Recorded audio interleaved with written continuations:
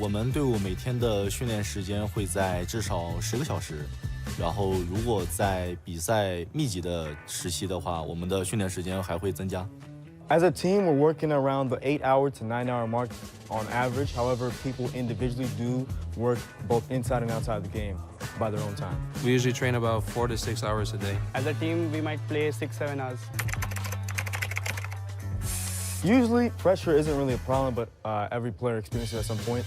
My personal best advice to that is take a deep breath in and sometimes just hold your breath. I'm more like a chill guy, so I can work with the pressure without problems. I remember that they're human too, and every emotion that I feel, they feel too.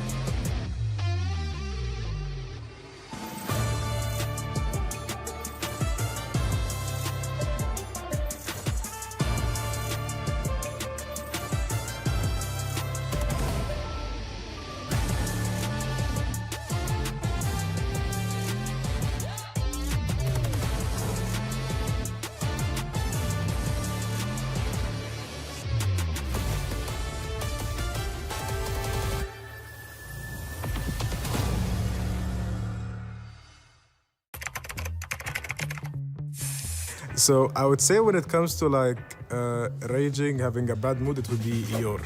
He's the one like snaps the fastest. It'll probably be Kings, honestly. He's very passionate, you know, so his rage is very justified at a point. It's between Rihan and Yuki. I think for me it's Christine. I think it's pretty obvious it's Marvel. 我觉得我们队里都挺容易急眼的。Oh, that's me. That's me. Yes, that's me. Probably me. I think I have a bad habit of speaking really fast to the point where I just like fumble my words, honestly. So it's a bad habit. BP. Maybe Kings can be Suiwa, I think so. I don't know. I think Suiwa. I think it's Warden. 我们队里面应该是 Zero 的沟通，有的时候他可能会着急。就是也许人在这个位置，他会当时可能被他打掉的第一时间，他会报错别人的位置，就可能比较急。然后有的时候他会说一些就很好玩的话，对。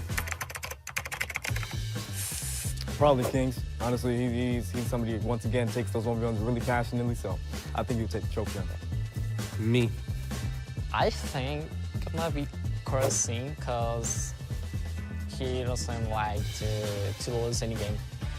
I think it will be me.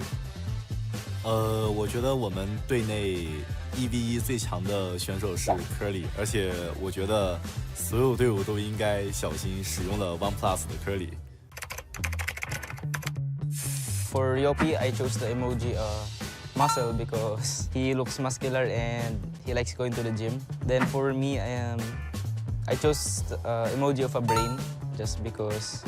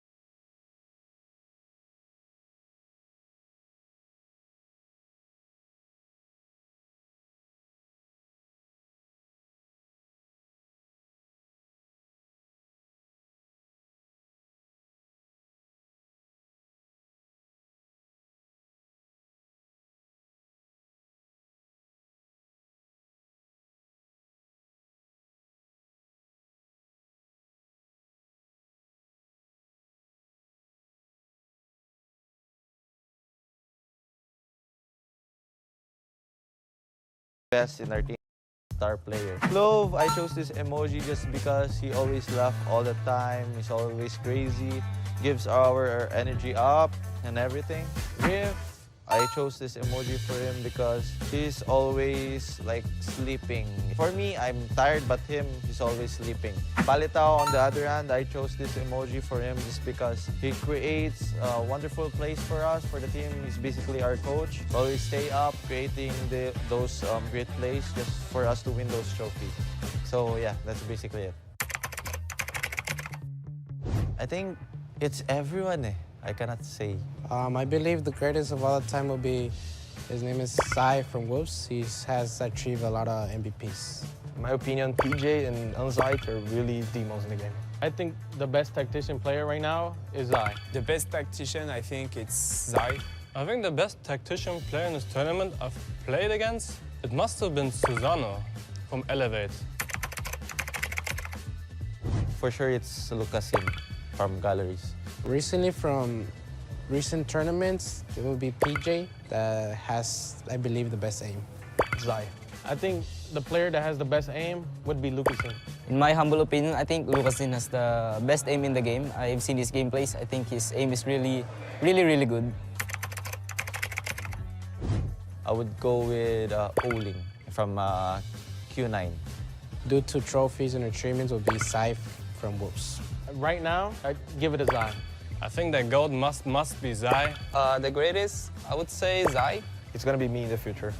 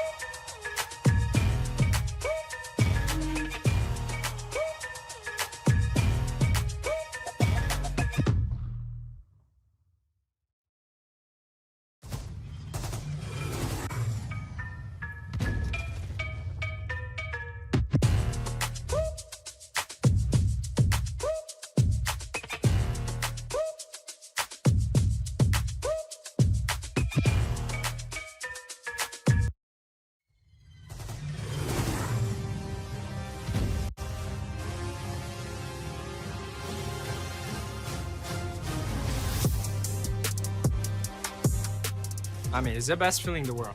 It's just a step, of course. It's good to win, no matter the score. Like if it's 3-2, 3-0, like it doesn't matter. So winning is winning. You've got to dive the point. If you are Amigos, you got to go forward. Viper finds Sue, finds another. Jazz with the spin. The emotion is crazy. It's just an insane feeling, to be honest. Nobody expects anything from us. They don't know what we're doing. They have nothing on us, so you don't want to face us because we got Viper. Forward, you've got yourself the trophies. Oh my God! 4 and 5 and 6, and you push and you find everything. I think this time we are playing, like we are adapted to the meta the teams are playing, so that's why I make the top 8 be there. We are ready to play whatever who it takes. But it's a slow tick. That's maybe going to give UMD an opportunity to try and find a flank. Well, it would have if Raph wasn't here. 3 kills.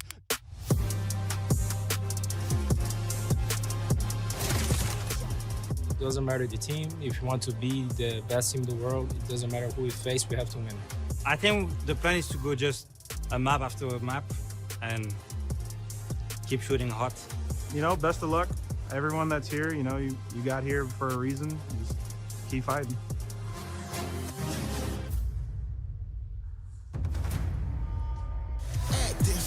Yo, we are the show.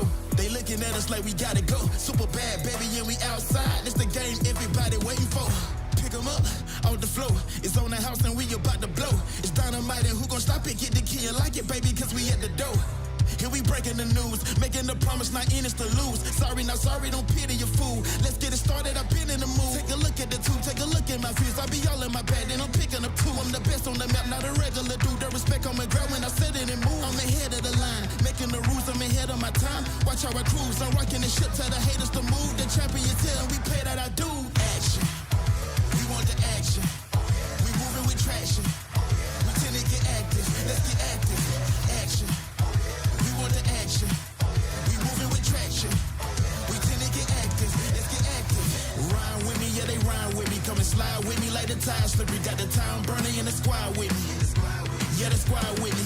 Ride with me, yeah, they ride with me. Come and slide with me like the tide slippery. Got the town burning in the squad with me. And the guys with me, this is our mission. This is our mission. Action. We want the action. We moving with traction.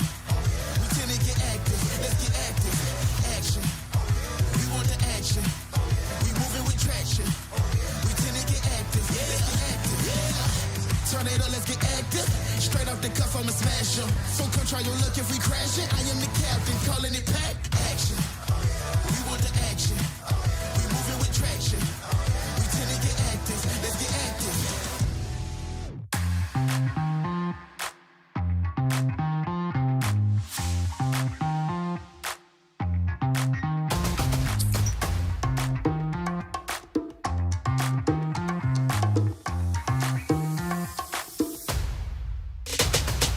Let's go bigger, I'm that killer. Coming in hot, make you jump like a killer.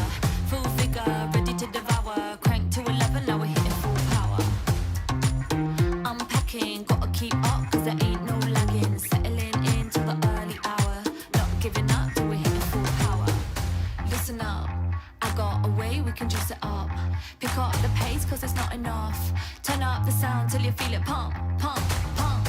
Listen up, I got a way we can juice it up. Fill up the tank if you're tough enough. Turn up the sound till you feel it pump, pump, pump. Pump it up, go higher. So hot like fire. Pull it up, reload. Turn it up, full power. Pump it up, go higher. So hot like fire. Pull it up, reload. Power up. Rough and ready, whoa, Black Betty. Can't lose face cause I'm coming in heavy. No filler, top of the tower. Crank to 11, now we're hitting full power. Beat slapping, gotta keep up cause there ain't no lagging. Settling into the early hour. Not giving up till we're hitting full power. Listen up, I got a way we can juice it up. Pick up the pace cause it's not enough.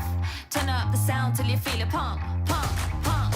Listen up, I got a way we can juice it up. Fill up the tank if you're tough enough. Turn up the sound till you feel it pump, pump, pump. Pump it up, go higher. So hot like fire. Pull it up, reload. Turn it up, full power. Pump it up, go higher. So hot like fire. Pull it up, reload. Power up.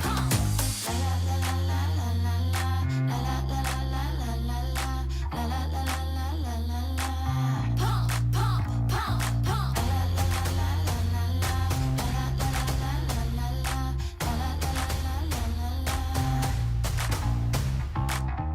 Listen up, I got a way we can juice it up. Fill up the tank if you're tough enough. Turn up the sound till you feel it pump, pump, pump. Pump it up, go higher. So hot like fire. Pull it up, reload. Turn it up, full power. Pump it up, go higher. So hot like fire. Pull it up, reload. Power up. Hey, can I be a little outlandish for a sec? Yeah. What I gotta do to get y'all respect? Give me the microphone, 1, 2, check. What you gonna do? And let me go and run it, I'ma run up the check. Stay light on my feet, flow like a butterfly, sting like a bee. Tell you guys sauce, you ain't outsourcing me. Cause you want extra, it ain't gonna be cheap.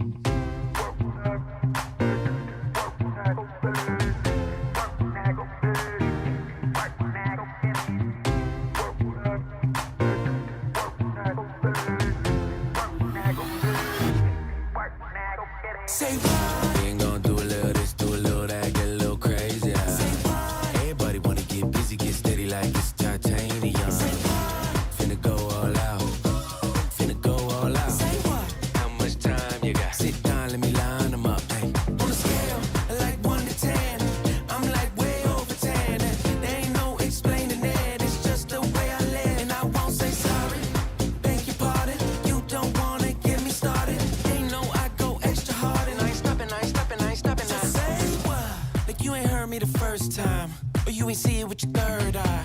I'm always ready like every time. Show and tell 'em my preferred style. I like jeans with a little bit of rip in the denim. Shows you how long I've been in them. Back and forth, I ain't gotta tell 'em. Take this work, now go sell it.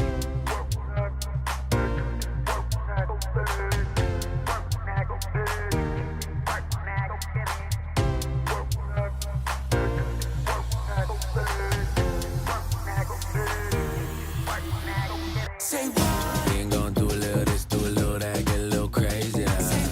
Everybody wanna get busy, get steady like it's titanium. Finna go all out.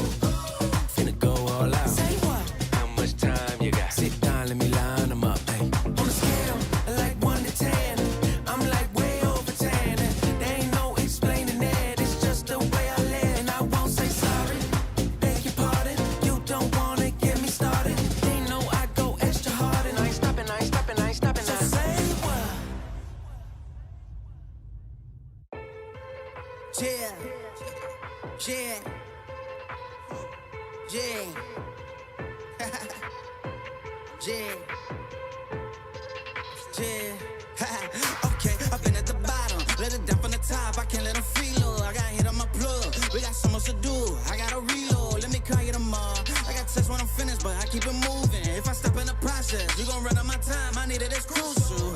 It's life in the top of the mountains where eagles will run. How they find me is higher than ever. You can not fly, so run me, get down, me, get minute. I push, I've been on the way. I got no time to look back, and my family gon' need some more cheddar, so let's get it poppin'. Told me to put up a setup, you should not put another vendetta. You gon' let it count, it fine. Bumpin', I'm crossing the line, we ready to sign. Yeah, oh, can't get out of my way, they shouldn't know all of a giant. Yeah, oh, don't want me swallowing my teeth, might have some blood on my tooth. Yeah, oh, I kinda settle the beef, so Lord, forget what I do.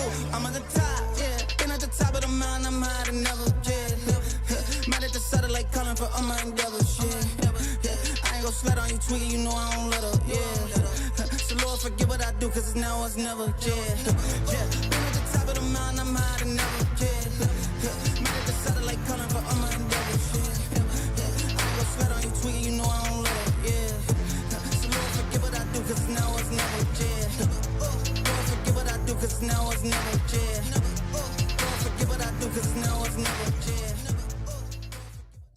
16 down to 8. And this wall represents all of our fallen soldiers.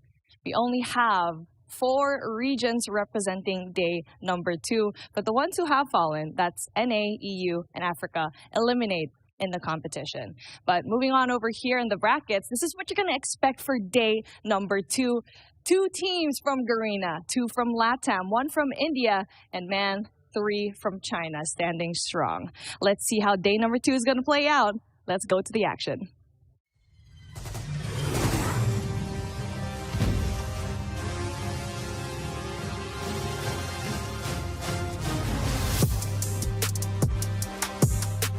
I mean, it's the best feeling in the world. It's just a step, of course. It's good to win no matter the score. Like if it's 3-2, 3-0, like it doesn't matter. So winning is winning. Got to dive the point. If you are Amigos, you got to go forward. Viper finds 2, finds another. Jazz with the The emotion is crazy. It's just an insane feeling, to be honest.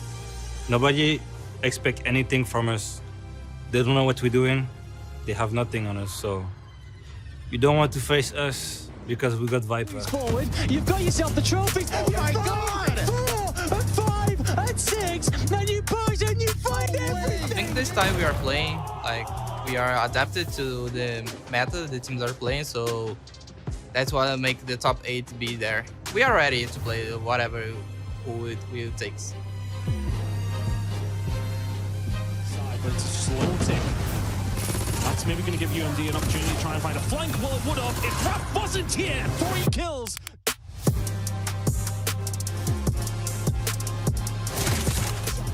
It doesn't matter the team. If you want to be the best team in the world, it doesn't matter who we face, we have to win. I think the plan is to go just a map after a map and keep shooting hot. You know, best of luck. Everyone that's here, you know, you got here for a reason. Just keep fighting.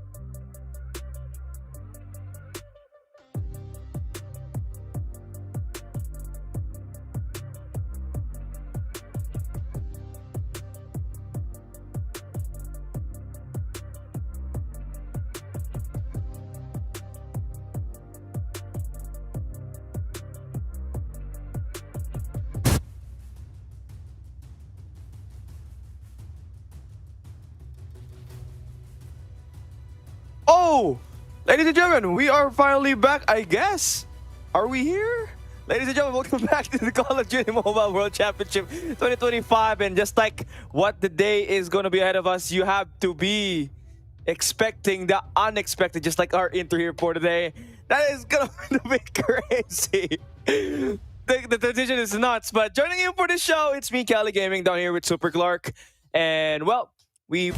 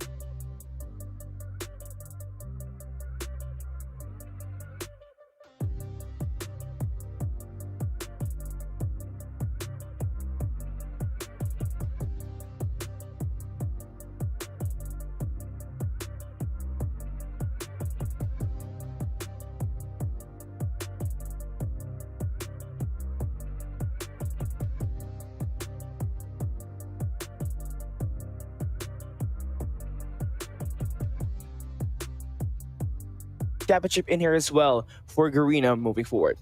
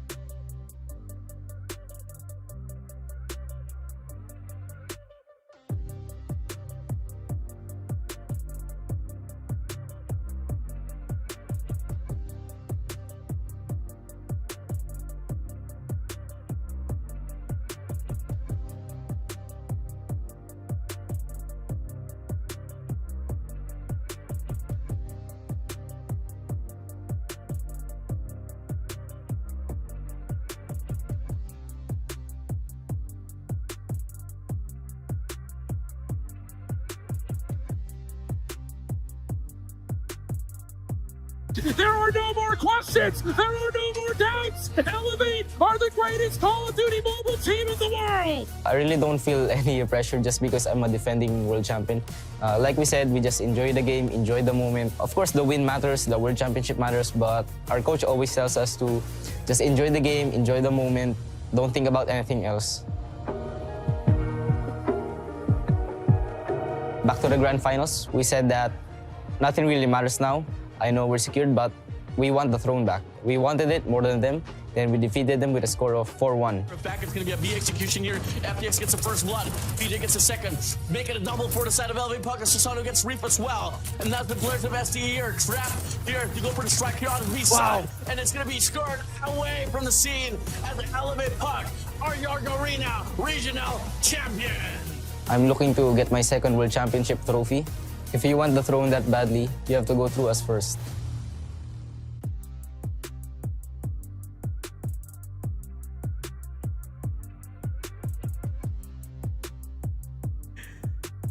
There's a lot to factor in how you want to try to play this, but ELEVATE still are world class. No matter where they play in Hacienda Hardpoint, you know, they do show their chinks in their armors, but nonetheless, they have refined their search and destroy. And that was what was interesting from yesterday, because you would think that after OUG defeated them in Hacienda Hardpoint, that it's over, right? There could be a potential 0-2 start there for them, but they made it back up. They played OUG's Coastal S&D and they made light work off of them. Which is definitely true. So that's why it's kind of like they're thinking right now, how are they going to adjust, and what are the things that we need to really improve on? Do we still need to go back to the drawing board so that we can somehow change our tactics? So that's something that we are clearly wanting to see from ELEVATE. On the other side of OUG, I don't know what they're thinking right now, but they just really need to perform. But on the street gaming, brother, because they had a rough battle yesterday with new gen ninjas, right? So it's like if they lost some of the games from the other opponents, now the thing there is they're fighting against the world champ. So I know for a fact that they studied their playstyles, but at the very end, how quickly they can adapt to any situation. That's the key. And you already dealt with the little brothers again, right, in STE. So it's going to be quite rough for them to be here. But they are the underdogs and they have nothing to lose. Again, this will be the first time in years that we are seeing two Latin American teams outside of Galorius that will be making it in to the playoffs. So for them to be here, it's going to be a nice way for you to boost up your credibility in terms of playing into the 2026 World Championship. But we're moving in, still thinking about what's ahead, and here is what we have for your boys from Street.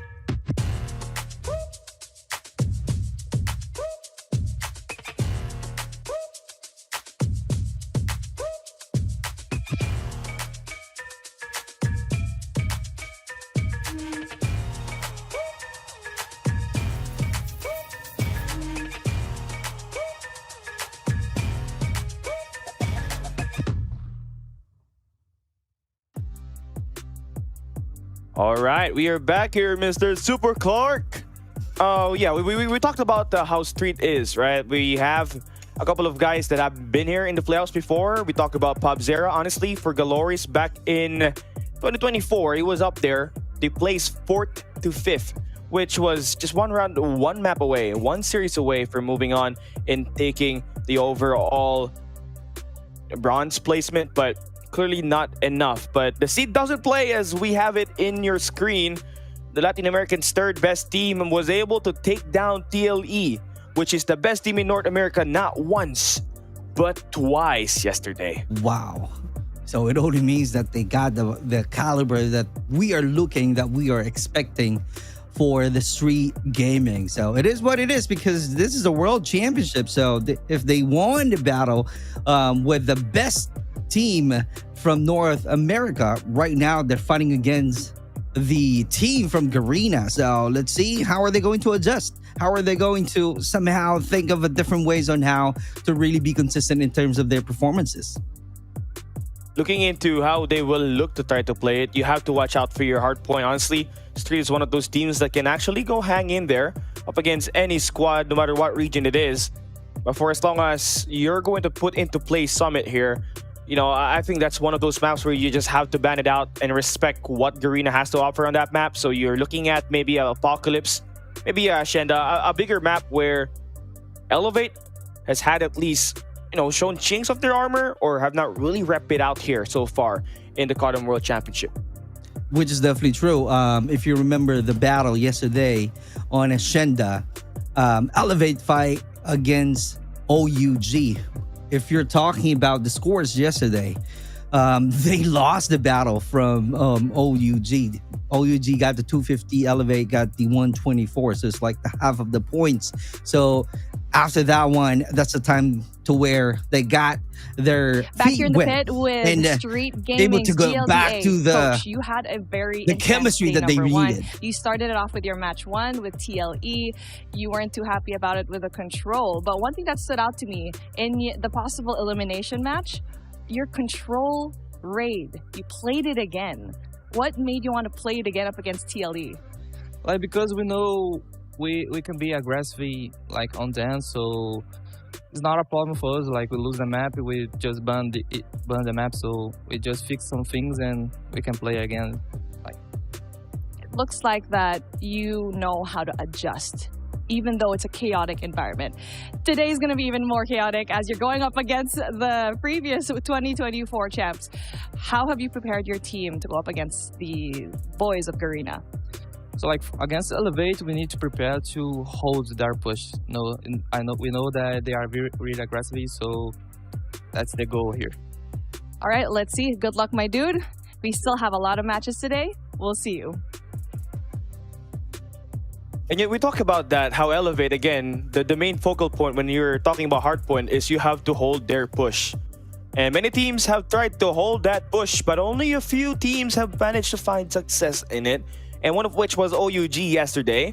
And all time should be Wolves with Rise on the roster. Unfortunately we are not going to get that main roster for Wolves, but Elevate are still Elevate. They are still one of the best when it comes to playing this game. And you know, it really is amazing to see that they still have the hunger in them, right? We Filipinos, no matter what it is, when we set a goal, you already know it's going to be achieved at the very least. But we talk about our map set now here, Super Clark. What do we have?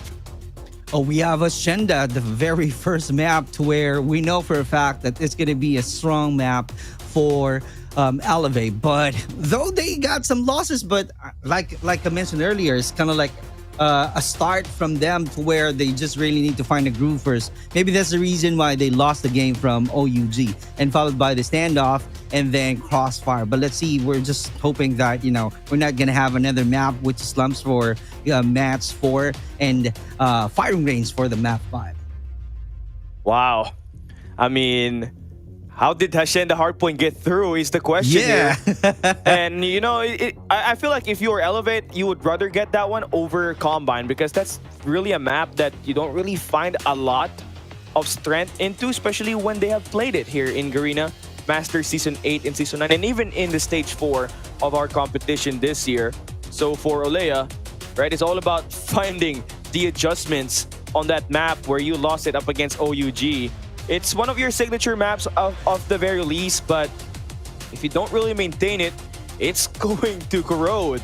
And that's what happened when they played it yesterday. So maybe they find the fix on it and are looking to try to put this game and put some statement in there as well up against 3. Oh, I love that.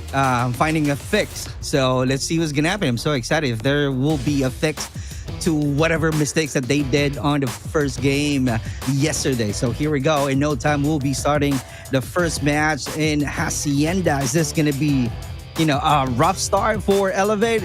Is this going to be a great game for the Street Gaming? Who knows? We are really excited to see how are they going to really play this game, how this game will pans out. Is this going to be on the side of Street Gaming? What just happened right there?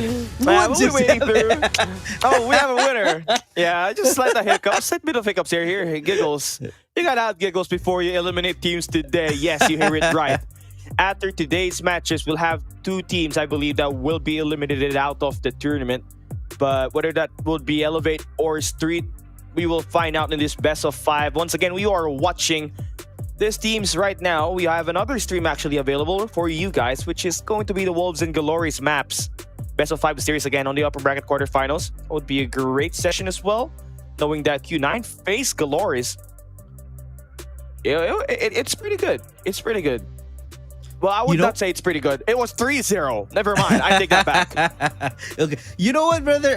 That's my first ever casting the World Championship last year. And I saw how Q9 clearly had a huge chance getting the win from last year World Championship. However, the challenge kicks in when they faced the Elevate. So like the interview, like the video earlier, the Elevate is really telling that they got the 4-1. And true enough, because I don't know what just happened with the Q9, because there's a lot of opportunities that they really need to change, a lot of chances that they really need to take in order for them to grab the win fighting against the Elevate, but they failed to do that. They fell short. So right now, I'm so excited to see after this game, maybe if Elevate won, I really wanted to see, Q9 fighting against Elevate once again. Oh, that's the World Championship rematch from last year. Yeah. And would give you a great insight on how much really Q9 has evolved, honestly. Oh, knowing okay. that they've been interesting. They've been the kings. They've been the kings of placing second, by the way, not the first place in their region, unfortunately. But for Q9 having adjustments. Is that a here good and there. thing? I feel like it's a good thing. maybe it's time, maybe it's time for them to stop the curse already. I call it the general's curse. Because Uling, no matter what, right? No matter what Uling does, he's always second ever since 2024. It's just rough. But you're there, you smell the victory, you know how it goes. Just sadly, you have not won any championship. Maybe this time. This year in Katowice, that's where Q9 will have that win. But you know what PJ said? In order for you to be the world champions, you got to get through Elevate. Us. And Yeah. here they are. Elevate are about to start this game. Number one, Hacienda Hardpoint is where we go. And for sure Elevate heading into this matchup are 1 win and 1 loss in the COD World Championship run so far. Let's see how are they going to find their adjustments and tweak it as they go up against Street in this first game of the day. A good tweak right away, a good control coming out from Elevate, and Street is definitely trying to retake that P1 as soon as they engage, as soon as they penetrate the building.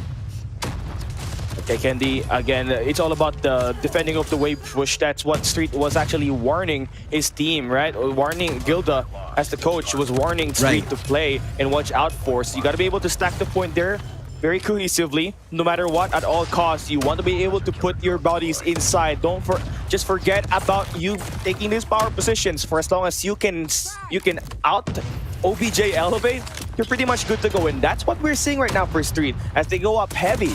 They have a 20-point lead as we move off the P2.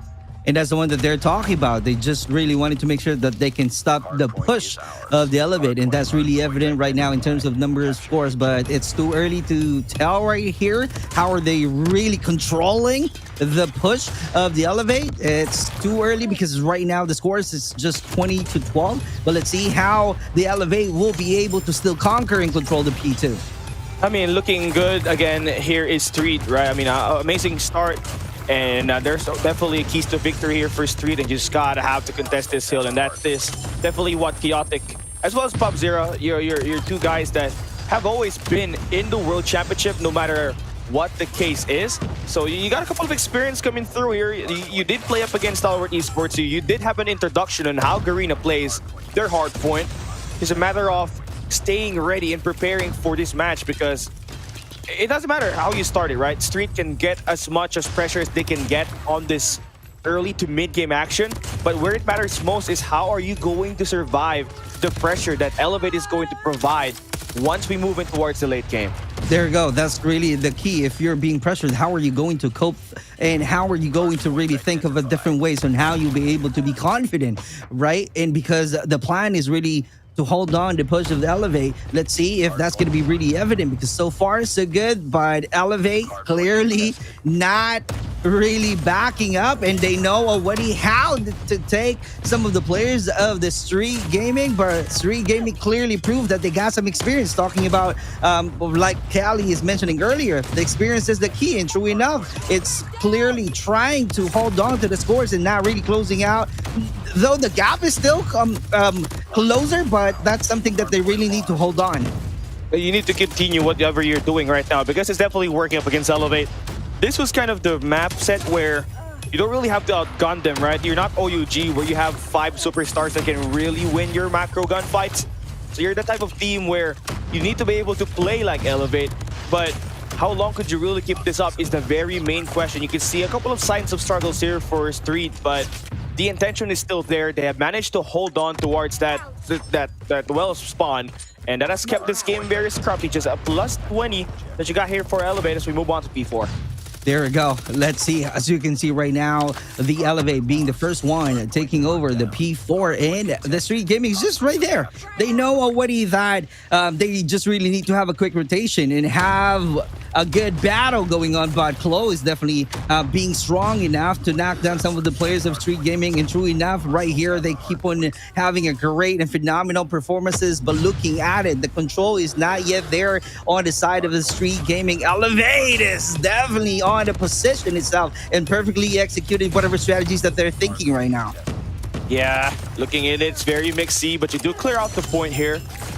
Street does have enough space to wait for the next wave to come out, and it's time for you to push out on the map. That's where you're setting out Maggie to play around the water, but he's gonna fall down, and Elevate will get right back in it. An easy shot down on the waves that was cleared there was Elevate, and they're going to be the ones claiming up that scrap time, and this is where you just kind of want to worry about if you're Street, right? Because no matter how much that you have taken on the first 30 seconds, Elevate will fight for that scrap. Those last 10 seconds over time, you talk about it, 4 hills, that's at least 40 seconds. Right. So you need to get yourself ready for those last 10 seconds in order for your Elevate to not really build up any lead that they already have moving on to this P1 reset.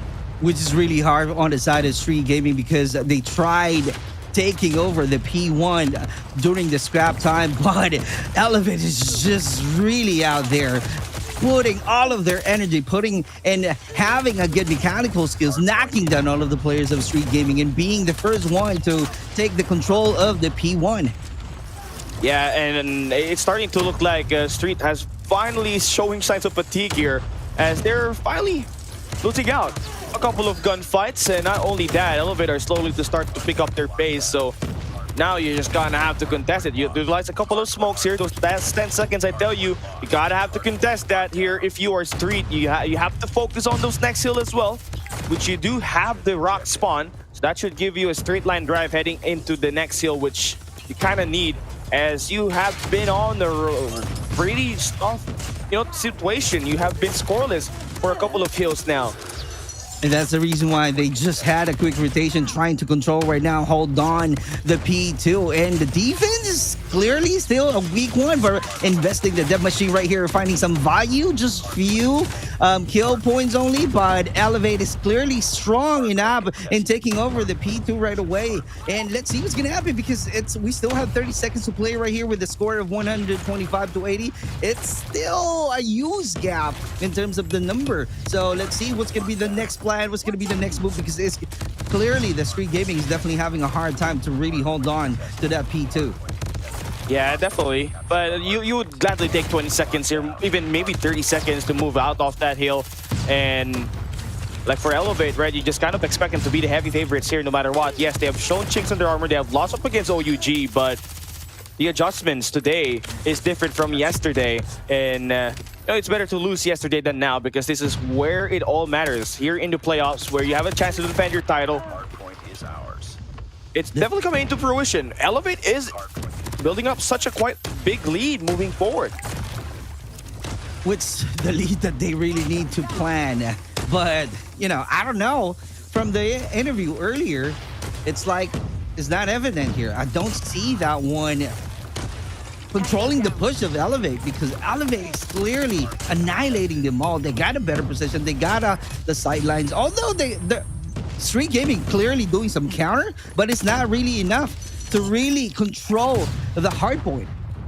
Oh, there they have it, right? They're anticipating the spawns here for Elevate on Wells, and they're also pushing out and claiming time. And they have defeated, it's the second wave of gunfight coming in for Elevate now, so it's a matter of where are you trying to look forward to at the moment. You build up a couple of streaks here, you get some information, and suddenly you are right back in the game. Beautiful hold here for Street to hold down the well spawn and prevent Elevate from taking that office control.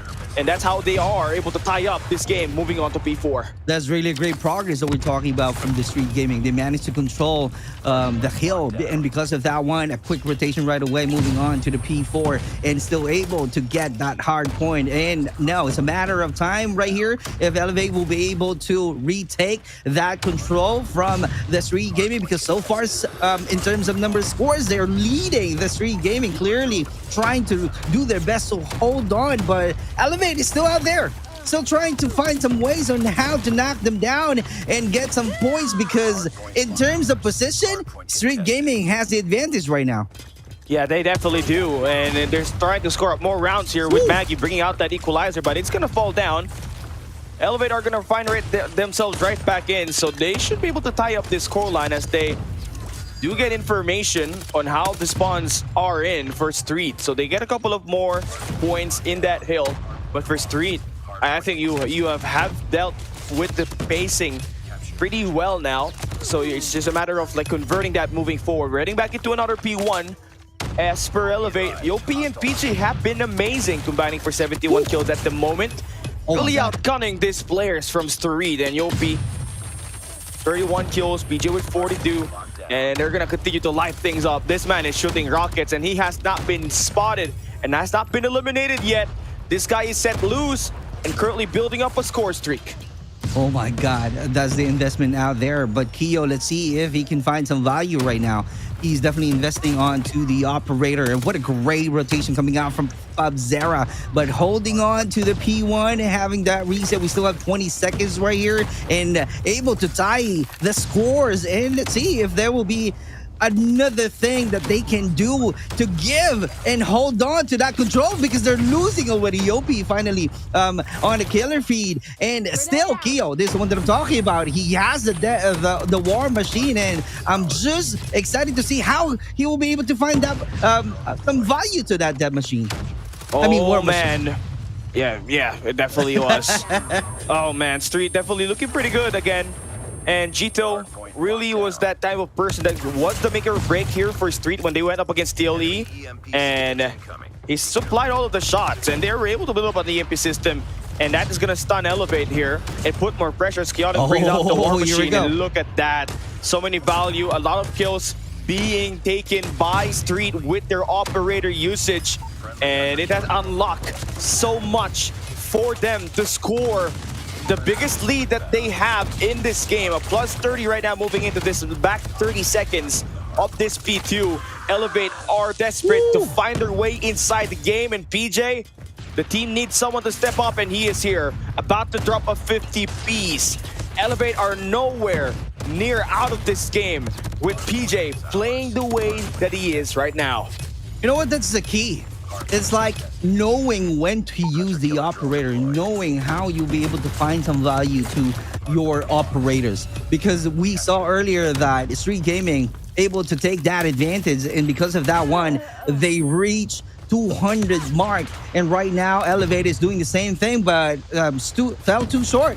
187 is still the score. 222 on the side of Street Gaming. Yeah, and Elevate are gonna need to find their way in this hill now, as Street has picked up that momentum. They are winning their gunfights here and there now. Maggie, a battle of the equalizer. Maggie sent out on the side. This is high value right here. Kendi! Oh, he sacrifices himself to shut down the equalizer, so that should keep that hill in front safe for Elevate to passage around. Yopi and the crew still gonna have a couple of more operators to help here.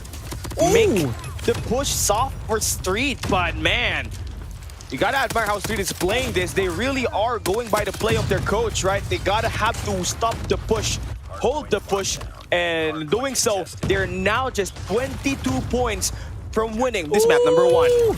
All right, holding down the buzz. Let's see how can they hold on as we move on to the next hard point. And let's see what a great rotation right away from Elevate, but being caught off guard by Zera. Clearly got the position and being ready for another attack. And Yopi is about to take the advantage of the Sparrow. Let's see if he can get more points right now, if he can annihilate the players of Street Gaming. That's really a great control right there. Finding a good sidelines and using that Sparrow. And now another one. Great job out there.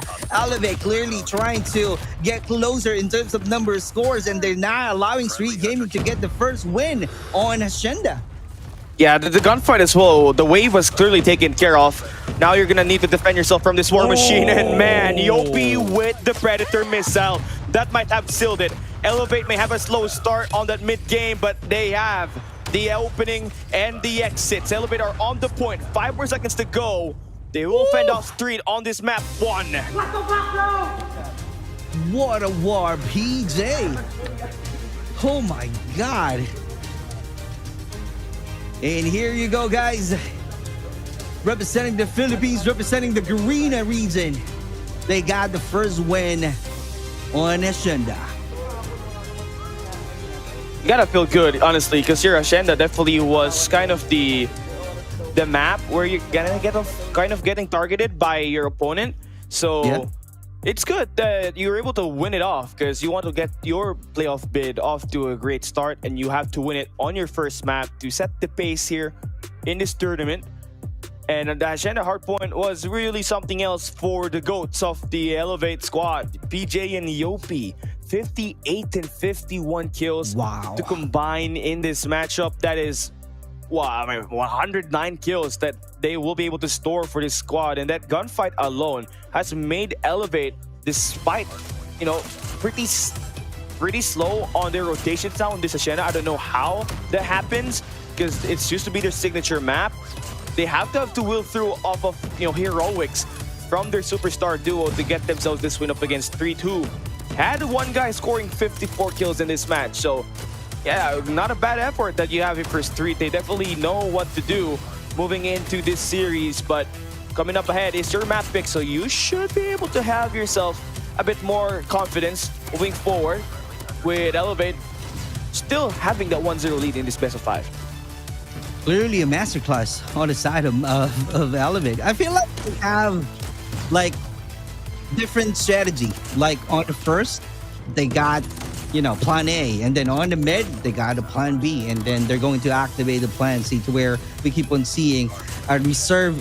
Actually, I saw PJ got a reserve operator there, so it's like if they really need more points, he's just gonna go ahead and take advantage of it, which is you know, not needed anymore, because the gunfights clearly at their advantage, clearly on their side. That's why it makes it easier for them to finish the fight with a bang. So there is our matchup on that first game of the day. And well, I tell you what, right? For Elevate, they've seen Yopi and PJ go out for the heroics on map 1. Now here is where you kind of trust Susano as well as Kendi to give you those sniper battle up against 3-2 has have a great sniper lineup. I mean, talking about Pubzera, a guy that is known in the Latin American scene to really light things up in S&D. And moving into a standoff, a map that has been played plenty by the Latin American region, you have to really come out respecting them, especially when they start on the attack. All right, let's see what's going to happen, because this is going to be interesting. I keep on seeing the great performances as well on the Elevate side, playing on S&D mode. But let's see, because sometimes they're really having mistakes, to where in terms of closing out the sidelines, that's one of their weaknesses. But let's see how aggressive they are, or they're just gonna, you know, take time to really find some good angle in looking for a better chances in winning the S&D. And definitely they have their own roles, right? The SMGs, the sniper, and the ARs. Now the question there is, how are they going to plan things out? Are they going to have another 3 different plans in order for them to close the battle? Is that going to be on the start? They're just going to, you know, do some long range? Is that going to be a lot of aggression, maybe using the SMGs? Who knows? So that's something that I'm so excited to see, having this kind of S&D mode on Elevate side. But on the Street Gaming, they keep on pushing on the mid lane, brother. So let's see if that will work. If that will work on the side of Street Gaming still. Really interesting how you know, different teams from each different region play their S&D, because you got like China, that is known to play such a slow S&D. They have a couple of playbooks and strats. Then you have Garena, which is kind of balanced. Then you have regions like the Latin America where they just go, go, go, go. There is always a green light. There was never a red light. And you know, how do you adjust from that if you're Elevate? This is definitely not a map that they are really strong as I would say. It's one of their banned maps during the Garena stints that they have. But one thing for sure, the snipers are always consistent for Elevate when it matters most. So Susano and Kendi, they'll be locking in up against Jito. And curious that PUBZera, despite on the defense, despite on the attack, will look to try to be the main AR for Street. So a couple of adjustments on the weapon rolls here for Street. Maybe they just want to play it aggressive, but as we say it, they're playing it slow, which is unlikely for the Latin American region. You know what? I'm gonna give my prediction again. This game will be. Here we go. Let's test it out. Let's test it out. We're priming it up for the World Championship Finals. Yep. This game will be. This first game will be on the side of Street Gaming. I kid you not. This is gonna be the on the first half side of or the Street second Gaming. half? Are you talking about the first half? The first half. Okay. The first half. Okay, let's see. Now I have something to look forward to now. Now, definitely some information for Street that the opponents are nowhere near B. That's where they're gonna trying to bring up that bomb. It's gonna be pretty feisty for them, as they got no information where these guys are. Kind of a double-edged sword, honestly, for them.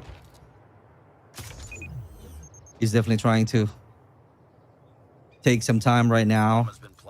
There you go. So pressure is on the Elevate side, revealing the position. It's like sending a message that, hey, we plant the bomb on the B side. So it's a matter of the players of Street Gaming, PUBZera and Maggie. How are they going to rotate? How are they going to find really a good angle? Here we go. I thought it's going to be a knockdown right away. And just like that, I kid you not, they really had a good rotation. And this is going to be, I feel like 100% already that Street Gaming will get this first game on their side.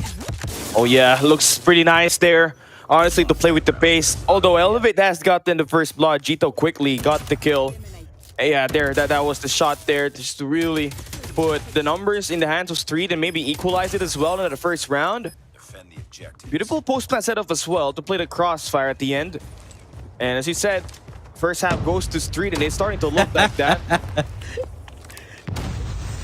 All right, so same gameplay once again, brother. But this time, a good control. Elevate is definitely doing their best right now to really find their rhythm. What's going to be the strategy that they really need to use? Finding a good defense, because that's the key. Knowing the position of Street Gaming will have somehow an advantage for them and somehow equalize the score, because right now they're thinking of how are we going to change our playstyle? How are we going to really find some value to the map that we are going into? Is that going to be on the long lane? Is that going to be on the mid lane, just like that PJ? That's really a close quarter battle. So this time, still going to be on the side of Street Gaming, brother. Yeah, numbers wise, they're needing to pick up the bomb. That's the hard part here if you're Street, because once that bomb gets picked up, PJ knows that she's somewhere nearby and he's got a shotgun to play around with. So aggression is the key. Finding a perfect timing will give you a W at the end. But let's see how it goes. But that's going to be hard still. Having a 2v1 situation. Here we go. See? 2-0 is our score on the side of Street Gaming. Here we go. I mean, and I feel like I gotta respect the curse. I don't know if it's a curse or a gift, right? For you to be able to predict this rounds, but Street definitely does have a change of pace here. Looking like they want to rush in at the A side quickly, try to sell that push is going to be there, and Maggie's just kind of making Elevate focus their attention there, but still waiting for that push on B. They want to take this one personally up close, and they're putting that bomb over at A now. So chaotic with the 3 Ps. Oh my god! And just like that, Street manages to get an early 3-0 scoreline. Oh my God. Careful with your mouth. We want Elevate to win. Oh my God, that's crazy.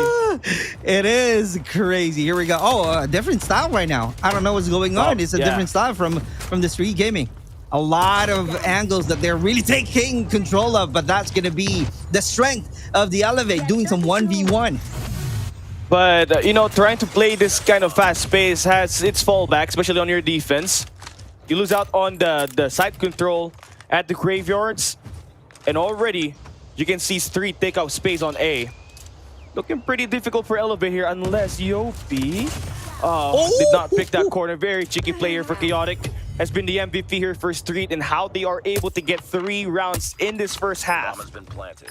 The Elevate really need to get one at least win before we change side. That's the key. That's the decision maker out there. So let's see if that's something that we can witness on how Elevate get at least one win on the side of Street Gaming, because so far on the side of Street Gaming, it's clearly kind of like a master class from the Street Gaming playing S&D now. We only have 15 seconds and here we go. It's kind of like, you know, a deciding factor already. And PJ doing his best to knock him down with a one-top. So that's crazy insane. Wow. And this is the one that I'm talking about. Oh, they Gito. really need. Oh my God. Oh man, we have the sight seeker, Mr. Foresight right here. So what happens next, Super Clark? They just really need to get a one win at least on the Elevate side, right? Okay. But looking at the playstyle of the Street Gaming being the first one to rotate on the map, so it only means in terms of control, they had it. Now the question there is how Elevate be able to somehow get a hold on to that push, because if not, that's going to be another score, which is 5-0. Oh, couple of lovely taps there on the wall bang here for PUBZera. Really crazy how Street, right? If they could have found that if they had won that first map, you're absolutely looking at a potential 2-0 for Street. But the answer there is if. Elevate still trying to find their way in this game. And as Super Clark said it, Elevate will win one round, at least one round in this one. And it's starting to come through with the sniper duo finding this elimination. Oh boy, we are here for a 3. 3v1 situation, bro. This is the one that I'm talking about. Come on, PJ. Come on, you can do it. Wait, hold on. Okay. Rotate. Oh, okay, all right. Okay. That's a good one. I mean, the only guy that you don't want to be around the last situation in this clutch is PUBZera. PUBZera, yeah. The bomb has been planted. They get the info. It's on B. That's where this bomb is gonna be taken into place, and the post-plant setup is what's the best here for PUBZera, because he's got total high ground, and Elevate won't expect this unless they go in for the defuse. They can take it, brother. They can take it. I kid you not. See? They took it! Oh, man. Like a snatcher in Quiapo. Like a snatcher in Quiapo, PJ stole that round away from Street. Oh, my God. And here we go. 4-1 is the score. So let's see how it goes right now. How are they going to push? How are they going to somehow show? How are they going to really control the remaining match on the S&D? Street Gaming, all you have to do is be consistent, because if not, you might be losing the game right away. Because right here, this is the part where we can see how careful the Elevate is in taking good care of their position. As you can see right there, that's the sidelines that they're really taking good care of, but losing one player right away, which is Klo. But seeing 2 players with the snipers, Susano and Kendi, that's something that they can put some value on it. But let's see how it goes. Let's see how Street Gaming will be able to face that kind of situation. We're bound to have a pretty interesting retake here. Yopi's got the heavy wall bang galore, and that's 2 eliminations. 20 seconds remaining to play around with. You still got your superstar duo available. PJ gonna try to snatch another purse. They're trying to defuse that bomb. But they have no sights to it. Jito, can he clutch it? Yopi! Oh! The Snatchers from Elevate takes it! They snatch another purse, another round. And the wallbang there for Yopi was everything. Yeah, He got made two the Ps out opening. there. Yeah, he made the two-piece work. That was the opening for them to get into the B side. And not only that, got to the clutch defuse as well. No, I got a question right now, brother. Since I know for a fact that Elevate will be getting the win, what's going to be their strategies, brother? For this round right here, I don't think there's a lot of strategy you can play here on these 2v4, but moving into this, I would say on the next round, you would kind of want to have a bit more mid-map presence here on this top P1. As you said earlier, Street, you were able to cast it yesterday that they love to play their mid-map. And that's what we've seen. See? That's what we've seen from them on the first half. You had Chaotic playing around the street. Then this play right here coming in for Maggie, fearlessly pushing through and winning the gunfight up against PJ out of all the shotgun players that you have to play with. But Street Gaming needs to be ready right now. This is going to be the Elevate moment. Elevating their performances. Looking at them right now, they're just staying on the respawn side. That's it. It's kind of like, what do we need to do now? They're thinking. Here we go. Kendi getting the first blood. Looking quite rough, honestly, for Elevate. I mean, they don't got utilities to get some information. Chaotic is there. 3-8 is working out for Susano. You need Yopi to win this. Chaotic has been the MVP in multi-kills in this team. Finally gets sorted out, but it has to become a 2v2 situation for Elevate just to take control over A. Oh, this is going to be hard. It's going to be a good match. Susano is out there being the MVP. Here we go. He's buying time. Oh, he knows a wedding. That's one that I'm talking about, bro. 5-3 is our score. Woo, what am I thinking? Yeah. 5-3 it is. Well, you did say Elevate's winning, and look at that. They are starting to win it. Yep. Because one of the strengths of Elevate is when they on the attack side. That's the key. The reason why I said that they just really need to get one win at least. It's kind of like, you know, finding the rhythm, the groove that they needed. And after that one, that's the time that they're going to really go back to the drawing board. That, hey, we just really need to use this one on our playbook so that they can we can control it and finishes the fight and get the win at the very end of the S&D. But Goldie, oh my God, that's really a good gunfight out there. I mean, a big round to open up the flank, but you have to go move forward at near the A side right now. You're still thinking about a potential player on boxes, and Kenny's gonna try to slowly back away.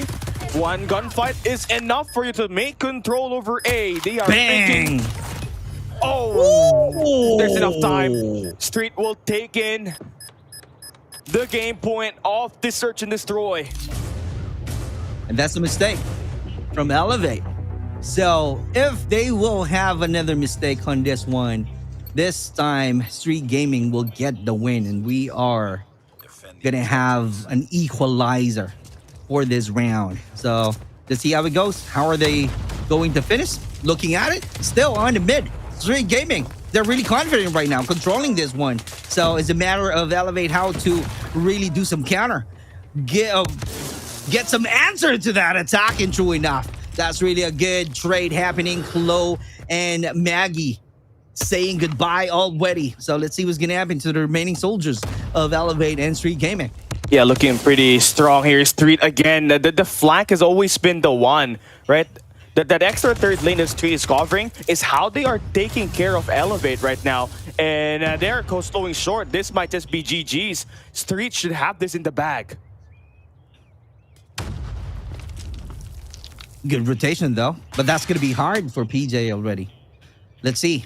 The question there, how brave he is in doing some clutch. Can he do it? But that's really a lot of effort that he needs to do. Big. Oh! Yeah, he has to pick up the bomb. That's the problem here.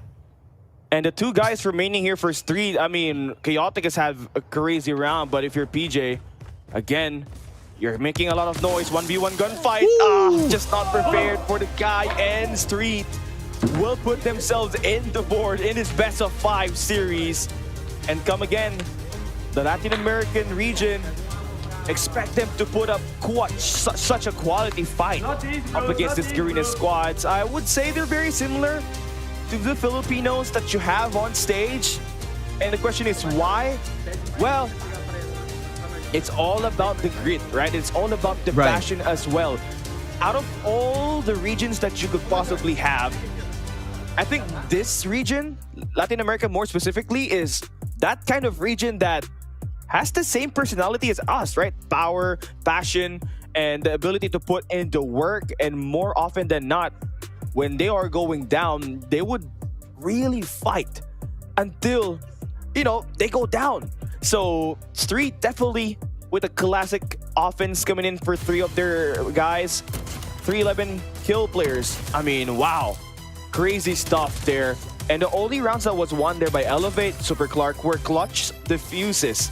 So there wasn't really a dominating round, we would say, where they had at least 3 or 4 guys remaining alive in the game. It's always been close. And that was the story of this matchup right here, with Street taking up the dominance with a Maggie performance in the opening, then Chaotic on that mid-game. Great hold on the side of Street Gaming, because they're talking about creating a diversion. It's kind of like, hey, we're going to do this strategy first. We're going to be aggressive on the B side and be consistent for the first 3 games. And then after that, we're going to change it. Changing the plan, changing the play styles from their playbook. Elevate having a hard time to really know on what to do next. So it's like they really don't know where to go.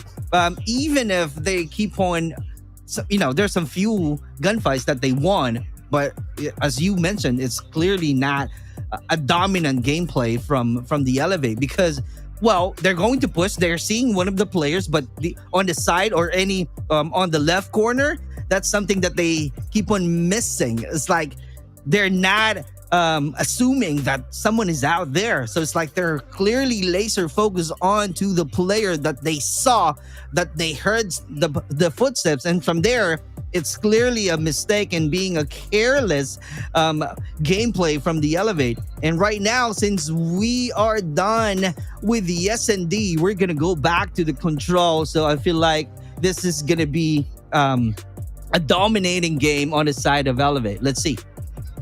Well, I would like to say that, but from what we've seen from this Latin American region, especially on Search and Destroy, you know, they're known to play fast pace S&D, but we kind of saw a little bit more playbook that they have in order for them to win that round. You kind of saw Maggie again still have that play style where they're gonna push out and play fast, but they don't crash out and just, you know, be linear. That when they find the kill, they go in and hunt for kills. They actually slow it down and force Elevate to create the play, and they really struggled on that S&D, but that's to be expected from Elevate. They're not really more of a search and destroy squad, particularly this season and from last year. They're known to play on their respawn, and it's like what you said, Crossfire, they are the heavy favorites on this match.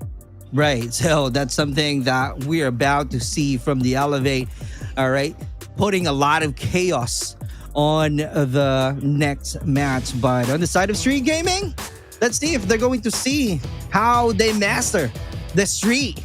Are they going to do, you know, the same gameplay to where they're just going to do a long range on the cross map? Let's see who's going to happen, because, you know, we've seen how they play already yesterday on Crossfire. So it's going to be a different match right now because they're fighting against the defending champion. So let's see what's going to be the plan. Is that going to be an heavy on B side or an A side? But that's going to be too difficult for them. But let's see what's going to happen. 29 right away on the Street Gaming right off the bat. Good start on the side of Elevate.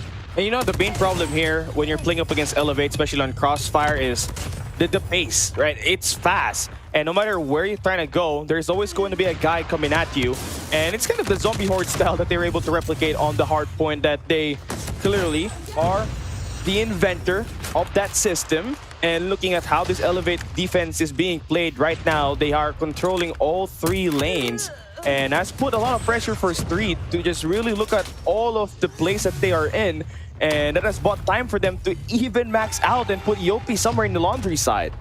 Like, right, and I'm like, if I'm Street Gaming, I'll be questioning myself, where will I go? Yeah. What lane will I? What lane will I go to? They do find a way. Look, they're able to leak out right now on the yeah. B depot. So, well, we got ourselves a match here, so we just can't underestimate Street if you are Elevate. And by the way, if you are saying we are biased, man, this is the Garena's dream. We are going to be biased, and we want Elevate to win. Why? Because this is Garena! Call of Duty Mobile. So, obviously, the glaze is going to be there. Same case for the little brothers in STE, but Street have taken that B-side control, and hey, Super Clark, you take the B-side control, that's way easier for you now to take the capture, because A-side is the easiest flag to capture in Crossfire. Correct. And right now we're seeing Elevate trying to really hold on to that position on the A side, but let's see how good they are. Right now, I don't see any aggression. This is the one that you are talking about. They clearly created their own system, their own playbook on Crossfire. But right now, in terms of number of kills, it's kind of like, you know, a close fight still on the side of Street Gaming. But here we go. 8-5 is the score. But let's see what's going on, because Maggie got the operator now finding some value on it. But oh, there we go. But that's really a good trade. Oh, pretty scrappy here. B-Gold, you gotta respect that. There is a Tempest abound. Elevator just taking power position in control. They are. B-Gold is gonna get eliminated. Oh yeah, Elevate time, baby. 1-0. Yeah. You gotta feel pretty good. But here comes the hard part here, Super Clark. It's searching, it's control, right? And in control, Crossfire, it's all about the defense. And that's what we've seen from New Gen Ninjas, as well as your boys from Amigos yesterday. And for Elevate, how do they fend off the attack from Street, especially when they're the ones next in line to try to go in basically for the spawn trap in this map? They're just trying to do their best. How effective are they going to use all of their operators in no avail? Actually on the side of Yopi and being caught off guard at the same time. So something that they really need to adjust and adapt the situation right away, because they got a first win. They just really need to be consistent. PJ with the operator once again, and clearly got some value, but just, you know, a quick one only. Yeah, I mean, I kind of expecting Street to be a bit more up close and personal here, but it feels like they're feeling the pain of the pacing that Elevate has. But it could also be said that they're just waiting for Elevate to push out, and then they can go in. A bit more of a passive approach, as we would say. Yep. But you don't play passive in Crossfire. Right? When you spawn, you directly go to a lane and find your pathing. And that's what exactly Elevate is doing here. See how PJ was able to leak out already on the top P2 of this Crossfire map. He is going to be a nuisance in there.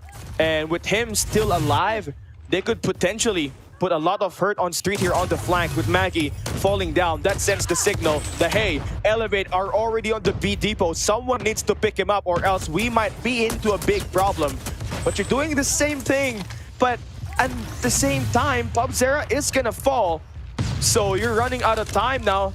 If you're Elevate, you gotta capture something. And Street, they definitely know what to do. They're trying to stop this push to come in on the A side. They're gonna try to give away the B side here. That's the plan. Clearly control the push of the Elevate. Right now, they're not clearly trying to show a lot of aggression, finding some good angles only, but that's going to be hard on the side of Elevate, because high ground, that's really a better angle to start with on the side of Street Gaming. And Maggie clearly patiently waiting right now. Here we go. And he knows already he got the intel, so he just really know how to rotate or definitely adjust on that situation. And true enough right here, taking some time already. But still, they really need to do more in order for them to really tie the scores, and just like that loses the battle. Oh, that's rough right there if you're Street, honestly, because you bring out the Sparrow late in the round thinking that you might potentially end it there. And no kills, honestly, there on that round. So you're trying to build up another one, which is the Bigodera Tempest play. It's a 3v4 situation. Things are starting to look good. You have to convert this! He doesn't! And Street are down to their last two players. Turtled in. Yopi, they're gonna try to burst the bubble. They're gonna try to put the capture here. And it's gonna use the Sparrow to hold down the A side. And just like that, Elevate takes on the 2-0 lead. You know what I'm seeing from the Elevate? They know how to manage the time. They know how to manage or take advantage of their operator, which is the key in winning this control. Looking at it, they're about to close the battle, and they still have the operator that they can use right now. So it's a matter of a perfect opportunity as to when they can use it so that they can close the battle. This might be a 3-2-0. Okay, Kalo, let me take a taste of those bodies. 3 elimination there coming in for Kalo. We've been begging for him to really light things up here, Super Clark. And had a quiet rounds on the match. Map 1, Map 2, but here, definitely quite a quick, impactful round because not only did he take 3 kills, they take the first 5 kills here, I would say. And they have map control right now, and all because of that Tempest play. Clearly, right off the bat, good start inside of Elevate, and they just really need to, you know, continue controlling the map. And here we go, this one that I'm talking about, brother. Susano with the operator. DM is the key, getting some or finding some value. Same thing with PJ. And mechanical skills right now being used, and PJ with the Annihilator, also looking for another kill, another knockdown. And in terms of number of kills, oh my god, that's really a huge gap, brother. Oh, this yeah. is clearly a 3-0. Yeah, it clearly is right now. And Elevate makes you think that, hey, we lost the SND. No, we just gave you a candy. Now we'll take it back. Elevate. Candy was the one that gave the candy, by the way. I know. And he wanted, although a slight of a dip in performance with the sniper. Mainly particularly because Susano was just hitting with that Type 63. Okay. This is it. This is just the bonus skills. Right. It's over. Oh! Bigodera. We gotta pull in some punchies here. 13v2. It takes quite a miracle to finish this and Elevate. It's 2-1 now. And we're heading into a map 4, which is a hard point. Slums. Dude, that's it. We're gonna go back to the hard point. So we know already. So the Elevate got three plans from their playbook playing the hard point. Though it's a different map, but it's gonna be the same style, same playbook that they can definitely use. The plan A would be on the start of the game, and they're going to execute the plan B on the mid part, and the plan C would be on the last part, to where we'll be seeing a lot of chaos using the operator. I kid you not. That's the one that we're about to witness to the Elevate. Yeah, and a big shout out to all the people in the chat right now supporting Elevate. Once again, we're live here in Garena Call of Duty Mobile. If you're here in the live right now, make sure to type in Pinas lang malakas. Yeah, Elevate. What do we even want to talk about here now? Because all I think about is glazing, PJ. Well, over the course of the year 2024 is honestly where you kind of saw Susano as well as Scalo be the difference maker. Yes, PJ as well as Yopi is there.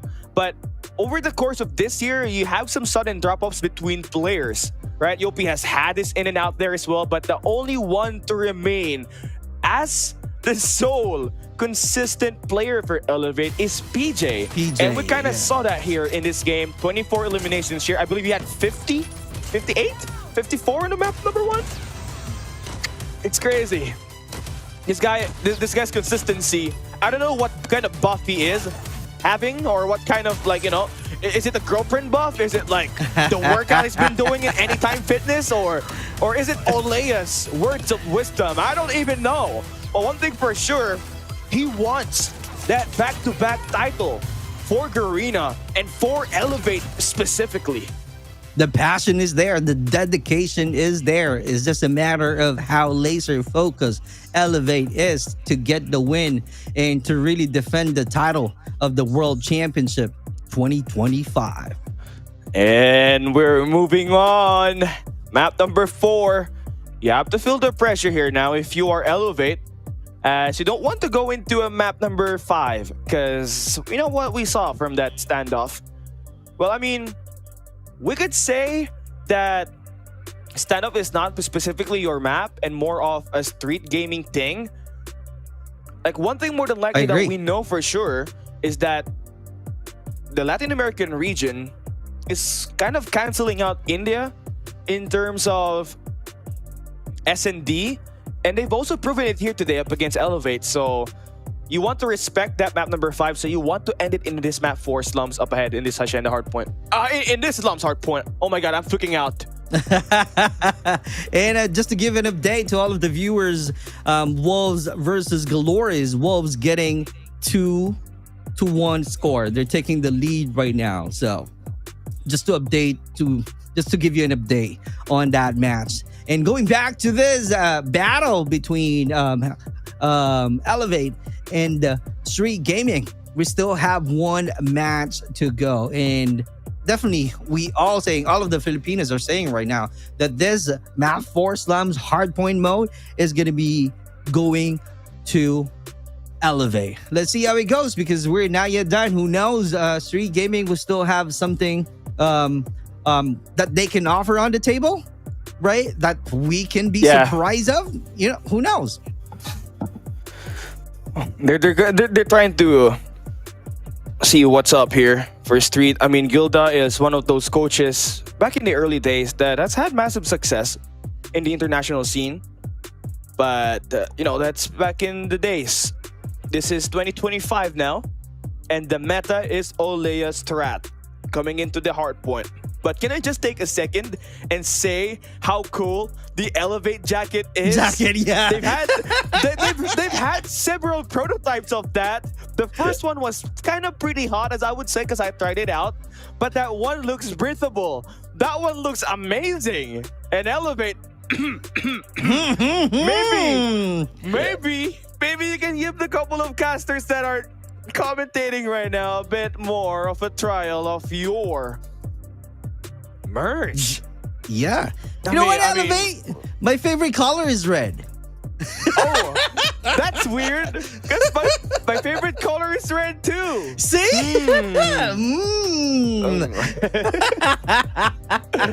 It's crazy.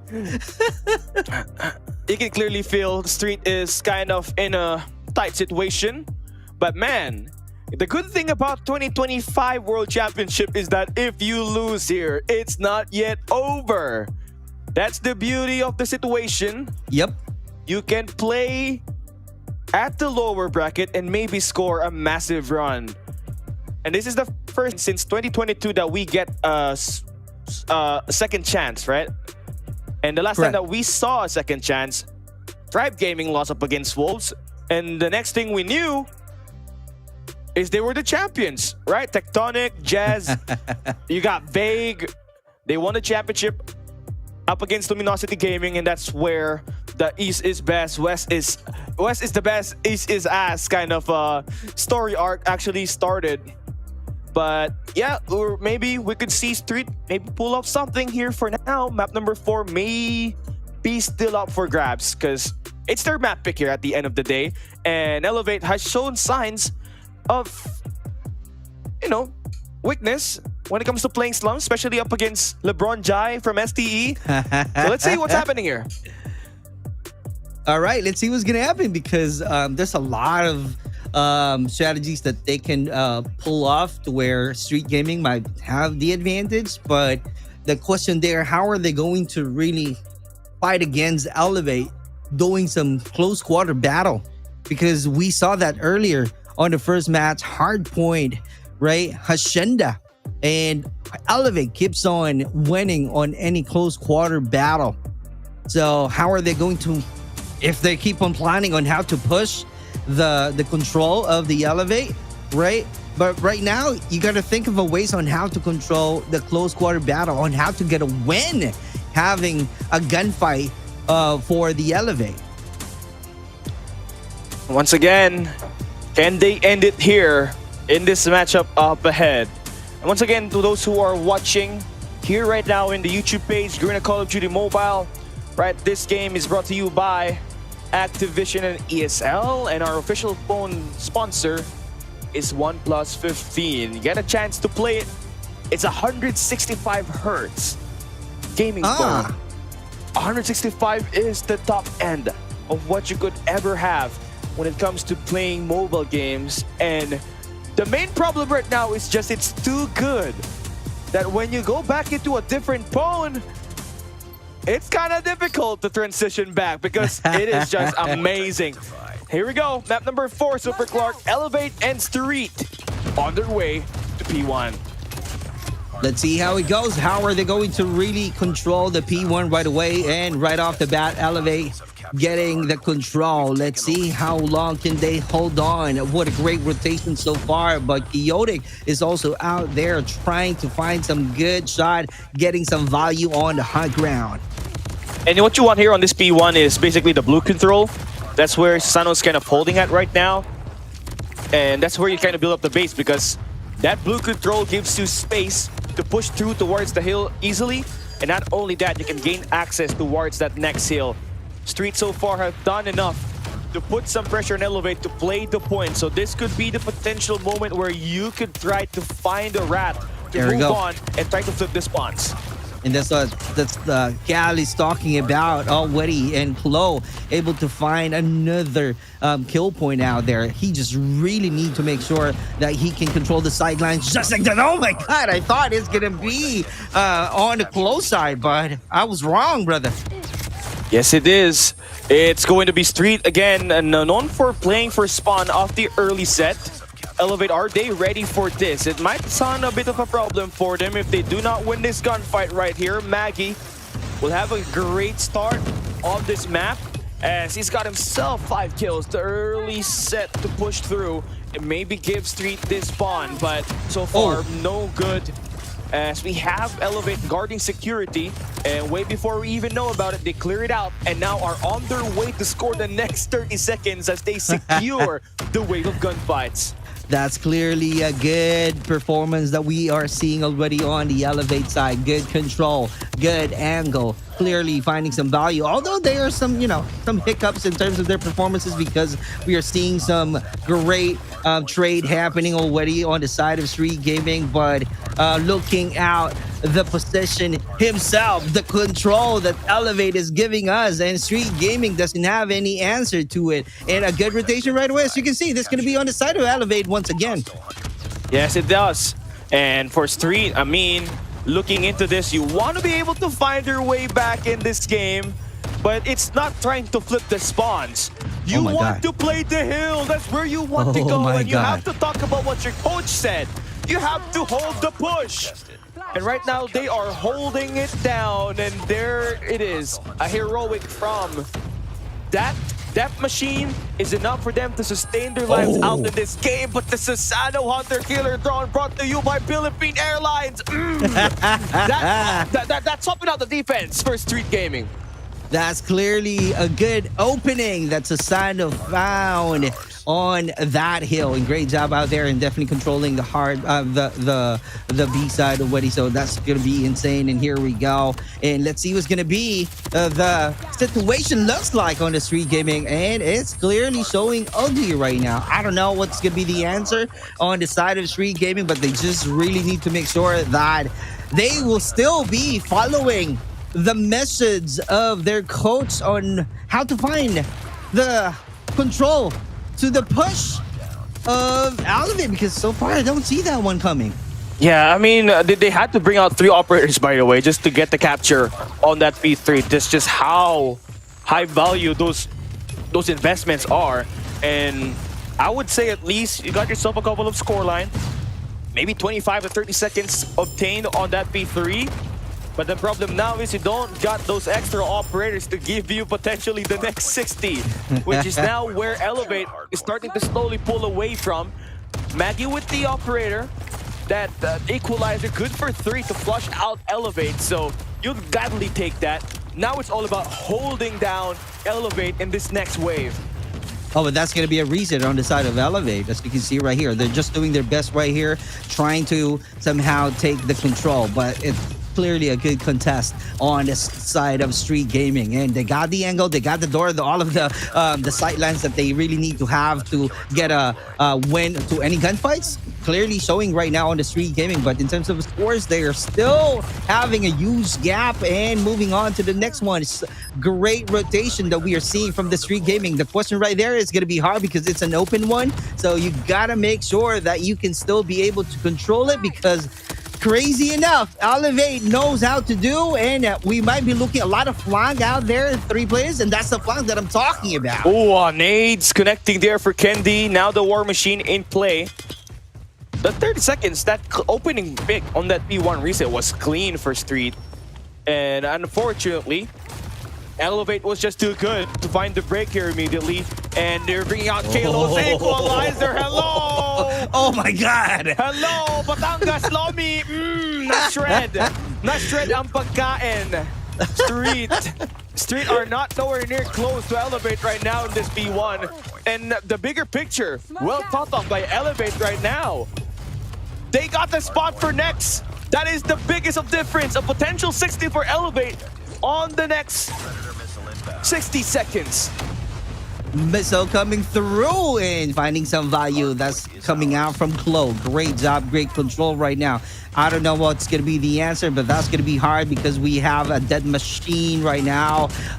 It's already out, and just like that, it's kind of like the equalizer earlier. They got 4 kills on using that equalizer, doing some reset already, finding some good angle, better position, but Street Gaming got some good counter. But I don't know what's going to be the morale right now of this Street Gaming, because in terms of number of scores, they really need to do more right now in order for them to somehow tie the scores or close that gap. But I don't see that one here because of that missile once again on the side of Elevate. Oh, Elevate are pulling away big. Street, what are the potential for you to try to break this? Another one. Ha! You're moving into the next point. That's how hard that hill was to break. And PJ, the crew are spawning straight back to P2. One more kill and they couldn't. They changed P2 to P3. And Elevate, this is the power of the Philippines once again being showcased. No more efforts out here for Street. The mental is gone. Elevate is taking over. PJ with the 2 Ps. How do you stop this demon? That's gonna be hard, brother. Just like that. Oh, Street Gaming doesn't have any answer yet. Although there's some operator that they can definitely use, but that's not enough to really close the scores, because right now we are seeing 210 already. It's just a matter of time to tell that, hey, Elevate, we are the champion of the last year World Championship. So we got the belt. We know how to do it. We know how to get a win, and true enough, Elevate's showing a lot of finesse in terms of their performances. Oh my God! Is out once again. No way! Elevate has changed to 60 seconds, and they got their rotation onto P4.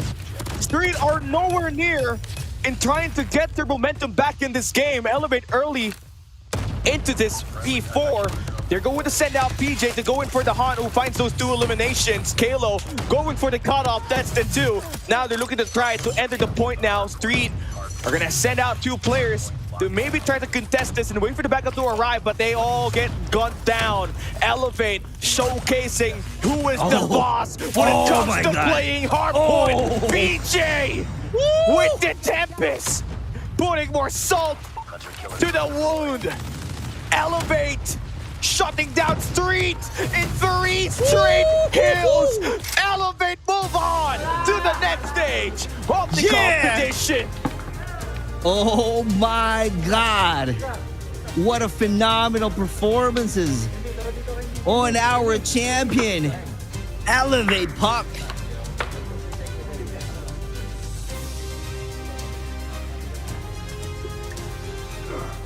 Right when you think And Elevate is going to fall after that S&D, man. They bounce back. I'm still lost for words how Street lost that, but that's the problem, right? When you're going up against Elevate, especially in hardpoint, you have to worry about their transitions because that's where they're kind of really refined. But talk about the height gap.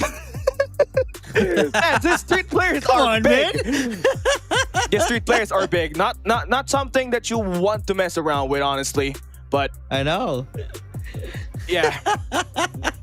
Playing mobile game is not about height though. It's all about heart. And Elevate showed that here specifically. Look at Yopi, man. Do you even talk about hill time? Let's talk about hill time now. 2 minutes is equals to 120 seconds. Plus 34 quick mats, 154 seconds in this game. For Yopi, he was sitting there like a duck. And you know what's more impressive? You know what's more impressive, Super Clark? What? Street What is it? only had 114. Yopi has more OBJ time than Street. So talking about the height, bro. They got the height. Clearly, they got the height. But they don't have the heart of the champion. That's how we saw in terms of scores, in terms of their performances.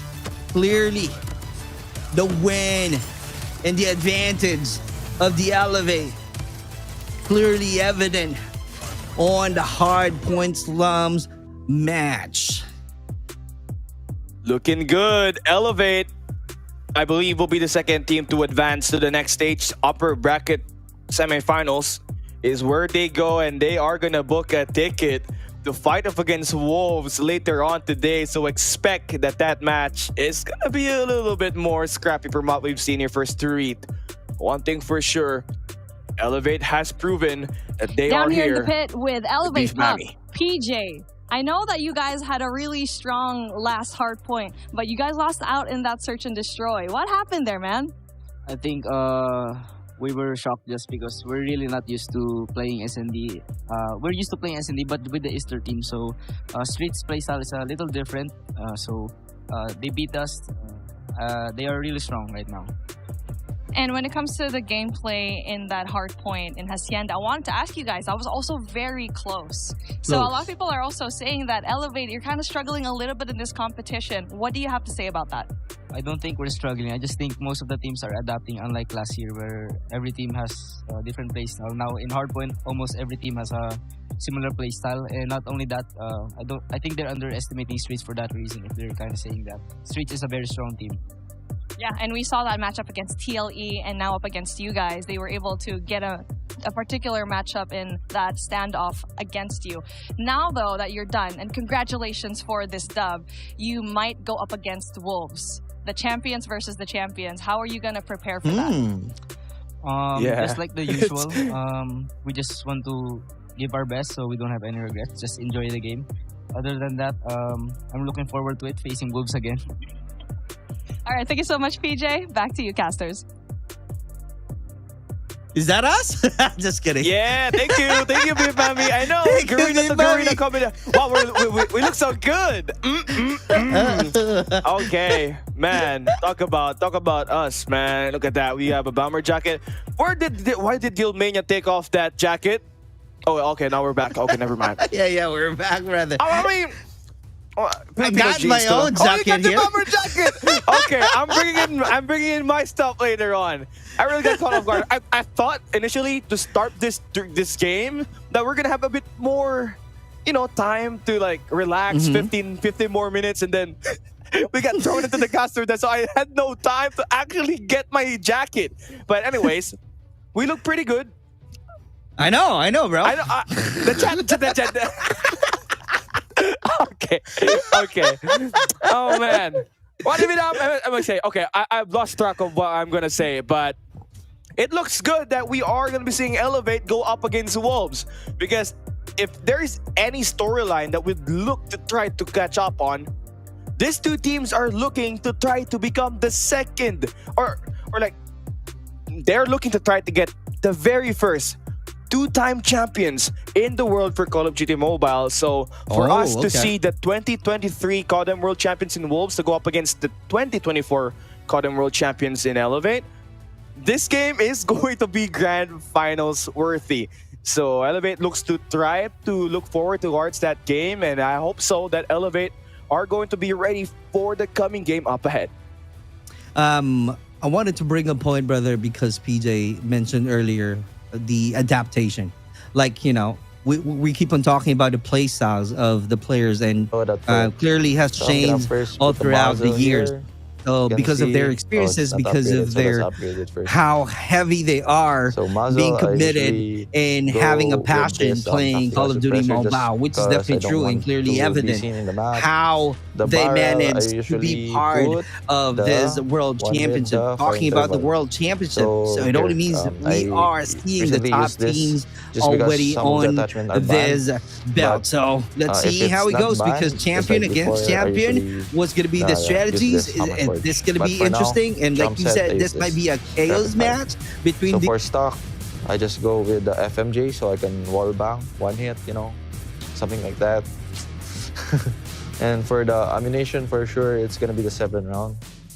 Rear grip, it's going to be the Serpent Ramp, yep, for the ADS. Then we go to the secondary, I go with the gloves. Of course, just gives me the mobility.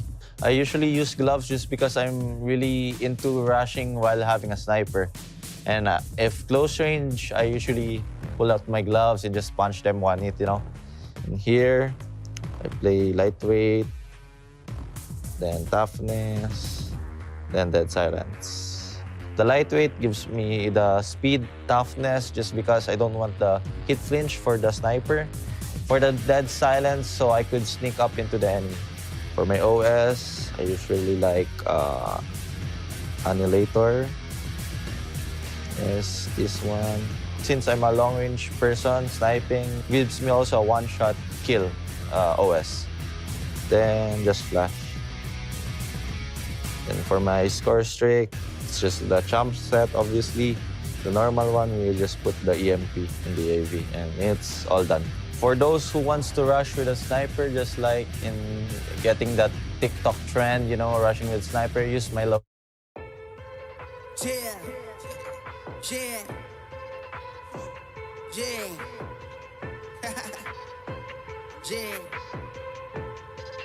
Yeah.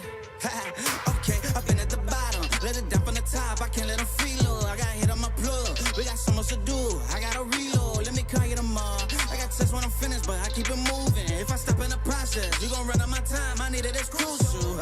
It's life in the top of the mountains where eagles will ride. How they find me is higher than ever. You can let fire, so run me, get down, get minute. I push, I've been on the way. I got no time to look back, and my family's gon' need some more cheddar, so let's get it poppin'. Told me to put up a setup, you seen up, but never been better. You gon' let it count, shit fine. Bumpin', I'm crossing the line, we ready to sign. Yeah, oh, can't I get out of my way? This shit no walk up a time. Yeah, oh, don't want me showing my teeth, might have some blood on my tooth. Yeah, oh, I kinda settle the beef, so Lord, forget what I do.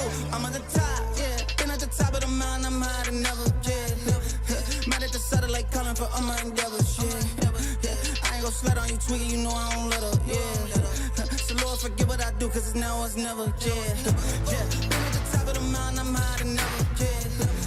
Mad at the satellite calling for all my endeavors, yeah. I ain't gon' slut on you, tweaking, you know I don't let up, yeah. So Lord, forget what I do, cause it's now or it's never, yeah. Lord, forget what I do, cause it's now or it's never, yeah. Lord, forget what I do, cause it's now or it's never, yeah. Lord, forget what I do, cause it's now or it's never, yeah. Lord, forget what I do, cause it's now or it's never, yeah. I'm loyal to this till I die, I don't switch sides. Tryna make some moves, but I can't until it's time. I've been taking chances, I ain't letting nothing slide. It's too listen, I didn't gain as fast, do or die. I ain't taking L's, and I ain't switching sides. Tryna make some moves, but I can't until it's time. I've been taking chances, I ain't letting nothing slide. It's too listen, we don't gain as fast, do or die. I ain't taking L's, and I ain't switching sides. Make some moves, but I can't until it's time. I've been taking chances, I ain't letting nothing slide. If you listen, we don't get as far as do or die. I ain't taking L's, and I ain't switching sides.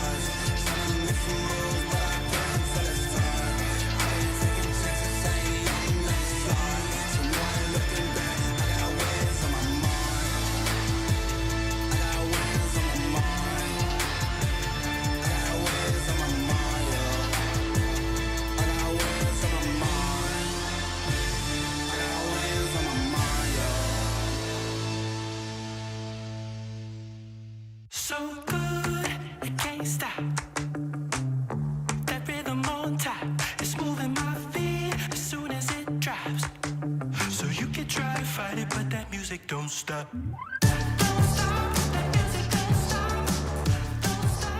OUG was granted another life here in the competition, but they're not going up against any slouch. OUG versus Stalwart Esports coming up next.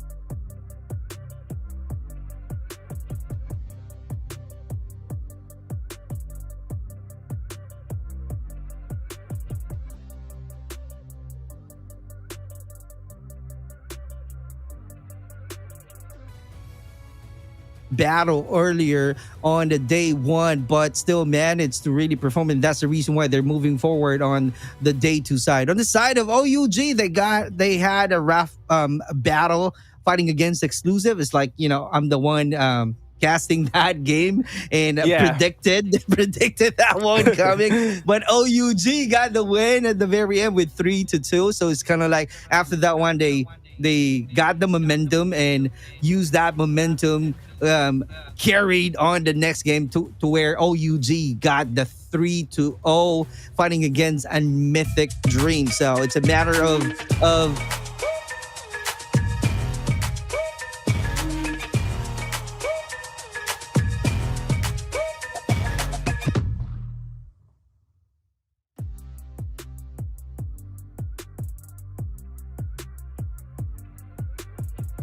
tell you that they have kept their core roster afloat and still in the best form possible. With FDX being the anchor and the IGL of this squad, he still has got themselves quite a big of a roster here, being backed by arguably one of the best coach in the COD history. In Palitao, you have your Indonesia double trouble. You have the Indomie and the Jollibee squad. I tell you that. So Clove and Reed from the Indonesian region have been one of the better duos ever since the start of COD in Garena. Then you add Jai, which is such an amazing factor in why they were able to take down Elevate in Garena Master Season 9. You could clearly say that they are such a team to beat in this tournament, in this World Champs.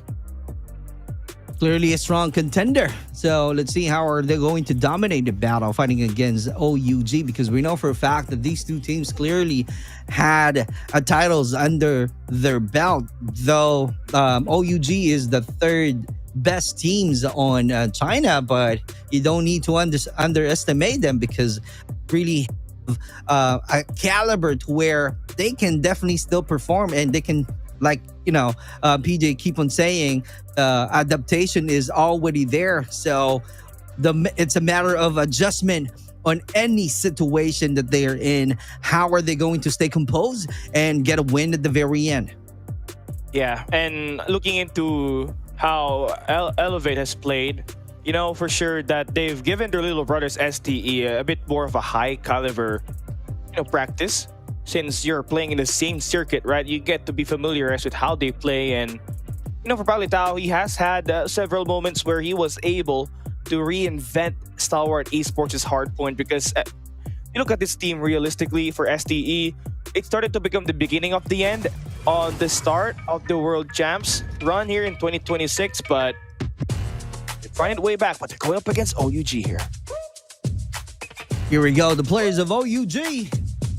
Solo, AO Rap, Tectonic, Cartels, Kings.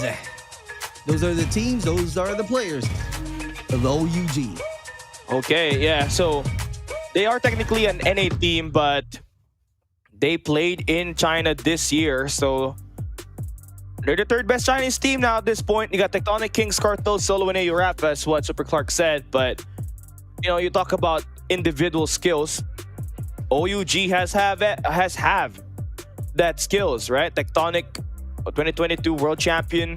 You have Solo, a 2022 Worlds finalist back in Vitality. Last year, they were kind of the core duo that kept it so easy for Vitality to score a run up against Godlike that time.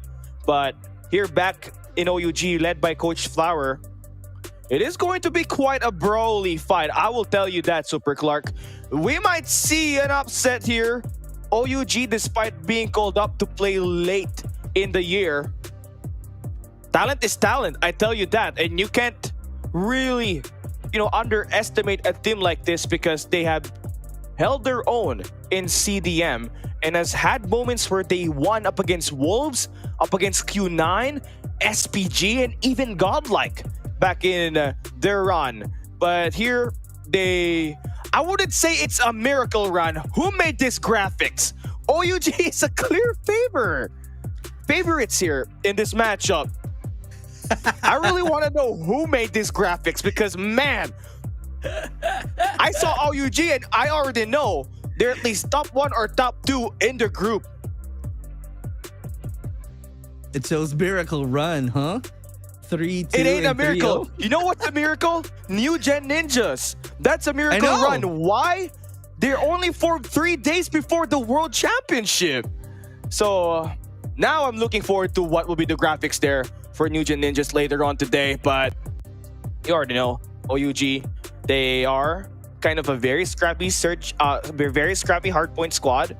Search and destroy, I would say that's where they kind of lack, since they do have 2 players that they needed to sub in. All right, they had Jabin as well as 7 Filipino players back in CDM, but since they cannot get visas on time, they'll have to force to play with their main respawn team.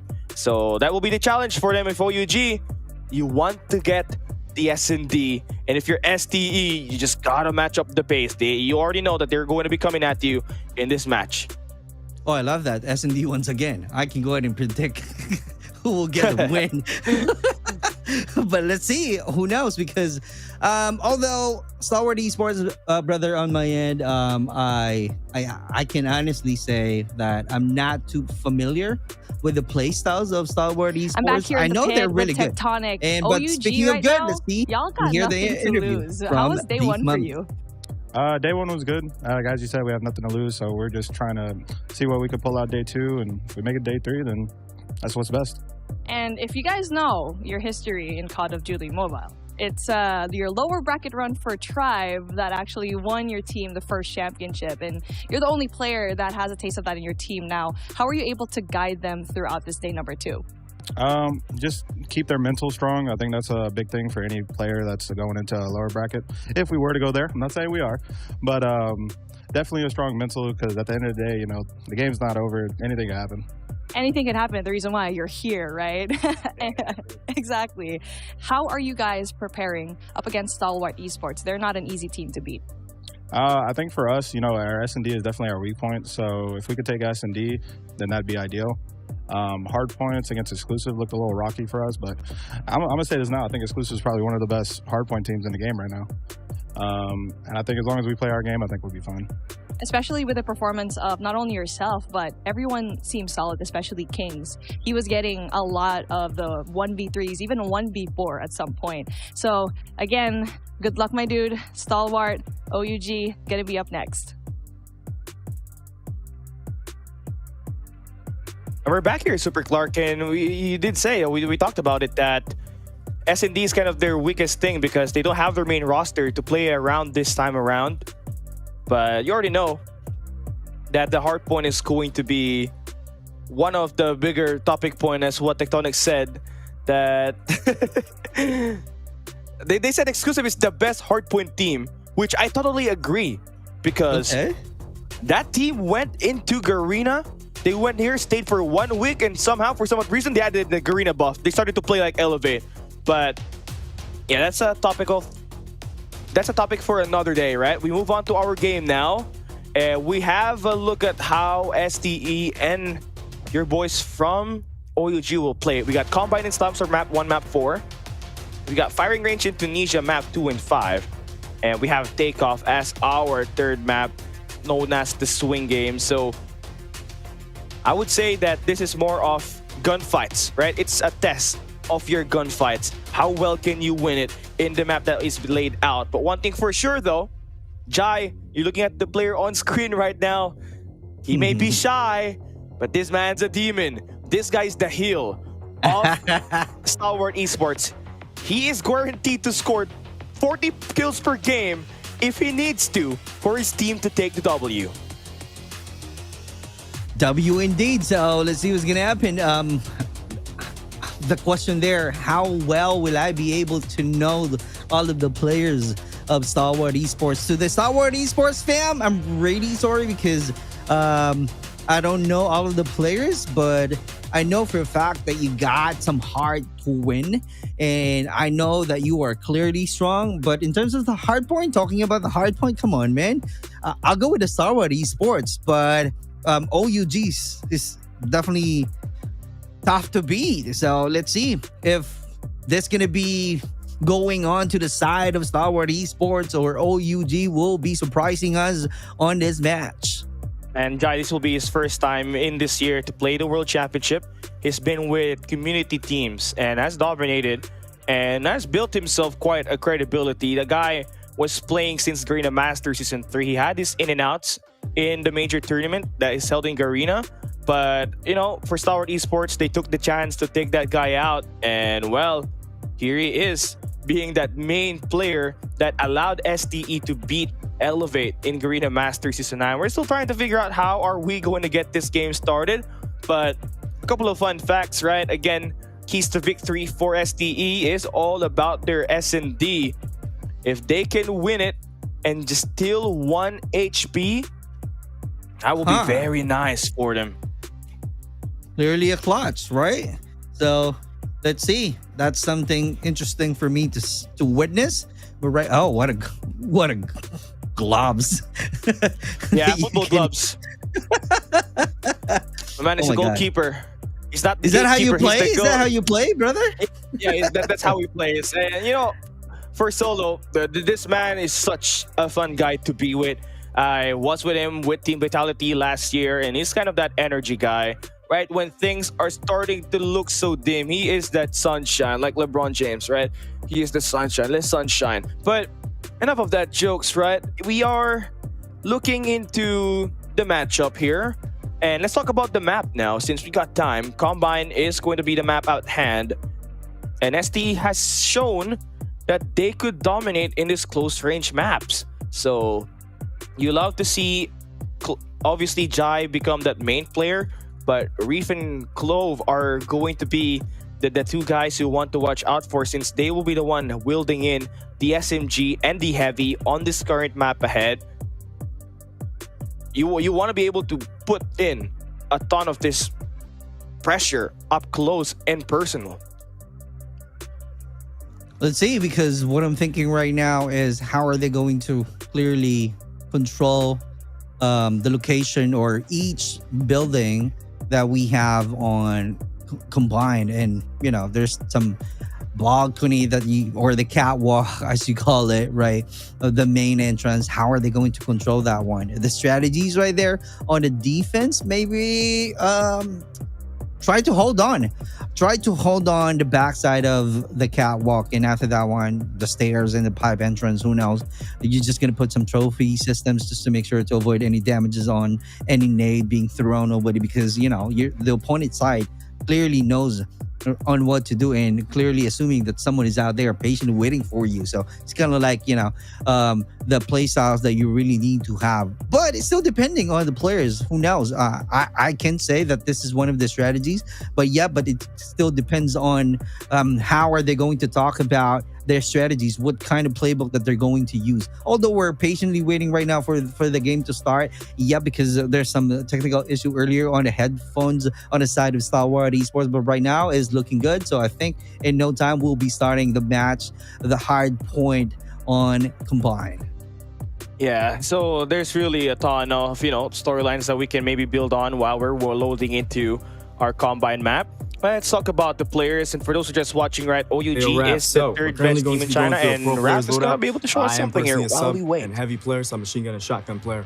But my personal favorite in this meta is probably going to be the VMP. The USS is a great gun, but the VMP takes that throne for #1 spot, honestly. So I'll be showing you guys my personal and everybody's loadouts in the pro player. All right, banded adjustable, heavy barrel, great attachment to use. Gotta go with the rapid fire, it's crucial. And this one's honestly where a lot of pro players differentiate. I personally like the integrated grip set, but other players do like the Phoenix grip set. It just comes down to how you like to play as a player person. I'd probably go for the integrated grip set though. And then for secondaries, honestly, melees are the best. I feel like pistols are overrated. You know, you gotta go with the gloves, boxing gloves, prize fighters, Mike Tyson, you know what I mean? It's really, really good stuff to use. Down to the operator, I personally am a fan favorite of the equalizers. It's really, really fun, just running gun, Rambo style, really, really great. The 3 perks, gotta go lightweight, you gotta go gun-ho. Toughness is honestly really, really good too, but I believe personally gun-ho would be the best one to go for. The third option for the blue perks, you gotta go with dead silence. It's a crucial must-have. Now, obviously in pro players, you know, you gotta use these 3 score streaks. You gotta go EMP, Predator Missile, and Hunter Killer Drone, because obviously everything else is banned. But yeah, honestly, that looks like a great loadout. You know, got the frag grenade. Actually, I'm one of the individual. I'll put you on a secret. I personally like stick grenades. I think they're low-key, very underrated. Besides that, this is my loadout. Hostiles have captured the hard point. Be advised, hostile down. Team, New Gen Ninjas up against Q9. Never expected this to come out alive, but hey, looking pretty good here is New Gen Ninjas.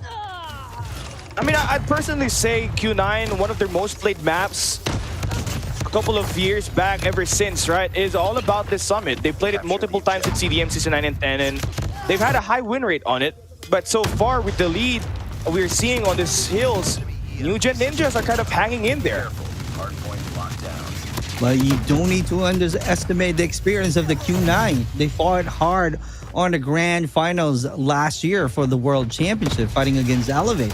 So in terms of experience, they have that. In terms of the perseverance, they have that. The control, definitely you will be able to witness that one to the Q9. But let's see what's going to happen. Looking at the number of scores right now, 147 to 135. I kid you not. They are really persistent in getting the win at the very end. Oh, Uling again, the Emperor, who is the king of second places.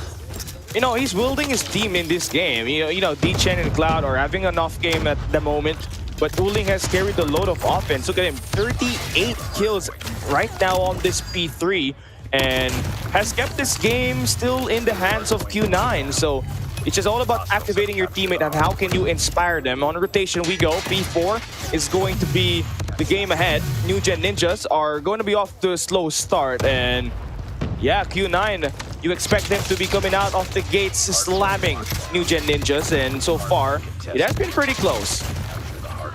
Clearly close, although the control is on the side of the Q9, but let's see how long can they control the hard point. But let's see if there will be any answer from the New Gen right now. Though it's not really a huge gap because they keep on winning some of the gunfights, but right now operator being invested already. So let's see. Oh no, I can't find anything out there, but you gotta check your step. I'm about to say that one, and it happened to the side of DC Chen. Okay, you love it.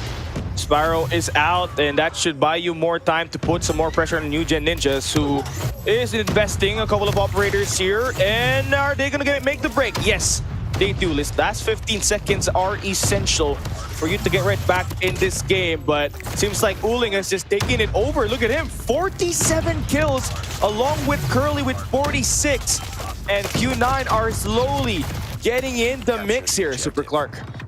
Clearly, and that's a tight space to control it, and clearly it shows the mechanical skills on the side of the Q9. But let's see how consistent they are, because moving on to the reset, this is going to be the P1, and on the side of Q9 clearly having the control. But let's see how it goes right now, because there's another retake great contest from the New Gen Ninjas, trying not to be stealthy, because clearly revealing the position right away and being dominant this time on this hard point. Yeah, 180 to 197. They're swinging back the momentum on their side. Warden's got the equalizer. You need a high value out of this. You're investing so much on this P1 to get right back in this game. You are finding no kills. D-Chen spraying through the darkness. and he is gonna find a couple of kills, but Viper, who was the one that helped this team take down Amigos on that clutch win yesterday, 250 to 249 win on that Apocalypse to book their ticket here on the playoffs, is off to a great start. 38 kills for him. He's the highest fragger on the other side of the squad, but you would think, right, Super Clark, that at this point in the game, with Uling with 50, oh my god, Curly with 49, the Q9 is the one dominating, but New Gens have kept it pretty close so far. Playing objectively, that's the key. So that's made the 200 score mark on the side of New Gen Ninjas. But right now, let's see how are they going to retake the control on the side of the Q9 and tying the scores right away. And that's how you do it, because they know how to really win any gunfights fighting against New Gen. But you got to be careful, because it's still going to be a close fight. A lot of operator being invested already and clearly finding some value from this hard point. But right now, DC Chen and Cloud clearly controlling this hard point, getting more kills and having some good trade. And we're about to end this battle. Who knows? Is this going to be a Q9 on this match, or New Gen Ninjas? Oh, last 10 seconds. That's huge here for Q9. We're moving on to next hill. This might end here. Uling still on the back. He is causing nuisance. Q9 has won the last P3, by the way. And it's going to be a scrappy fight. Mauchi, oh, he secures it. That should be the game here. Fran tried to work his way up through the front. Cloud is going to push through towards the back. A couple of more support in, and that should be game. 50 seconds remaining here. Plenty of time for Q9 to put this game to an end. New Gen Ninjas are going to slam it through the front, but they are going to get shut down. Great effort, but Q9 stands on top. It's hard to retake. Q9 getting the control on the last hard point. Great job right there. That's the key in finding some perfect opportunity in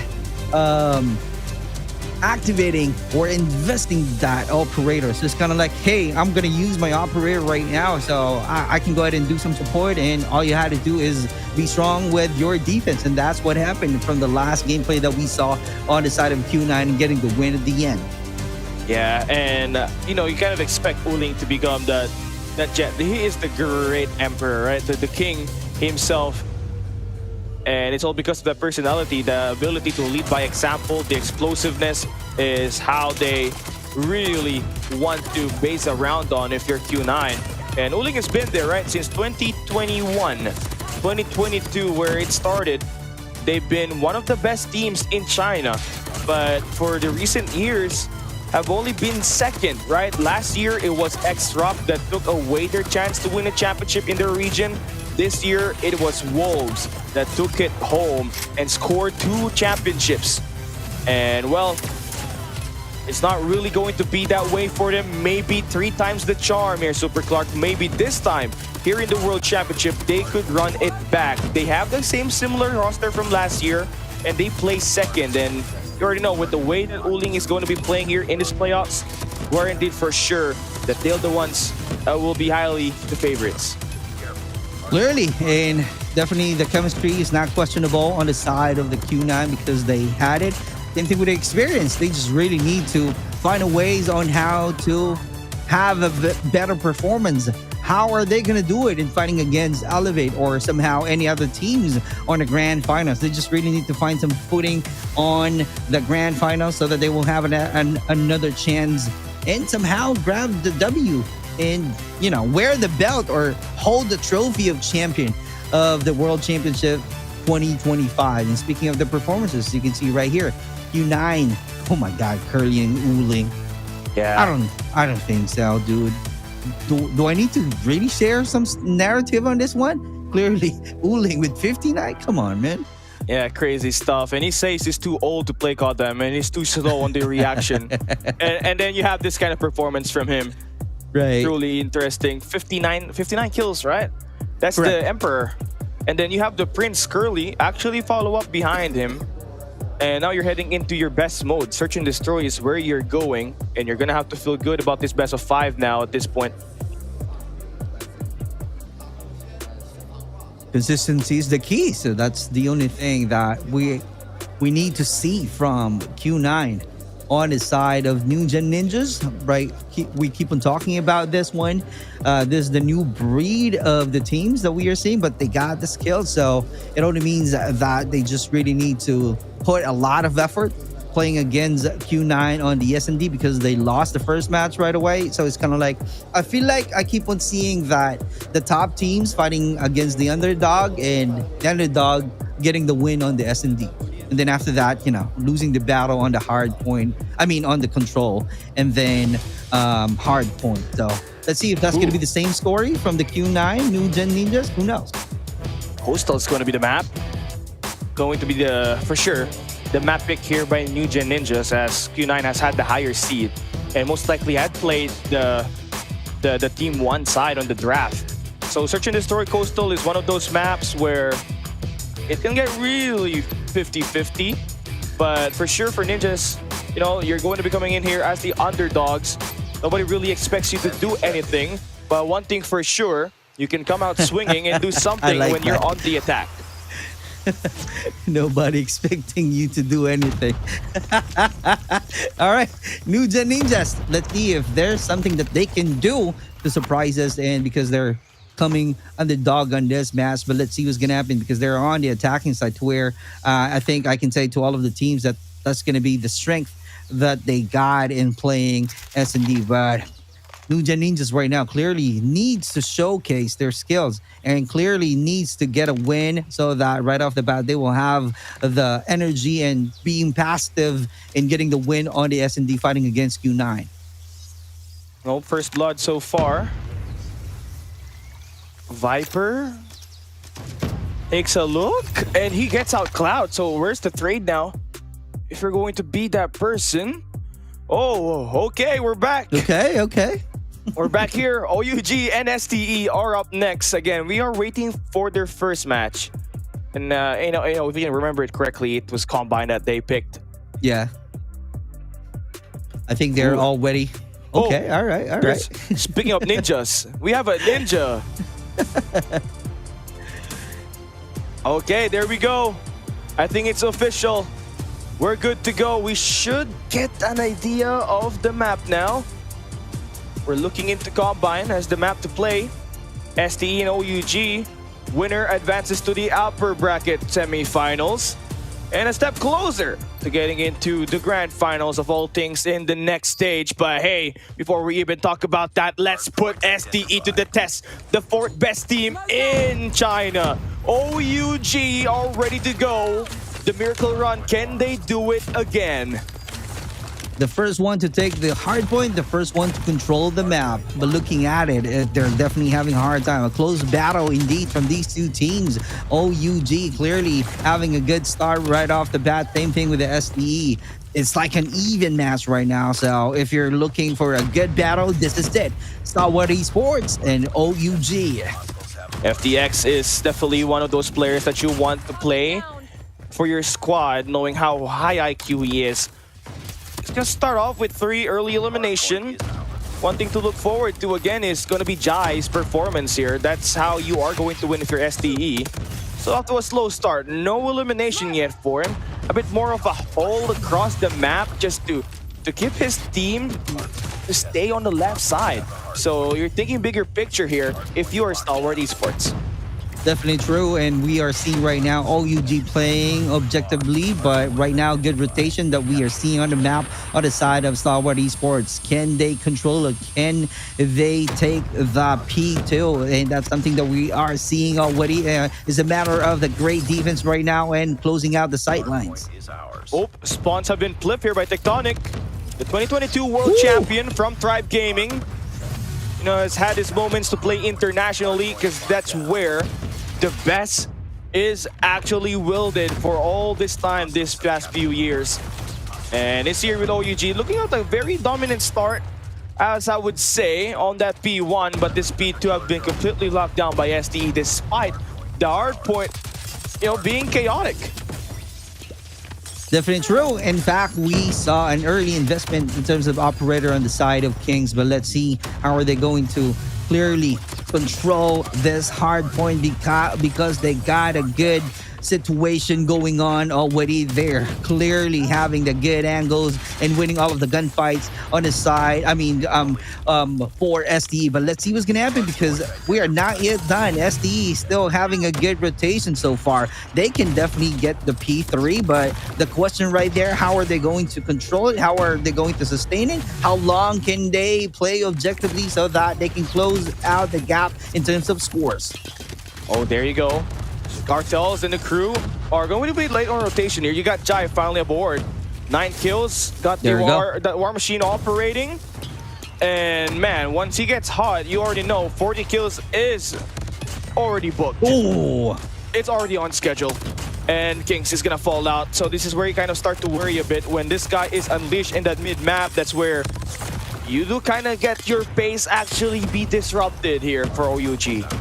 Tectonic using the war machine right now on the side of OUG. That's really a great counter on SDE. And looking at it, it's still a close fight from these two teams. And here we go. King still controlling. Oh, but being found just like that. Can you imagine? I thought he can definitely get a kill.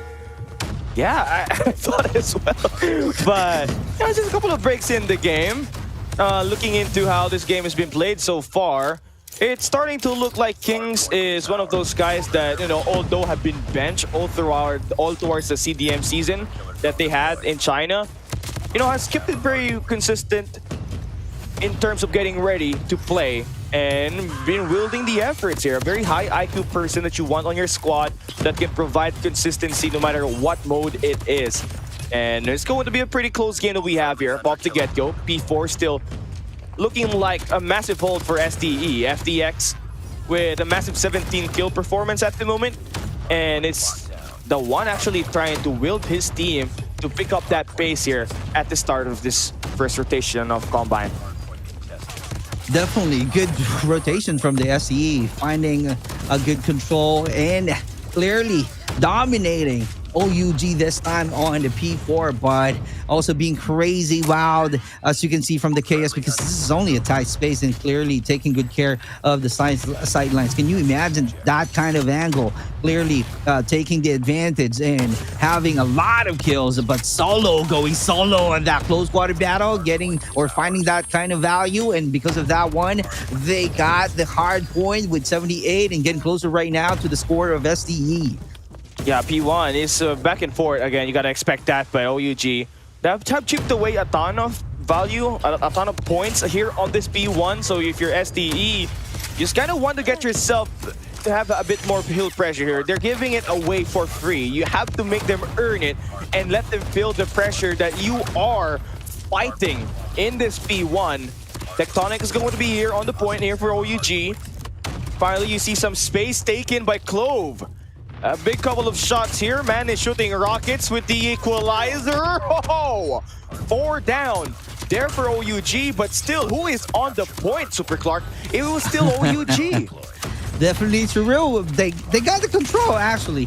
But the thing is, SDE keeps on surprising us because they're doing their best to do the retake, but on the other side, going on to the P2 once again, respawn is going wild already on the side of SDE, clearly. So it's kind of like they're just trying to take good care of the lead that they already have from the OUG. So that's why they keep on winning. And the investment in terms of operator, clearly finding some value. 3-4 kills. Oh my God. Reef Jai is out there on the killer feed.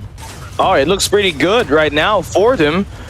Unfortunately, have only information there. Still got the Predator missile invested. And look at the SDE. 30 seconds that they take on this one. And OUG starting to crumble. And, you know, the key market player that we've been talking about and who's going to wield this team to victory is going to be LeBron Jai with 26 kills here already. And he's looked pretty good with that war machine as well. So they're pretty stable. A quick clean there. But that might be a gift, actually, here to SDE because they are spawning out. And that means they got early rotation to another 60-second hill, which is P3. Great managing of the time, great managing of the rotation, clearly enough. So it's a matter of the time right now to where STE can control the P3. And here we go. They got the angle, but King's clearly showing how good he is. But good trade happening already from these two teams in 163 and 103. We still have 46 to play. Here it is, looking pretty feisty. Is STE, man. Clove is up there as well. Now he's leading the pack. So you're talking about OUG, who was able to outgun Elevate last time. Super Clark, they scored 250 to 125 with the Agenda hardpoint. And the kill difference was at least plus 40 in terms of gun power. And here, they're looking like the little brothers. STE is definitely bullying OUG in these last two hills that we played. No momentum at all coming in for OUG. They're forced to play that early rotation to P4. But they just really need to be careful right now because OUG is about to take the next hard point. And it's a matter of time once again that they're being tested. Are they going to invest right now? We're seeing 3 operators trying to be ready. So once it's being executed perfectly, that's the time to where we will be seeing a close fight to where STE will be closing the game with a bang. A bang, bang, bangity bang. STE banging on death's door. They want to put this game to an end quickly, just like their older brother. Right, STE has chained 3 hardpoint rotations and scored a lot of money on it. They can cash out now, is what they want to get.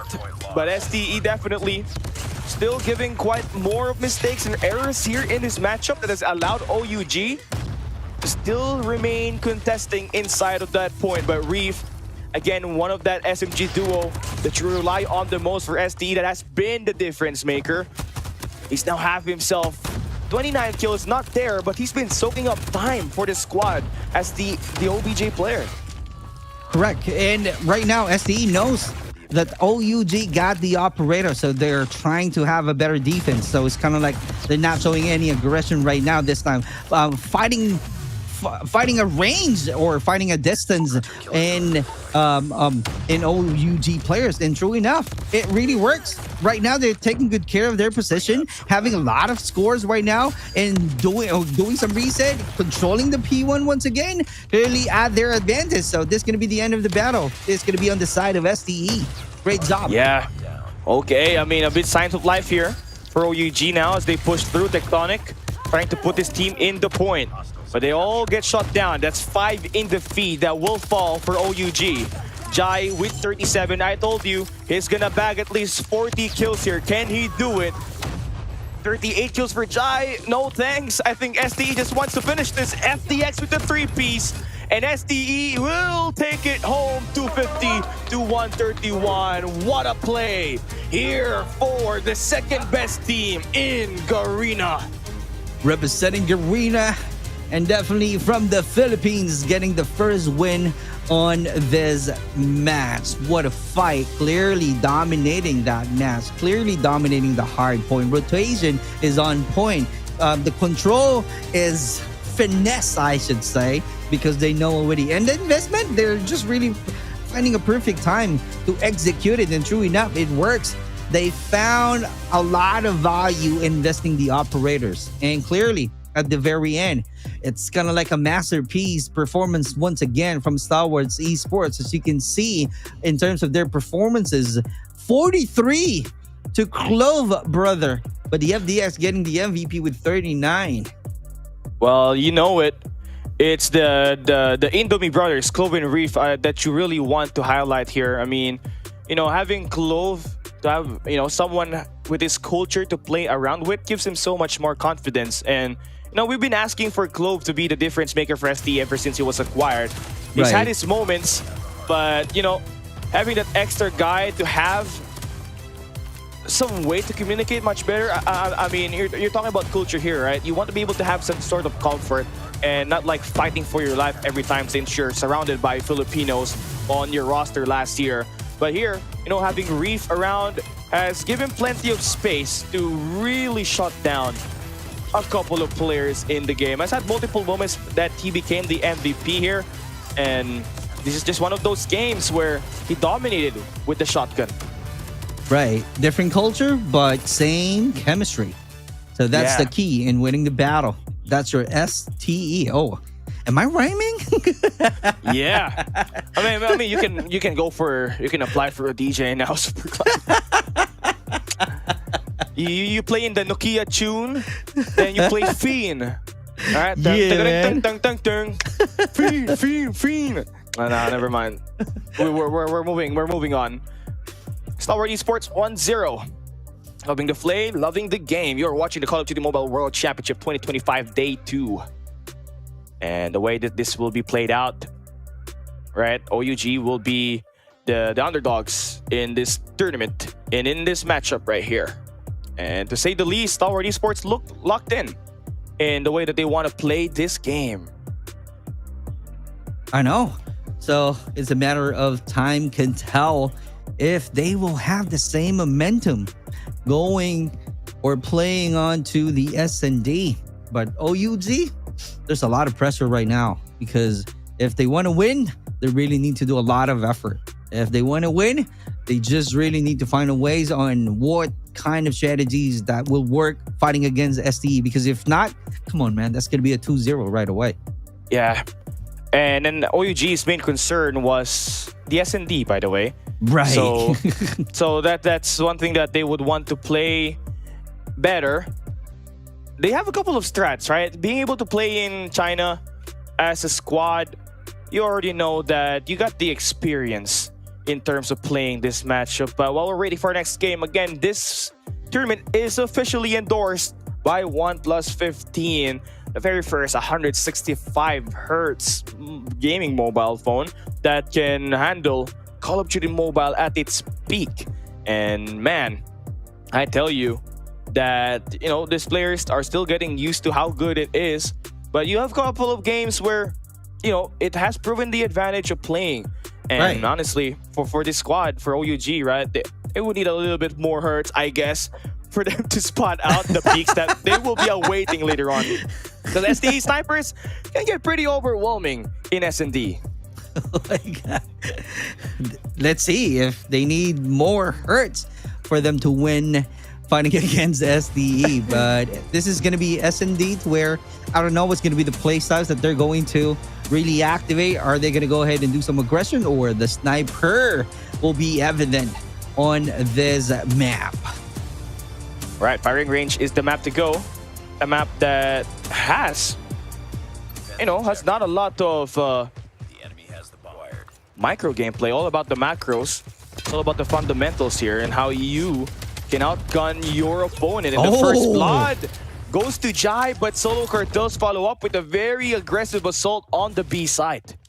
Which is clearly showing that they know where to go. And even if, you know, the position, it's like assuming that, hey, I can go ahead and do some wall bam because I know for a fact that someone is out there, and true enough, they got some value on it. But trade happening already, but one player remaining, the Ayo Rab with a shotgun. Come on, man. That's the huge damage already, but not long enough, losing the battle, and SE getting the first win on SND.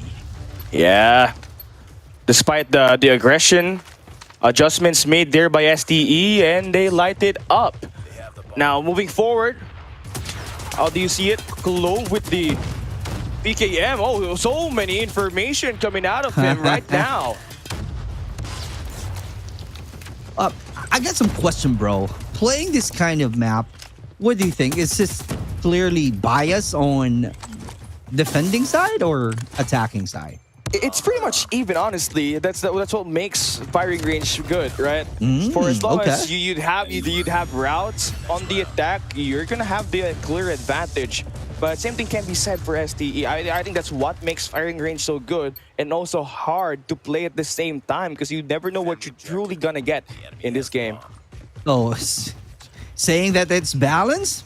Oh, you gotta be careful right now with STE, because they starting the match with 2-0 already. So what more if we're going to switch side, right? So if they got some strength on the defending side, what more on the attacking side. What a great rotation being shown already by STE, and the bomb being planted. The information has been given, so it's just a matter of time right now on the OG. How are they going to rotate and get the win at the end? But I don't think so. That's going to be hard right now on the side of OUG.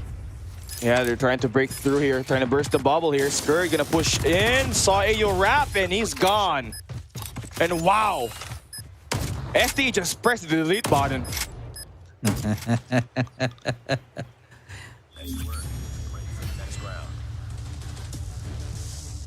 It's gonna be hard, brother. This is gonna be hard on the side of OUG because of the performances being shown already by STE. That's crazy. Wow. Good start. 3-0. We might be seeing a 7-0. Let's see. I might be wrong, but I keep on saying, I keep on predicting. So let's see what's going to happen. But so far, so good inside of STE. They got the angle. Ooh. They got the formation. What a shot from FDX with the sniper. They're locked in, and that's the greatest thing about STE. If it's not Jai if it's Jai performing, you can always find FDX to make the plays there for you.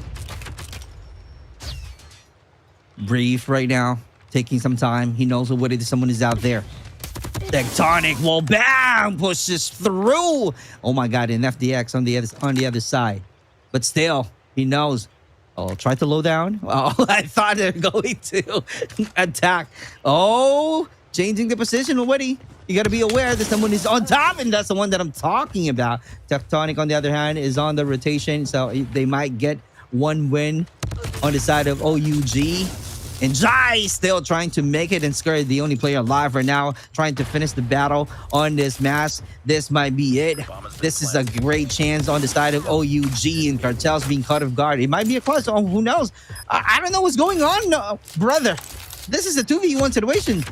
Yeah, and Skurd, I mean, we've seen him multiple times clutch around, but this one is kind of planted over at the Americans, where there's kind of a look up for Solo to clutch this through the truck. Skurd still trying to search for that extra player. Where is he? Where could he go? Where could he be? It's just getting too much pressure from Tectonic, and there we have it. STE will take it home. Still, a lot effort to take. Good fight from OUG, but they need more. They need more, because once we switch sides, STE can close the battle. I know they got to win, but this might be a 7-1. I kid you not. This might be a 7-1. I mean, there's a high possibility of that right now. We are going to see OUG take their first round earlier, right? Right now, they're trying to push up for mid. And you can see it's pretty suffocating for them, honestly, for Solo to be here.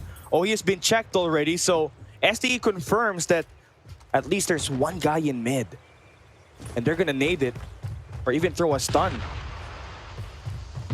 But by the time it landed, it's already way too late. OUG has already made their way behind enemy spawns, and I don't think they know about Rav's situation right now. They're going to be quite surprised about that attack. Information has been given. Oh, what just happened? What is going on? But Ayo Rav like gets a rat, the 3. he is. Oh my God. Jai and Skurd, the remaining soldiers of STE, being solo out there. Great performances, and that's it. Skurd is the only player finishing off strong. 3-2 is our score. That's it. That's a good fight. That's the one that I'm talking about. All right, they need to find some equalizer now, moving on to the next match, because if not, this might be the end of the battle. But who knows? OUG's clearly showing some strong battle fighting against STE. They just really need to be consistent. But oh my God, too unfortunate. Wow. Ayo Rap being caught off guard right away. So that's the first blood. Yo, Jai, another one actually bites the dust here for OUG, as the bullets of Jai just penetrate through. Ooh. And another one. That's 2 kills back to back. Make that 3 actually for Jai, giving him 7. Last player remaining. There's no way that's going to be a clutch. ST's gonna win the first half on the defense. You look pretty good right now in this matchup, and a potential 2-0 could mean the way for STE here, with how OUG is kind of lacking a bit more performance from Kings, who's got 0 kills here today. Here we go. This is the one that I'm talking about. Let's see how great STE is on the attacking side. OUG right now finding some intel. No avail yet. No first blood. There we go. Information has been given. FDX trying to find some good angle. Can he close the sidelines? Can he capitalize? That is something that we need to find out now. Wall banks on mid. Oh, information. Easily there for Ayo Raf, I guess. Oh no, it's Solo that actually was pushing the pressure on that middle. So they know that ST is trying to play for a pick. Working their way in it, the first blood Reaper. Jai takes down Tectonic. Now it's a 5v4. Grenade out.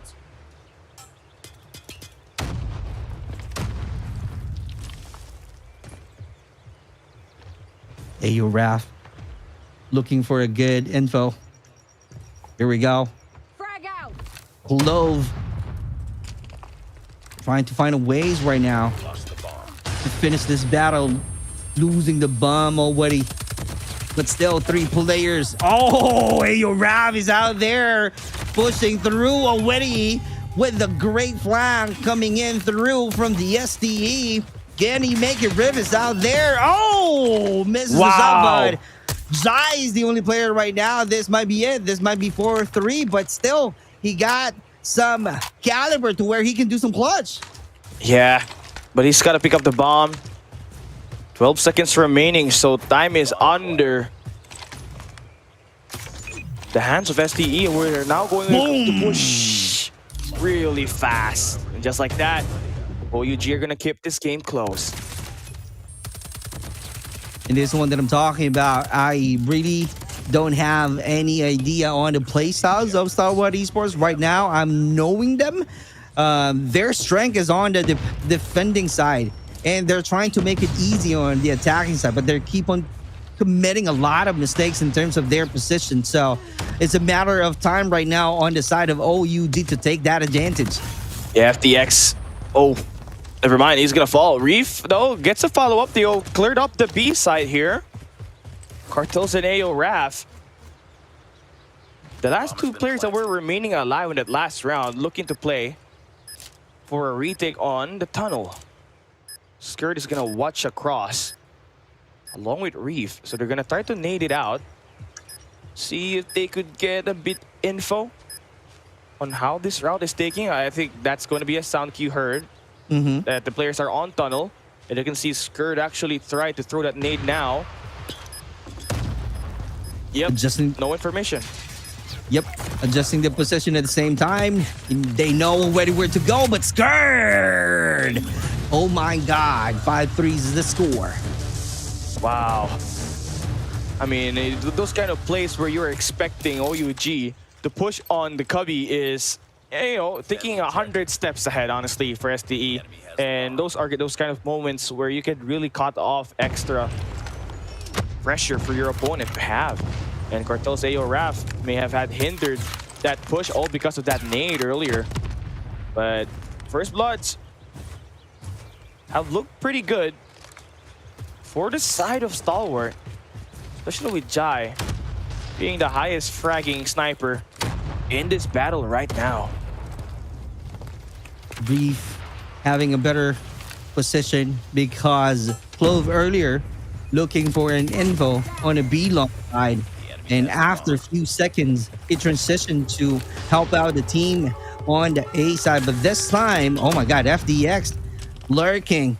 But is that going to be a great value? Is that going to be a perfect decision that they can do? And right now with a close quarter battle, Solo getting 2 Ps, and just like that, trying to get a win. Also, what a great counter on the side of STN. And FDX once again, after lurking around, the only player once again. And because of that, OUG taking that advantage in terms of the position. And the score right now is 1 point difference. Yep. Looking pretty nice on this side. You take a look at this Solo with the pistol. Making it look like an SMG. Crazy stuff from him. He soloed those 2 kills all by himself. OUG are on the defense. Such a quick route on the middle, but OUG are going to be able to shut that one down. A chance to tie up this game is on the line here for them right now when they delete STE in just 20 seconds, Super Clark. One hit delete. That's all I can say on the OUG side. And here we go. There's going to be the chance to get a win. We are clearly seeing a perfect match from these two teams. It's like, you know, STE on the defending side, they know what to do. On the attacking side, it's a little bit struggle on them. But right now, OUG clearly showing that, hey, though we got some weakness in defending side, but right now we are really doing our best to showcase our skills, having a better chances, having a better angle, just like that.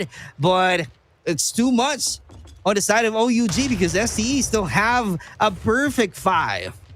In this game where, you know, late in the rounds, having 2 guys down is just such a hard thing to do, especially when you're trying to commit into a defense now. Solo with the shots fired onto Reed with that sniper. Okay, things are developing easier for them on B, but all of those shots that they fired was unnecessary information for STE to say, hey, this A side is wide open. Come here, it says FTX. And now they're going to be rotating. And FTX are the one looking to try to stop that push to happen at the time being. They do get the bomb plant here. Really crucial round for both teams. The winner of this round gets game point in this one. But if you're OUG, you badly want it to make it easier for you to have confidence to move out to the next round. But STE are locked in. Jai is going to be tested here. Stuns are in. Solo's gonna get eliminated. Jai getting another weapon. Clove on the flank. Jai pushing into the trailer. It's a 1v1 situation. 10 seconds remaining and Jai needs to go. Oh, he baits it. The second time. Oh! And he'll wrap Clutch Gene in play. What a win for AO Raf. That's something that we can talk about. Clearly a clutch. OUG has a chance right now to close the battle, to tie the scores to 1. Let's see how it goes right here. They got the momentum. They got the opportunities. So it's just a matter of them on how to take that win fighting against STE. They just really need to get one more. Oh my God, rough start on the side of OUG. Yeah, they really do. And you want that. You want that first blood, but if anything, really, OUG has managed to turn tides even with them getting the first death. No intel yet on the OUG. Here we go. Looking at the formation of STE. They are really too far from any sight. Here we go. FTX right now. Finding some intel. No avail. Tectonic is also patiently waiting. That's the only gameplay that we are just about to witness, but they're just buying some time. And this is it. That's the time to where they don't have any options. They just really need to move and have some action, because if not, they might be losing the battle and OUG might be taking the win. So STALWART Esports right now clearly needs to think faster on how are they going to plant the bomb to find some information, look for a better angle that they can definitely take advantage of. And true enough, they got the kill. There you go. OUG are heavily banking on this tunnel play. Jai's gonna be there. The slide is important. Clove falls information for Rap and Skirt with the lineup. Allows STE to play one round, a 3-piece with the pistol. Solo had 2 kills. Skirt can do it better. Drops a 3-piece and another clutch. That's too much, bro. That's a lot to take. Skirt clearly on fire. Here we go. We have the overtime. Let's see now. They already know how to get a win. They know the playstyles of OUG. STE clearly finding some ways right now on the info. And then after that, rotate and plunge ahead to get a win on OUG. That's it. That's the info being relayed already. So it's a matter of time right now if they're going to attack, show a lot of aggression, and finish the battle fighting against OUG. And here we go, getting 1, getting 2 Ps already from Clove. And oh, that's a tight space, brother. Ayo Rab getting the kill. Can he finish? We still have 2 players, 2v1 situation, but that's going to be hard out there. And this is it, STE getting the lead. FDX with the massive clutch. And these core players are doing whatever it takes to keep STE in this game. Last 2 rounds ago, it was Kurd. And that last round was FDX to secure game point. It's the first time that they'll be able to be closer to victory in this S&D game. And they're not gonna waste time thinking about what they want to do next. They're gonna straight up slam. OUG on the B side is all down to Tectonic to hold this. First blood in the hands of STE. Ooh. And the follow-up to clear up B is already into play. That's it. Aggression being made. A message being sent. Just like that, Reef know where to go, where to look with the 2 Ps. And a huge win for the STE. 2-0 now on their score. And they can feel it. You know, upper bracket semifinals, that is going to be something that they did not really take last year. They only placed, you know, 6 to 8 if I'm not mistaken. 7 to 8 if I'm not mistaken on the quarterfinals. But, you know, for OUG, this may not be over yet for them. Crossfire is going to be coming right up next, but you've done your wonders, right? STE definitely came in much more prepared there, despite it being an OUG map pick. It is what it is. You have to go through it. You weren't supposed to be here if you're OUG, but you gladly take on the fight. Right, I couldn't agree more. But they fell short. But it's still not yet done. We still have 1 match to go for this one. But it's going to be ugly if we might be seeing a 3-0. I don't know what to say, bro. But if that's going to be a 3-0 OUG, I don't know what to say. I'm just going to say OMG if that's going to be a 3-0. OUG, OMG. Man. Well, I tell you what, Ayo Rap is not that kind of guy to play the best S&D, but he's had his moments in the clutch here. So yeah. Great redemption from him, great reads. Honestly, just a difference with the sniper, honestly. So for Clark, you know, for Jai and FDX, they kept it pretty stable. But Kings, at the moment, you know, I feel like several rounds into the game, still had 0 kills with the Type 63, and they really had it rough.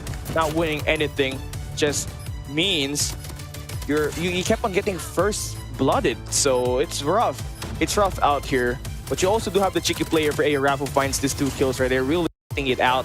So he's had, you know, moments that really helped OUG get in this game, just not enough as STE wins it.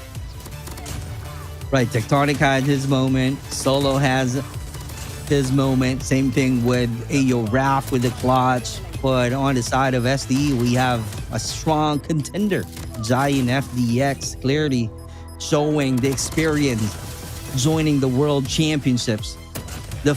The laser focus is out there.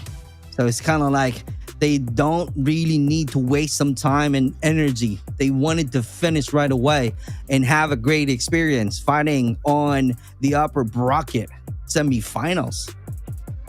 Yeah, and Control Takeoff will be up next. Something that OUG takes pride on, honestly. They don't want to play Crossfire. They don't want Raid, but you know, having to play Takeoff is something that these guys will look to try to dismantle your boys from STE. It's pretty linear, heavily defensive-sided, and for many teams that have played it here today and yesterday, all the way through on the defense, right? They have converted many things in that side of the map. And you want to take only 2 positions here, right? The top P2 for the cutoff, and if you can get a bonus guy on that P4, then you're pretty much set. That's easy eliminations for you. That's a spawn trap that you're just waiting for teams to come by and take. But it's gonna be hard. going to be hard for OUG because you've been tested twice already and twice you fell. And SD have so much momentum to go through and are on their way to launch themselves to the upper bracket semifinals, closer to the World Championship Day number 3. Can they finally end it here? Let's come and find out. Let's see and find out. Let's see how are they going to control the B and the A. Is that going to be a push? Is that going to be a good aggression? Looking at it, rough start right away. But OUG clearly have the control, as you can see, with 27-24. Okay, first bloods on the defense is first 5 kills as well on the defense is essential for you to get in this game and take and establish control. And OUG has done that, and SD are just kind of scrambling right now. They don't know what to kind of do. Do they want to play for the attack? Seems not it. They're trying to search for these players, which are so fast, and Ayo Raph blazing with the KRM, and nobody really finding an answer for him in those 4 possessions until Jai came in to spawn. But the damage has already been done. OUG going in for the spawn trap here, and SD has no answer. And that's the answer once again on the Kings of OUG. Clearly trying to showcase the crown that he's holding on his head, being the Kings of the OUG. Looking at the gap in terms of live points, 8, 15, 6. Oh my God, that's going to be clearly on the side of OUG. That's a good start, 1-0. Yeah, seems like it. That's as dominating as it could get, honestly. I mean, you won the opening. SD don't know how to respond back, and then you went in for the killing blow. You had Ayo Raph popping off, and then Kings was just kind of sitting like a duck on the staircase, having a head glitch with a Type 63. That's just how OP OUG could be once they get the setup that they want. Now we switch sides. It's essential for SDE to take the defensive side, as this is a CT-sided map. Super Clark. Where's the momentum? That's of SDE. I don't see that one coming. Or maybe OUG clearly master their craft, putting a masterclass in terms of their performances on this control mode, because right now they're clearly controlling this match. As you can see, 26-21 once again. Oh my, Cartel's getting 2 Ps.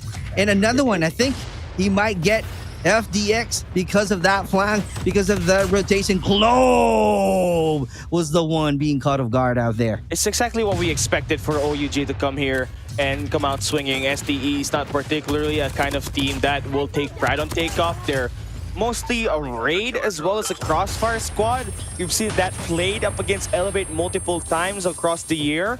But here, you know, just a different class in terms of prowess. OUG is showing, you know, Ayo Raph, you know, down at death's door, they're facing elimination, and this guy continues to step up for the squad. 14 kills for Ayo Raph. That's the highest in this lobby. Is coming through round number 3. I don't know what to say. It's kind of like ST sending a message that, hey, you can go ahead and win this round. We will have another hard point. That's the time that we can close the game. But we're still out here. We're doing our best trying to get a point. But we are not seeing that one coming on the side of SCE because of the score. 1 player left. FDX being caught. 2-0. Wow. Quick round, brother. Yeah, OEG is starting to wake up, man. And they're getting very distributed attacks, right? I mean, you have your ARs in Cartels and Tectonic, but the difference maker is still the one causing so much chaos on the map, right? It's Ayo Raph. Ever since that map number 2 where he scored 17 kills to maybe help OUG force overtime. Is out here again on the prowl. Number 4, where he is. I mean, number 5 is already at the enemy base. Found some value already on the operator. That's a key.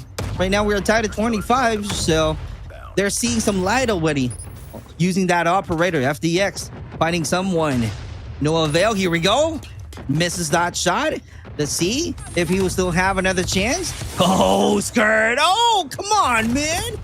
Loses that operator. Not able to take that advantage. Yes, indeed. And look at that, man. SDE starting to find their footing here. They started to play a bit more OBJ.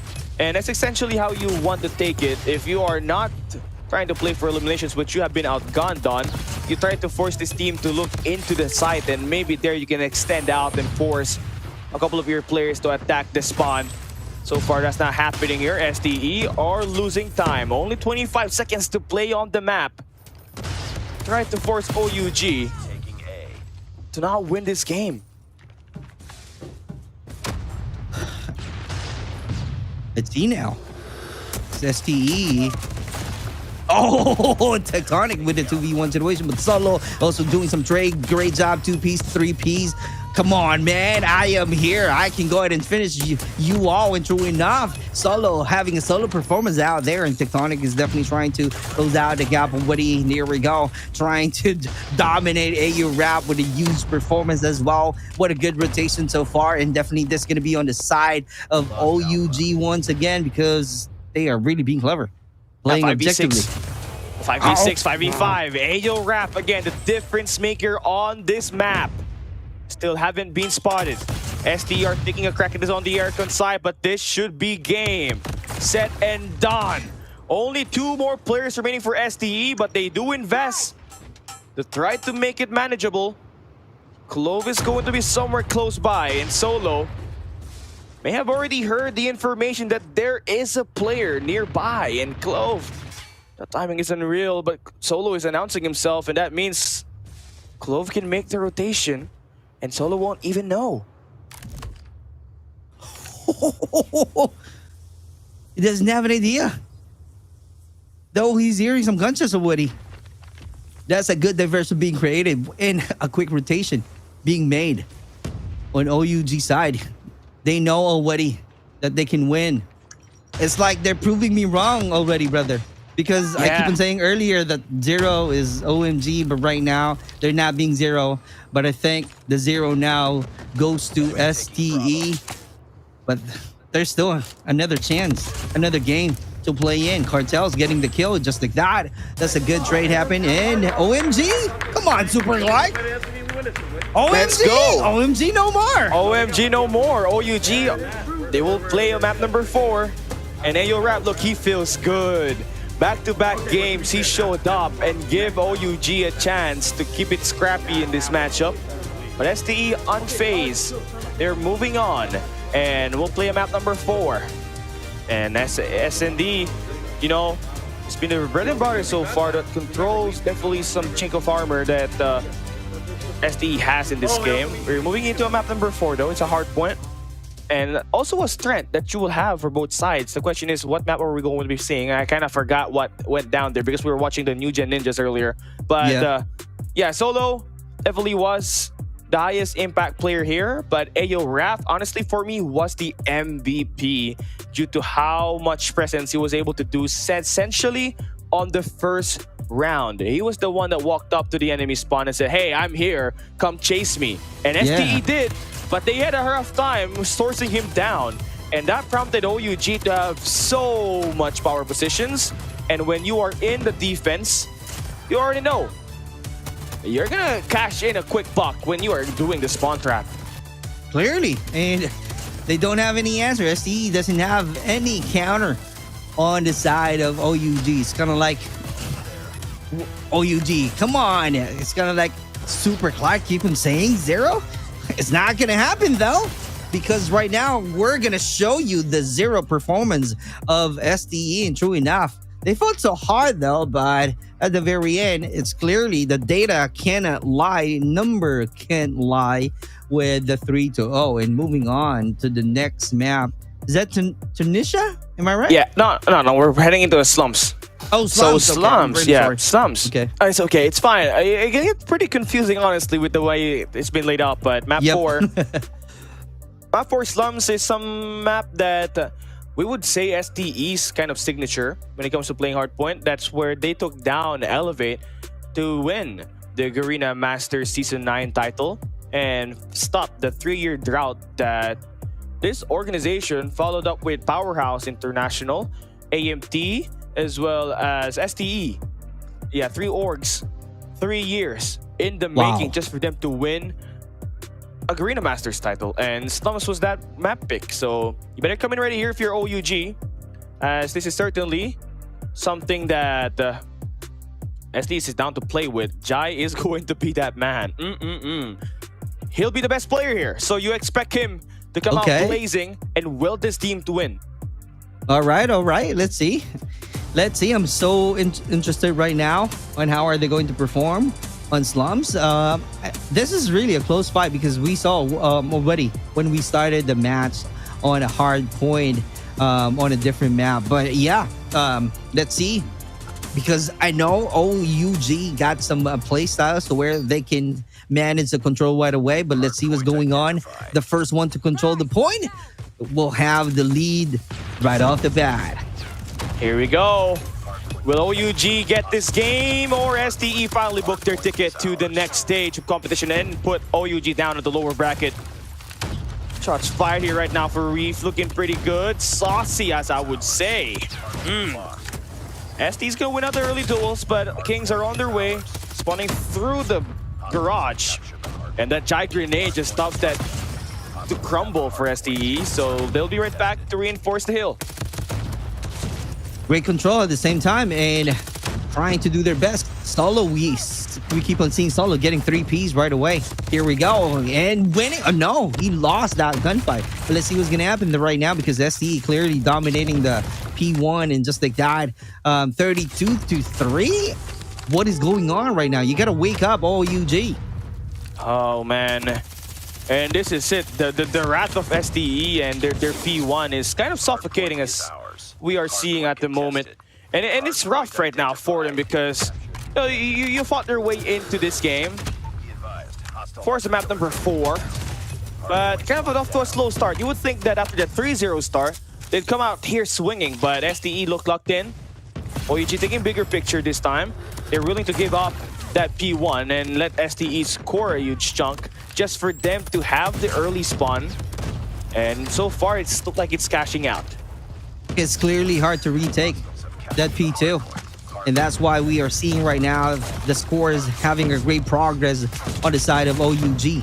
Rocking 26 right here, but SDE still not going down easy. 54. Oh my God, what a great retake this time on the side of SDE. This time is a matter of time on how they can hold on. This is a reverse story, a great narrative that they're telling right now to us in front of our faces. And SDE clearly dominating right now, pushing, showing a lot of aggression, 2v1 situation. Quick rotation right away. They're pushing on the P3 right now. And let's see if that scrappy time will be work things out on the side of SDE. And let's see what's gonna happen next. I mean, just in, right? Q9 successfully takes the 3-1 win up against New Gen Ninjas to advance to the upper bracket semifinals. So wow, there you have it. You got Wolves, you have Q9 as well as I believe is the winner of this matchup, obviously. Then what am I missing? Elevate. Elevate. Oh, yeah, I forgot that they won. Okay, never mind. Kind of too saucy right here. SDE. They have won the fight here with Clove with the 2 Ps. Look, they're trying to get more here. 3 operators invested for SDE. They just really want to get something going on this one after they lost that P2. And man, they do convert that high operator swing that they have, and this Clove operator is still available for them. A kind of a crossfire situation and a money hill obtained by the Stalwart squad. Right. Even if they know for a fact that OUG will be getting the next hard point, come on, we're still seeing FDX got the operator, so he just really need to find some ways right now in taking that advantage. Oh, information being given. What just happened? Just like that. AURAP and Kings is also joining the battle. Tight space, clearly trying to show how good defense that they have on this hill. So let's see, but FDX getting some use emphasis. That's why he's finding some way on how to do some reset, but no avail though. No avail. Kings is waiting for the perfect moment to strike, but SDE are taking their time outside the hill, and that rush through. Oh man, SDE. It's the opposing Spiral that found the break. And OUG are just going to be spawning right through blue. A bit of a quick flick there for Tectonic. They're pushing in once again. Quickly they go, and quickly they get shot down by Clove. Oh my days! Close range combat. STE reigns supreme. Oh, I love that. Reign supreme. Here we go. If we're going to have a great supreme performance, and just like that, they know already on the position, but losing the gunfight from the STE with the operator Tempest, finding some great value with the 3Ps. Wow. Here it is. STE, can they go in for the killing blow? OEG still able to put up some resistance here. Spawning through towards the garage. And you want to take a bit of a leeway here if your cartels. Try to push for space, but his teammates not really there to help enough and get him that space that he wants. So he's gonna fall, and Clove is out here. Man, how many times did this guy pull off the equalizer and decides to go in for the killing blow? So many times that he swings this equalizer and it ends up with STE with a massive hold in the point. Clearly a dominant round on FDX. Equalizer, clearly a value evident impact on the performance of STE. They keep on adding points right now, about to close out in 3 seconds to go right here. They just really need to rotate, and they know already how to control it. It's just a matter of time on how to create some defense and closing out the sidelines. And true enough right here, even if OUG got some value on the operator, truly invested on it, but still too far in terms of the scores. Oh yeah, it is. Look at that. 200 points about to be reached by STE. The 2 centuries already in, and man, Scourge, that machine is on time here as well. Fortunately, does not get enough value on it, but a couple of chip damage for OUG to be shot down on that first and second wave. But here they go, surging in one lane. He's got a Sparrow in hand here, is Skings. He's been meaning to find some value on it, but another shutdown in his face, and OUG will get flushed out and forced to make that early rotation continue. Early rotation indeed, but right now, let's see, how are they going to hold on? That's a tight space. It's a matter of defense that we're talking about. Oh my God. They got the hard point, bro, right? They got the hard point. They got the sightlines, but they're not winning the gunfights. It's really rough right now coming in for this squad. But you know for sure that AU Rap is clearly struggling, Super Clark. 15 kills for him right now. Remember, he was the MVP on the Search and Destroy, the second highest fragger for the squad in that takeoff, and unfortunately here has lost control, and STE are just up 30 points away and just cleaning this game up, and we are just about to crown our other semi-finalist on the upper bracket. Here is STE, as they only need 20 more points to close this game out. FDX flicks it. Tempest is good. AORAF surging forward and is good only for 2 as the Jai Hunter Killer drops him down to the ground. A couple of more holes inside here for STE. OUG's last resort to stay alive in the upper bracket finally gone as we move on to the next hill. Moving on to the next hill, you were right in saying that Jai is being the MVP, clearly performing well with 43 fragger. And just like that, they just really need to get 7 points to end this battle, but that's going to be easy because Globe, clearly, what a huge impact coming out from him and finishing the fight with 3-1. Congratulations, another Garena representative moving on to the next phase of this World Championship. Oh, they love it. They love it. But you don't love it if you're OUG, as a bit of an underperformance at the end. But it's to be what expected here. STE is the team that had been screaming whole year. Well, you can say the same thing for OUG. Their run to the World Championship ended quite early, and they had to go back to their respective homes, thinking that it's already over for their year. And then situations happen, and they finally managed to get themselves right back here, and they have to form back again and get a couple of screams here and there, but that's clearly not enough, right? You take a break, and that's just a ton of skill gap that you're going to have to deal with as you move forward. STE is going to win this. Jai with 46 kills, man. Wow. That's a 2.0 KD coming in for him. Clean routes, clean game. And STE will join their brothers Elevate into the upper bracket semifinals. The question on who they'll be facing, we'll come and find out later. There we go. Let's see and find out.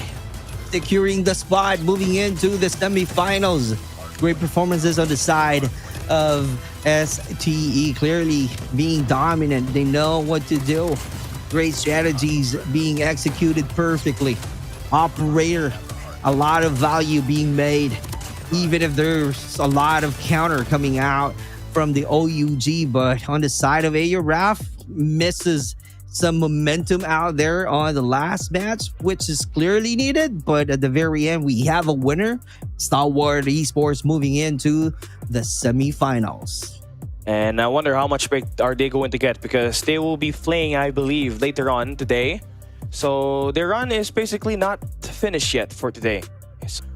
It's going to be crucial, though, that they perform well, because I'm pretty sure they might be facing Q9 in the next stage of this competition. Okay. So we have Elevate and Wolves. That is going to be I'm with FDX from the game on Stalwart, that and you're fresh off second a best map. win. But we got STE here. But let's hear it talk out. about that win for you guys. You were very dominant in the hard point. Search and destroy, a little bit dicey. It came into overtime.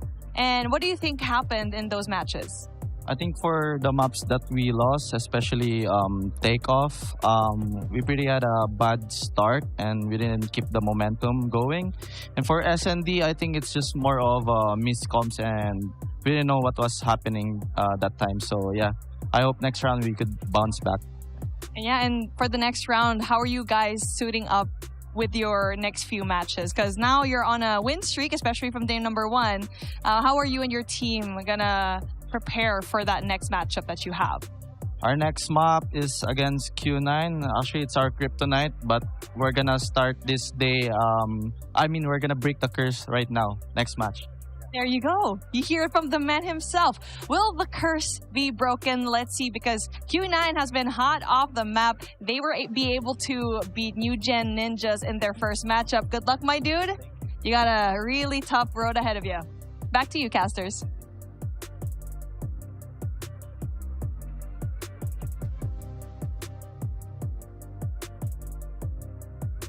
That says a lot on what Stalwart said there, because like OUG, you know, they may be the third team to come out of China, but the difference between the number 3 on the region and the number 2 is quite a massive skill gap there. So for them, it's gonna be quite a test to their skills.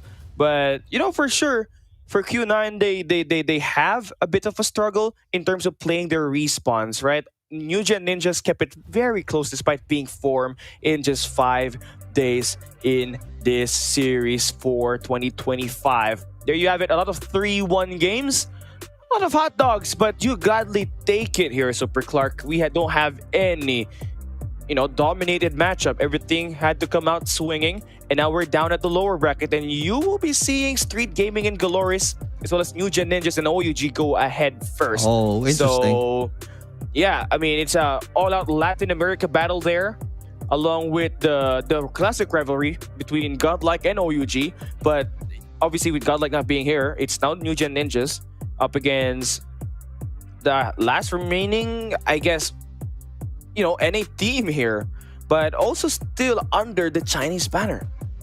I know.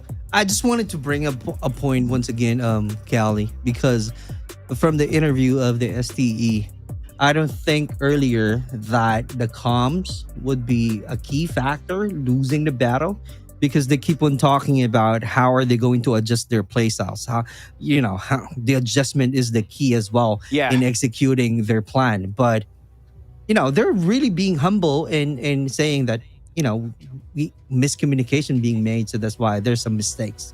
So I feel like, oh, that's a key factor too. I thought it's not. It's just like, saying and calling out your play is only the keys. But this time, hearing realizing that it's also one of the huge factor getting a win on any matches. Yeah, that's true. And for ST, I feel like the reason why there was a miscom because they didn't expect the kind of pace that AORAF was playing again on this map. Yeah, that guy was blazing through. They didn't expect him to come out of the gates, rushing through the match. We'll be taking a break. We'll be right back.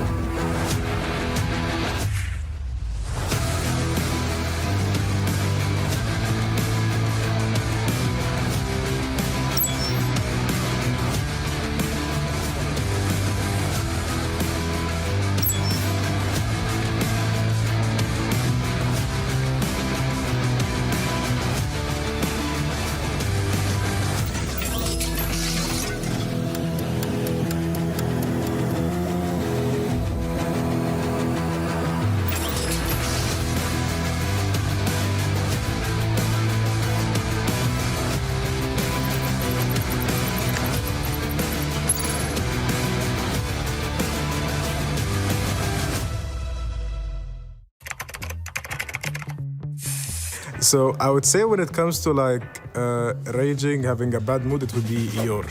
He's the one that's like, he's the one like snaps the fastest. It'll probably be Kings, honestly. He's very passionate, you know, so his rage is very justified at point. It's between Rihan and Yuki. I think for me it's Crossing. I think it's pretty obvious, it's Marvel. 我觉得我们队里都挺容易急眼的。 Oh, that's me. That's me. Yes, that's me. Probably me. I think I have a bad habit of speaking really fast to the point where I just like fumble my words, honestly. So it's a bad habit. BP. Maybe Kings can be Suiwa, I think so. I don't know. I think Suiwa. I think it's Warden. 我们队里面应该是 Zero 的沟通，有的时候他可能会着急。 就是也许人在这个位置，他会当时可能被他打掉的第一时间，他会报错别人的位置，就可能比较急。然后有的时候他会说一些就很好玩的话，对。Probably Kings. Honestly, he's somebody who once again takes those 1v1s really passionately. So I think he'll take the trophy on that. Me. I think it might be Crossing because he doesn't like to lose any game. I think it will be me. 我觉得我们队内1v1最强的选手是 Curly， 而且我觉得所有队伍都应该小心使用了 OnePlus 的 Curly。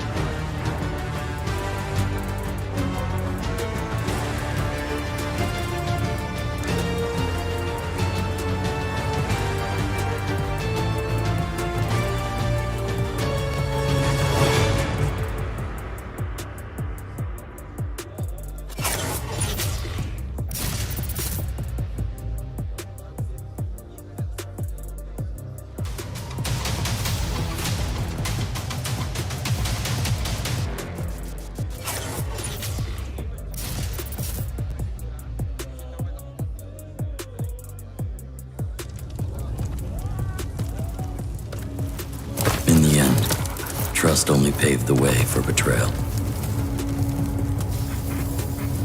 Blood can only be repaid in blood.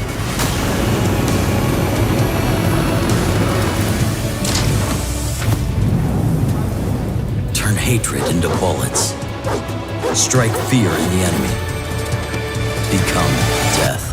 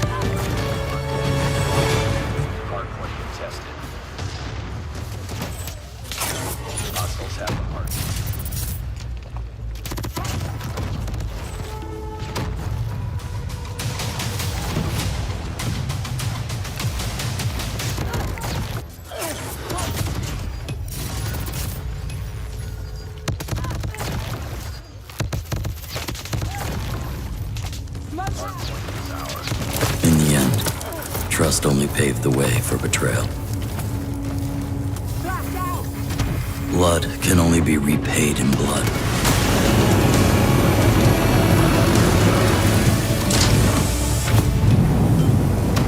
Turn hatred into bullets. Strike fear in the enemy. Become death.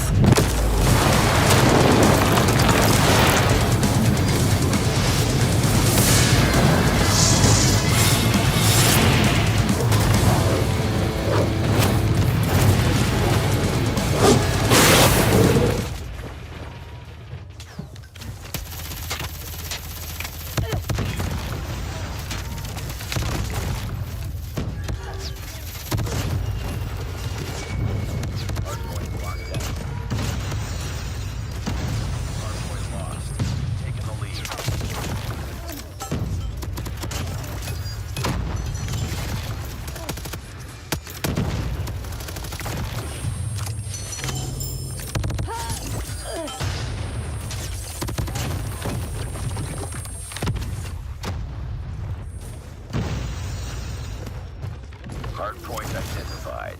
Capture the objective.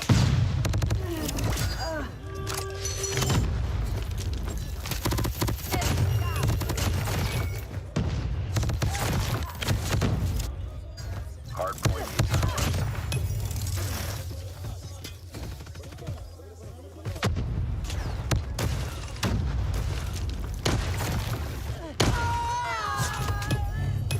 Hostiles have captured the hardpoint.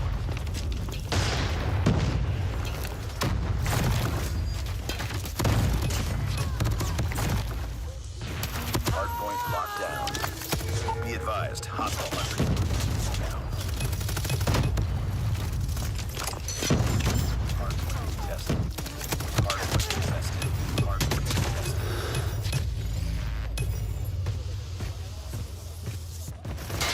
Yeah.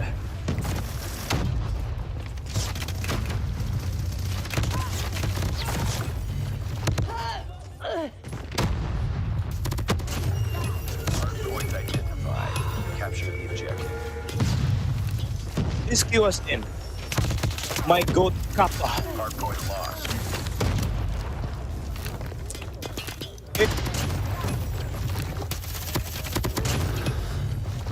Hostile hunter killer drone inbound.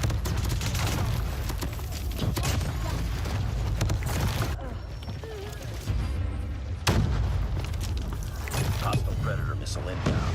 Hardpoint. Hardpoint is ours. Hostile predator missile inbound. Destroy enemy. Killer has been destroyed.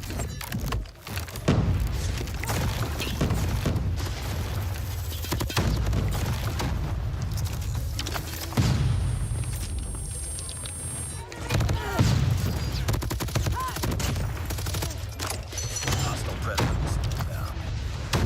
Lost the lead. Hunter killer drone deployed.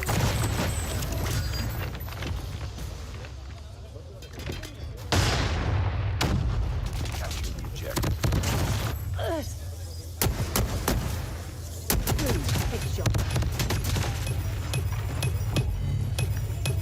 Hostile have the hardpoint.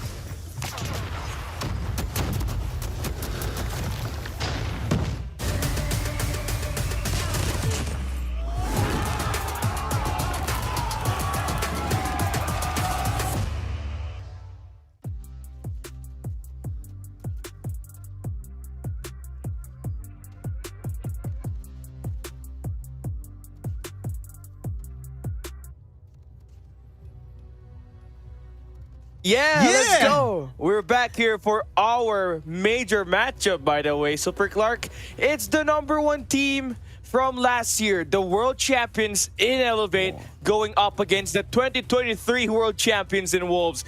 This is the fight that people have been anticipating for ever since the start of the year. And today we get to decide the fate of these two teams in this best of 5 up ahead. Oh, this is going to be crazy, brother. This is a highly likely match that you want to witness. You don't want to miss the battle between these two teams because clearly a lot of champions under their belt, a lot of titles under their belt. So clearly we will be seeing high level performances from these two teams. Yeah, for sure. And we saw PJ absolutely put on a mixtape up against Street Gaming earlier today, but they would need more of that because the team that they're going up against now is kind of a higher caliber of a team in terms of playing all the modes. And we're talking about the GOAT Zai that will be playing here for Wolves. That is gonna be, you know, setting things apart for this squad. But we got an interview coming in. We will be looking into, I believe, one of the players here for Elevate or from Wolves. So it is going to be brought to you by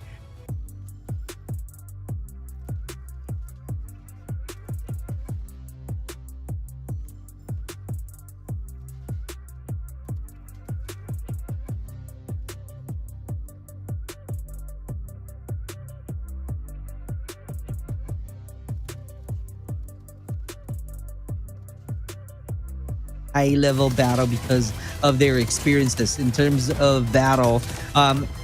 It's kind of like a battle of countries. Wolves is being the first, all right, the top team in China. Elevate is the champion in the Philippines, representing Garena. So I don't know what to say, bro.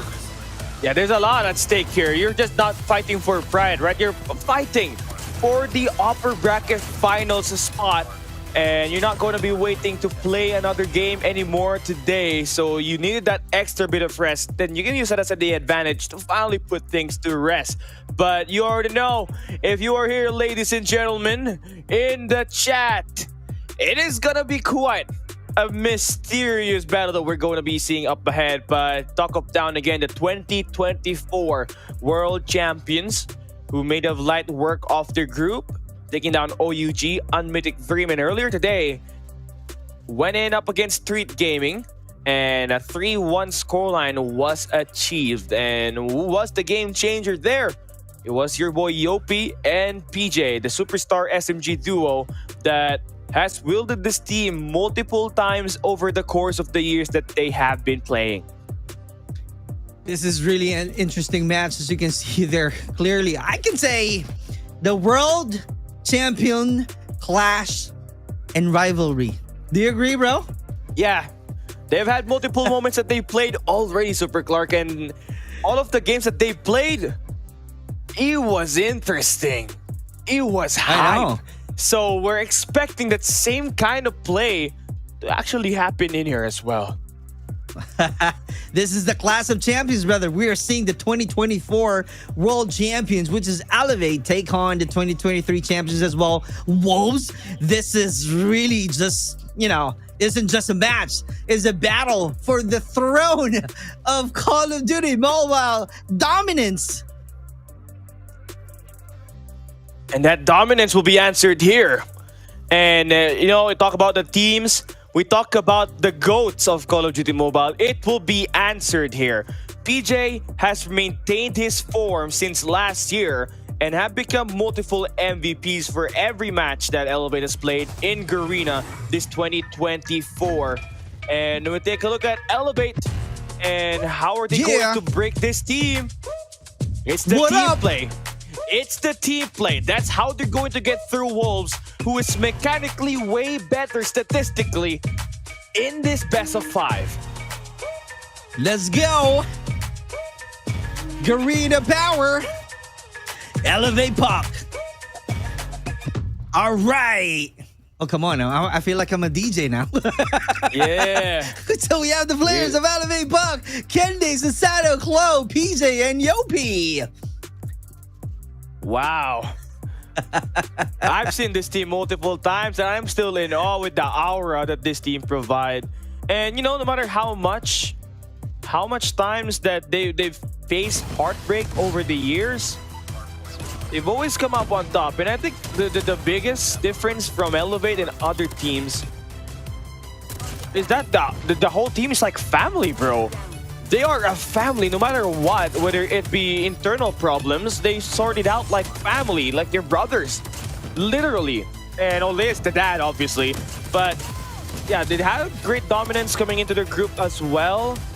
As we mentioned, OUG, and we saw that slums where 3 hard points in a row, they got full 60s, and we're talking about hard points that look pretty hard to play, but hoy, what do we have there? It's a Hacienda hard point. A teaser of what's to come. This is gonna be interesting battle. We're talking about here in the pit with the next OPJ matchup, overload, Elevate and here we Puck, go. Close. Beef Mummy. You guys have had a phenomenal day number 1, a good day number 2, but let's talk about that Hacienda hardpoint. You guys have been choosing that map for the entirety of the event so far, and you've lost one of it up against OUG. Is there a reason why you keep choosing hardpoint Hacienda? We're practicing Hacienda for a while. It's a little bit rusty, so I think teams are comfortable picking Hacienda. So that's why I think it's always Hacienda. And speaking of always Hacienda, you're also getting this map up against Wolves. And when it comes to the map picks that we have S&D firing range, raid, slums, then you're ending it possibly in Tunisia. How do you think the games are going to go? Do you think it's going to be close?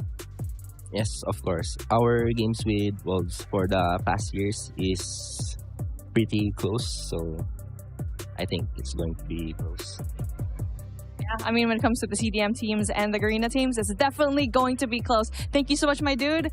Good luck, and let's get the games rolling. Okay, chat. Hacienda slums are map 1 and 4. You have firing range in Tunisia, map 2 and 5. Then, interesting, we finally get to see a map number 3 in raid. Oh boy, this right here screams map number 5. But it might be too early to say it. But Super Clark, since you're the guru here right now in predicting games, I'm gonna put you on the spot. The viewers, the viewers right now, if you guys are watching in Garena Call of Duty Mobile, I'd love to know who you guys are cheering. Are you guys Team Elevate or are you in for Team Wolves? But now we're gonna toss it into Super Clark. Man, battle of the Giants. I kind of need your guru to favor a little bit of the other team here. What do we think? What do we think? Oh, okay. This is really hard, brother. Because if we talk, if you guys remember, Elevate's respawn game is famously uncomparable, right? The commit buddies to the objective like no other team, right? Often overwhelming opponents with sheer numbers, right? If you remember the 115-0 lead they had against Wolves on Apocalypse Hardpoint, that's gonna be crazy. That's their identity.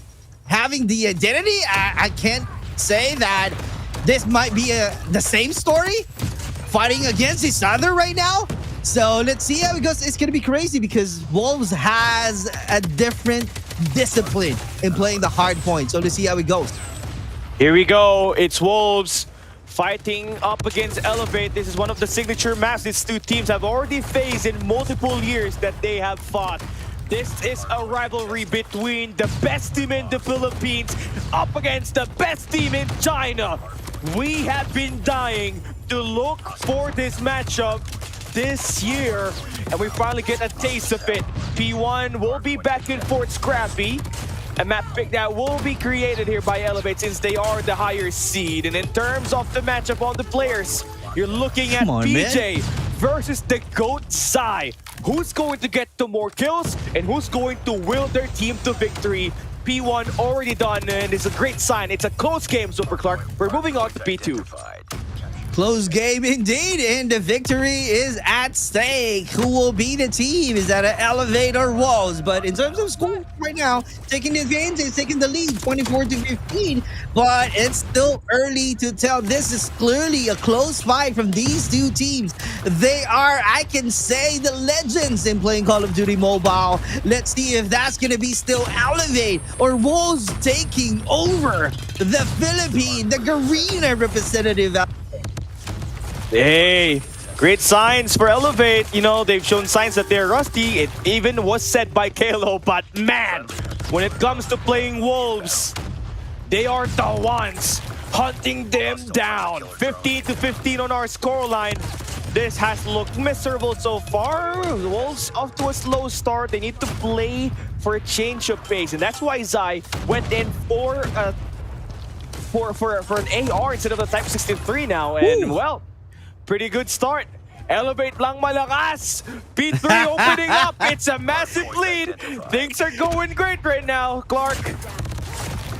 Lakad matatag on the Philippine side. Garena representative ELEVATE proving that they are the champion. 64-19, 53 seconds. Great rotation. We are seeing right now taking over the hill already. Warm great defense. Oh, what a win as well. And a great answer coming out from Wolves.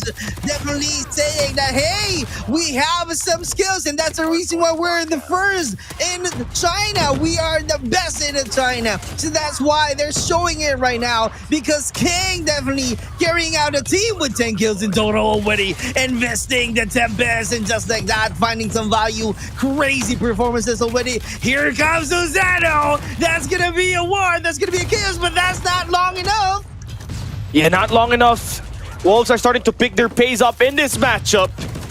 Win has across the board as 13 eliminations, and gunfights have looked way better here for Wolves. Now the question is, can they keep this one up? As PJ, you know, from the early dominance has been able to build up an EMP system, so every explosive utilities that they can bring might come into very effective route on this P4 up ahead. Kalo's gonna have the equalizer ready. King is on the open stairs, and he is gonna shut that player down, trying to flip spawn, maybe perhaps just to try to cut off any potential killers that will look to try to play through open, but no information there. So he brings the fight on the open, but Wolves gathering eliminations. Flushed away Elevate in the point, but only for Elevate to come right back inside and try to trade blows after blows. Oh my god, blow after blow. Indeed, we are seeing Elevate having a great answer, taking the control of the hill once again. If I'm not mistaken, that's a P3, and just like that, they keep on being consistent in terms of their performances and taking over. What a quick rotation right away. Let's see if the Elevate will be taking that, and still a scrappy time to where it is really on the side of Elevate. Still trying to get a win, still fighting hard, trying to finish all of the players. Here we go, Yopi once again. Oh my god, misses the shot. Not really having a long time value in terms of operating that operator claw. And that claw is just gonna be in there, but it's over. You gotta think of the bigger picture now. You're on P1 once again. You try to assess what happened. Elevate were just kind of slamming you on the point. And that's where you kind of need to be more coordinated if you're Wolves. You want to get the contest and not allow Elevate any source of smelling that you are kind of in a panic, because that's where they go in for the killing blow. Oh. What a good find coming out from Zai. He knows already where to go, because I think that they know already the strategies of Wolves because of their rotation. Flank didn't work on the side of Elevate, and Wolves right now clearly losing the battle because PJ clearly sending a message that, hey, I am here, I am strong, and that's the reason why you are dead in front of my face. In front of your face, indeed. Moving on to P2, this has been the Hill for Elevate. Kalo with the route, pathing, killing, sound. Opening blows will be won by Susano and Kalo, who finds a massive 3-piece, taking care of the spawns for the time being. Wolves are going to be on the driveway. Their spawn should be on Wells now after this play. Gets bust wide open, but a couple of gunfights being won here key by Sounds. The survivability inside will be gone. Just holding there briefly, Elevate will maintain the push inside, and guess what? This about to be a 70-point lead, 100% markup on Elevate's lead, heading into this P2. We got 20 more seconds to go, and you're clearly feeling Elevate's hunger to try to take down another favorites down to the lower bracket. Clearly hungry to retake, just like that. Defending the title. Elevate clearly having an OBJ overload. That was crazy wild on that hard point. Moving on to the rotation, they got a good angle closing out, holding on to the push of the Wolves, and that's why Wolves really having a hard time to find some answer. But Pig is also right there, and Zai with a huge help with the Sparrow. Let's see if Yopi will be finding some value, because that's going to be hard with a high ground. That's a great challenge, and here we go. Yopi once again with the operator and Kendi, trying not to be sweet this time because he got 2 Ps right away with a war machine, and here we go. There's no time for them to relax. They managed to control all of the sightlines, and that's the key of winning the battle. Elevate with 161 and 82. It's gonna be a long battle that we are seeing between these two rivalry. Yeah, I mean, talking about this rivalry, you kind of expect Zai to become a bit more of a standout here. Off to a slow start, only 21 kills. Then you take a look at the counterpart, PJ, 31 elimination here. Has not stopped to help this team carry over the momentum that they got up against Street Gaming on the upper bracket quarterfinals. Claiming the scrap time, that is the quality Elevate always bring forward. They all lay a strat in this hill, a zombie horde playstyle where they come at you in multiple angles and make you fatigue. And with Wolves entirely falling down on this P4, there is no answer to what Elevate is providing right now. Multiple cut-off plays for Kendi, and they clear out the P4. Early rotation, the first wave and the second, clean off by Elevate. Dominance is evident right now. Kalo Claw clearly the equalizer being powerful. This is the individual prowess being shown already by Elevate. PJ got a mission, clearly trying to push and control all of the high grounds that we are seeing right now, but King carrying out his crown alone right here, finding some shot. Here we go with no avail. This time finally found 1, 2 Ps with the Kendi with the answer. At your back, you gotta watch your 6. You gotta be aware from your surroundings, because Elevate is all around the map right now. It's kind of like devouring this map, devouring the reset, which is the P1. Let's see and find out how are they going to finish the fight fighting against Wolves.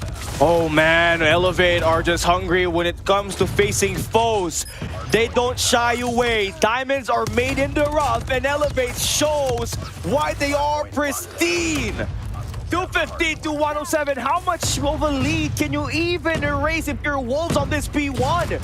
You only got 30 seconds remaining here, and the longer that you give Elevate more chance to play point, the harder that you get yourselves in this battle.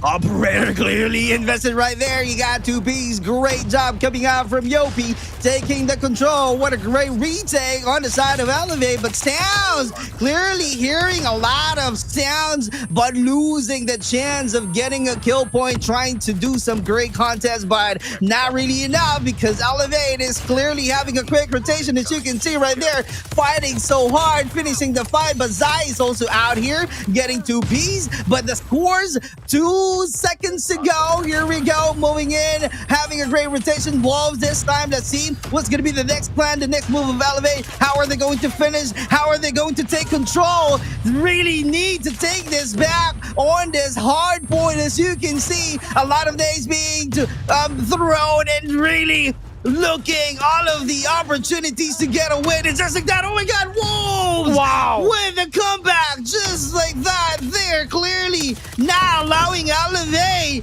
to lose easily from this hard point, but looking at it, brother, objective is the key. Clearly overload, overflowing on the side of Elevate. Yeah, PJ with 43 eliminations already. They may be able to get this shutdown here with PJ winning that gunfight.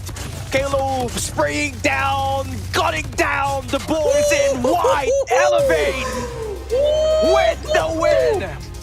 250 is the score to go, and they reach it first. If you want to become the world champions, you have to go up against the champions in Elevate. And so far, the first test for Wolves, quite difficult. Hard point shut down. Great start from the Elevate side. Elevate can prove 2024 wasn't a fluke. If Wolves can reclaim their title as the most dominant force in COD, Elevate is right there. And true enough, Elevate clearly elevating their performances. And Chloe, oh my god, 52 KDA. Oh my god, just like that, clearly dominating the first Oh match. my god. Hard point. I don't know what to say, man. Kalo 52, then you got the GOAT Zai, 28-37.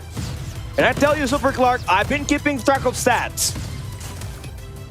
That man never had a .99 KD or lower. His lowest was 1.26 KD. Wow. This man averaged a negative KD in the first match. That's the worst game by far that Zai has played. The GOAT of God M. Dropping down, that's not what you want to see if you're Wolves. Well, let's see what's gonna happen because we're not yet done with this battle. Although Elevate getting the first win, like Callie saying earlier that the GOAT Zai not really able to execute and play his A game, but this time getting the feet wet already, feeling the pressure on their shoulders. They really need to, you know, pick the momentum and make sure that they still have the energy to fight back, fighting against the champion of 2024, Call of Duty Mobile. This is it. This is the legends. These are the history that they are creating already on World Championships 2025. You want to create your own legacy, and legacy created on the first game here by Elevate. The very first time we get to see the best teams in the East go ahead each other in a tournament. And you just saw the GOAT Zai just have a struggle. But would you take a look at that, right? Look at the finger sleeve here by Peg. It's PUK. And Elevate's sponsor is PUK. And do you know what PUK I'm saying? PUK is the finger sleeves. It's also a mobile gaming control setup. Very popular right now. I actually bought one a couple of weeks ago. Okay. I still haven't gotten mine though. It's still shipping, but I'm excited to see how that one plays through because you can play Steam games in mobile now. And if you can get your controller ready, you're basically having a Steam Deck portable in your phone. So I'm pretty excited. But anyways, let's go. Get this game started. Elevate. Oh, with the shutdown against King of all players. Oh my God, that's really a great start coming out from the Elevate. As you can see right here, 3-2 split that we are seeing. But this time they got a first blood. A good trade happened. King and Chloe is out of the game. So let's see how they're going to adjust. This is the adaptability that we are talking about on this kind of situation. How are they going to keep things up? How are they going to really execute their gameplay? Is this going to be the time to where they're going to move on and have the plan B being executed? So Sano is right now trying to find some good intel. No avail yet. Zai finally gets himself in the board. Stun check here for Kendi. Oh, compromise the position when it's going to be there. So now the real test here for Wolves is to win the respawn, and for Elevate, it's the S&D. Wolves are going to be the one coming up on top. And looking at the way that this one is showcasing, right? Wolves are going to quickly put that bomb down at the B site. Great start. This is the momentum that I'm talking about from the Wolves. They got the fangs right off the bat. So let's see if there will be any blood coming through on the side of Elevate. Are they going to shout and feel the pain from the Wolves? Here we go. Zai's right now trying to find some good angle. High ground right away, expecting that someone will be doing some peek from one of the players of the Elevate. Such a slow start. And you can see the respect here by Elevate. They have 3 players stacking that B side. So that A side looking kind of weak. Hold on. Huh. I don't think Wolves expects this.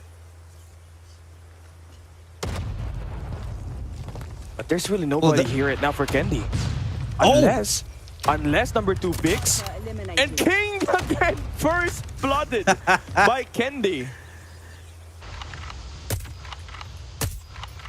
This is a thrilling match, brother, from these two teams. Bomb has been planted.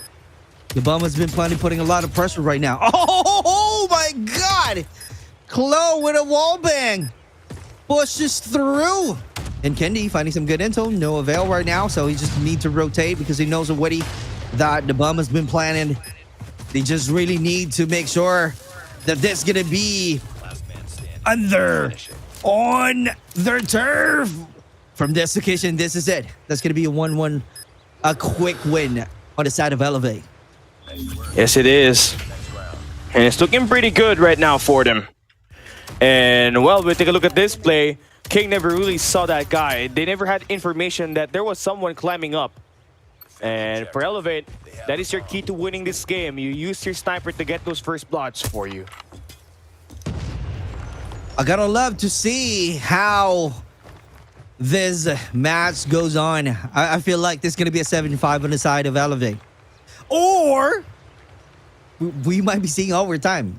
It's gonna be early to tell, but yeah, respect to the players of Wolves. They're crazy good. That's why they're the champion. They got a lot of the titles under the belt. But looking at the formation right now on the map, clearly trying to make sure that they get the advantage and putting some pressure right away, but planting the bomb early and sending the message that, hey, we are here on the A side. And that's a great defense coming out from the Wolves. Now the question there, Elevate, how are they going to plan things out? Putting a lot of pressure, having a lot of aggression. Can they make it? Here we go. Oh, 2v1 for Chloe. So standing for the sniper. He knows already that someone is out there losing the gunfight. Let's see. That's going to be strong on the side of the Wolves. And true enough, that's a 2-1. I kid you not, brother. This might be a 7-5, but let's see what's going to happen. Let's see how this one will pan out. Wolves definitely still looking for King to activate. But for Elevate, it's also for PJ to finally get himself in the board with Yopi. They have not really made any difference at the start of this first 3 rounds. Here we go. This time, being passive. A slow face on the side of Wolves. They're just on the respawn.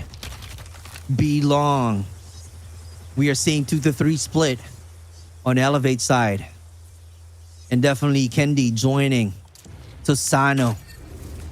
And this is it. A preparation being made on a sniper. Here we go. Can he get that intel using that nade? No avail still. No information. Clearly, the respect being given already from these two teams. Fragged out. Oh, there we go. There's a info being given. So let's see how are they going to react. Okay. Number 2 in PJ has to win that gunfight in that trailer. Wolves are slowly approaching Yopi with the wall bangs. Just trying to put in a couple of mixer. PJ needs to win that fight up against Zai on the wood board. And Zai's running away with the sniper. And PJ's on the hunt. They can't really swing that bomb over yet. They gotta take care of the back side of this map. Because PJ is going in for the lurk. Halo gonna try to play for the engagement. And Kendi there with another first blood. Elevate are locked in. But you gotta take care of the GOAT Zai. And PJ is gonna take the number on Zai there. And then open things up on the front. Halo with the push. Win! Eliminated by PJ! Woo! The retake is good, all down. To the man with the PKM, it's Peg, who will be eliminated by Kalo. And this is it. Finding some equalizer. 2-2 is the score.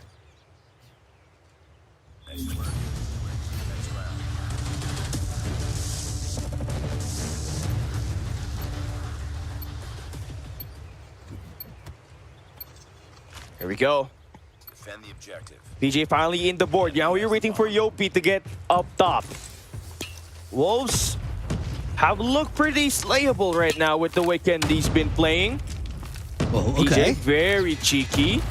Wall bang. Wolves are wall banging, and PJ's at least going to get one. Still good enough. Yep, Done nothing. They know that kind of strategy, so it's a matter of who will be the first one. And true enough, Elevate getting the first blood, 4v3 situation, rotation. So Sano finding something. Oh, misses that shot. Here we go. But he knows the Woody. That someone is out there. Oh, what a great job. Hopping in, hopping out. That's the mechanical skills that we're talking about. That's how you do it. Finding some intel. No avail still. Susano still not moving any muzzle at all. 2-2 is the score. We still have a minute to go. The moment we see a less minute time, they might be forced to move around the map and have a crazy surprise from each other. And it's a matter of time can tell to where might be Elevate getting the win or the Wolves doing some clutch. Let's see. Kendi again has looked engaged in this matchup. Clearly what you want to see for the squad here. It's gonna spot a couple of players down at the very back. Still looking for that kill. But, you know, a couple of shots off camera. King slowly pushing through the A side. It's a 1v2. You can't surely lose this chance to win it, right? Kendi putting pressure on the King. And Susano there for the cleanup hit. That's a good strategy out there, being the first one. Great positioning on the side of Elevate. That's the reason they got to win. Looking at the highlights, they know already on how to do the wall bang, but Wolves also knows that they know how to do some counter. And the rotation being made already, finding some good shot, and we are definitely starting and moving on to the next match. Let's see how it goes. We are just definitely starting. A lot of players right now still on the B long, but mid control on the side of Elevate. Is that going to be effective or not? We'll see how they're going to get tested here. Halo. He's going to be the only one standing his ground here. BJ. Oh my god, oh my god, oh my god. No! just one of those moments where you think patience is virtue and you didn't get rewarded with anything. Timing is unreal. The bomb has been planted. He's like thinking that I can do 2Ps or 3Ps out there. I just really need to find some perfect opportunity. But maybe if he was being caught. Yep. I don't know. Maybe. Okay. Zai, remain quiet here in this match. You clearly tell that the sniper presence have been dominated by Elevate. But there you go. Speaking of the devil, time is running out and he is on the very back end. The GOAT. We were calling him out. He is gonna clutch shit. 3 eliminations on it. I kid you not. It's either 7-5 or we're gonna have an overtime at 6-6. Let's see how it goes. 3-3 is our score right now. That's the highlights. That's the clutch win on the side of Wolves. What a snipe skill we are seeing from Zai. Here we go. Starting the next battle. 140 seconds to play. Susano got a better formation. This time I don't see any aggression. Oh, they're changing the approach right now because Elevate still holding on. They're just on the respawn and still not getting some intel. Although Chloe trying to find some intel on the B long, but yeah, they know already. There's really a good ways on how to find some good intel. But on the side of Wolves, a lot of movements that we are seeing right now, trying to be ready because they're thinking that the Elevate will be going heavy on the A side. Yeah, certainly it will be a slow round. And I think it's just the right time because you want to not give Zai any chance for him to get going because once that starts, it's the beginning of the end. Once the GOAT PJ starts to pick up his shots, that's where you know for sure that your probabilities of winning the rounds will diminish. A couple of information thrown away there by Elevate for free. You see the nade out on tunnel, all the way to Tiki side as well. Oh, whoa, whoa, whoa. Bit of a mixy-pacey match, but Wolves are gonna win the trade here. Susano will not get anything, and the GOAT Zai with the backstab. 4-3 on the scoreline. Surely a close game that we got in here right now. Indeed, the time runs out, so that's why Elevate being forced to go to the B side. But let's see, because they know already their mistakes. So the question there, how are they going to adjust? But looking at it, same strategy that we are seeing right now. Klo going on to the B side, holding on to that sidelines. But 3 players that we are seeing on the mid lane and adjusting the movement right now. I mean, the position from Klo, and that's on the side of Elevate. But still looking at the map, Wolves having a better defense on the side of A. So let's see how this thing pans out. Is this going to be another win coming out from Wolves? Rotation being made over to Yopi, trying to find some good angle. Here we go. Not doing some wall bound because he might be sending a message that, hey, I'm still out here patiently waiting for you to get the bait. But let's see. No bait yet happening, but losing the sniper on the side of Elevate. But still Kendi looking for a better opportunity. Oh, Peg is clearly trying to do some better positioning out there, but still missing. Yes, he does. Oh, King. Ooh. Beautiful nade. They got info that there's a guy on stairs now. Look at Sound. On the flank. He's gonna win it. So Yopi's left to play for the attack. Oh, the trailer, and the combo there for Wolves will stop it. This is going to be interesting. 2 wins to go on the side of Wolves. Let's see, they have the bomb. Let's see how are the adjustments. How are they going to adapt this kind of situation? Going heavy on the B side right now on the side of Elevate. This is going to be wild, putting some pressure already. I think they're going to put some bomb being planted early. Let's see from Yopi, but still finding some perfect opportunity out there. Rotation being made, but loses the battle. Gunfights, they just really need to win. But Elevate, Susano is still out here, finding no one. But Yopi still being alive. And that's it. Sending a message that, hey, this is it. This is the one that we are talking about. We are here on the B side. Really rough round for you to play if you Elevate. 1 more round loss, and you already know that Wolves will take game point. We're going to the map number 4. Wolves are slowly figuring out how the way they want to play this. Bag loses that one. Yopi is there. 1v1. Susano versus King. Okay, clutches. And the defuse gives Wolves Lost that round, but it's not over yet. game point. Just like the game said, it's not over yet. 6-3. Oh my God. This is the only time my prediction was wrong. I keep on saying 7-5 on the side of Elevate or 6-6, but right now the scores clearly half-point difference. PJ is right there. Early, finding some good angle, looking air, still controlling the situation because Susano losing the battle right away. So that's really a good chance from the Wolves getting the first blood on their bag. On their bag. They are here. Nade, but the trophy will cancel it out. And it's such a rough start here, right? You're waiting basically for PJ to get someone in his crosshair, but nobody really wants to pick the Cubby right now. Well, at least not for Sound and King. And then the first blood, then the second actually do connect here for Wolves. Kind of do force out a couple of rotation here for Wolves to actually go in there at the A site. So you got PJ. Oh, making sounds. Oh!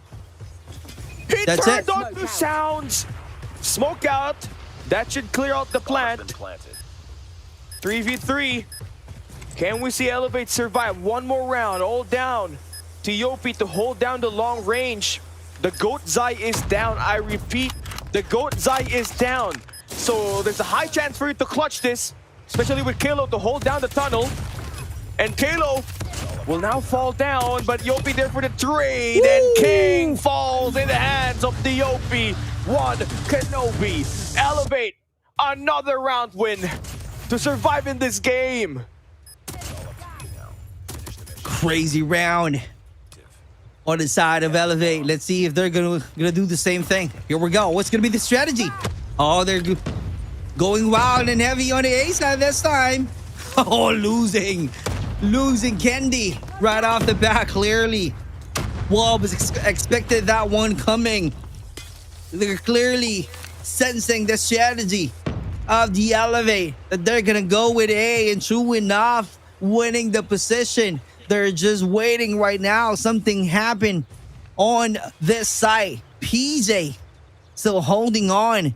Peg is also right here, finding some time, rotating. There's no intel being given.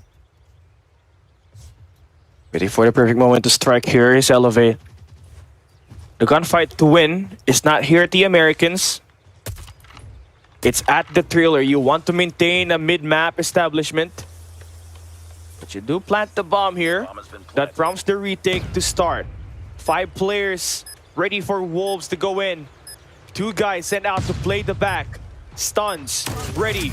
PJ, first blood, rushes inside of the trailer, but another guy pushes through, and Wolves are starting to go in for the elimination. Kalo falls down. Never mind! Oh! Oh my God! Oh my God!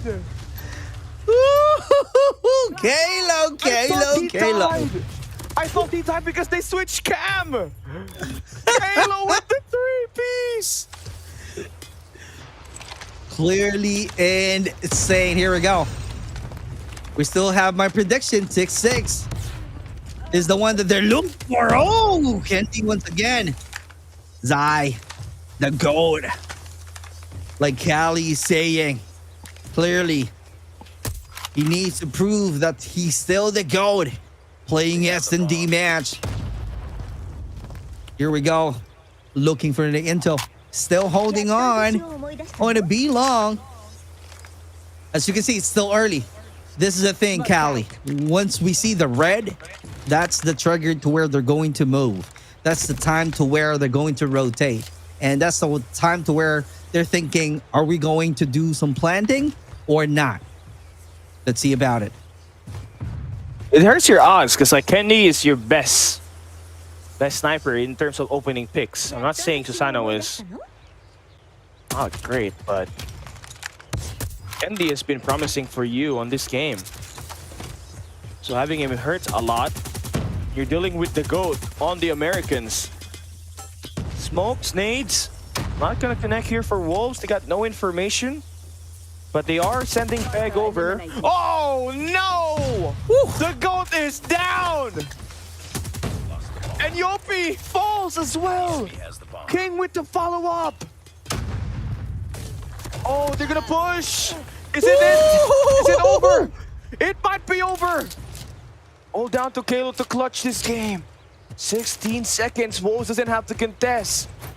You just need to wait for the plant to happen and then they can go for the kill! Wolves are not yet out! They fight back!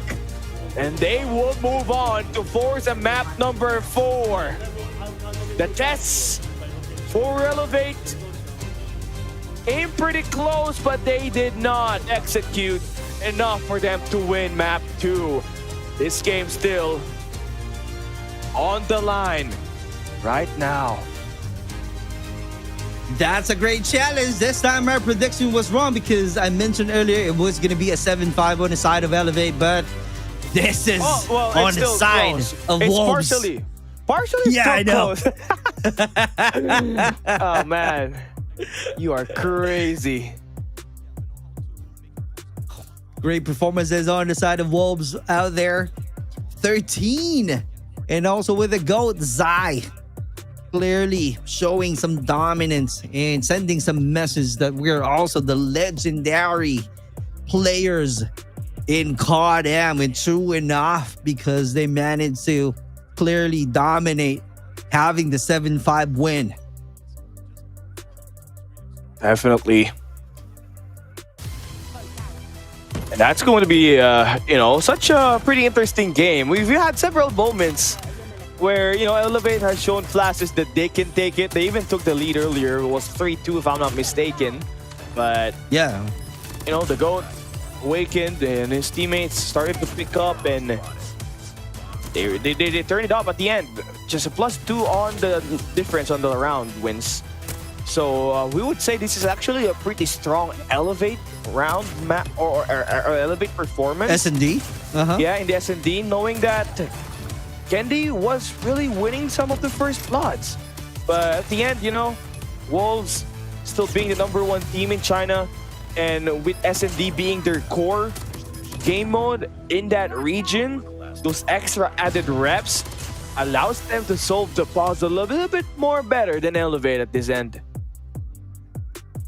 And while we're waiting, just to give you an update, Galores versus Street Gaming. Galore is getting the win with 3-2. Insane. From the LATAM, Galore is clearly having some glory. A dominant win with 3-2. But we are not yet done from this game. Wolves versus Elevate. Let's see how it goes. It's going to be an interesting match. As you can see, we keep on saying it is indeed a rivalry. Who's the GOAT? Who's the best team playing Call of Duty Mobile?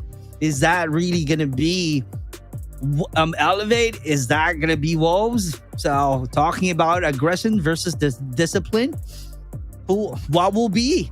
Is that aggression on the side of Elevate or a discipline on the side of Wolves? It's gotta be, a mix of both, probably. But I would say, for Wolves, the main challenge really is the respawns, because it has been quite a struggle for them. Yes, Rise is not here, King is able to sub in, but nothing will beat the pace that Rise has on the team back when they were playing Season 9 and Season 10. But for Elevate, right, you'll gladly take that. You almost came so close to winning a firing range map pick, but you move on, right? You're playing Raid. I think this will be the first time we get to see a Raid map pick here for both ends, so it's going to be a big challenge, a very tough challenge for them. Interesting map, interesting choice. So we're talking about, I don't know, because we know for a fact that there's a lot of aggression on Elevate, so I feel like we might be seeing a lot of close quarter battle, right, on a kitchen or onto the garage. Who knows? But also we still have B-side, right?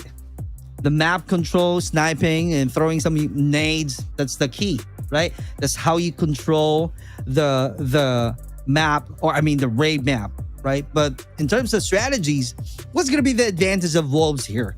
We're talking about locking down the long, I can say the B long range, right? Maybe that's one of the advantages that the Wolves can do to win against this match to Elevate. I mean, yeah, the sniper really will work well here. I feel like they'd opt in for a Type 63 over a sniper because, Rice was their main sniper in Raid. So not having him around, who is going to be? Is it going to be Zai? I haven't really watched a lot of Wolves this World Championship, but one thing for sure, the adjustments is big, right? Having to lose out on your one of your key players in the game. But King is still King. He is still a world champion. He was part of Wolves back in 2023, so he should have snipers. Anything can be possible here. Raid is going to be the map pick. So let's see how Elevate will force the chaos to their favor. Chloe is the one that I'm picking, putting some chaos to Wolves. Because as we all know, it's very rare to Elevate plays a good defense.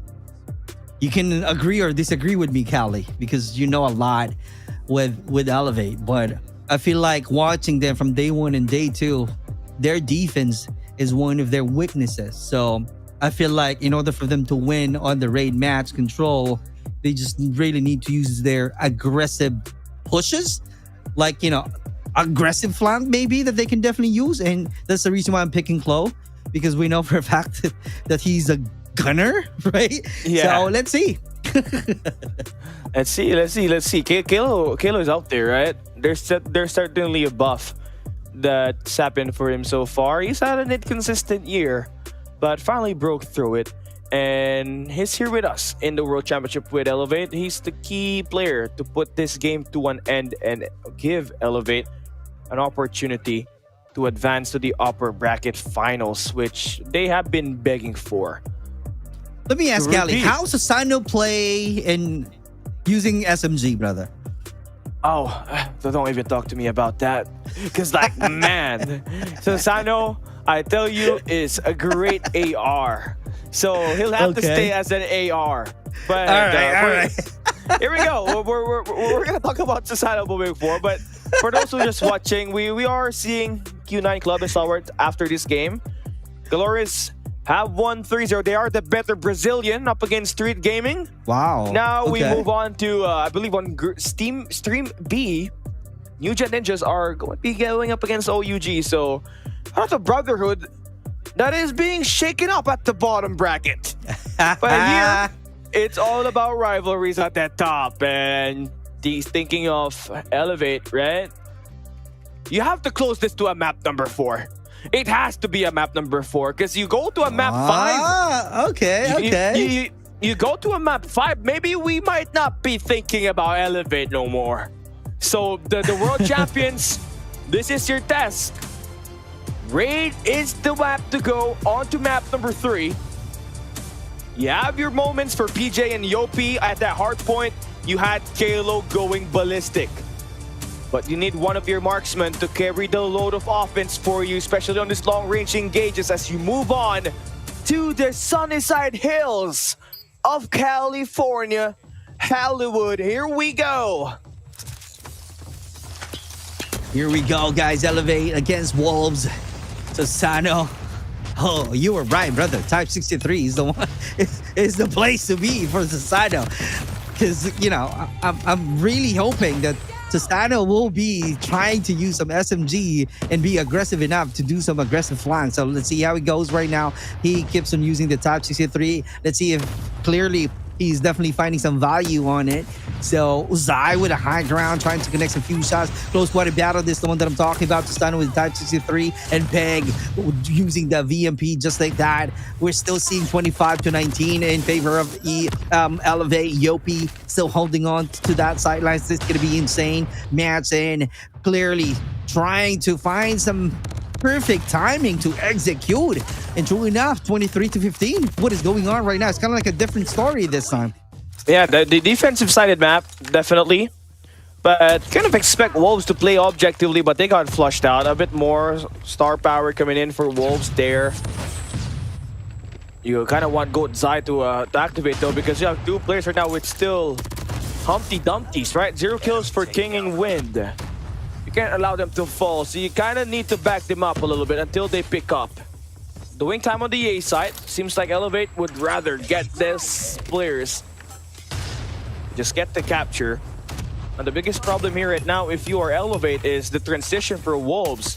They might push up the laundry side, but you'd rather push them and take those kills gladly. And now they're going to be able to move on and bounce to B. But PJ's going to be there. Hello! That's 1. Oh!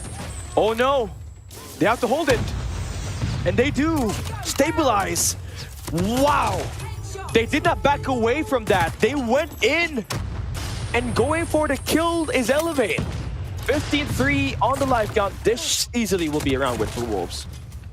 Oh, there you go. 15-0. Just like that. 1-0. Great start. Elevate clearly showing how good they are in playing this control mode. And true enough, it's kind of like the hard point and a lot of aggression being shown already from the Elevate side. And Wolves clearly finding some ways on how to hold that aggression. But let's see, how are they going to plan things out? Moving on after getting a loss. PJ, what a good start. Finding some value on the operator. Can he get another piece? And trying to adjust and finding ones once again. 3. Oh, okay. All right. That's really a good value there. And here we go. The battle continues. 28-22. Good stuff coming in here for this team. Elevate. They're going to get the B side for free. And they'll gladly take that. Susano going to get traded out. But here's the problem right now for Wolves. They don't know Yopi's here. And they're going to skip up spawning on basketball court, but Kendi is now ready for a potential player to spawn on the laundry side. So they have heavily coordinated this attack. Oh, okay. And they're converting it. They are converting it. A side is free now. Wolves spawns out. Wolves spawns out. What an incredible play here for Elevate. They deny the kills on the A side by utilizing this spawn to their advantage. They flip it and they kill it. Yopi breaking ankles. 4 in a row for him and another with the Hunter. Wolves, where are you at? Clearly, one-side game, brother. This is a one-sided game that I'm seeing a master class being given by Elevate to the Wolves. And clearly showcasing how good they are. Controlling the map, keeps on winning the gunfights, and Wolves doesn't have any answer to it. Although there's some instances that they're winning the fight, and yet, but that's not enough because right now we're only seeing 2 players left on the side of Wolves. On the side of Wolves, indeed. Really rough showing here right now. For them, honestly, they got out-macroed on this map. And out-microed as well. They did not know what was coming, and he just hit it. And they fell miserably. And Elevate are not going anywhere. This is not CDM Season 9 and Season 10 where you can self-nade yourself. So right, you have to feel the despair of the GOAT being alone. The GOAT is in trouble because 50 seconds means there's a ton of time for Elevate to build operators. But Zai, again, being the GOAT himself, wants to take it over. They fall. That's a lot to take, bro. Even if you're a GOAT, that's clearly a huge challenge to where it's going to be hard for you to survive. And because of that one, we are seeing 2-0. Elevate clearly dominating, going back to their momentum.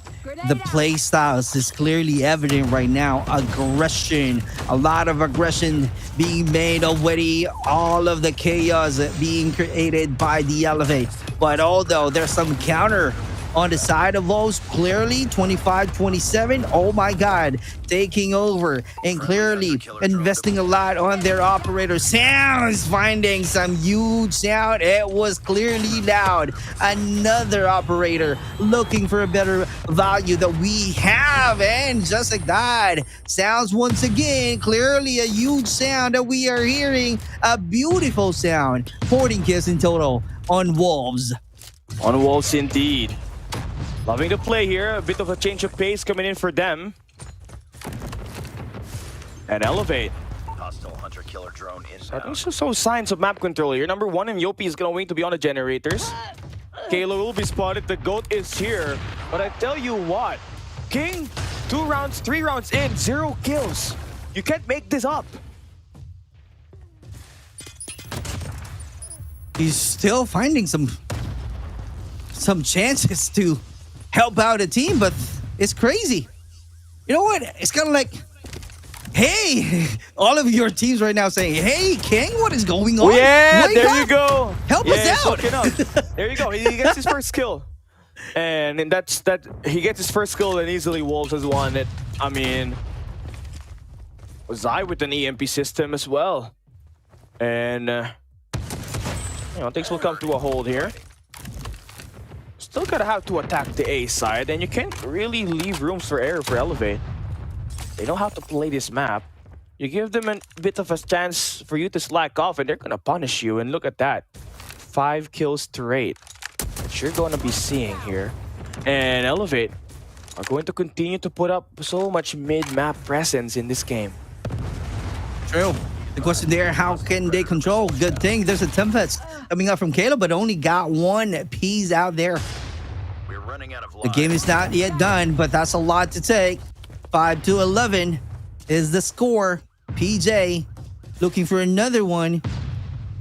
Great angle, but finding no one. Finally got a chance, misses. There we go. Good shot. But still, 10-4 is the score. Can PJ can do some clutch. Here we go, getting some damages, and that's the reason why he just really need to do some reset, and that's it. Let's see if PJ and the rest of the team will be able to do some clutch, because 7 lives left. Another one coming up from your... Oh! That's insane, bro! Let's see. 6 seconds. 4. Oh! They have to go. Oh, they have to be saved by the GOAT. 25 kills for Zai. Man, how much was the lead? Was it 10? 10, 14 left? 10 life counts. And Elevate almost erased just by staying still and utilizing their operator.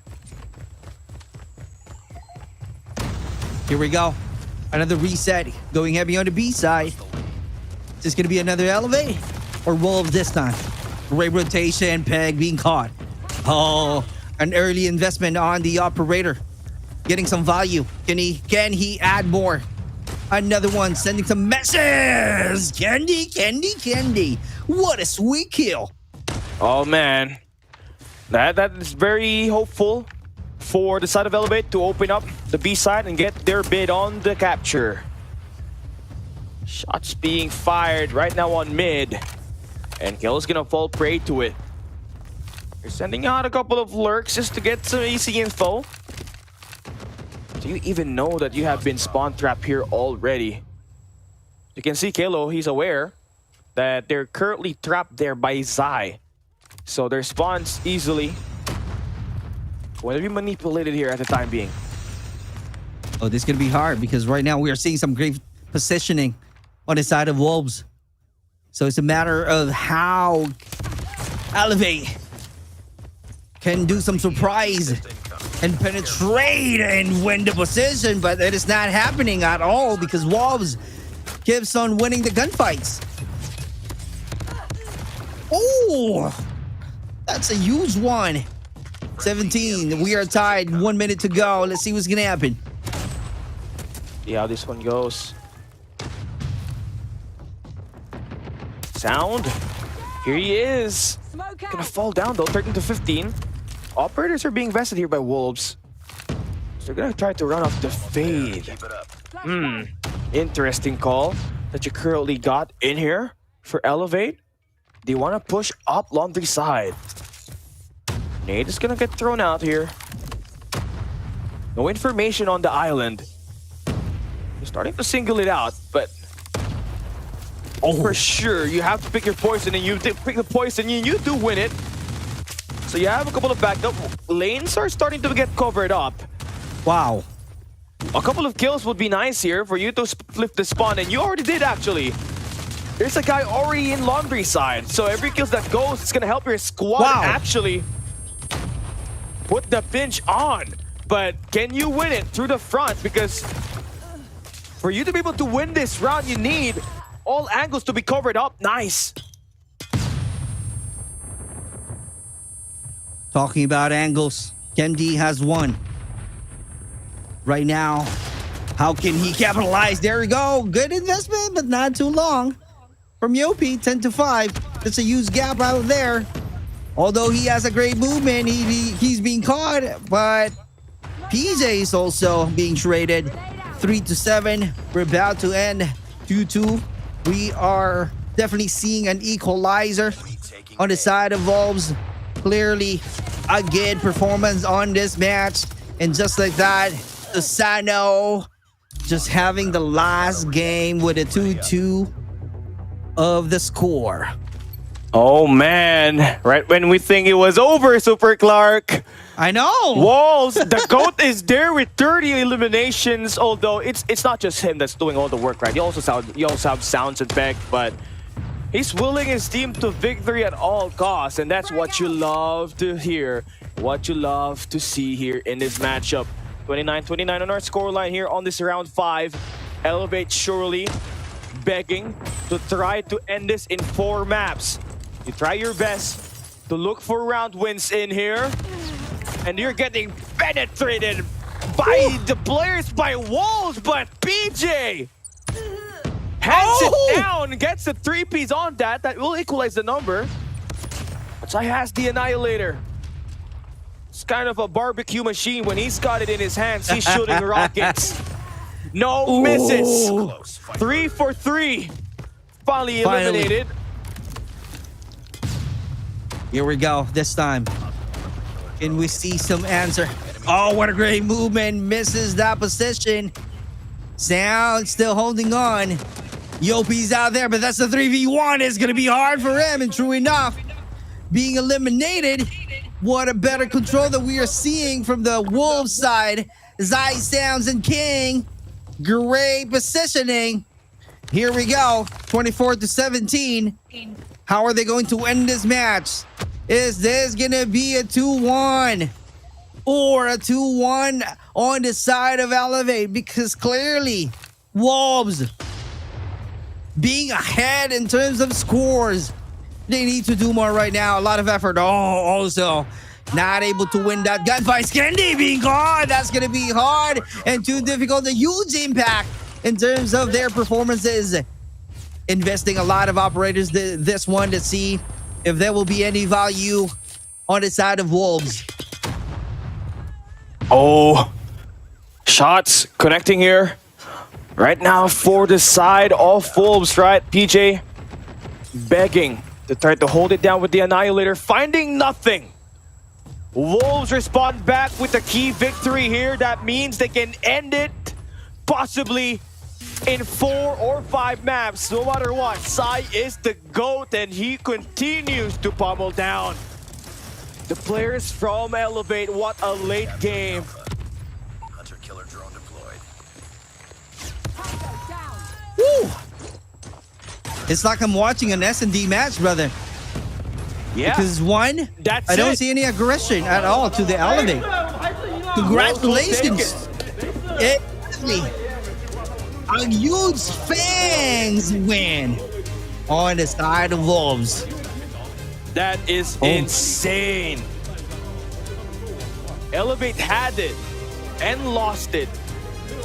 And now the #1 team in 2023, back with their new roster, has taken the lead up against the defending world champions at the upper bracket semifinals. King with 10 and 23, and you would think it is over for Wolves. But then Zai, you saw it to the top, 37 and 15 at 2.0 plus KD for him at 195 impact rating. Finally bouncing back. He had a rough quarter on that matchup earlier today, but while we are waiting, we go into our match number 2. We're on the upper bracket here, my guy, and STE and Q9 are playing.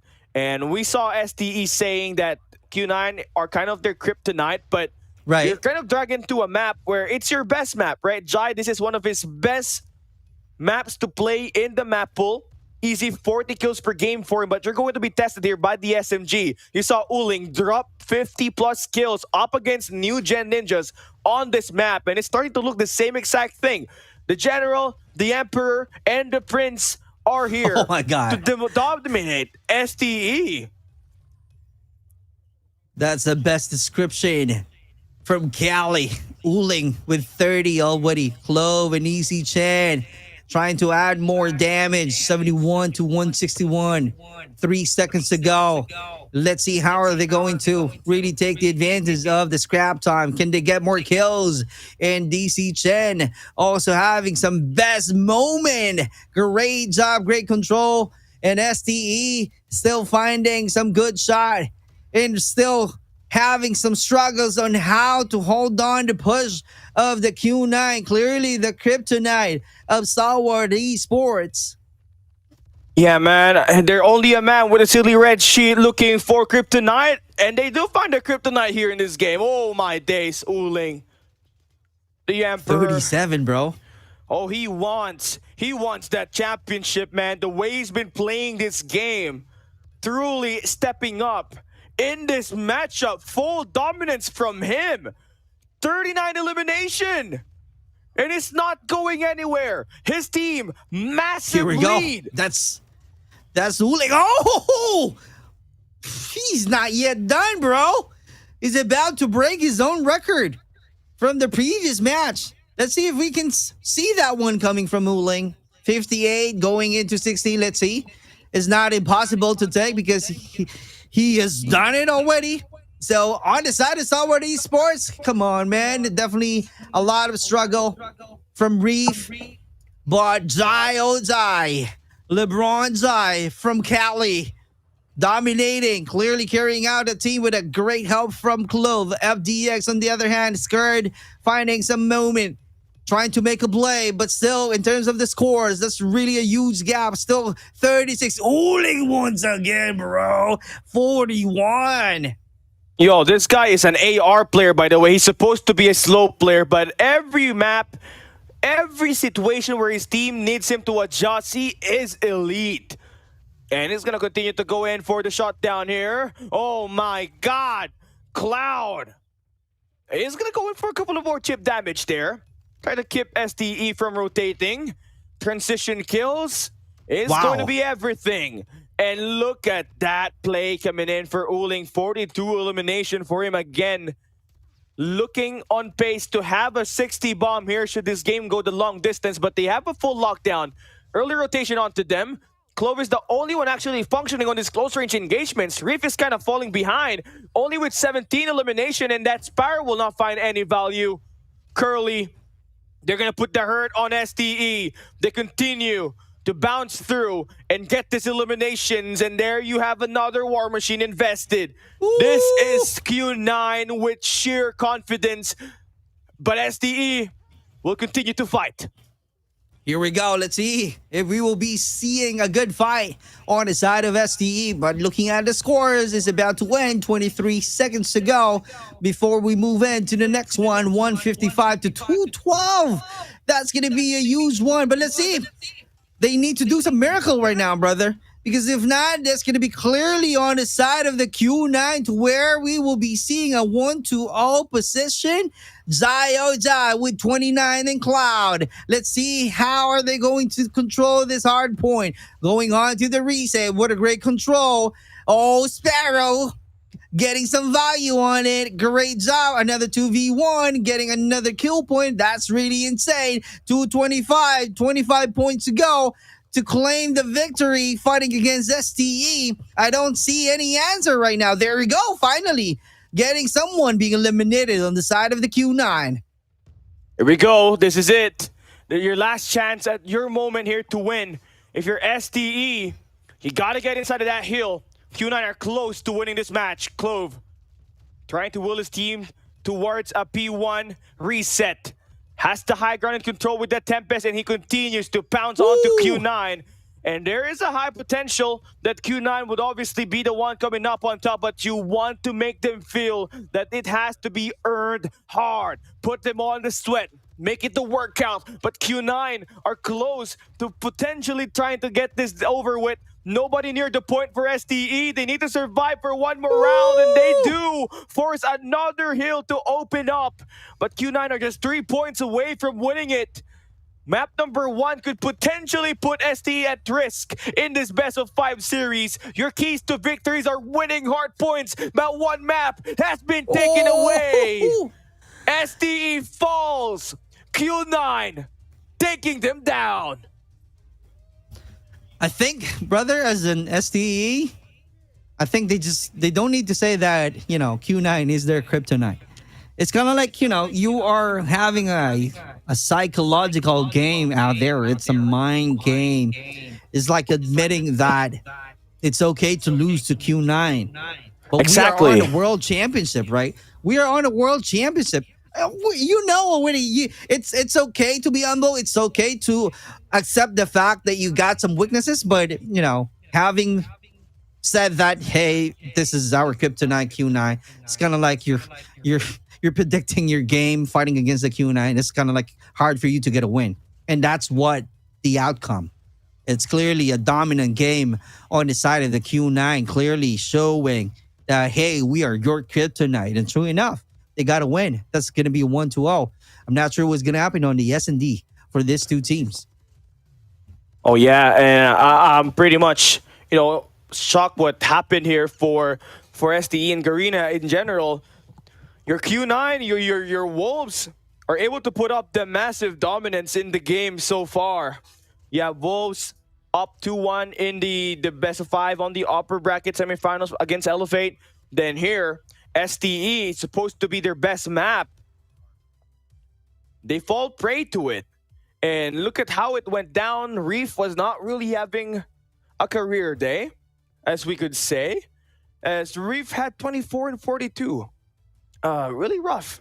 I would want to see more coming in from him on the Search and Destroy, because now the things have flipped, right? This time, you're the ones that needs to win the keys to victory for Q9, which is secure S&D, and you're just kind of having to earn it the hard way now. If I mentioned earlier, they just really need to do some miracle. The miracle is needed playing on the S&D in order for the Stalwart Esports getting the momentum back. Because if not, this might be it. They might lose the battle.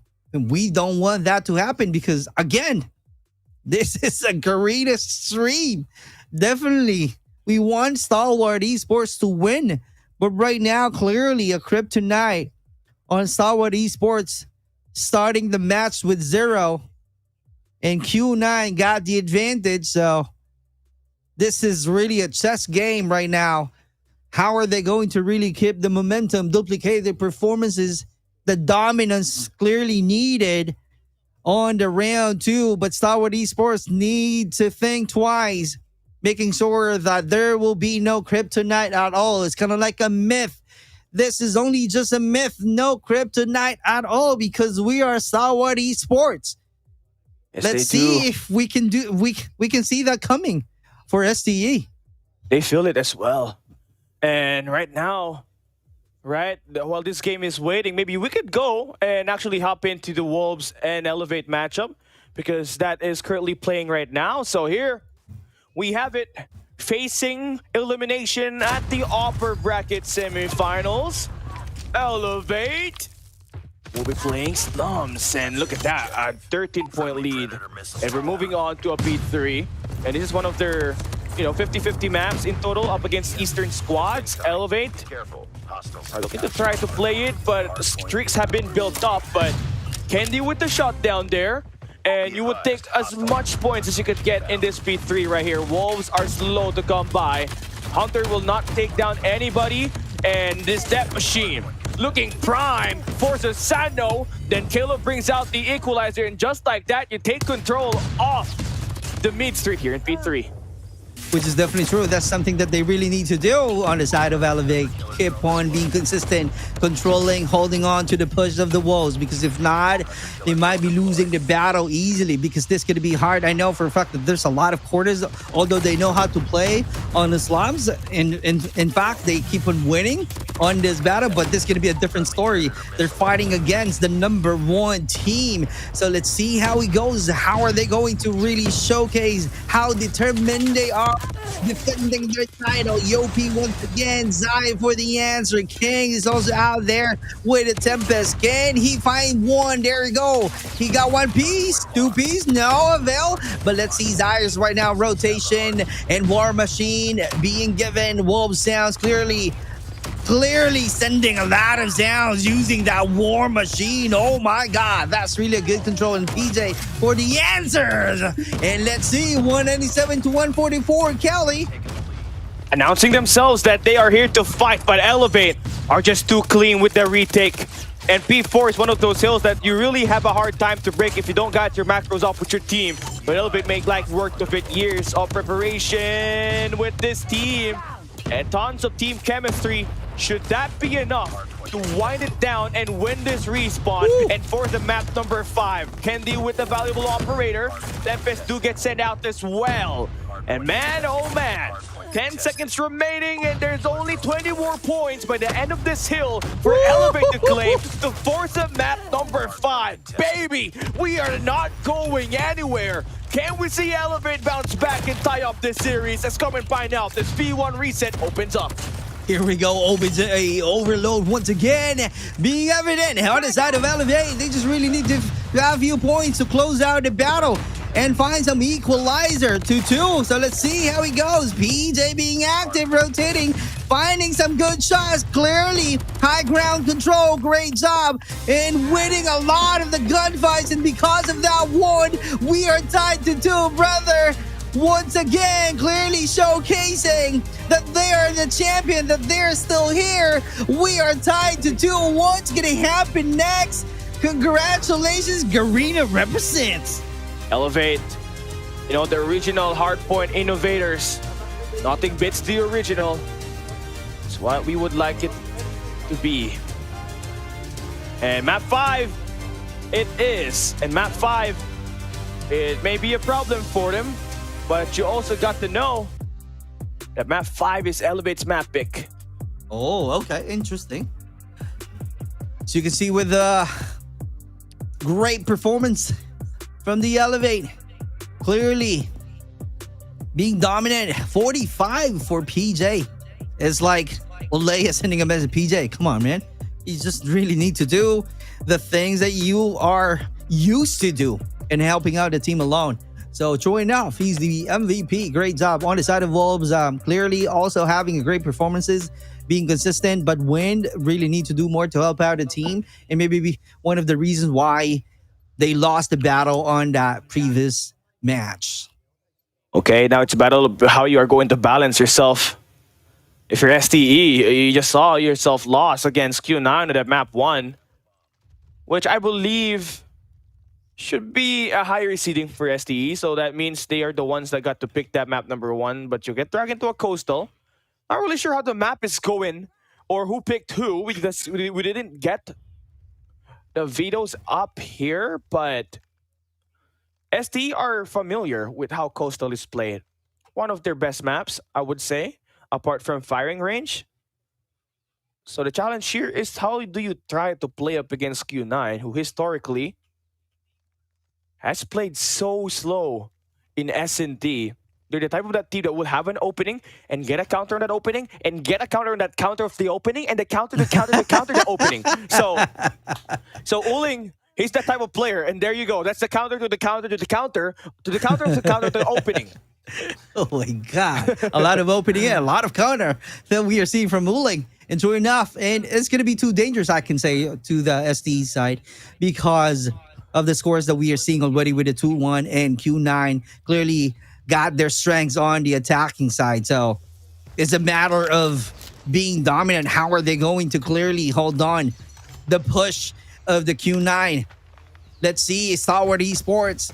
Can they have a better rotation going heavy on the B side right now? We're only seeing one player on the side of STE, but that's going to be hard. How can you survive in that situation? And that's the one that I'm talking about. Uling once again, clearly showing the finesse of the close quarter battle. He's everywhere, and you love this guy to be on your team. Honestly, for me, you know, for Uling, you're kind of caught in between Cloud and Uling. The Emperor needs to be surrounded. Oh, Uling's so good, he had to kill himself just for STE to win. Dude, I did not expect that one. Because they got a better precision, right? So it only means that Stalwart Esports can still make it. That's really a hard challenge right there, a difficult situation, and they adjusted. And they just really, you know, hold on and being confident to their mechanical skills. And truly now, we are tied to 2. 152 starting to play again. And let's see, how are they going to clearly having a better sidelines that they can definitely use as one of their advantages, because playing slowly on the side of the Q9 and getting that kill, good trade happen. 4v4 situation. Here we go. Q9. Die. Oh my god. Bomb has been planted. Watch out! Flash! Woo! Uling, oh no! How did he get two there? 1v1. FDX up against D Chen. Come on, man. 28 seconds remaining. Chip damage. Reset. You need to take the lead here. He's announcing himself. You gotta lick your lips. No! D Chen will take it. But we're gonna try to move on. Let's watch Elevate and Wolves. We're heading into Tunisia there, so it's a map 5, kind of a high priority for us. Defend the objective. I thought my tier will work to FDX. Yeah. But yeah, it is what it is. 3-2 is our score. Q9 clearly showing how good they are. Here we go. Another control. Great aggression. Reeve is out there. Good thing. Scared with a 2v1. You got to be careful though. Great shot. FDX for the help, but also being caught off guard. What a quick annihilation. Good rotation. 3-3 is the score. And we are definitely switching sides, brother. Here we go. We will be seeing a great and huge impact performances on the side of STE. Let's see how are they going to plan things out this time. Okay. Right now, by the way, we are seeing Elevate and Wolves actually play Search and Destroy now. So that's map 5, but we're looking into SD and Q9 first. And look what we got, right? A couple of first bloods coming in traded. You take down the head of the snake. Now there should be no worry. Uling is out. He's got 10 kills in 6 rounds. Crazy monster. The Emperor is something else. Ooh, oh my god! One more shot! Here we go. Great reset. Cloud is still out there. 4v4, brother. Let's see. Reeve finding some intel. DC-10. Rotation. Looking at a map out here. That's going to be heavy on A. They can do it. They can definitely do it. Here we go. This is support right now. Q9. Oh, they can line this up. Mauchi, 1, 2, no! Beautiful trade. Clove on the flank. One more shot to take down D-Chen. Curly is pretty fast on that attack. Hold down to the Prince, who gets shut down by LeBron Jai. 3 eliminations of that last round. High impact elimination to keep themselves within the game. And guess what? Stalwart Esports got the lead. Defend the objective. You just really need to stay on that kind of momentum. They can just duplicate their performances. That's the key in winning the battle against Q9. Good rotation being made already. On STE side, going heavy on the B. It's a 3-2 split for Q9. And just like that, losing the battle. 4 players to go. Good trade happening. Putting some pressure. Planting the bomb early. Here we go. They got the angles, brother. This is it. You just need to close out the sidelines. Go! FDX, you gotta go. No! D-Chen actually spots down the guy on the middle. FDX is eliminated. No nades, utilities here for SD no more. You gotta win with your gunfights. It's a 2v3 situation. Curly pushing in nicely. Q9 surrounding skirt. No clutch. And Q9 remains stable. We are tied at 4. Great job. Great comeback. Great aggression. And a lot of wins on the gunfights. Clearly evident out there from the Q9 side. Still being persistent. Showcasing the World Championship caliber. The experience is there. Reeve right now rotating. This time they're changing their approach. 3-2 split. Once again, 3-1-1 split on the side of SCE. Here we go. A side. They just need to find some good intel. Here we go. They got the information. Let's see how it goes. Because Globe is still rotating, holding on to the B angle. That's a long B out there. 2 players right now on the SD side, Skirt and FDX. Here we go. Is that going to be a great decision to make? Rotating this time. It's going to be a long rotation if they're going to decide to plant the bomb on the B. This is going to be interesting. Here we go, Jai. Oh my God, getting the win. You got to win this gunfight. Here we go once again. This is it. This is the sidelines that we're talking about. We are about to trigger the red timing. I can say that with less than 1 minute to go, this is going to be clearly a chaos. Take it away, Callie. Okay, here we go. Q9 are testing STE on the post plant again. Reeve on the corner, sees one. Raid must come out on top. Q9 pulling with the 2 Ps. Oh my God. STX forced to back away. It's a 1v3. The mail not delivered. Q9 takes the lead. That's rough, brother. They did the same strategy, right? But it didn't work. So right now, I'm so interested to see if STALWART Esports will be changing their strategy this time, because this is going to be one of their strengths. They're on the attacking side. So there you go. This is the one that I'm talking about. Going on to the mid-control map. Looking at it, they found some value on it, but losing Reeve away. Oh my God, Curly going straight and scared out there for the support. Can he get one? And just like that, Maui. 1v1? The only player, brother. 1v1. That's the Chancellor. The Chancellor has not had a great game, but so does Clove.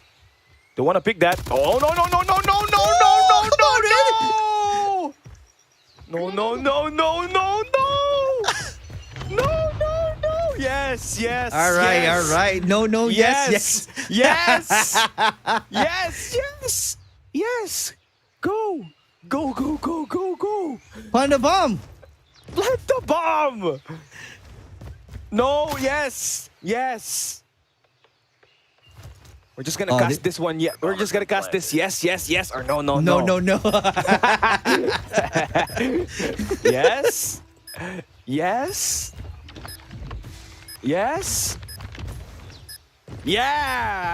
Yes.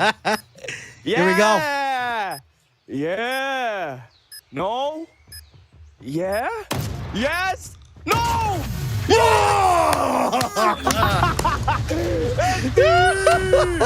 Oh, we're gonna tie that one up. Oh, what do we have here? Elevate. It involves once again.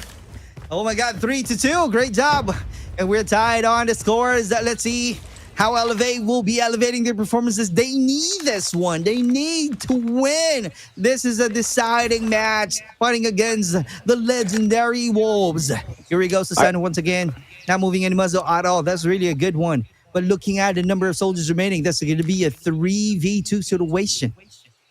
And I tell you what, interesting fact, Super Clark, Wolves' best map in CDM Season 9 and 10, all time as well, is Tunisia. For real? Oh my God. So this is the challenge for Elevate. They took your control. Do you get it back?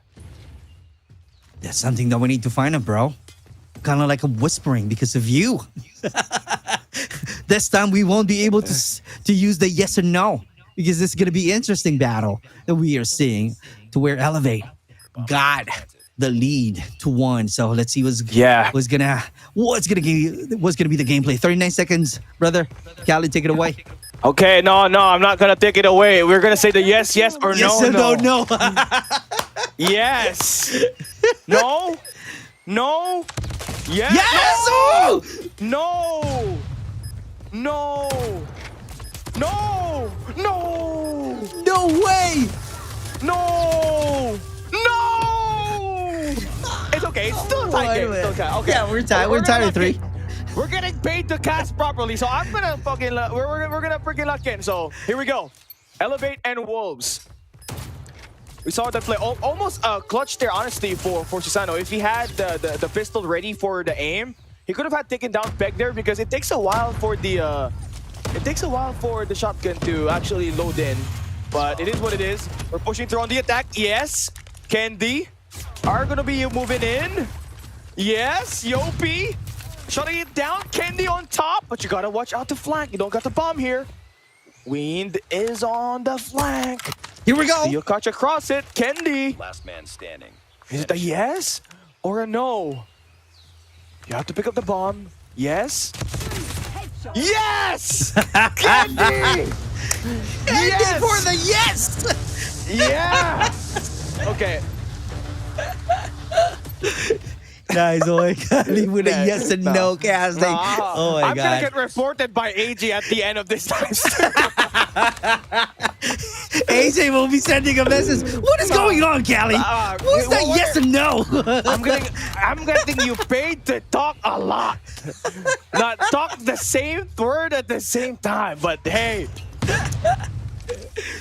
All right, we're definitely starting right now, Cali, with the 4-3. That's really a good lead. We are definitely having fun and enjoying because we are seeing the lead on the side of Elevate. Clearly, you know, we are representing Garena, so that's why we're so happy to see if we are seeing Elevate getting a win and truly now. But let's see, this is going to be a great challenge once again because looking at the map right here, it's a one. Oh my God, they're just going to pick up the bomb right here with two players clearly closer to the A side, but one player being a lurker on the side of Elevate. That's Yopi out there taking good care of the B side, finding some good intel that he can definitely share out to the team alone. So Sano, here we go. Is that going to be a yes or no once again? But let's see how effective he is. Oh my God, he misses that shot, brother.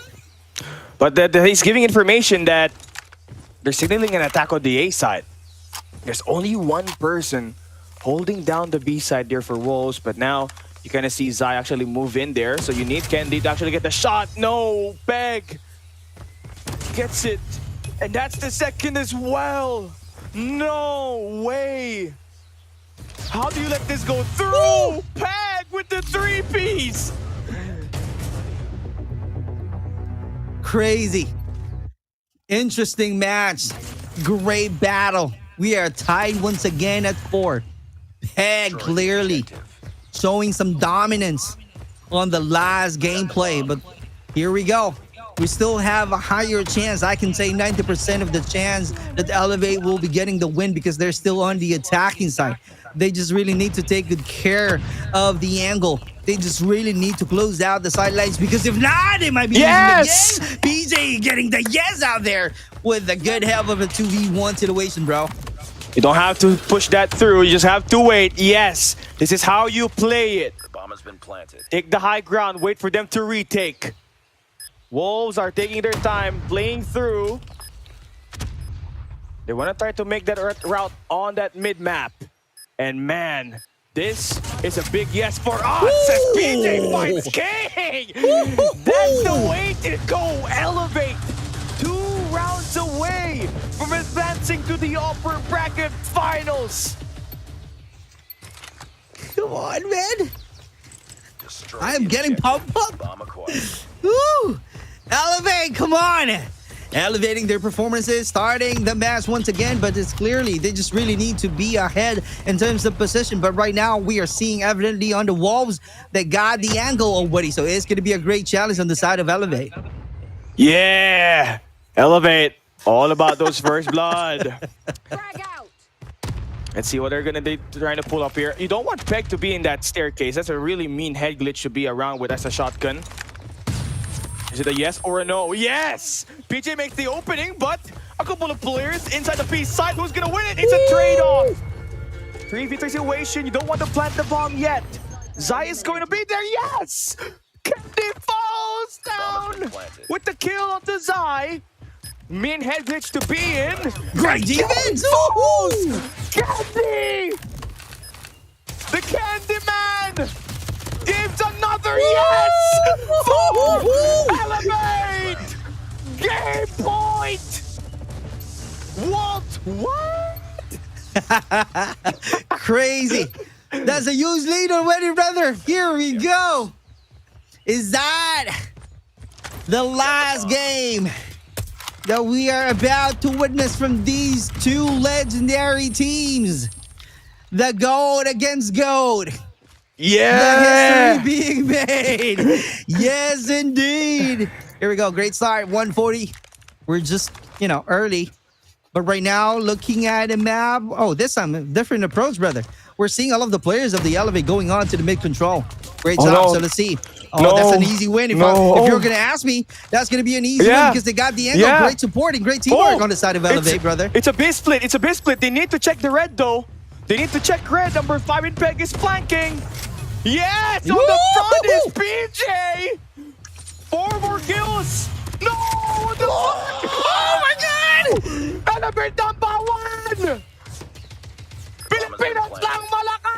BJ! BJ once again. Oh! 2v3. It's a 2v3. Elevate. We need one more answer. Oh, no! My God! It's the GOAT! The GOAT is alive. 24 seconds to play for Kalo. And he's been spotted. The GOAT sending out his spawn, but he falls. That's a yes. All you have to do is buy time. Zai is not gonna make it. He's gonna stick. Oh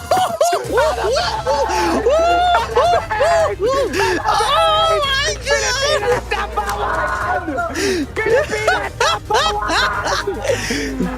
Filipinas number 1. Oh my God! A huge disappointment. GOAT, sit down. In order for you to go to the World Championship Grand Finals, you have to go to Elevate. Filipinas, number 1. In Tagalog, brother, grabe ba? That's how you do it. That's really how to get a win. Oh my God, a lot of yes on the side of Elevate and a lot of no. But that was clearly a good fight, a legendary move on the side of Wolves, but at the end they fall short. That's why we're saying a no to the Wolves and a lot of yeses on Elevate. All right, now we have succeeded. One Garena team has made it to the upper bracket finals. Now let's go over to STE. We don't need to talk about the stats here. What matters is the win. And Elevate, it's a yes. Moving towards the World Championship run, they defended themselves.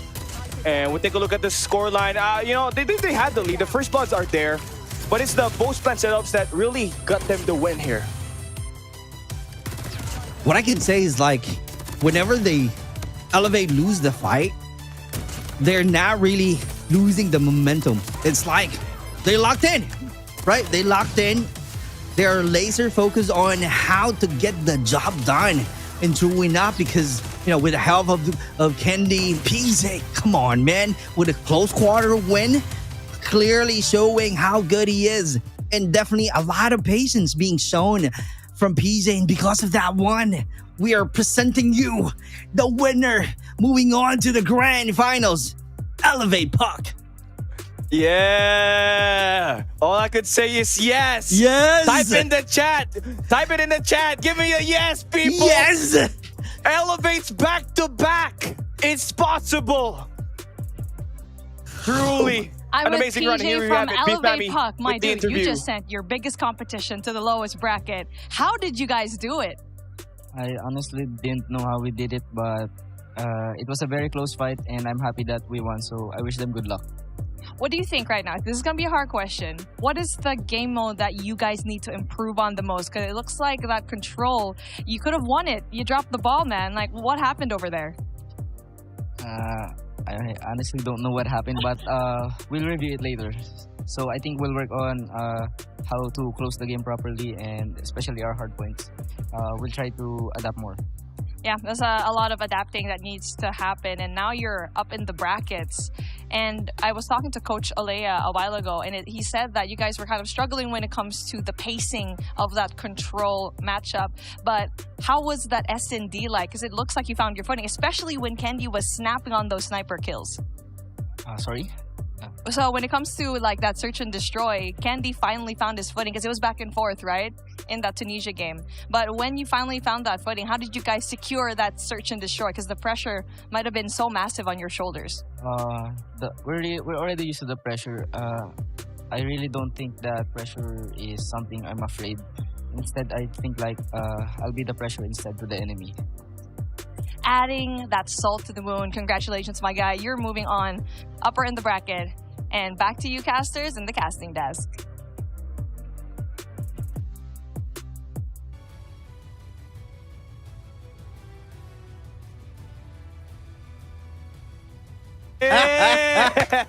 Well, I don't know how much words we've spoken, but clearly there was a massive yes or no in that broadcast. But It got the job done, Super Clark. I think that might be the charm on how that game ended here for this team, man. I know. Yes, we are biased, but kindly look down what the stream is. It's Garena Call of Duty Mobile. And also, look at the games that we are covering. It's clearly not the West. It's Garena. Yes. Anyways, that's good. I think we will have to go to STE now, don't you think, Super Clark? Yep, I'm so excited. What's going to be the outcome of that battle? I'm so crazy to know how are they going to really have a great challenge fighting against the Q9. Looking at it, we are 1-1. Another battle under control mode. Let's see, 23-22 on the side of Q9. Let's see if there will be any answer from the STE with finding some value on the operator, but not long enough. And crazy because DC Chen is out there outperforming the players of STE right now. 16 only lives left. Oh my God, decreasing as the moment I speak, brother. Yeah, it is. And right now, for STE, it does look like the Kryptonite is there, but it was a yes win for them on that search and destroy. They won a coastal, so I mean, I'm impressed. I don't know what's more impressive here, man. STE, Elevate have won a search and destroy against a Chinese team. So what does that say in this day that we have here so far? Here we go. Let's see if this is going to be the same story. It might be a great combo if we will be seeing STE grabbing a win, fighting against the Q9, the top contender once again. All right, on the Call of Duty Mobile. As we all know, they got the experience, and because of that experience, we are seeing right now evidently with the scores of 2-1. Yeah, it's been rough. Rough showcase on the hard point. I mean, it's kind of flip around. You know, the storyline between STE and Q9 was supposed to be the better S&D team. STE is supposed to be the better respawns. But clearly Q9 has done their VODs, have done their mechanical gameplay, and have optimized their matchup to be able to put up such quite dominance in the respawn battle. They've already taken down STE on the Summit Hardpoint, which is one of the best maps that STE has to offer in the map. Then it looks like Q9 is bound to take this map 3 as well. Let's see and find out, because Uling clearly dominating once again, carrying out a team alone. As you can see, he got 12, followed by Cloud and Curly. Oh my God, going straight with 21. Scared right here, trying to help out the team as alone, as you can see right here with 12 and 19 coming out from Glove. Reef is also having a better position. Let's see how it goes. Just like that, but that's going to be hard. 2v1. Curly trying to go straight once again, as you can see, if you know what I mean. All right, it is what it is. And just like that, Scared clearly controlling this map alone. And just like that, let's see what a great rotation, but that's going to be hard with a 2v1 situation, getting that kill. What a great find. Looking some great value, adding more kill points right now. STE 25 points. That's a lot of numbers in their hands right now, and it only goes up from here. And on the attack, right, you already done the damage, but what you really want here is obviously to try to fend off your opponents on the defense, and that's what will get you around number 5. What a score streak that we are seeing on the side of the Q9. But let's see how crazy good STE is. Are they going to go wild tonight? Oh, what a shot. DC Chen still being alive out there with a cloud of smoke being thrown already, trying to be ready. Let's see and find out. Here we go. Hopping off, getting that kill. Skur being caught, and Reeve still out there. Still 22-16. They still have a higher chance to get a win. Yes, indeed. And it's 15-22 on the scoreline here. You don't got to really overextend right now. All you have to wait for Q9 is to be in the driveway. Get the power position of the driveway, or maybe here in this art gallery where it's enough angle there for Reef. Clove going to be on enough angle there as well.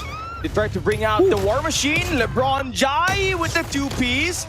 That's 3, 4 going down. So Q9 are faltering. Oh, that's 5. 5 kills for STE. And that's enough. You'll force back Q9 to play reset. Crazy.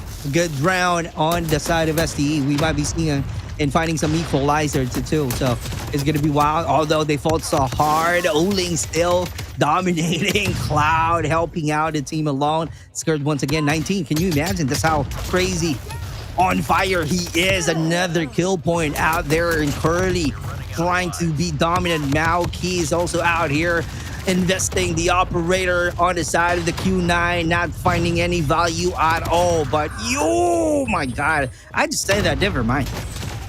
And never mind, but SDE still going to have that match 5, right? Or that round number 5 secured with this win right here. And 4 seconds, cannot be playing around here. Mauchi has an annihilator that could delete your players. Oh no, it's starting to look possible now for Q9. He's got a Predator missile to work around with. You can't play this, it's a hunter. Here we go, brother. He has to stay alive here if you're Mauchi. Good thing. Almost, brother. Almost. Yeah. I feel like I'm about to shout, no! It's a good thing. It's clearly a good yes out there. Just like that, we are moving on to the next round. 2-2 is our score. Let's see who will take the control. I am definitely rhyming once again. Wuling starting. Oh, what a great mid damage and bar chaotic battle right off the bat at 25-29, losing 4 lives already. Here it is. Oh no, STE. Lives are dwindling down fast. Really rough showcase right here. At the moment for STE, you built it out to a round number 5, but Q9, again, they got operators available here. And Super Clark, it might be STE falling down. Let's see. FDX can also hold on and take the push. Let's see, but DC-10 clearly looking for a better value.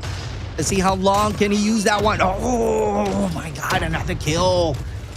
Zai still out there, not moving any muzzle at all. Curly, what a great positioning. Oh, good thing. Loses the battle on the side of STE, but looking at the lives count remaining 14-22 right now. Oh. It's really a huge lead. Yeah, really huge lead here, Habibi. Purely.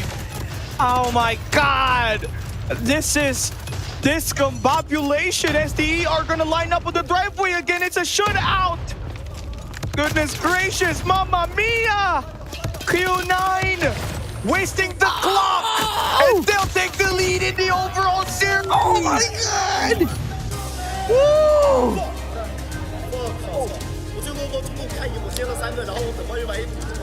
What a great performances on the side of Q9. Indeed, there's no question about it.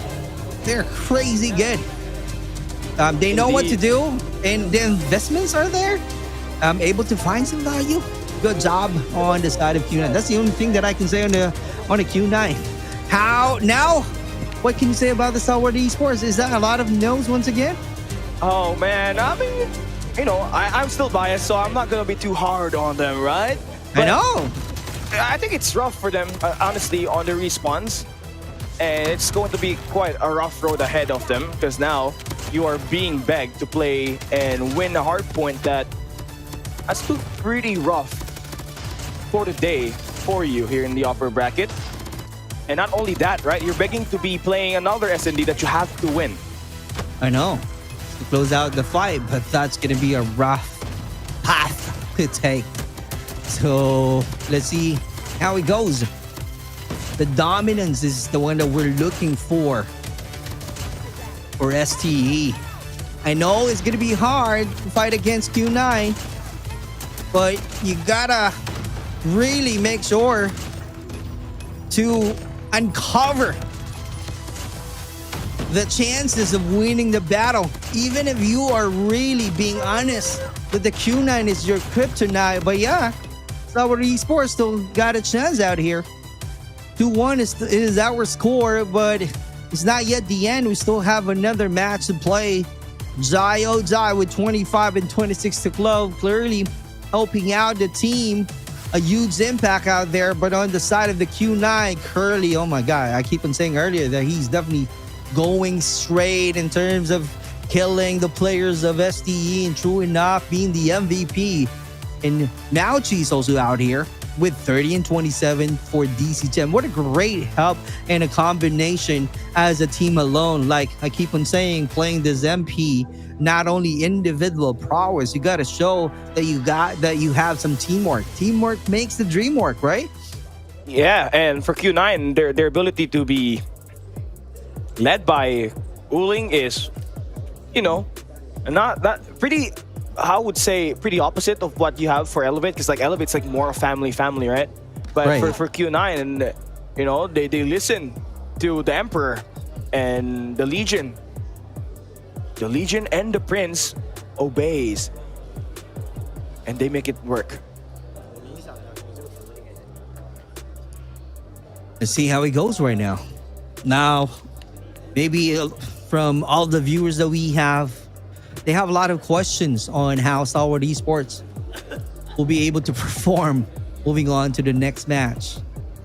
Hard point once again. This one, combined map. Wow.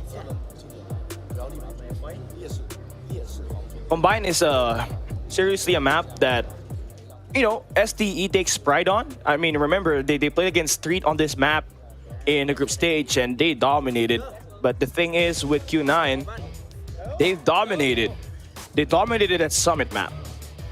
So you would kind of expect the same pace to actually go here for Q9 in this map number 4. But since this is a Philippine and a Garena broadcast, we're rooting for our guys from STE to make it to the upper bracket for us to have a rematch of Garena Masters Season 9 and the Stage 4. But here we go. Q9 on the lead. STE are being asked to play the next 2 maps with the win to get this job done. Can they get the job done? Oh, right off the bat, that's really a good start. 55 seconds. We just started the round right here, clearly taking over the point. This is it. Let's see. But looking at the scores of the Q9, that's really being ahead right off the bat. And DC10 still clearly annihilating the players of STE. But looking at the map, how are they going to retake? It's going to be hard. Utilities being used of Woody. That's only a quick retake, but Q9 clearly strong enough to get the hard point back on the side of STE. Here we go. Q9 off to an early get-go. Uling again off to a hot start. What is happening? Uling said earlier towards this year that he's too old to play shotgun. He's too old to play SMG. And here he is dominating with a hard start for Q9. 37 and counting for Q9 to move on to P2, and they have the early rotation already. True, and I think maybe that's one of the strategies. Kind of like you're stating and sharing it to all of the pro teams or to all of your opponents that, hey, I'm not really good in doing some close quarter battle. I'm not really good using the shotgun, but the moment you use it, you are surprising them. It's kind of like, what is going on right now? It's kind of like the momentum is out there and being, you know, putting some impression that, hey, I can definitely put you on shock to where that you cannot move. And true enough, because Uling getting 11 kills using that HS. Yeah, and they also got a death machine here as well. This is such a bad beating STE is taking right now. And we might see a potential 2024 World Championship rematch between Elevate as well as Q9 by the way that this game is being played. Oh my God. Oh my God. 4-1 is our story for Elevate and Q9. But let's see. We're not yet done with the war. STE holding on, clearly showing that, hey, we are still here. But in terms of numbers, we still need to see that one because I don't see any great performances yet. And because looking at the hold, Q9 got the hard point. Can you imagine? And trying to invest the operator with no avail, brother. Yo, bro, the mental is chalked here right now for STE. This is not the team that beat that beat Elevate. Clearly ahead of the map pool right now is Q9 on this response, and we thought it's just one map problem coming in for STE. In fact, it wasn't. It's a whole HP thing for them today, and it's such a slow start that they have, but there is still plenty of time for them to come right back up. Only 100 points that Q9 is able to get here. The race is at 250, and hey, starting to look promising here on this P3 is STE. A couple of multi-kills there for Clove and Skur, and the pacing slowly starting to get there for them. But that's only the strategy of the Q9, brother. It's just gonna give some points to the STE, and after that one, they're gonna put some surprises. Looking at it, they're about to control. They're really making sure that that's the only points that you can get on the side of STE. But right now, Curly, this is the one that I'm keep on telling you, bro. 101, that's the start right now. That's the message. And they're changing their strategy on a plan B because we're on the mid game of this round. 44 seconds to play before we change to the hard point and see, looking at it, how dominant the Q9 is. Let's see, even if Stalwart Esports got the control, but it's not long enough because the retake is out there from the Q9. Yeah, it's very fast. The cycle is pretty similar to how Elevate plays it. And Curly going to continue to waste down the lives of STE with the Tempest invested. Hunter Killer thrown out, and even that will take down FTX. And no matter how much STE throws around this first skill rotation, Q9 able to build up, 120 and 131, I would say 132. Let's see. 131. There you go. There we go. A big lead. Still a big lead. A huge chunk of time that you gotta play. I know. And that's why this is it. This is a good description that you've made, Callie, because they're playing like Elevate right now, which is true. Because after giving some points to STE right now, they're playing objectively. A lot of aggression that we are seeing right now coming out from Uling with the equalizer. VMP also being evident out there. Cloud getting a better position. Rotation being made again. I know for a fact that, yep, they're allowing STE out there, but they know already on how to attack. And clearly enough, looking at it, they're giving some points only, but the retake is still out there on the side of the Q9. Let's see how long can they be persistent. How long can they give some points to the STE? But now Chi is still performing. Can you imagine? He got 2Ps out there with a good help coming out from Curly with a 2v1 situation. Yeah, it's looking good now. And Q9 are filling it. Trying to find their way back here is STE. They got the early rotation onto New. And Reef, we've been asking him to be that better player to come up on top and win this close range gunfights for this squad. And he's up here with a couple of support from his team, but they lost out the early control inside of the point, and Jai has to wield in the War Machine just to be able to break it, and almost a disaster waiting abound as the War Machine from Cloud enters through. Luckily, it doesn't put all those 4 players eliminated in this game, and there we go. Still alive here is STE. Great job, but Clove right now finding some value on the equalizer earlier. Great job. Right now we're seeing 86 great progress, but that's not enough to close out the gap in terms of scores. Uling once again with the HS, but not long ago because he just only got 1 on that HS this time with a 2v1. Reef is doing his best to add more kill points, but looking at the map right here, they got the control trying to close out the gap, but you got to be careful because this is only the strategy of the Q9. Giving some few points because they're planning ahead, moving on to the reset. And once you see the reset, it's going to be a different story to tell on the Q9 side. But let's see, because right now STE needs to do something different, need to do some miracle in order for them to take the lead. Can we see the comeback here? We need a P3 hold here coming in for STE, as Curly and the gunfights have been pretty much overwhelming. But you can see there are a couple of fights inside the hill that will be won by Reef, who finds 3 eliminations inside. Great size of relief here, at least if you are Stalwart, as you're finally able to win some gunfights. And your operators are finally finding enough value to play around the map. So now, the challenge is for Q9. How are you going to eradicate the momentum that is starting to build up for STE, who's about to put on a comeback if you do not find a way to shut them down? The answer is Uling. That's the one that we are seeing with 33 equalizer right now. Uling, there you have it. Just like that. DC Chen for the help. Let's see. Oh, going spree.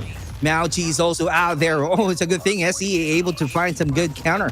But the control is out there trying to take a retake successfully enough. But a good rotation and quick rotation on the side of SE. They still have a chance. But let's see how strong the defense is. How long can they control the next hard point. As you can see, they got it 192 to 133. It keeps on coming, but right now Q9 knows what to do next. They're about to reach the 200 mark, but let's see if they can be consistently in terms of changing their strategy, surprising the players of STE. Yeah, it's slowly starting to come right back into them. They got the operator ready for Reef. Uh-oh.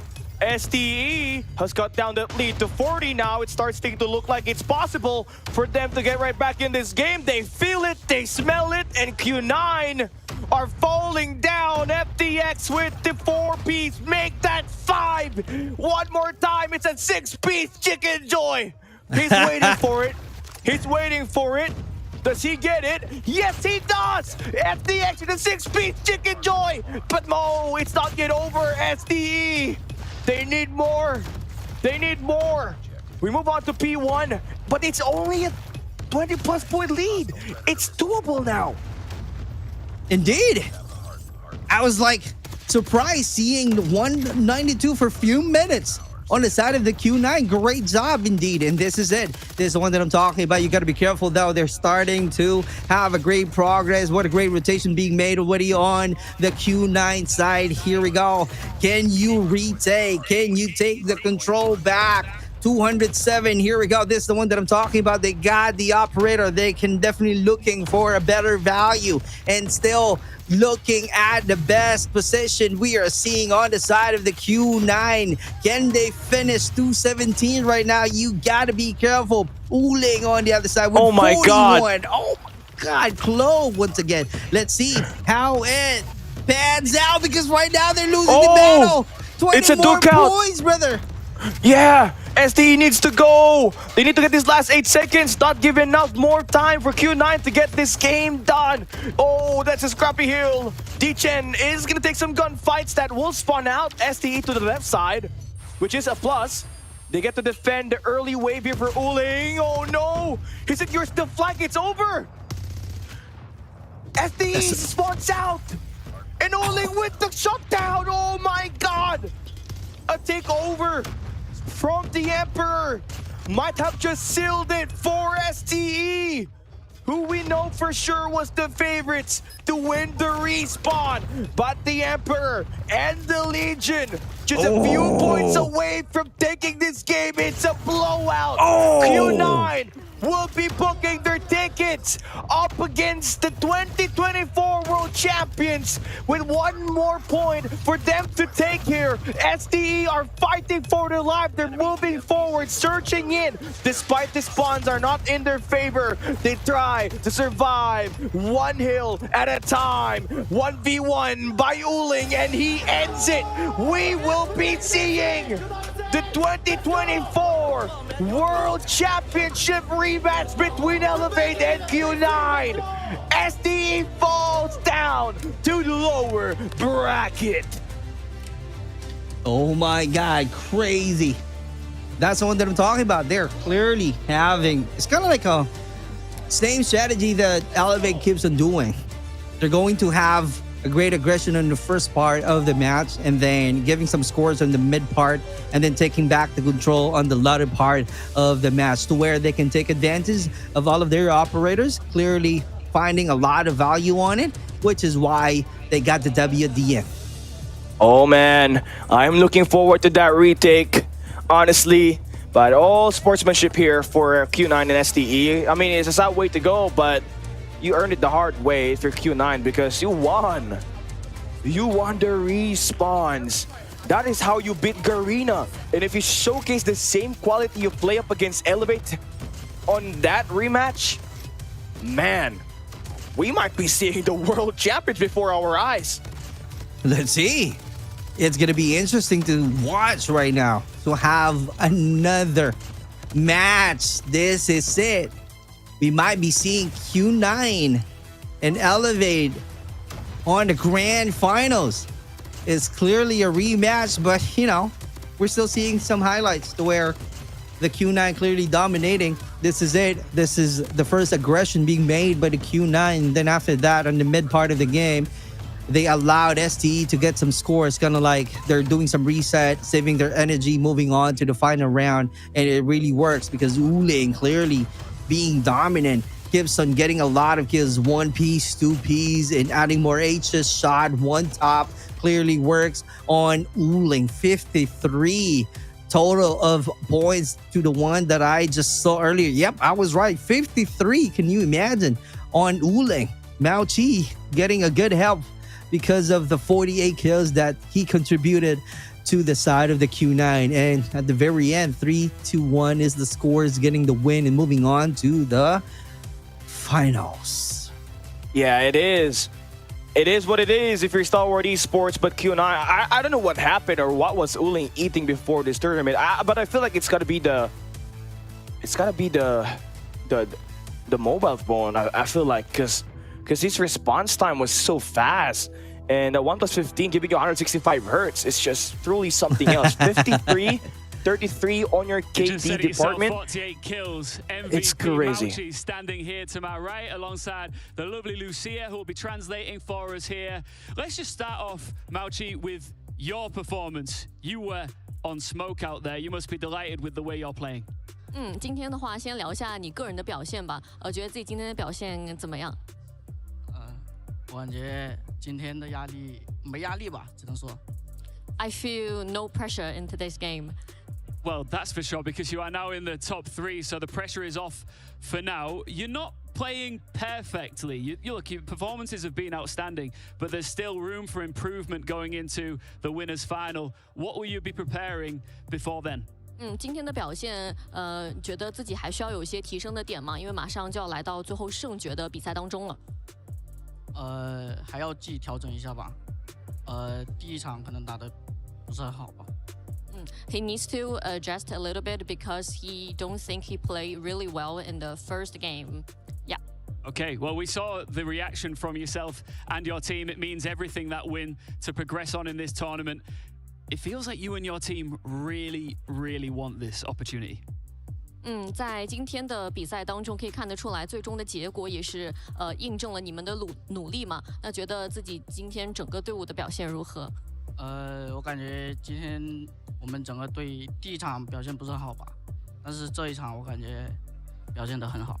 For the performance today, he thinks that his team didn't actually play well as they expected for the first game, and this game they really killed it. Yeah, they did. Just finally, Elevate up next in the winners final. What do you think of them as a team and your next opponent? 接下来的比赛当中会遇到 ELV 嘛？你觉得他们是一个什么样的对手呢？我感觉他们还是比较强嘛，但是我感觉我们会更强。I think they're really strong, but he believes that Q9 is stronger. Good stuff. Well, Q9 take another step towards potentially lifting this. There you go. Super Clark, that no pressure was what Q9 said there. So I think they won the trophy, you know, after years. I mean, 2 years of placing second in your region.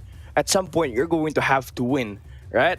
And it's been a while since they last won a tournament, and it kind of looks like, you know, we might be seeing the champions right before our eyes. If they can defeat STE like that in their response, what could they do up against Elevate is the question. I think Q9 is such a big threat right now for the title.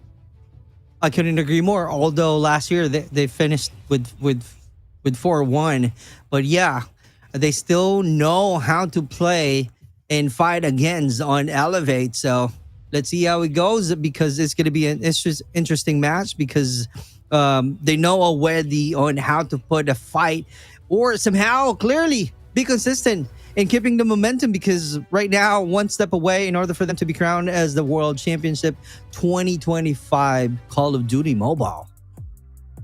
And we take a look at our playoffs. We are currently live playing.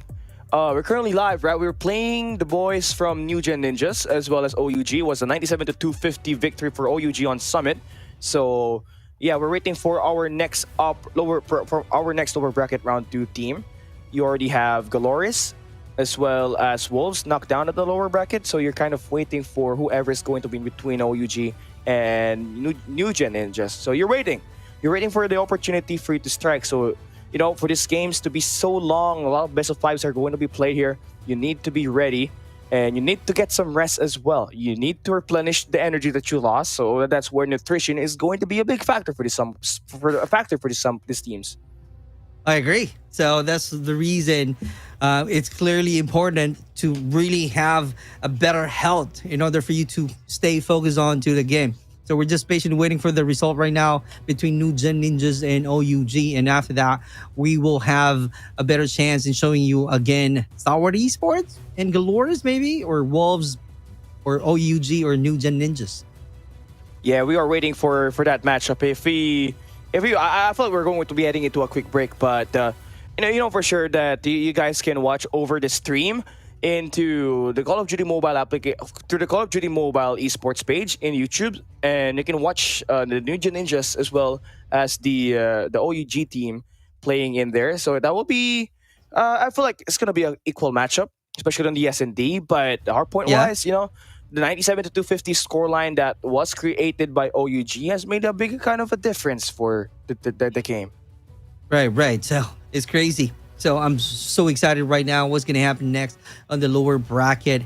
I feel like Wolves will have a better chance in getting a win. But, we all know they're legendaries already. Although they lost the battle because, Elevate, clearly a different level out there. They are clearly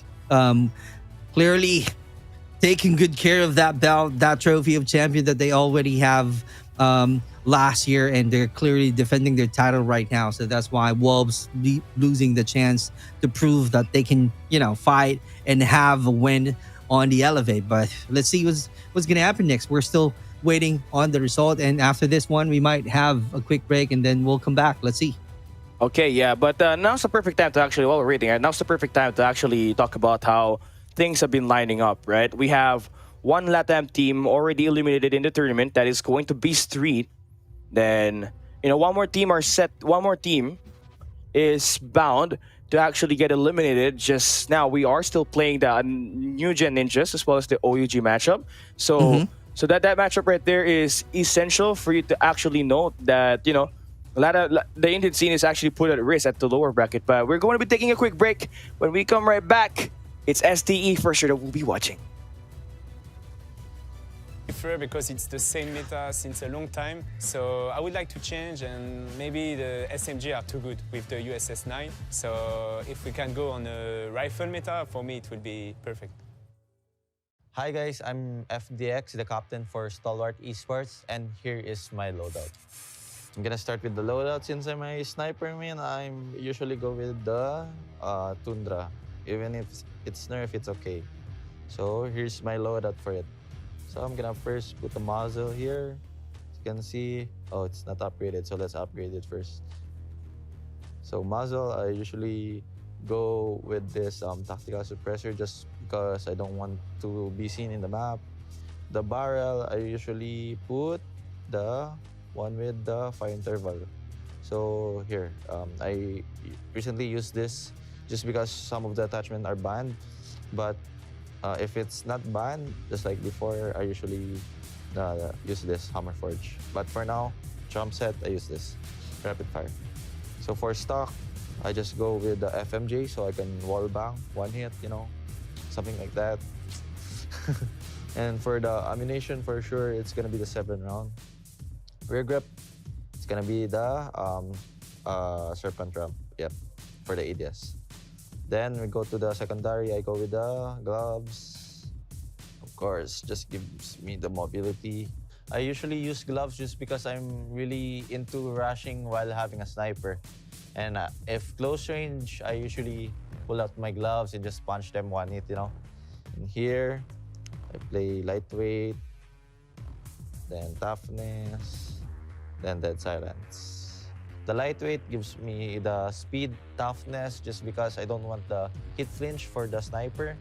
For the dead silence, so I could sneak up into the enemy. For my OS, I usually like Annihilator. Yes, this one. Since I'm a long-range person, sniping gives me also a one-shot kill OS.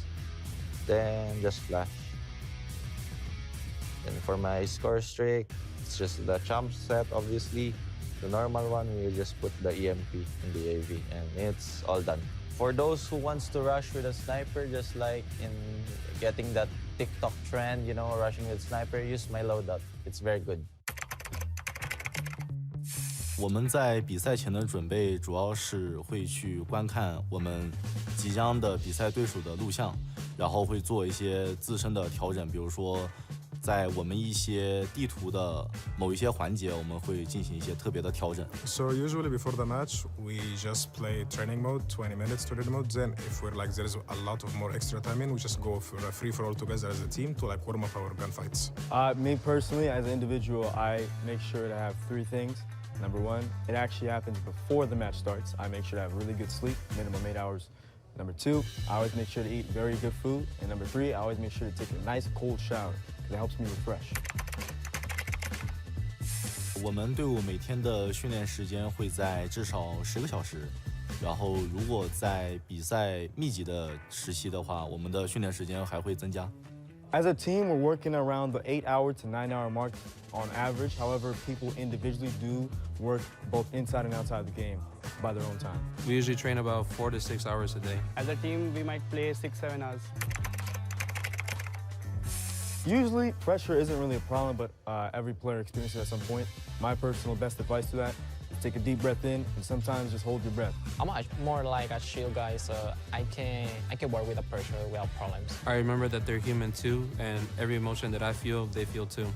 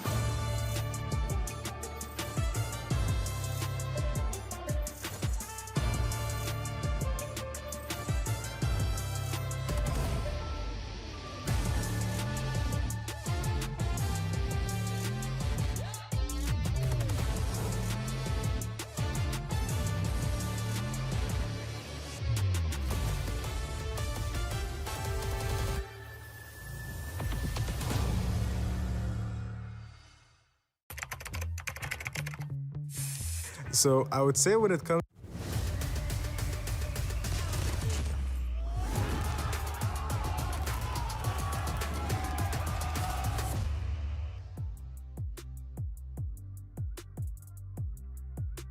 had a big problem as they are dropped down to the lower bracket of the competition, facing Glorious here this time around.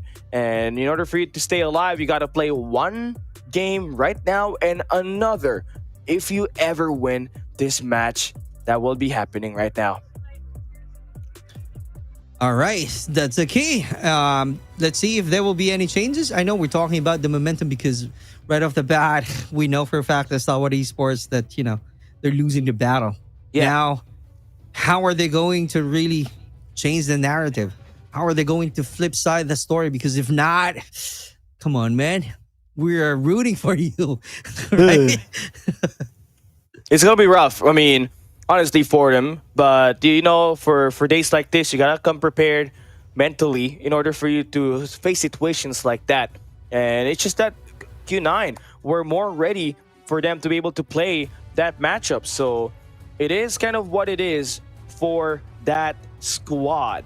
But moving forward, right, you know, it's all about the bounce back, and you're going up against Glorious this time around, a team that has been playing back and forth scrappy, and the only Latin American team that is alive in this tournament. Can they stay alive, or will STE end the Latin American run here this time around this year?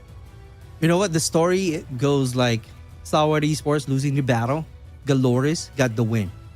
So it's like the morale is out there. So mind game is the key right here. Now, how Glorious can keep the momentum. How are they going to carry the positive experience that they had fighting against Street Gaming, right? What's going to be the result of that momentum? Because right now they got the advantage in terms of the morale. Stalwart Esports, let's see, because they know already that all of the Filipinos are really cheering to the Stalwart Esports representing Garena, right? So all of the Garena fans out there really looking up to the Stalwart Esports. How are they going to perform? That's really something that we need to find out. A lot of questions that I have running in my mind right now. What's going to be the strategies, the play size? Is there any changes? Is it going to be different right now in fighting against Glorious? Or is it going to be the same thing? I mean, there's really opposite sides of this, right? The result for Glorious was that they just recently won up against their regional rivals in Street. Then you take a look at your boys from STE. They took a beating in their opponent, and you lose out 3 respawns, which is insane for a Garena team to lose like that. Your mental has to be down. And then speaking of mentally broken, New Gen Ninjas are down 0-2 up against OUG. So yeah, for a team that went down at the lower bracket, you gotta have to maintain your mentality. You gotta have the fight spirit to bounce your way back in these games. And if you're STE, you want to place higher than where you were last time, you want that grand finals, you want that day 3, you move on and you play this next game with a positive spirit. Then we talk about you in the grand finals. There we go. A lot of opportunities, a lot of chances at stake already. Talking about Stalwart Esports, it's a matter of them on how are they going to really stay focused, because that's something, or I should say, the key in winning the battle. As you can see right now, going on to the host of the tournament of World Championship 2025. And here we have it. We are really trying to crown out our boys, but here and now. So let's bring them out without further ado, starting with STE.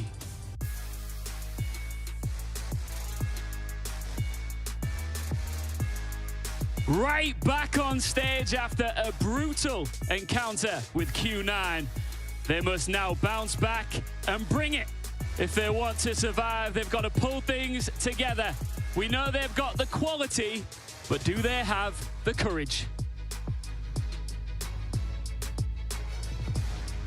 Their opponents, let's bring them out, is Galeris.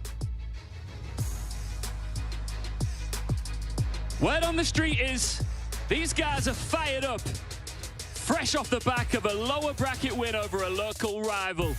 The question is, do they now have enough momentum on their side to get another series win right here? I'm watching the players right now, really psyched up, trying to hype themselves up for what is a huge occasion. For one of them, the dream will be over. Let's find out who it's going to be. Back now on the desk.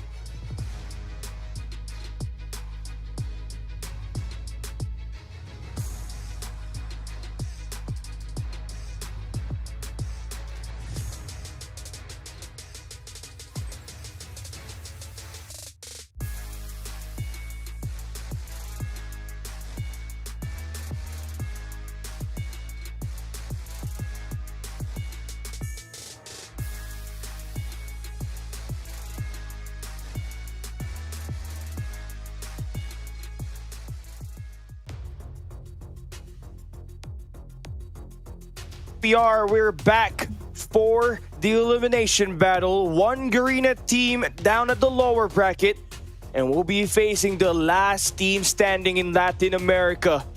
It's Glorious with Lucazin and Mihawk.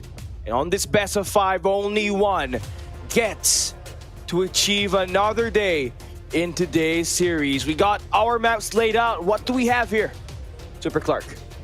We're going to start things off on a Summit map, and followed by Tunisia and Raid. And on the map 4, we're going to have Apocalypse, and let's see if we will still have map 5 on the firing range. Okay, looking at it, all right. I mean, you're going back into a map that you are specifically familiar. Summit Hardpoint is a map that you got dismantled on by Q9, but you'd happily pick it. You are down at death's door. You pick your comfortable map, no matter how much loss you...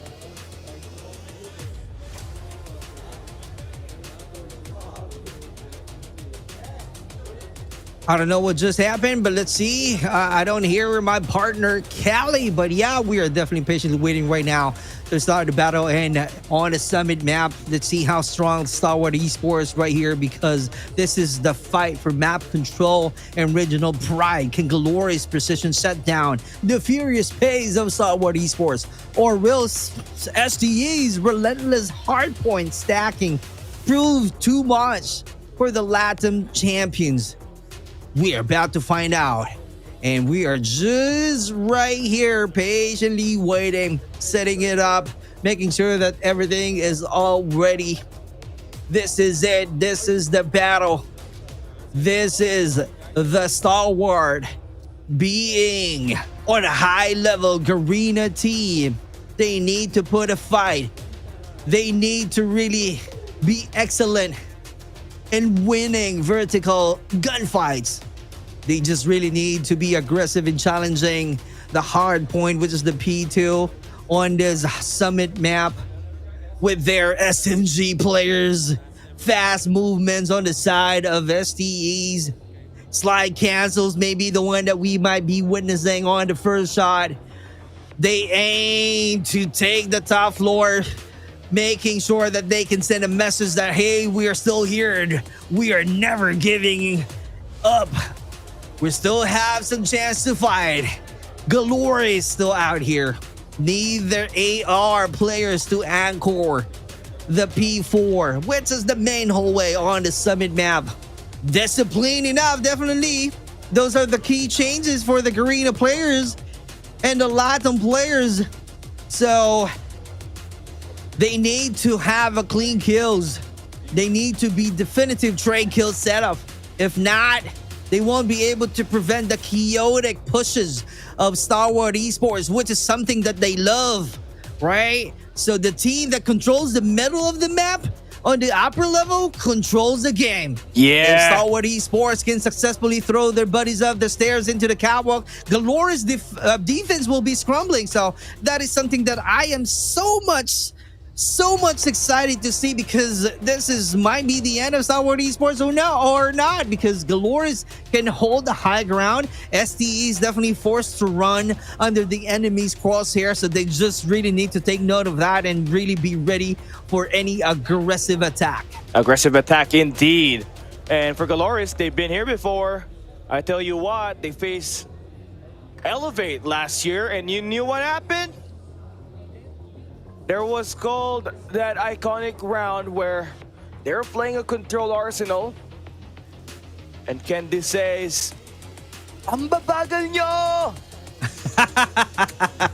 That pretty much sums it up. So is that going to be the same exact?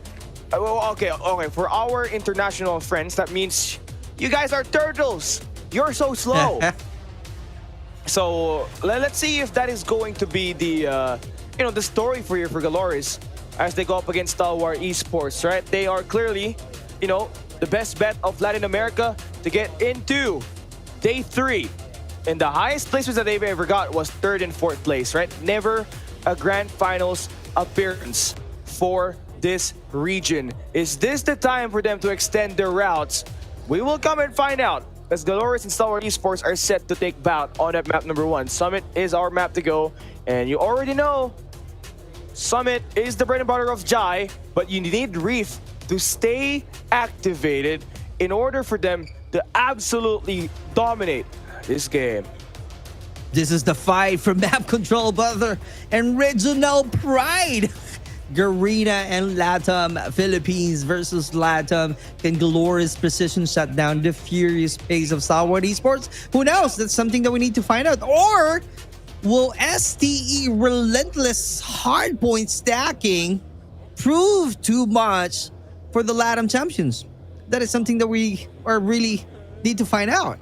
Yeah, I think the guys are getting ready. They are all prepped up to play this game. And honestly, for Galores, all eyes are on them, because technically, you lose this, it makes you question your squad, because you never really change players outside of Zeus entering your squad late in stage 4. But hey, games are getting ready.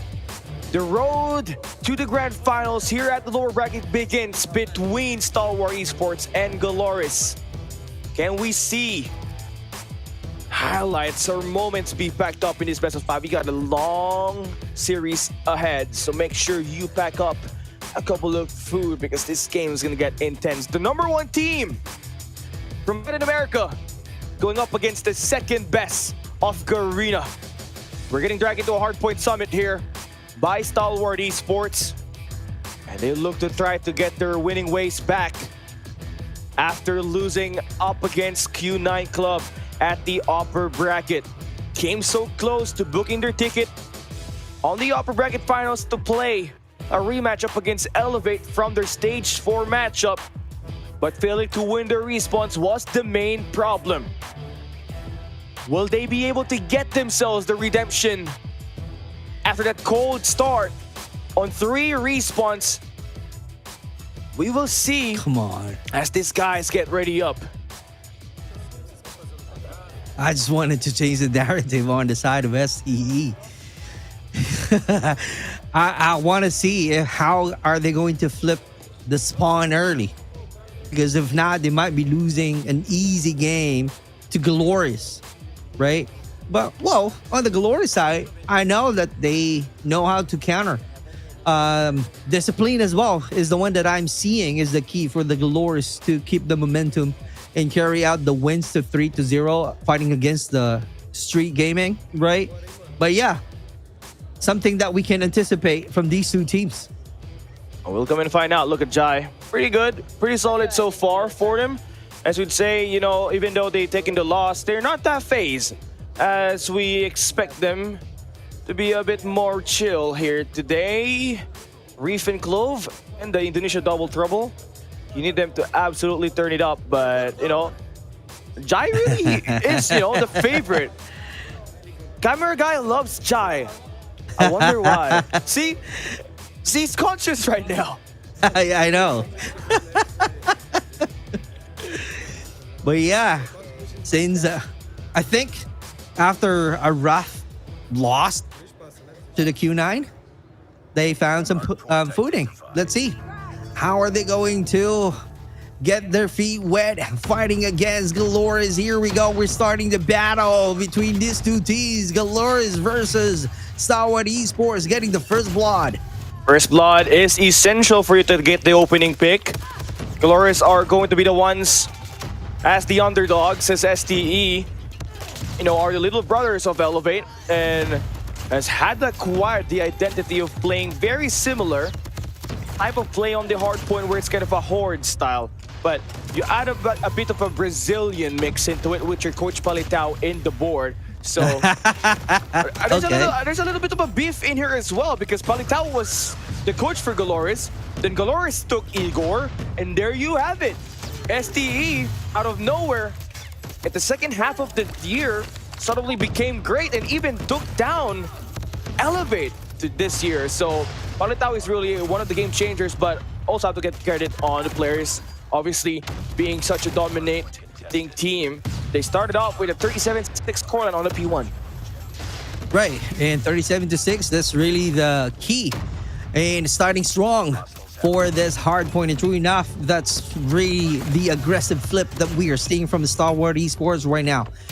They just really need to be consistent. They just really need to keep the momentum because if not, Galoris might have a better chance in winning this position. But let's see how it goes right now. Clove getting 2 and taking the advantages of the Tempest, get more just like that. Another one after changing the position. Changing the position, STE will lose control of the hill for now. You kind of have to need Henry Cat to become a little bit more valuable in terms of impact in the point, as he's had career low numbers in several games that he's played here today and through the group stage. And it's just a matter of, you know, keeping up with your team, staying updated in the comms, and just keeping up the focus. 10 seconds remaining here. And STE are going to be contesting the final 10 seconds, the scrap per P2, while also trying to get the setup for next, which is kind of in the hands of Mihawk right now. Galoris are set to take a massive 60. Should we not see STE get their acts together and score a break in this hill? finding some value to the operators. You can see right now on the side of Galores, which is true enough, and closing out the gap already in terms of points. Great job. Foki is also out here trying to change the position, and Foki is about to looking, find, and clearly taking the advantage of the equalizer. And Reef trying to get some answer, but no avail. No avail indeed. And look at that. Luzin able to score a couple of kills. 4 eliminations straight for him. Unstoppable.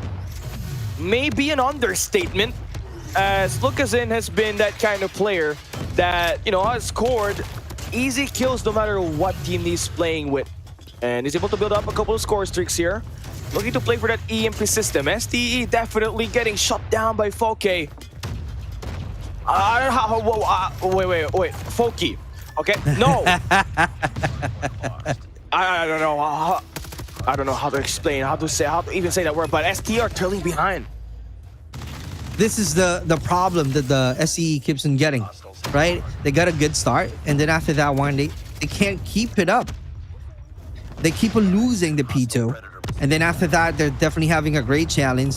Difficulties being made by the Galores, but right now, trying to find some footing in terms of their performances. 75 right now, great progress this time, but Scared, patient winning, good job. 1 piece, can he get 2? Here we go, that's the counter coming out from Lucasine, and Zeus is also trying to put some trap, trying to clearly annihilating the players, because that's going to be too hard to tie space and having a good control on the side of SCE, and that's the one that we are seeing already with 95 and 86. There we go, the comeback that STE needed, the comeback that they get in this B4. Beautiful plays coming in for Clove right now, and for Reef to be able to stay alive as much in the point is as essential as Clove being the entry in terms of finding eliminations outside of the hill. So you kind of need Indonesia Double Trouble to be the difference maker on this match, because you already know you're going to get stable output from Jai. It's all about your hard point, hill pressure. That's what's going to set you apart from Galores in this game. That is definitely true, and we are seeing some great control right now on the side of SCE. 114 is the key, and taking the operator, finding some value. Great job, 1 shot.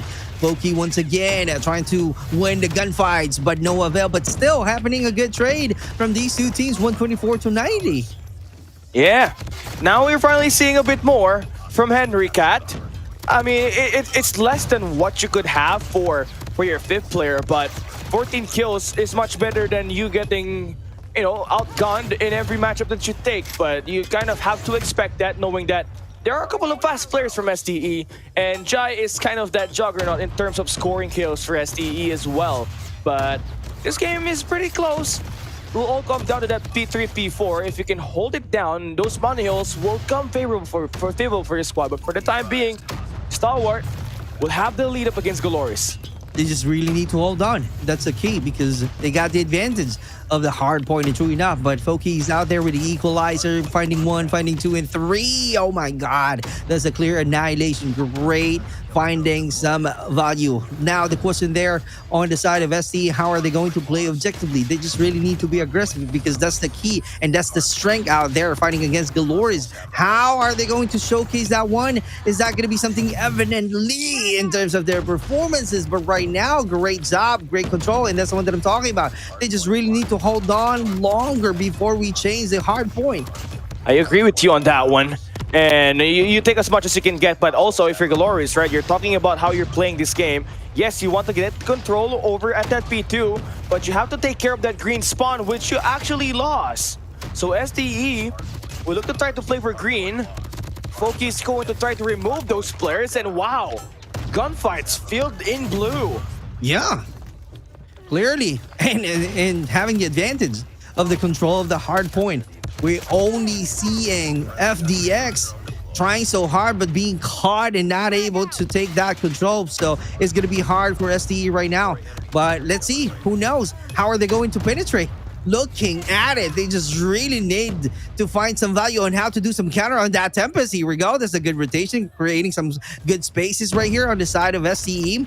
They just really need to find on how to penetrate using that utilities. And here we go, the flag clearly having a good use so far for the SDE. What a great retake of that control. Okay, looking good now, SDE. Just anchoring back the spawn. A couple of cut-off kills here for Henry, and he has been surging with the eliminations. FTX on a tight corner. Very tricky spot. That is going to be traded. Waves of gunfights being won by Stalwart. And it's the best place to be in because you win the front gunfights. That means Galores are going to spawn on the very right side. Right. And you're already working on the transition. So every kill that goes through for SDE, quickly spawn out Galores back to the left side. But seems like Galores are quick to catch on. And we'll look to try to play for a better B4 rotation. Right, and the problem is how are they going to hold on to that position on the side of SDE, because right now it's on the hands of Galores. This time they really need to think quickly on how to take that control back. What a great movement, but Sue is also being traded. Great job looking at it, 192 to 150. We still have 40 seconds. That's a tight space, and it's definitely Galores got the sightlines being closed. They're clearly locked in right now, so let's see how it goes. How long can they retake it? It's a good thing SDE able to retake that one. Oh yeah, this is what we want for SDE. Reef taking over now. 30 eliminations. We've been asking for him to step up, and he's done it. 204 to 155 great on our job. score. Great job again. And the great job is understatement because you want to win this. Reef has got to have to go massive, and he has been such a big piece for SDE's lead here at the moment. Oh, misses. One shot out there. Almost had it. But let's see, Reef clearly trying to perform and helping out the team alone. And Clove is out there taking the control. And let's see how great the defense is. They just really need to lock in, make sure that there will be any chance at all on the Galores to take the hard point. We are on the reset. A quick retake. Oh my God, what is going on? Come on, SDE. You only have few points. You only have few points, SDE, to start the match with a bang. You gotta have a huge impact in getting a win just like that. High ground advantage. Here we go. Close quarter. You gotta win the gunfights, brother. Yeah, you have to, and it's just hard right now for these boys to actually take it. 175 to 228. Mihawk, 46 kills. Lucasen with 41. They are lighting it up. Just wanting your teammates to get a bit more faster recycles on the hill. It's for Galores, but SD, you've got to take it. Only 15, 14 more points. Absolutely win this game right now, and Skurd has been such a massive player as well in finding these frags and keeping up the contest at all costs, bridging the gap between the OBJ and the anchor. 176 to 238 on our scoreline here, and SDE should be able to get this with LeBron Jai with the takeover. There goes the clean in the point. Galores from the top, they make it drop, but here comes the Clove Tempest. Starting to look impossible now for Galores, as they look to try to survive a couple of more times. 8 more seconds, and SDE will take this one home. 30 seconds, yep, surely this is going to be on the side of SDE. They're just giving some time right now because they know for a fact that this time running is going to be on the hands of SDE. They will still have a chance, even if we will be doing some reset, moving on to the next hard point. They clearly control this match. Great job, 243 to 204. But don't take this one for granted because few mistakes might change the story just like that. Let's see what's going on. And this is the one that I'm talking about. Still on the hands of the SDE. Great control. This is the clear win on the side of SDE. What a match. What a war. Yes, definitely indeed. But 2 more points is what we're fighting for in here. And well, we're hearing all the comms. Galores are trying to fight for it. Come on, man. Spawns are in. Skurd. Oh no! Galores are still alive here. SDE, they're kind of in a bit of a panic mode now. They're trying to flip the spawn, but Galores are playing more OBJ. Oh! And man, continuing up the rally here is Lucasen. They can end it. No matter what, they still got the War Machine from Zeus. FTX from the front, Skurd from the bottom makes the kill. And the surround sound is good. SDE breaks it just in time to survive. And there you go, they win it finally. You know, have you noticed how confident I am finishing the casting? Yeah. Early for the sound was playing. The sound was playing. I thought, ain't no way I might be delayed. I might be watching the YouTube stream, but no. They were playing the sound cue. A victory music at the end. Crazy stuff. Ooh, I thought a bit. Come on. I'm You almost so cursed it. much confident. Yeah, I'm so much confident on that battle. And I feel like, oh, what is going on? Still not yet done. It's a good thing. Yeah. They managed to hold on. Double win. Double win. Times and easy money. Anyways, we'll be looking into the highlights here. And what do we even want to point out, right? For you, Super Clark, what was the thing that really spiked your interest in this matchup between these two squads? Oh, their strength, brother. Because I know for a fact, seeing them performing, like, you know, the moment I saw STALWART Esports, I shared to you that I don't know their playstyles. I don't know the strategies. But seeing them playing earlier, I know already how they play for the hard point. And they're also like Elevate. They are also aggressive. That's the reason I keep on saying earlier, recommending that the STE in terms of rotation, they can trap the rotation by having, you know, a flip the spawn, you know, flipping the spawn early. And that's the one that we saw early on the match. They got the 30 points right away and they managed to sustain it. That's the key. And then after that, you know, getting some points or giving some points to Glorious, and then going back to the last part of the match to where they invested a lot on their operator, though kind of like crazy ending, because, you know, I'm so 100% confident earlier that, hey, this is the end. STALWART Esports getting the win. And yet we're seeing that they keep on fighting. In fact, it's kind of like, what is going on? We were surprised because the operator got some value on the hands of Glorious. Yes, indeed. And there it goes. That's the match number 1 here for STALWART Esports. Off camera. Off camera, we have your boys from OUG winning. OUG won up against New Gen Ninjas 3-1 on the scoreline. And that would be the Indian team out of the tournament. So OUG, Q9, as well as Wolves, 3 Chinese teams are still alive in the tournament. Then you got 2 Garena squads still fighting, vying to represent the region to win the World Championship. That makes it Glorious at the moment as the last Western team that will be playing here at the playoffs. We're loading up into a search and destroy now. Tunisia will be the map to go. Oh, this is going to be interesting, brother. They're like Elevate, but they just really need to hold on to that kind of momentum. They got to win already. They can try to do their best to make it 2-0, because if not, whew, it's going to be a rough road once again to the STALWART Esports.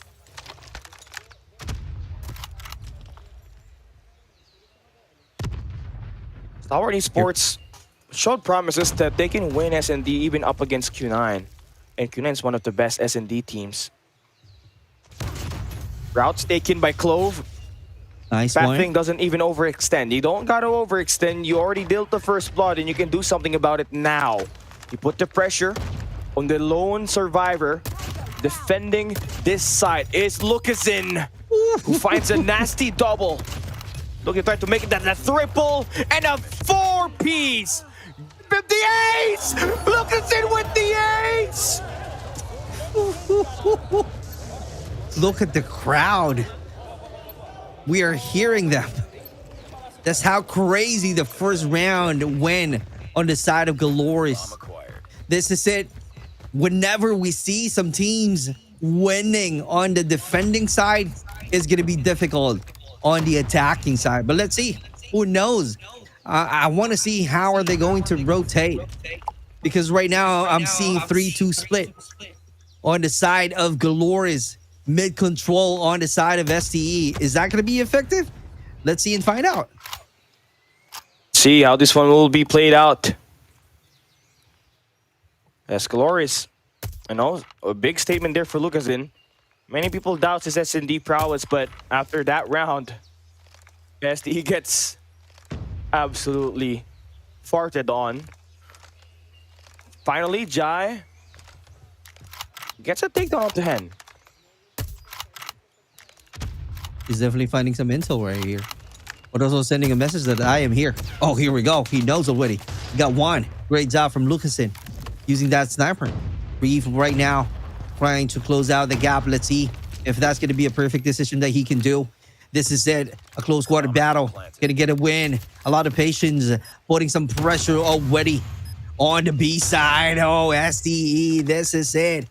Can you make it? Oh, loses that position. Good job. Great trade. We're still seeing 4 players on the side of SDE. Oscar, post-plant setup looking prime for him as he finds the double. There we go. You got to win, brother. You're on the attacking side. You got to win. That should be the advantage, because if not, once we switch sides, that's a difficult and rough road that you don't want to have. So you got to make sure that you are taking the advantage being on the attacking side. Let's see how it goes right now. How are they going to stack things up? Oh, Lucasen with another 3-piece. This guy's a multi-millionaire in multi-eliminations. What are the chances of him getting a 4-piece here after scoring an ace on the first round? Oh, he has the bomb. Lucasen is holding at the bomb, just kind of watching the cross. The entrance right through the B main. But LeBron Jai, he's known to take it over. Here we go. 1 minute to go.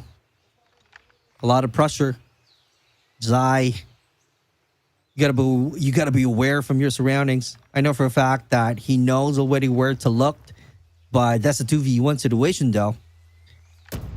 And losing the time. Oh, let's see. Sending a message that I am here now on the B side. So you gotta be ready for the attack. It's a good thing Lucasen is not really moving.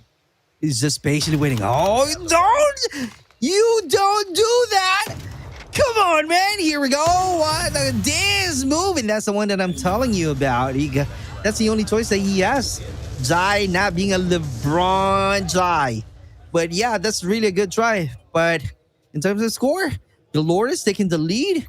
So let's see if SDE has something to offer on the table. Starting again, the 4th round. All right, Glorious defensive side locked down on the B side, so there's no way that the B side is where you are gonna try to take it. No way in hell with Lucasen scoring 8 kills on you on the first 3 rounds of action. Takes a while for FDX to get himself going here. Still looking to find the lineup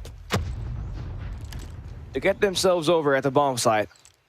Heavily postured at the A, but it might not be the finish yet, as they barely have any information on what's happening in this game. And yep, hearing all those utilities, SDE are gonna throw a fake, smoking down that A site, but they are on to a B finish. A good preparation on the SDE. Looking Clove earlier, closing out the sidelines on the mid map. And after finding the info that no one from the Galores is out there, that's the time to where they rotated on the B side. So that's going to be the perfect time for them to plan, putting some pressure. Let's see how it goes. If that's going to be the strategies that they're going to do it. And putting some class earlier. Let's see. Here we go. That's a good battle going on already, but no avail yet. No knockdown. Close quarter battle. Sniper in. Jive finally taking that kill. Let's see. We're still seeing. Oh, what a win! Clove is a Clove. 2-2. Finding some equalizer. STE, you kind of love the mid-run adjustments there. That mostly looked like, you know, a Chinese way to try to set up the side, the progression from making them feel like you're gonna push B and then rotate out, get the attack on that winery, then forcing your way to a B split, throwing Galores off guard on the situation is how you're gonna try to dismantle this B side push. But it's going to be hard. It's the Lucasen and Mihawk that you're gonna have to deal with here. And Mihawk has found the first blood already. Going to be a tough bomb site to attack right now. And you're kind of losing out space. There are a couple of guys already at spawn, and the flank for Foki. is essential. You're kind of stuck here right now. You're being searched and still undefeated. Make that a triple. Pokey unfazed despite being sandwiched. A good read, a good setup. Great job. A clever way to end the battle. 3-2 is our score right now in favor of Glorious. Let's see what's going to be the strategy right here. SDE needs to get one win at least before we change sides. Here we go. Looking at it. Oh my God. It's a 4-1 split. Going heavy on the A side, using all of the utilities, high ground advantage, but that's not long enough right there in favor of SDE. Reeve having some good preparation. That's the defense that we are talking about, putting some pressure already. Let's see how it goes. The bomb has been planted. 40 seconds left on the side of Glorious. Can they have some extension? Lucasin is still finding some miracle shot out there. Will it work? It's going to be hard, bro. It will be. It will take quite a miracle, but you want to try to take your chances. You miss all the shots that you are not going to take. And Zeus may have found the opening. You still need one more player to equalize the number here. And you're dealing with the guy on top, Winery. Time is running out, and Skurd, as well as STE, are bursting through the bubble. And there we have it. First half, it's going to be a split, 3-for-3. That one worked well on the side of STE. They just really need to do the same thing. They just really need to... Oh no, it's going to be a different because we're switching side of Woody. Here we go.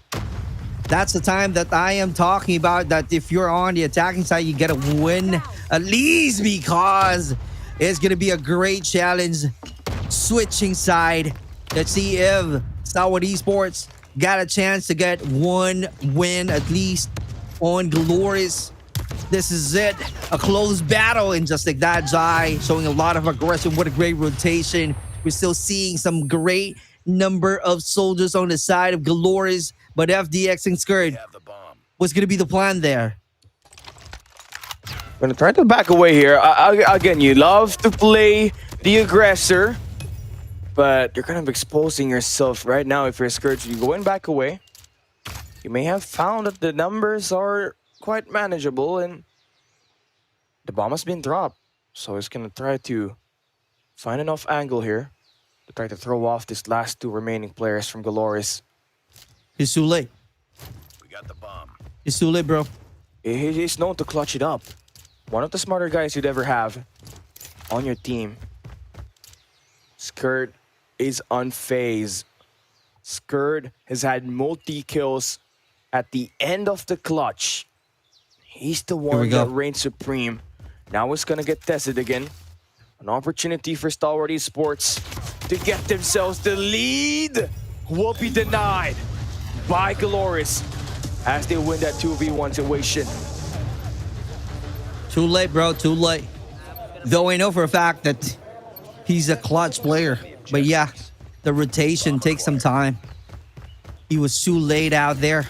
But that's really a good try on the side of STALWART Esports this time, changing the approach. Going heavy on the mid-map control on the side of Glorious. Let's see how he goes. How are they going to defend the A side? And just like that, losing another teammate. 3v4 situation. Jai, oh Jai, can he make it? Throwing some utilities out there just to buy some time, creating some space. Jai right now is not moving any inch at all. That's the key. He's just patiently waiting. So this is it. It's a matter of patience. Finding some good intel. FDX is also on it. Here we go. That's going to be hard though. But there's a flank on the side of FDX. Let's see. Can he make it? 37 seconds to play, brother. Yeah, Lucasin. Oh, wall bang there from the nuclear. Glorious are taking it on, and they're playing passive, but also aggressive position that Foki is taking up. 6 elimination. He had a multi-spree, and Zeus is gonna hold down the backside. Jai, the GOAT. Oh! Okay. Oh no. Almost had it. Yeah, Glorious are not going down. Beautiful hold on that play. There we go. Palms are coming in already. They know what to do next. Glorious really needs to be consistent. Heavy on A on the side of STE. Mid-map control. Once again, there's a lurker. Lucasin is out there. You got to be careful. He's freaking good right now, on fire using that sniper. Yes, he did. And right now, it's starting to look a little bit harsher for STE when they're trying to hold down the B side. Clearly, outbreak and the aggression is just something that you haven't really had since you're the one mostly doing the aggression in Garena. So this is entirely pretty new for you, but you do have the stun. Unfortunately, Lucasin was ready for the shutdown. A 4-man retake. It's a hard point break here for STE. But you still have enough angle. B's held upon here by Foke. Waiting for a chance for a player to pop down. And they're going to try to fake the rotation on A that baited out 3 players. So it's all down to FTX here. Foke gonna extend out. Oh no! Sniper would have done it for FTX. But out of the blue, Zeus was there to finally shut him off. And just like that, it's a 2v2 again. Woo! Shots fired for Clove, looking crispy. He's jumping up and down. And Hen, with only 25 seconds remaining, will be eliminated here.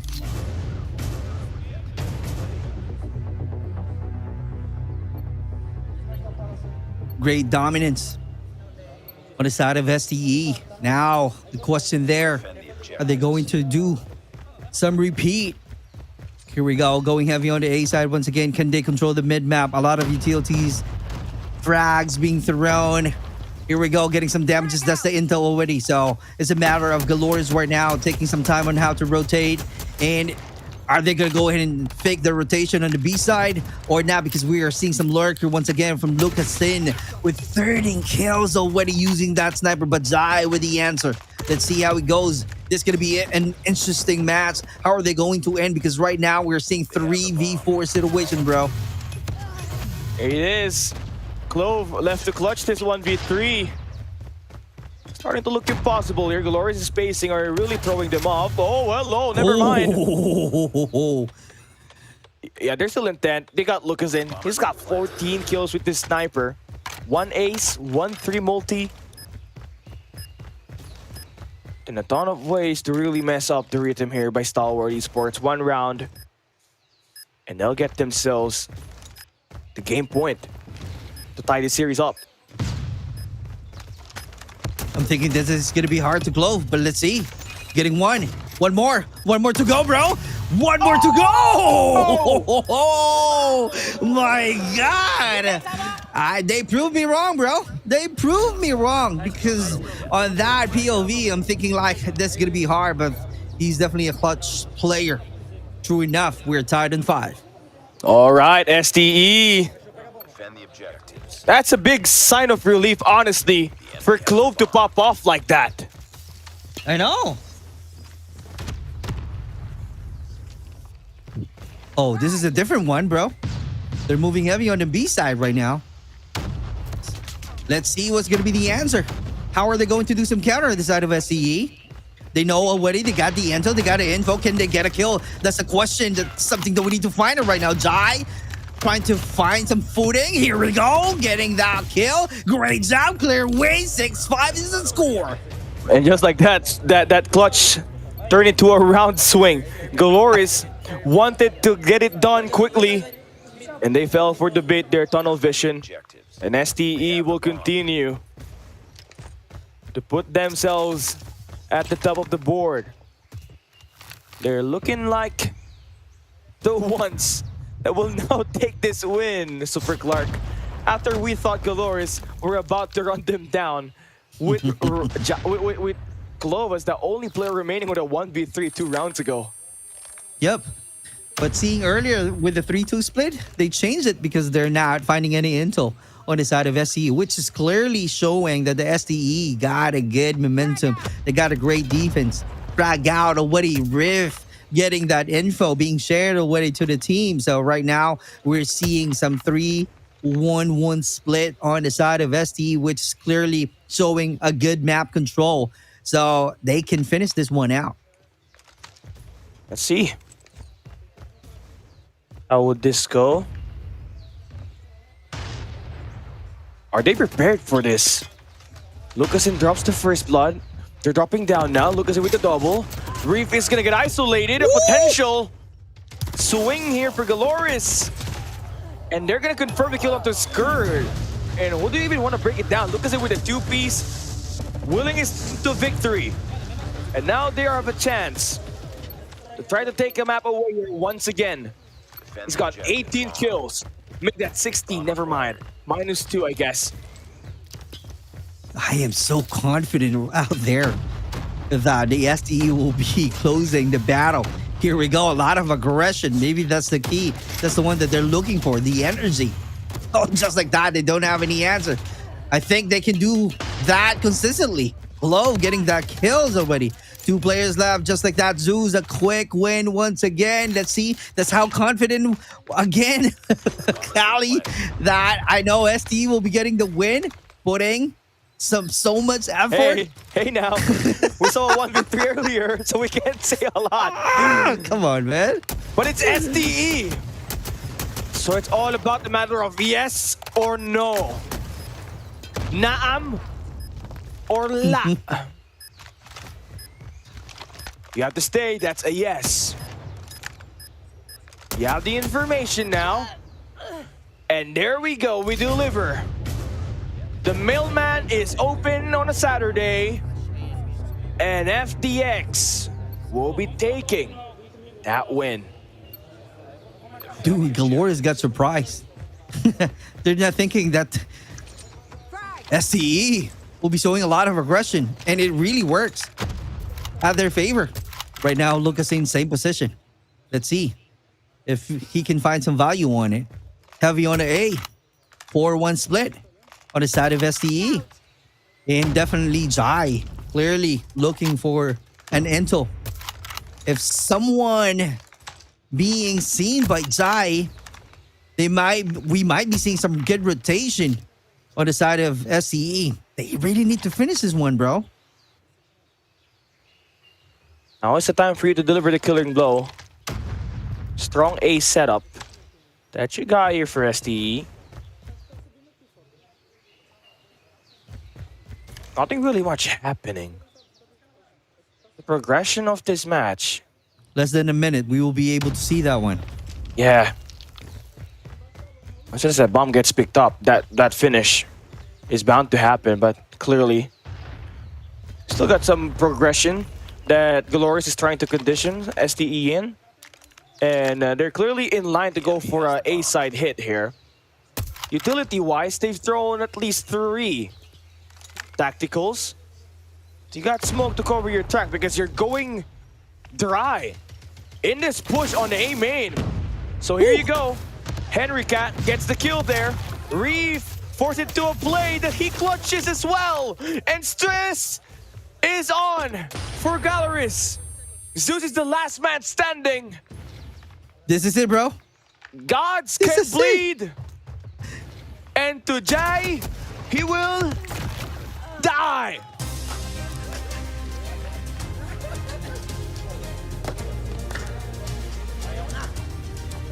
Come on, man. Great job, great job. Congratulations. STALWART ESPORTS. 2-0.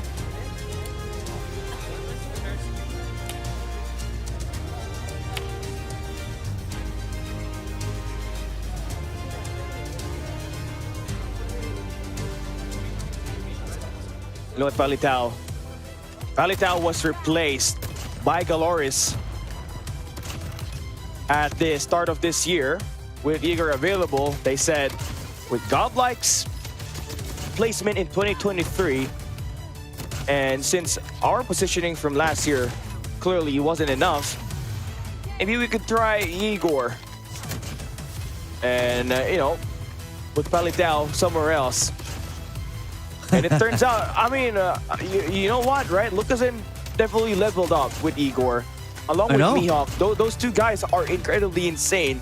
So it's kind of a win-win situation, honestly. But in this match, you know, the beef between coaches, I guess, clearly being won right now by Palitel. You could see it with that bond paper earlier. That was Maps. He was trying to teach this guy strats while he's up there. So he's that type of coach, very hands-on, very chill guy.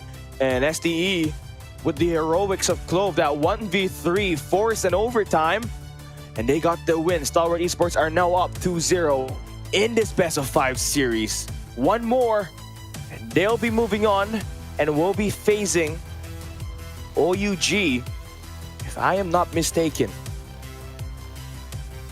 Let's see.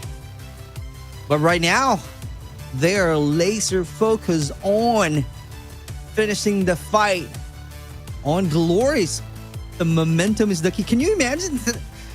I don't know what coaches said to them, because we're seeing how disappointed they are losing the battle from the Q9.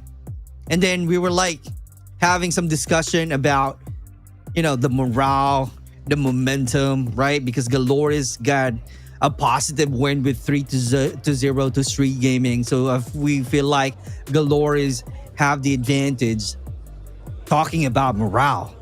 But Stalwart Esports, before we start the game, we are seeing them smiling. Maybe that's the key, bro. Right? Not to lose hope and being positive. And that's the thing, honestly, that you need to like understand, right? This game is still a game, and for you to be able to unlock your full potential, you have to enjoy it. Right? There's no point. There's no hope of making yourself stress out on the game. And yes, you may be feeling that right now if you're Glories, but you have to make sure that you don't put, you know, external factors in this game to affect you. And you had a chance to win it, right? You have a chance to win it, Glories. You were at game point, supposed to be at game point, but could not close it out. But it's a matter of just moving on and bouncing back, right? Let's just focus on map 3. Map 3 we go. We try to survive round by round. And that's going to be on control mode. Raid, once again. I haven't seen how are they going to... I haven't seen that on the side of Glories, how they perform on the raid map. But this is going to be my chance right now to see how good they are controlling the raid. But this is going to be their... It's kind of like... last resort. Yeah, exactly. Not to have a donut. I know for a fact that I love donuts, but that's a different story. But yeah, whenever we keep on talking about having an ugly exit, we're seeing some wins to whoever teams that really need to have a win, right? But who knows? Who knows? Who knows? We'll see what will happen here. It does look like Glories are kind of in a deep trouble right now. Really in big trouble. They're going into a map that SDE all year has managed to really have great 2 different storylines so far in day number 2. Upper bracket finals, Elevate and Q9. They're going to be going up against each other. Haven't lost at all in this competition. But on the other hand, take a look at the bottom. We got teams at the brink of elimination. This is day number 2, baby. I can't wait for the action. Me too. Oh, wow. What a quick report there by Miss Bimame. Yeah, we just gave you guys the information that Street lost up against Glories. New gens are going to be eliminated by OUG. So you got your boys from Stalwart falling down here up against Glories and are going to try to fight their way into a lower bracket semifinal. And whoever wins this still has one more game today. So it's not just a battle between your skills, but mental endurance. Chess game, mental endurance indeed. Let's see how strong their mind is. Who will be the first one to fall? Stalwart Esports clearly need to carry over that kind of momentum. Do not be overly confident, right? Sometimes that's the key in losing the game, being overconfident. But yeah, but I know this is gonna be the turf. Let's see. It's clearly that we might having a positive experience seeing them performing on the raid, but do not underestimate Galores. They still have some chance to get a win here. We're waiting for this game to start. On the flip side, we have OUG and Wolves set to take on each other later on, but we are ready for Stalwart Esports and Galores map number 3. And you are watching it here live at Garena Call of Duty Mobile. If we still got viewers, if we still got the energy to type, you make some noise on who you are screaming for, rooting for in this match as we are on their way into a map 3 raid control. Here we go. We're definitely starting right off the bat. Good number of kill points on the side of STE, 28 to 25. That's really a good start. Let's see if they can find some footing to where they can continue the momentum. FDX, Globe. No, I thought Globe will be getting another kill point out there. Oh boy. Here we go. It is going to be Galores fighting for their life. They're on the attack, a bit more mid-map presence, as much as you would like it to be there. You kind of want all lanes to be covered up as you are getting discombobulated. FDX and Reef combines for 4. And Galores are right at stuck at spawns right now. Their lives are going down. They needed to fight back in hand. That's exactly what he's gonna do as he paints the kill feed yellow. Galores finds a way to break, and B is where they go. Oh, 2Ps out there coming out from Hens. Reef for the comeback. Getting me Hawk. Oh, that's a good position. Can he get it? Oh, good trade happened. That's good try. And Skirt for the high ground, taking that advantage, which is clearly easy. But in terms of number of lives, we are even at 10. That's something difficult right now. But let's see, how are they going to? They can cover, but no, not a chance at all. On the side of STE, clearly having some challenges, 9-7, but this is still a close fight. Definitely is. But Galores, you're running out of time. You have to go and capture something. Do you have operators for STE to try to stop this A push? Because that's the only way for you to break this without smokes. The drive pick here. Oh, it's going to be hard. Good. Henry Cat with the kill. FDX with the snapback and 8 seconds remaining. Uh-oh. What does this remind you of? This was the matchup exactly from Elevate last year where Galores runs out of time to get into point. Can you imagine? Oh my God, STE get the first win. Here we go. Clearly a disappointing match on the side of Galores. What's going to be the adjustment? Can we see that one right away? On the side of Galores. Oh, misses. A good rotation, aggression, already a better position on the STE side. This time they're taking some time, good position, because they already have the position, taking the advantage of that sidelines. Clearly being clever enough on how to get the intel. Pushing, getting kills. Skirt, adding more damage on Galores. It's going to be good now if you're STE. You still got the numbers advantage. Couple of operators to work around with. Reef. Yeah, nothing out of the moment. Only get a couple of trades there, but you're bouncing out of that A side. You're already done 2 segments in it.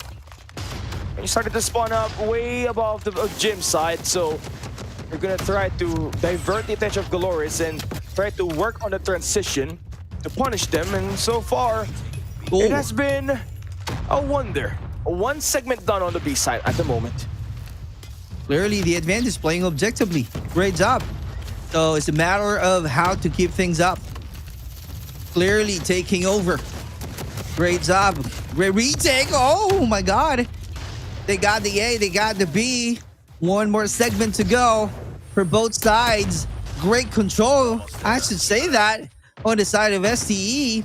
15-14 on the live counts. So let's see, FDX finding some value. Lucasin is out there. Can you imagine? Even if he hop off on that lane and clearly had a shot in the air. Hey, here you go. FDX gonna try to push it. Like Manny Pacquiao. There you go. Have a taste of that. A segment getting captured. Foki gonna get naded. Information that there is a player there. There you go, extra clock. That's a minute. FDX. You know, he's really trying to figure out where is this other guy. They've worked out the mid-map already. All they just gotta do is hit up that remaining flank flare, but it feels like it's gone. He has rotated. You heard the sound cue. Someone's coming right up, but Henry gets the information. A bit of a trade coming through now. Operators could be invested in a flank or a potential pinch play coming through. LeBron Jai has brought down the War Machine. That might mean trouble for Galoris. Clove and Reeve. Good for 3. And SDE looking to try to find their way to the next round. Switching sides. Let's see. Well, they got the advantage already. Here we go. Is this going to be a donut? This is going to be an ugly match and a huge disappointment if that will happen. Finding some value on the operator right off the bat. Let's see if they're going to do the same thing, or are they going to go heavy on the objective? Is this going to be it? Or a lot of aggression, but this time, good positioning as well. Able to repeat. Here we go. Counter happening already. Oh, Mihawk, can he find one? Huge damage out there, but managed to do some reset. Finding one, finally, using that dead machine. Mihawk finally losing the battle. 20-21, 46 seconds to play. Here we go. Galoris trying to stay alive as much as they can here. Seemingly enough, they do find a way to play objective. And they do shut down the kind of basketball court, so they are taking much space as much as they can. You want to take that laundry side control. You want us to start to play for the rotation onto the B side. So if you can get that kill onto Reef here, that should prompt, that should start the basketball court for them. But you're going to lose that gunfight on Mihawk. Things are starting to look a little bit suspicious, as there's not enough gunfights that you're taking at the very back. Playing objectively, bro. Yeah, playing objectively right now. But also trying to play for a spawn trap here is SDE, so gotta be a bit of a problem here for them, honestly, if you're Galoris, because you're going to be spawning out. You're going to be spawning out on AC generators, so you're nowhere near able to actually bounce out unless you win this flank, which Reap absolutely reduces to 0. And SDE lowering down the life count. Here we go. They're about to finish the battle. 11-12. They still have some time, but they need to also take control of the B side. FDX. Zeus not able to find some value on the operator. Long range, great angle. FDX operator Reeve is right now. Sparrow is out. Clearly looking for a victim. Clobe is also having some good sightlines. Can he make it? Trying to rotate. Here we go with a close quarter battle. Oh, surprise, surprise. Good more support. Getting that kill point. What a great dance move that we are seeing right now from the players of SCE. We're still seeing 20 seconds to play right now with 6-4 is the score. Just like that, they're now allowing Galoris to take over the full control of this match. 5-3. It's a matter of time, can tell if Galoris will be able to make it. If Galoris can make a score at your right corner. Oh, what a swing. Oh, an STE. Donut. Can you imagine? That's why they're so freaking happy right now. What a huge comeback in terms of their performances. STALWART Esports taking over. And STE will remove Latin America in the World Championship 2025. And for Palitao, that has got to feel good. I don't know what the situation was, but he used to be playing and he used to be coaching for the side of Dolores last year.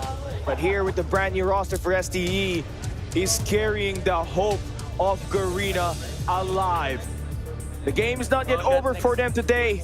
They will still be tested at the lower bracket semifinals, where they will be waiting for whoever will be winning between OUG and Wolves. Nonetheless, STE has already outdid themselves, only placing 6 to 8 from last year, getting eliminated at the quarterfinals of the playoffs. They managed their way back into at least a top 4 spot. It only goes up from this for STE being the little brothers of Elevate. They look to try to work their way up to the grand finals and maybe perhaps get a Garena matchup. But that's a long story. They still have to go through a long process in here. They still have to play. They still have to play one more game today. And I know it's been a long day, but you gotta have to will yourself through it. They got some break though, so that's the time for them to do some reset and be ready and laser focus on performing and be part of the grand finals moving on to the day 3. I'm so excited to see if STALWART Esports can do that. But we are not yet done. Let's see and find out who will grab the win on our next match. Wolves fighting against OUG. That's clearly an interesting battle. But Wolves being the legendary. But let's see how it goes. If that's going to be Wolves all throughout the game. But before that, this is the performance that we saw already. How dominant STALWART Esports. MVP Reeve with 31. Can you imagine? With a huge help also coming out from Skirt.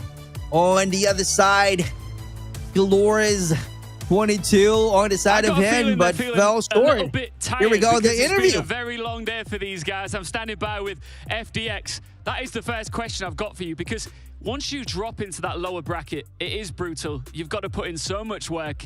Are you guys exhausted, or are you still feeling up to the challenge? We still have some power left. We're gonna get that championship title. Come on.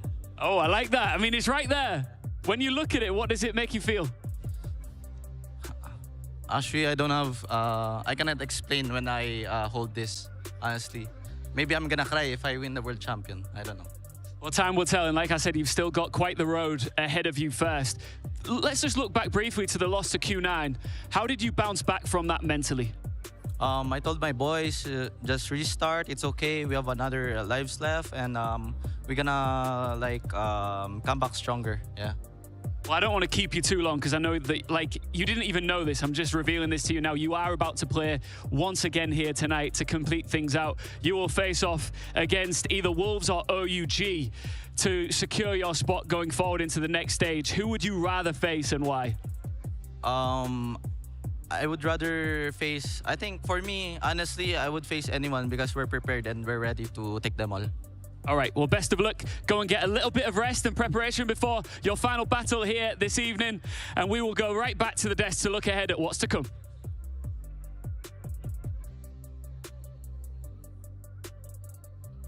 STALWART Esports are going to be the first team at the lower bracket that will move on to the next stage. But, you know, for sure, they're waiting for whoever is going to be advancing on the next game. You know, OUG and Wolves are still kind of playing right now, if you do want to watch that. And OUG actually won the first map up against Wolves. A very interesting match. I know. So yeah, for Wolves, you know, it's going to be quite crazy. It was a 249-250 loss that they took. Come on, man. We keep on seeing, we keep on putting some great stories under the belt of Wolves, but losing the battle on OUG keeps us, questioning ourselves. Yeah. What is going on with Wolves? And yeah, again, OUG did the 3-1 new gen, and apart from that, right, they're playing Wolves right now. So if you do want to watch that, we have a stream prepared for you guys on the Call of Duty Mobile Esports. But yeah, I think we're going to be heading into a bit of a break there, along with the STE, as we try to continue their journey into the World Championship Day 3, which is going to be, you know, ending tomorrow. So all the fate, all the hard work that all of these teams have managed to build up from the start up until the very end is going to be decided tomorrow. And so far from what we've seen today, you know, it is going to be Stalwart Esports. We were down to our last 1, 2, 3, 4, 5 teams currently. Stalwart Esports went in for the 3-0 up against Glorious. But what I was saying is that all of the teams that have been playing here, right? Who is your favorite out of the remaining teams that are alive here in this match? Super Clark. I can say OUG. OUG. Because I wanted to see the OMG performance if they win the war fighting against Wolves. The reason why I'm choosing OUG, because, you know, Stalwart Esports will be having a better chance in winning the battle against OUG. But on Wolves, I don't know. Let's see. Okay. Something in my heart says OUG is going to win up against Wolves. Now that you said it. Because ain't no way okay, here's the reason why I was kind of spacing out and why I was not replying to you. I was looking at the score on I was looking at the results of New Gen Ninjas and OUG, and I was like, 97-50, 7-2, ain't no way. There might be a lower bracket run again. And here's the thing, Super Clark. 2022 was the year where we have the double elimination format happening. And an NA team at that time called Tribe Gaming lost their upper bracket quarterfinals, and then they dropped down at the lower bracket. They dropped down at the lower bracket, and guess what happened? What? The team that dropped down at the lower bracket became the champions, and that was Tribe Gaming. For real? Oh, yeah. Okay. So OUG, they shut down. They shot it down your boys from New Gen Ninjas. They're friends, by the way, in a crushing manner. And currently up against Wolves, which is the team that they also placed at the same time 3 years ago. I feel like there's some potential in it. I feel like OUG might be my clear favorites here as well. And speaking of the demons, no break for us. We're going into the divers spot, and OUG and Wolves are going to be playing here. Again, OUG 1-0 here. Oh, this is going to be interesting. Now, looking at a map. Wolves. They got the mid lane. Oh, flag effectively work on the side of OUG, brother. I'm about to say that they got a better position. No, I think you may have called it. Oh, no. I cannot believe it. Oh my God. Here we go. Another start, another reset. OUG, come on, man. All right, Wolves about to really find a ways, getting closer on the A side, making sure that they got the intel first before they push in. And true enough, they got it. But let's see how good they are in pushing, losing 2 soldiers already on the side of OUG. But that's going to be a long run once again because your wrap is really too far. Finding and closing out the sidelines. You got to be ready, bro. You got to be ready. Someone might push from the Wolves, putting some pressure, Woody. They know the position, so it's a matter of time right now. How are they going to react on the 37 seconds to play? And just like that, right after that win, Wolves said, hey, you ain't taking any more of those rounds. We're here. Announcing themselves, licking their lips. 4 kills off the get-go deleted. Hold down to AO Raf. Oh, hello, Zai, the GOAT. I tell you what, the GOAT has been amazing. But the GOAT needs some help from King. King has been abysmal in terms of playing Search and Destroy. Very unlikely of him. He's had multiple rounds multiple 4 rounds, like 4 rounds in the game where he's got 0 kills. And at this point, you would have to think, is it even viable for King to even hold the sniper in a search and destroy? Because if he can't find kills right now and get himself going, there's no point of him playing it. You gotta change it. Come on, bro. You should be helping the team. But yeah, maybe he's just, you know, really unlucky in the position that he's choosing. But let's see. Solo right now. He needs to add more. He needs a huge help, a huge impact on the side of OUG. Though there's no any engagement happening because of the time, we still have 120. After that one, once we saw the time going down a minute, that's the time to where all of the players will be forced, rotating, closing out the gap, and creating some chaos.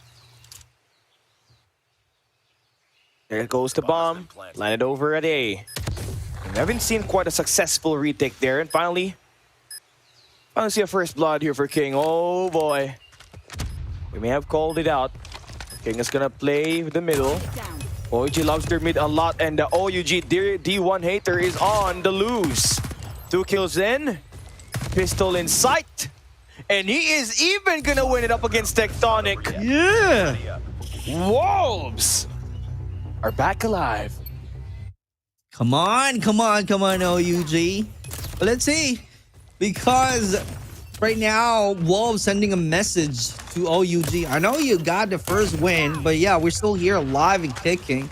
And we got some experience, so we know how to come back. And truly enough, the score is 2-1. Early rotation. What a great formation we are seeing from the Wolves. A clear control on the map. I don't know how are they going to respond right now, because King got the advantage and rotating right now. Win is still at the B side, finding someone. Oh, this time caught off guard, being surprised, but still in terms of position, controlling the mid lane. Let's see how it goes.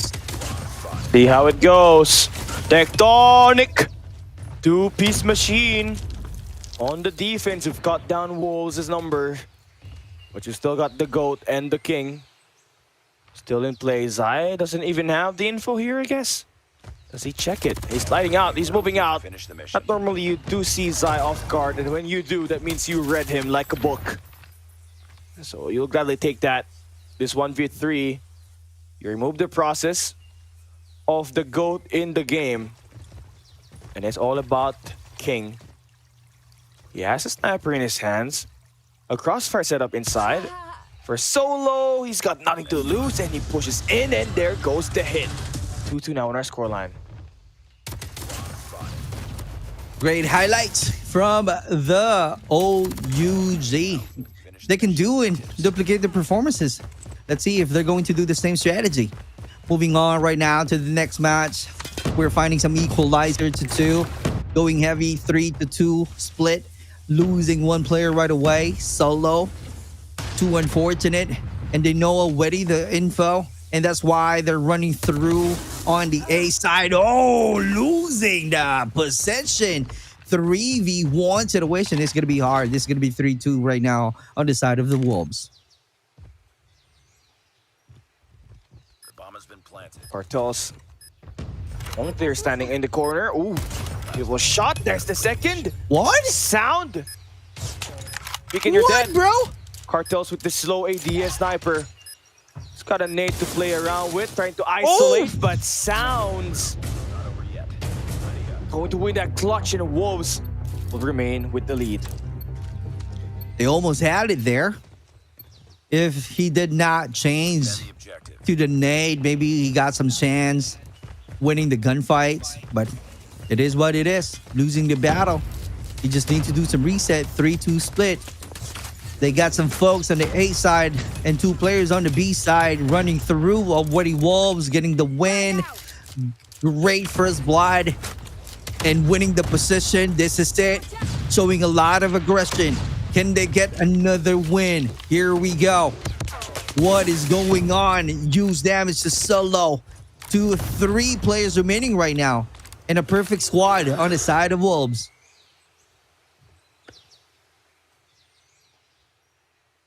Playing with the pace here now.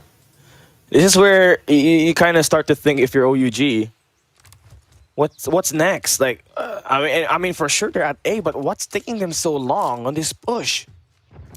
So you're sending out your teammate to actually investigate. King's off camera actually finds 2 eliminations, but King again, the OUG D1 hater, is gonna get that 1 kill before he gets it shut down. He's still got the numbers advantage, but clearly, because of the Kings played that hold at the A side, it has made things doable for Cartels. Yeah, they still have a chance though. Yeah, but like, you have Sounds and Zion on the other side.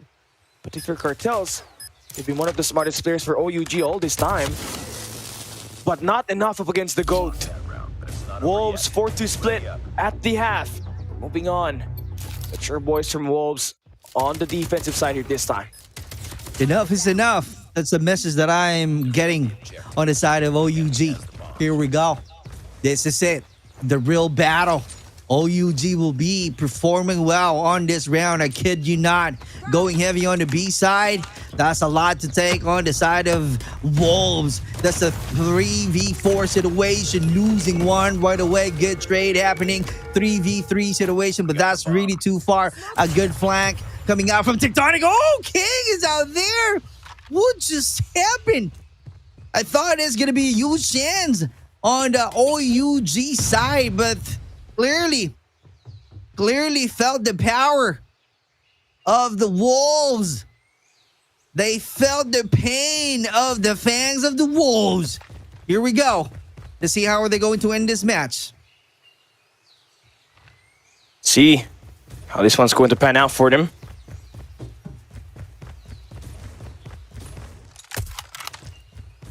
I mean, when you're trying to take a look at the way that the map is laid out, it's a bit more CT-sided.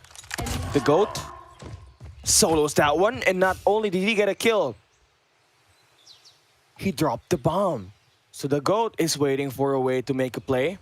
Cartel's trying to make an alternate route happen here. But Which the is GOAT really hard, waiting. bro. Yeah, Zai is waiting. The GOAT is waiting for the guys to go green, but King actually finds a cross. And Wolves 5-2. Starting to look a little bit more harder for OUG now, as Wolves are only down to just 2 rounds, and they'll be able to gladly take this round away. Defend the objective. It's kind of like an easy win on the side of Wolves. Let's see. I'm really putting a good hype on the side of OUG.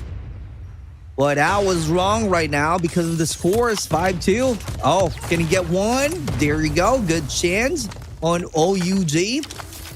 3v4 is the situation right now. Trying to be aggressive. Win doesn't have any air anymore. King putting some crown on it. Clearly evident using that sniper. Huge impact right now, but the only player alive is going to be crazy. So it's kind of like, you know, a flip story. They got a taste of their own strategies. The bomb has been planted. Here we go. Is this going to be a clutch for King? Or Cartels will be taking over? Which is closing out the sidelines? They just really need to be clever on how to anticipate. King, in terms of angle. Here we go. 1v2 situation. All you got to do is sit back tight. And there you go. Shots fired. And OUG will keep it to just 2-round deficit. And, you know, for OUG, the story here is that they weren't supposed to be here. They didn't qualify for the World Championship. But with SPG not able to make it here, they have to stand in as the representative for China. And it just so happened that they have a world champion that came from the lower bracket, so he's been here before. They're trying to make a miracle run, as I would say. But who knows what's going to be happening here for this three guys remaining for Wolves. Nades are out for Wind. No elimination. I don't know why you're contesting this. Just keep them trapped in it. You know, got to make the move. Oh, losing. We still have a minute. Close quarter battle. Here we go. Solo going solo. He needs to do more. Win is still alive. Rotating. Clearly knowing where to go. And true enough, we are on a match point. That's going to be hard to come back on the side of OUG. Clearly dominating the game. Even if we switch sides already. That's the experience coming out and clearly evident on the side of Wolves. Starting the match right away. This is the way to end. Wolves will be getting the 1 and having an equalizer to 1-1. We still have so much time to go, Kelly. So let's see. They're just going to end this battle. I kid you not. Let's see. One shot says it all. OUG's run will make it harder for them on these rounds. If they lose another player. Couple of progression around the A side to try to sell a fake. But King has been knocked down. Dead eye on the middle. And that's 13 eliminations. The highest on this lobby.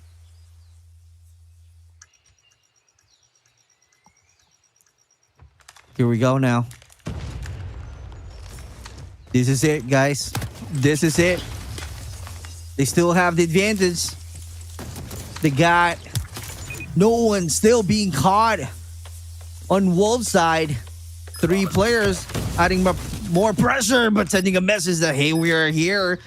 This is a gunfight. Mechanical skills really needed on OUG. Kings get 1. Can he add more cartels? Here we go. He will be getting that kill, but true enough, this is really hard. Wolves getting the win. We are tied at 1. That's gotta be. That's gotta feel good if you're Wolves. You've kept it, pretty close to the hard point, but here you secure a dominant win with a King Masterclass. This man, performed poorly, but every time, it's the storyline here, Super Clark, like all season long, for King, although he may not have had multiple, appearance in the CDM season.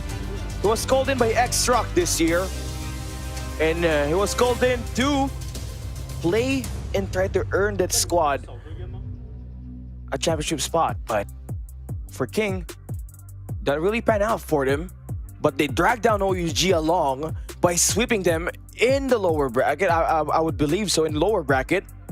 And that meant OUG's run for the World Championship ended along with King because he went in there with one of the best performances ever.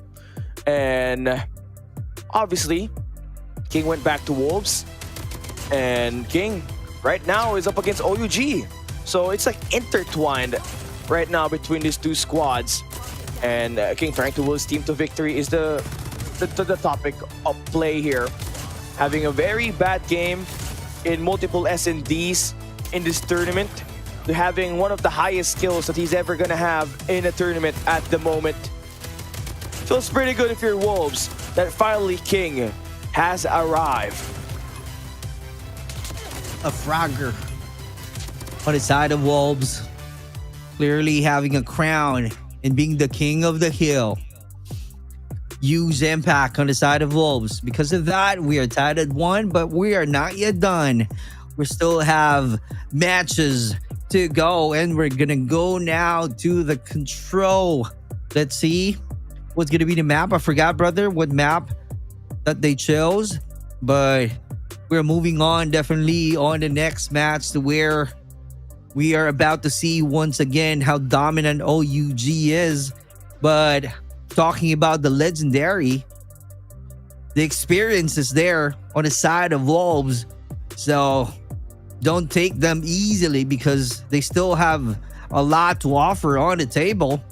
So you got to be confident and make sure that you have got some great defense. Do not commit any mistakes because one mistake can really push you down and lose the battle easily on Wolves. So you got to be careful, although you're getting some pain because of their fangs.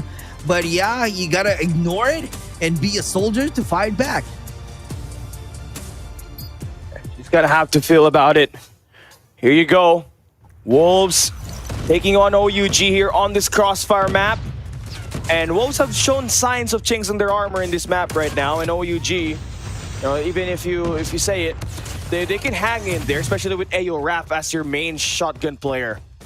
But they all fall down though on the defense as Wolves continue to push pressure at the enemy spawns. Clearly, they have their own roles, but the key there is how you control this map. Looking at it, good start on the Wolf side, playing objectively. Still a minute to go, 25-20. King is out there once again, about to really carry out the team. He knows where to go. He knows where to find his enemies. And true enough, Zai for the help. Here we go. That's a 2v1 situation. That's going to be hard for Ayo Rap, but in terms of dominance, he can still fight back. He got the high ground, controlling that position. Zai still not yet done with the war. As you can see, 1915. OUG doing their best, trying to control, trying to get a hit, and making an A controlled side, keeping it fresh. Keeping it fresh. It's too close. All you gotta do is hold it down. 45 seconds remaining here for the attackers. And you got a great solid position on the A side. Then you have Tectonic on top floor, P2. So slowly and surely, the longer Wolves take in trying to get a capture here, the more that they will tunnel vision. So you're kind of banking on that if you're OUG. And you kind of do manage to find the elimination. But objective B has been lost. So all it takes here for Wolves to play is on this A side, wherein OUG is strongly holding. Bit of a push spawn here for OUG at Broken. And again, stable control that we are seeing from them. Two Kings fighting hard. We have Kings on OUG. We have Kings on the Wolves. Here we go. Wind being lighter. Not seeing or hearing the footprints. That's how light he is. Great movement so far, as you can see, getting 2 Ps before being caught off guard. Here we go. Man, it's such a brawl to see these two teams. But Wolves do come up on top here. That's where you start to come and worry about real quick. As the defense is supposed to be the one. And will come up on top with the win here. Hold down to Cartels to clutch it. On a 1v5. 5 operators available for Wolves. King, they're just going to back away to maybe charge more pressure here for Cartels. But they soon go to eliminate him. And there you have it. Wolves take the round number 1. And it gets better. It gets better. Defensive side now locked in for Wolves, and guess what? They got 5 available operators to use. And OUG must be aware of what's about to happen in this coming round. Let's see how clever they are in using that operator. We might be seeing on the mid game. But right now, on the gunfight, Wolves having the advantage. Oh, what a shout out there. Wolves Eye starting to activate, finding some value on the Annihilator. As you can see out there, another one gonna get more kill points, helping out 27-20. Just like that, Wolves taking over this control. Another one, KRM this time coming out from Ayo Rap. Clearly keeps on winning the close water battle. Claw, not really so much at all in terms of value. Man, look at the dominance. Look at the dominance here. And there's 3 more available operators for Wolves. They're going to kind of save it because they don't need to absolutely turn down this round as they have complete control over it. Wind, was kind of the player that was having a rough time earlier today. But here, has held his ground as the shotgun player for Wolves in this matchup. And that's all it takes. That's all it takes for Wolves. They've found their form back. And we'll look to try to dismantle this squad once again. 18 seconds remaining for the attackers to push. A side should be the one that they want to capture. At least one more segment in it.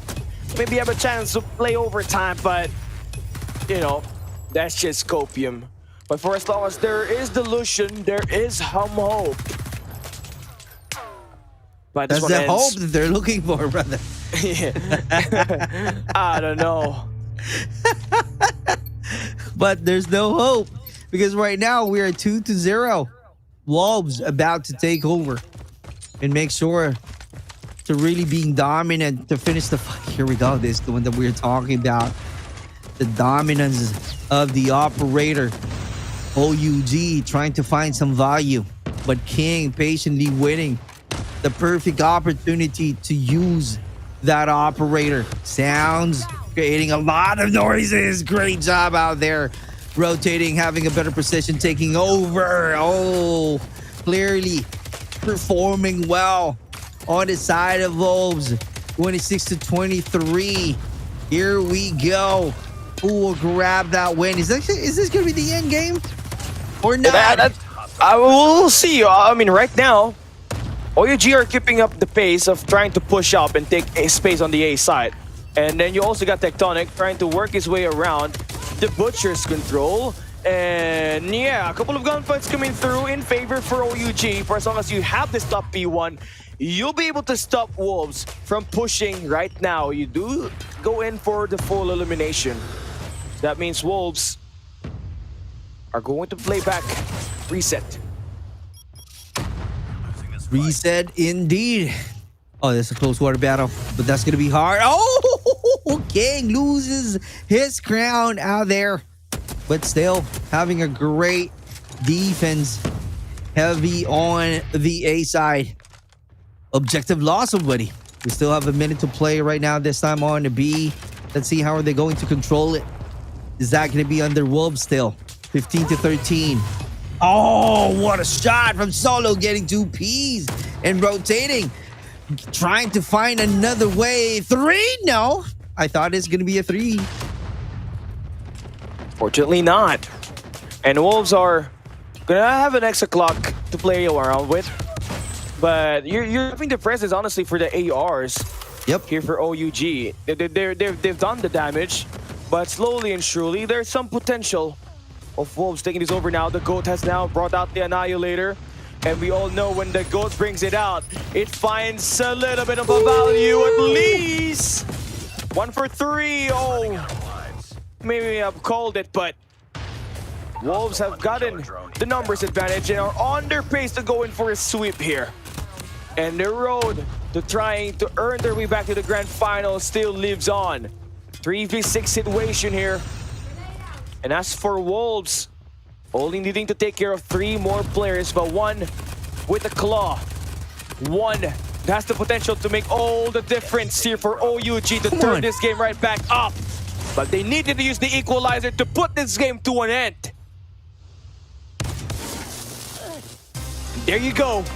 Wolves will take it. A sweep on that map number 3. The experience, bro, is there. Being dominant, persistent, being a leader. Great call out, great comms. Now let's move on. Let's see what's gonna happen.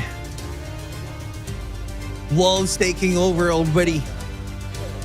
OUG being quiet. Earlier, they got some energy. Clearly losing the battle right now. I don't see any morale anymore on the side of OUG. Looking at the performance with a 2-1. Zai being the king, being the GOAT. Sounds clearly not making any sounds, but in terms of number of kills, come on, man, it's too loud on Wolves Sounds. Sounds clearly making the effort, being the high impact player here. And honestly, you know, for Wolves, you just kind of expect for you to win this because there are a couple of games where OUG got swept in control. And earlier today, the only map that Nugent won up against OUG was a 3-0 win on the raid map. And yes, it could be a different map. It is a different map, but it still applies on the way you play the fundamentals of it, and OUG does not really have that coming into this game right now. And I think you could say it is the lack of a sniper that really hurts their odds of winning this, because, you know, without Seven or Jabin, one of those two snipers, you kind of put yourself into a spot where you have to play 2 Type 63, which is very aggressive. But when a Wolves squad with 2 shotgun actually plays aggressive, it kind of cancels out the Type 63 on those longer range engagements, because they're just kind of busting through the bubble. So yeah, that's it. That's map number 3 for you. Wolves now has the lead in this best of 5. But what comes next might just be OUG's secret toss. Yep, Apocalypse. I agree. Hardpoint. It's kind of their bread and butter. This is where they defeated New Gen Ninjas earlier today. Yep. Crazy. They know. Although, it might be the same story that me and Neptune yesterday. Like, it's a never-ending chaos. It's clearly a war zone. But let's see, because we know for a fact that this is going to be one of the strengths of OUG, holding and controlling the map on Apocalypse. But still, we have some fangs that you really need to take off. I mean, you know, to control love. But let's see, because of the momentum that Wolves is definitely having right now, even if you are being confident in playing the Apocalypse, who knows, you might surprise on how the rotation being made or being given, and see if Wolves will be still showing the legendary moves that we all know from the Wolves. So you got to be ready. OUG really needs to get a win to find some equalizer. See how this one's going to be playing out for OUG, as this was one of the maps where they defeated Wolves in CDM Season 10. I believe it was Stage 2. So, yeah, a lot of history in this map right here. One of the weaker maps, we could say, for Wolves in particular. So you can take what you can get. You can force a map number 5. It's all up to you to create your legacy. OUG, you're not supposed to be here. Once again, got nothing to lose. But here they are trying to push Wolves to the limit. Here we go. Is this going to be the limit of the Wolves or OUG? Zai getting a good start. Great control. This is it. Wolves getting the P1. Oh, it's going to be hard for the OUG this time. And this is it. This is the one that I keep on talking about. You got to run. You got to show a lot of aggression, taking control of the P1 right off the bat, so that you will have some bank in terms of number of points, so that if in case the respawn or the changes of the location of the hard point to where it's going to be hard for you to rotate and retake, you got something. You got some deposit on your bank. So let's see if that's something that we are about to witness. Is that going to be a lot of money on the Wolves side? True enough, 27-10. 27-10. Are you going to start to bust through it, honestly, if you're OUG? You kind of have the late rotation here, and you have multiple moments up against New Gen Ninjas where you're trying to fight for that early rotation. And number 4 in solo was almost able to take that, honestly, but King off flank, just stopping every player that he sees there, and now the Predator missile gets brought in. Kaboom! One more kill here for King, and that's an EMP system built up. They are streaking, putting OUG back to where they belong. Oh my god, a huge impact win once again. Clearly showing up how good he is controlling the P2. And that's the key of winning, 69-10. No progress that we are seeing right now on the side of OUG. This is going to be hard for them.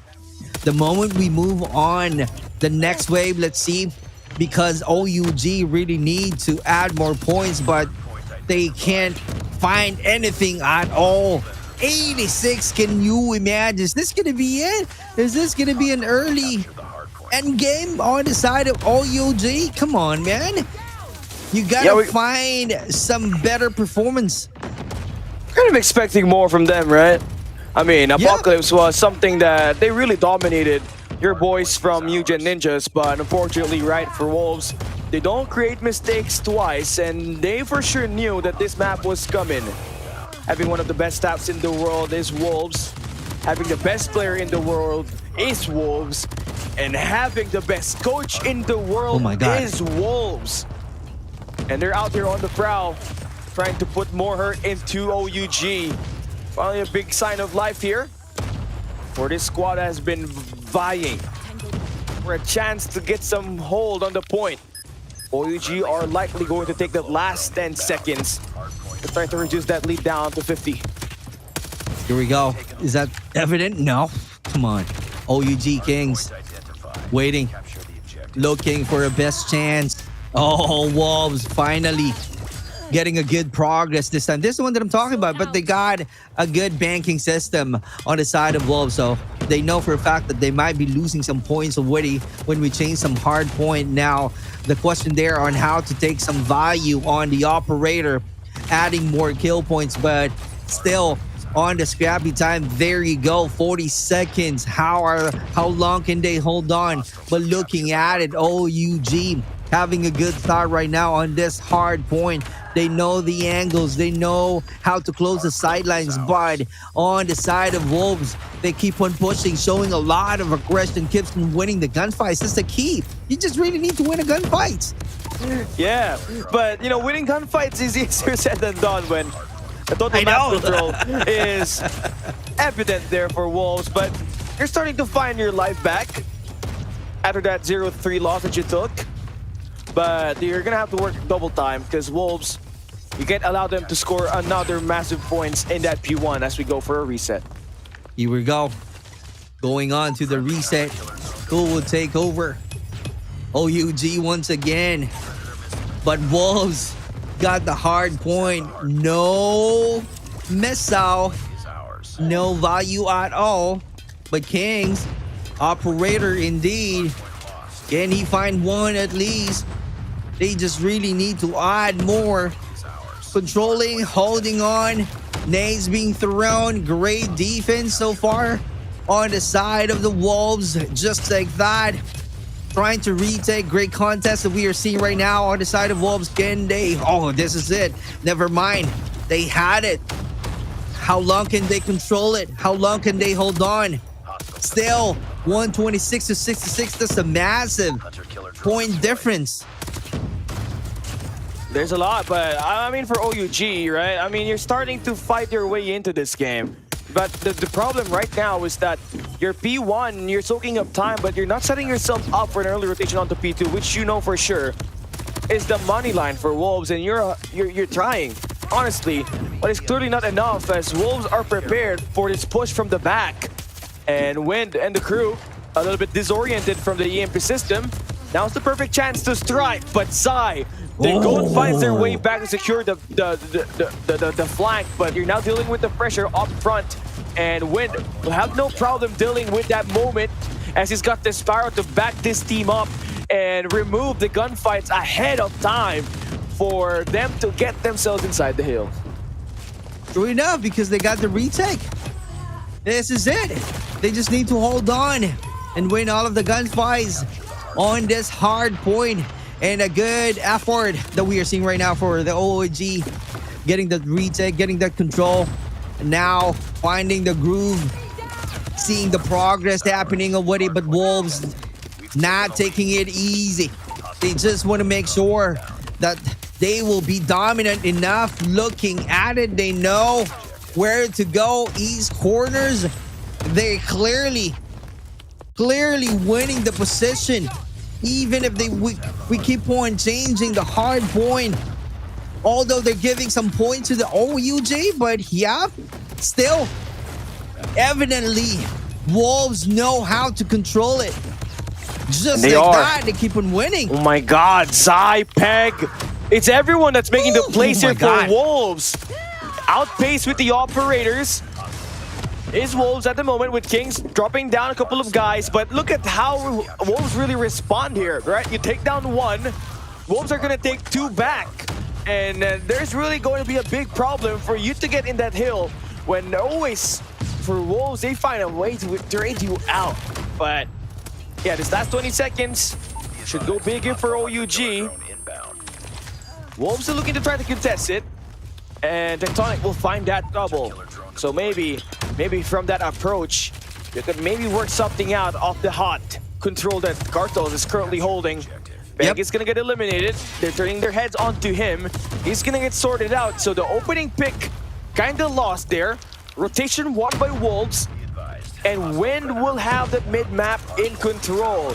And operators are now about to come in as well. So guys moving through the front are about to be eliminated by this War Machine. So man, OUG are put into such blender right now. Great penetration on the side of the Wolves, and that's why they're finding a lot of value using the operators. And clearly, difficulties and a great challenge on the side of OUG. Although they got some great contests, but looking at it, how long can they hold on so that they can put up some more points? This is it. Wolves' Thigh is out there. Beg is also working so hard, getting that retake. Yeah, they've been working hard for this. They want it really bad.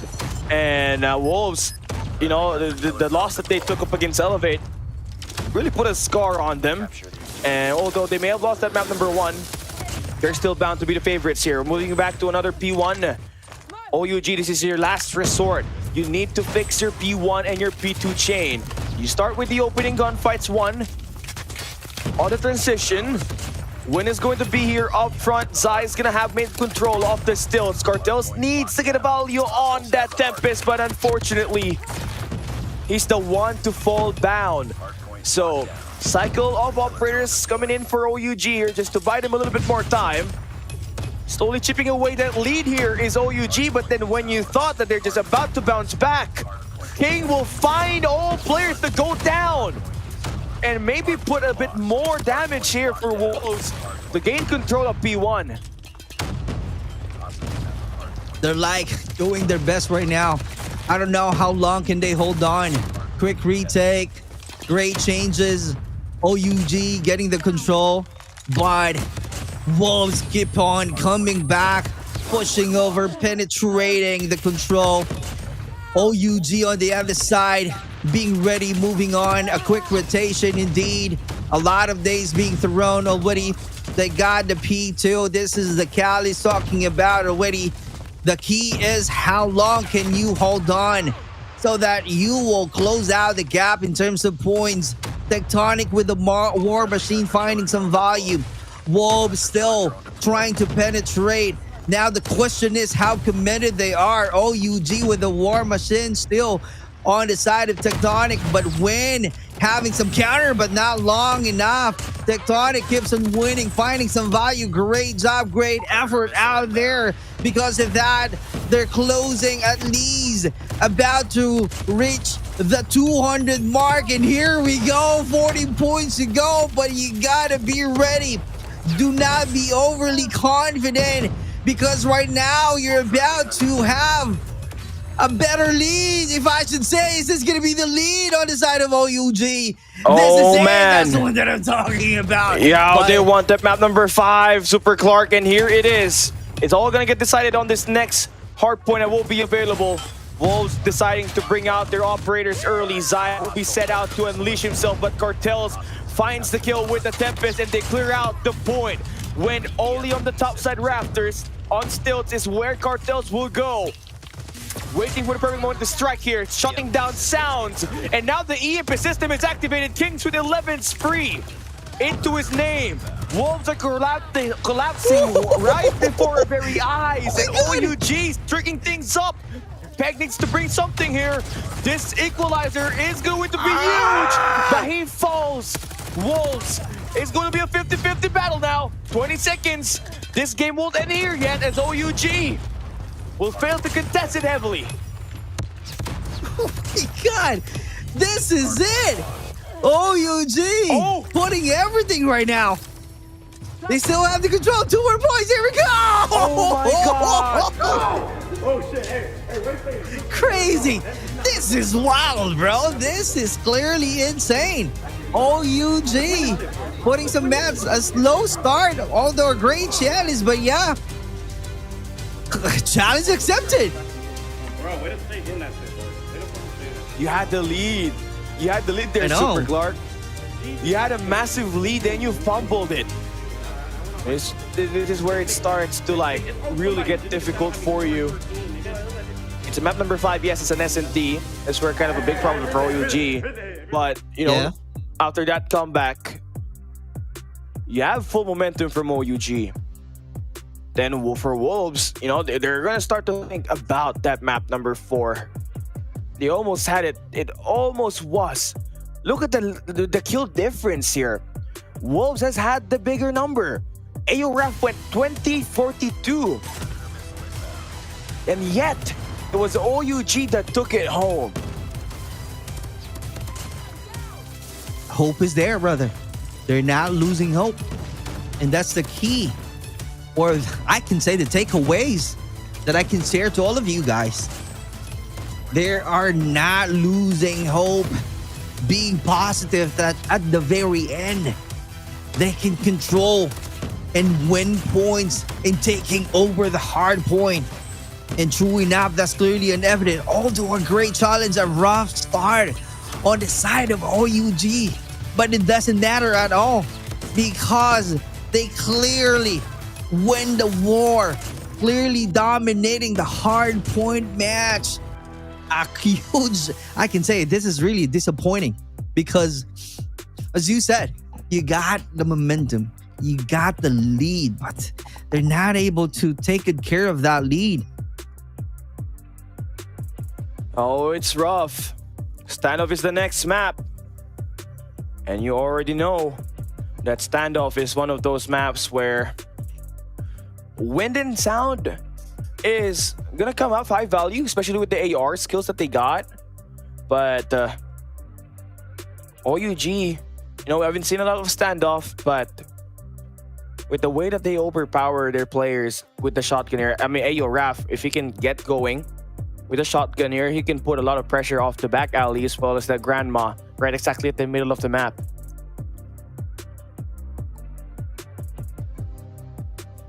That's right, Cali. I think Cali having some difficulties right now. But yeah, we're talking about search and destroy on a standoff map. This is it. A deciding factor.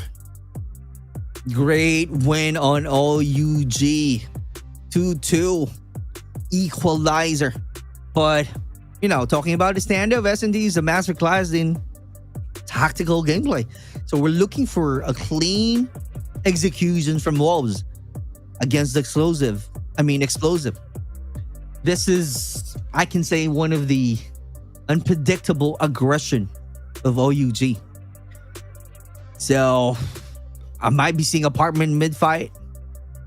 We'll know who will secure. This is going to be interesting, but I can say that Wolves might have a better chance in winning the S&D. But let's see. That's true. Yeah, I mean, looking into the main problem for OUG, I mean, in general, when they're playing in the Chinese region, is their S&D. I mean, there really was no problem with the way that they play their respawns. That has been quite of their strength with, you know, very talented individuals in this lineup. You have Tectonic, a world champion. You got Solo, who, you know, has been all around the world along with Tectonic to spread the influence of North America. And honestly, you know, it really works out well for them as they do join up with Cartels, Kings, and AORAF. This 3 coming in from, I believe, is Team Mayhem before. And all of them, you know, had a grind mentality, the want, the hunger to try to get better. And over time, those hard work, those time that they put effort into this game is starting to you know, really pay off. So you're looking into this game now. If you're Wolves, what's going to be your mental, honestly, you know? Because 5 individuals that, you know, are being backed up by a veteran like Tectonic and Solo, and 3 hungry young generation of North America is up against you. And as per Wolves, you know, you're supposed to be at the top. You're the #1 team coming out of China, and so far you're fighting tooth to nail up against OUG right now. You're in the brink of elimination at this one, and you have no room for error. And again, whoever wins this will still play Stalwart Esports today. So there's a lot at stakes here. Are you still rooting with OUG? I mean, I do want OUG to win. Me too. Because it's an anomaly, honestly. Yeah. Nobody expects this team to even be up here, and here they are, trying to put a lot of hurt. Actually, on these OUG players. has a chance, bro. Like in playing these S&D, although, well, majority of you guys will be saying, "Oh, this is clearly a game of walls." But yeah, but don't forget, we have a B side where OUG have a chance to breach the apartment quickly, right? And get the plan down. That's the key, being quick, right? So, but the thing is, Wolves can still win some fight and isolate the attackers, though. This is it. It's kind of like, for me, well, I want to win the OUG because talking about the prize pool, there's a lot of money at stake. The champion will be getting 350,000. We're talking about dollars here. The second placer will be getting 135,000, 80,000 on the top 3, 55,000 on the 4. 5 to 6 will be getting 42,500. 78 will be 24,000. 9 to 12 with 17, and the rest is still getting a piece of the prize pool that we have. So it's kind of like it's a win-win situation to all of the teams already getting the money. But yeah, still, money is only just a bonus because, you know, once you hold that trophy, it's going to be a different story, right? It's kind of like a bragging rights, a huge impact to all of the followers, to all of the viewers, and clearly another title that you can wear all throughout the year, and then after that, defend it. There's definitely a bit more chance for you to actually earn your way up to, right? But the higher price that you can get here, the deeper you go to the tournament, the higher the price pool is, but the tougher the competition could get. But it's just a matter of how hungry you really are right now. And OUG does kind of have that mentality where this is it, boys. I am This is hungry, our brother. run. I think we casted New Gen Ninjas. Was it? Is it? How much? No, I don't think we had a break. Don't you think? We don't. Well, let me see. Let me see how many hours have we been casting non-stop here. It really does pay a toll on these guys. It does pay a lot of toll as well for us. But we have been casting for 8 hours, I believe. Bro. 8 hours, wow. And we're bound to get, we got one more season ahead of us today. So we gotta be prepared for that as well. But yeah, I mean, for these guys, right? I mean, we gotta have to pull in the effort here. Really tough right now for Wolves. But this should be easy, right? This should be easy. S&D's your bread and butter. I know. The team that controls the rotation, the map, might have the advantage. But the thing is, if Wolves can hold it, they can have a better chance in winning the battle. Oh my God, what is going on? My PC is acting up. Oh no. Can you still hear me? Yeah, I can still hear you. You're pretty good. I don't know what is... Yeah, as I may have God. EMP bombed you. You might be EMP bombed. I don't know what's going on, bro. You're safe. You're here. We can. Okay. All We right. can hear all right. you. We're just waiting for this game to start. I know y'all been waiting for that Stalwart Esports match, but they'll have to wait for whoever will win this game right here. We are onto a pause. It's been a very long day for these players, and they've been playing non-stop. And maybe, you know, this transition here could potentially give hopes for the side of Wolves to regather their momentum, because like this is going to be the first time where they're down to the wire situation. You've never really seen Wolves go down like this year. They've always been the one throttling and running down opponents. But here they're facing elimination. They have to play map number 5 just to even say that they're going to be playing Stalwart Esports later on, and they're still guaranteed that they'll win it as well today, Super Clark. Wow, that's a good thing.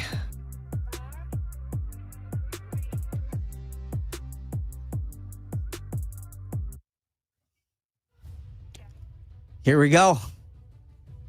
I think we're going to go ahead and have a quick break. A really needed break because my PC is definitely acting up right now. It's a good thing I'm still here, right? Casting with Cali. And before we start, I think this is the best time to go on break, and we'll be right back. We'll be right back.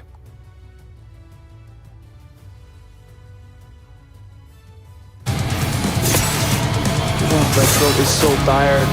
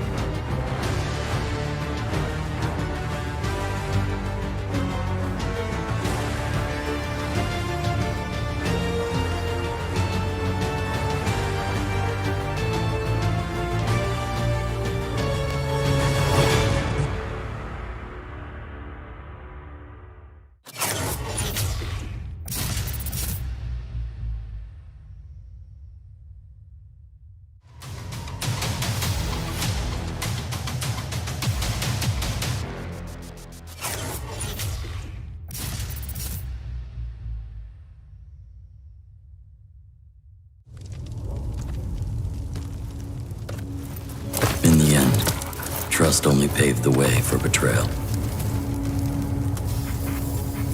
Blood can only be repaid in blood.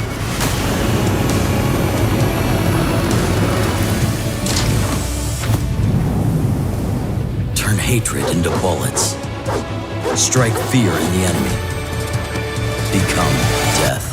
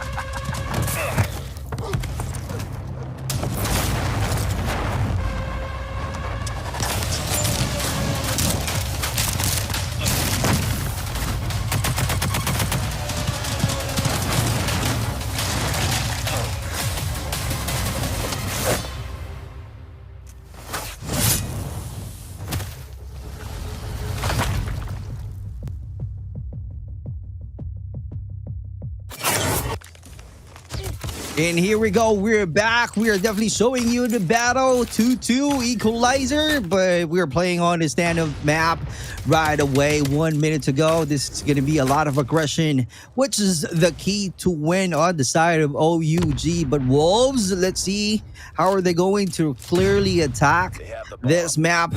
As you can see right here, they got the bomb. King holding on the bomb and clearly sending a message. The location of King. Now it's a matter of time for the OUG on how to rotate, but Egg clearly sending a message provoking the players of OUG. This is it.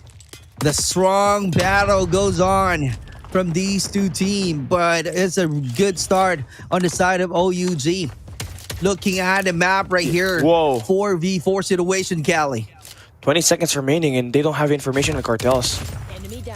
Oh, he wins the gunfight. There's another out for the hunt to search him up. But OUG playing for control. King is gonna plant the bomb. King with the pistol, not good. It's the better one. The one with an extra Z in it. And OUG coming out shooting rockets. And with X-rays, look at that one.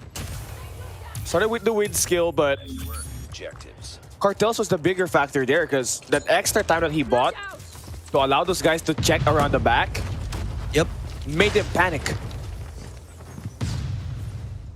Let's see if they can do and repeat. Wolves, what is going on? That's the question. And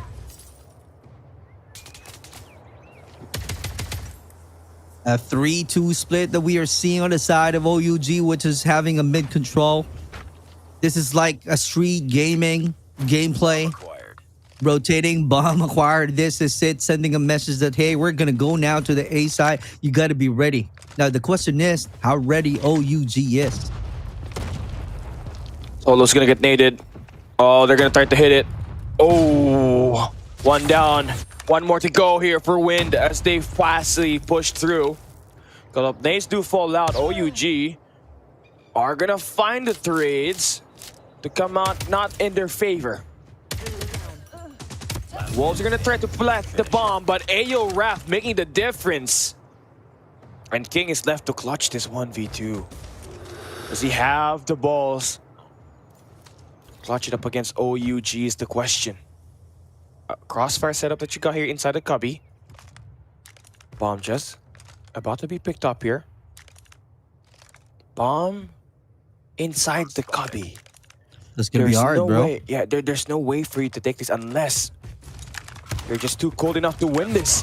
Lost shot on the first one, but the second connects. All down to Ayo Raph and King, but Ayo Raph will win the fight. And it's now 3-0. Undefeated so far on this half. Is this the miracle run that we are talking about?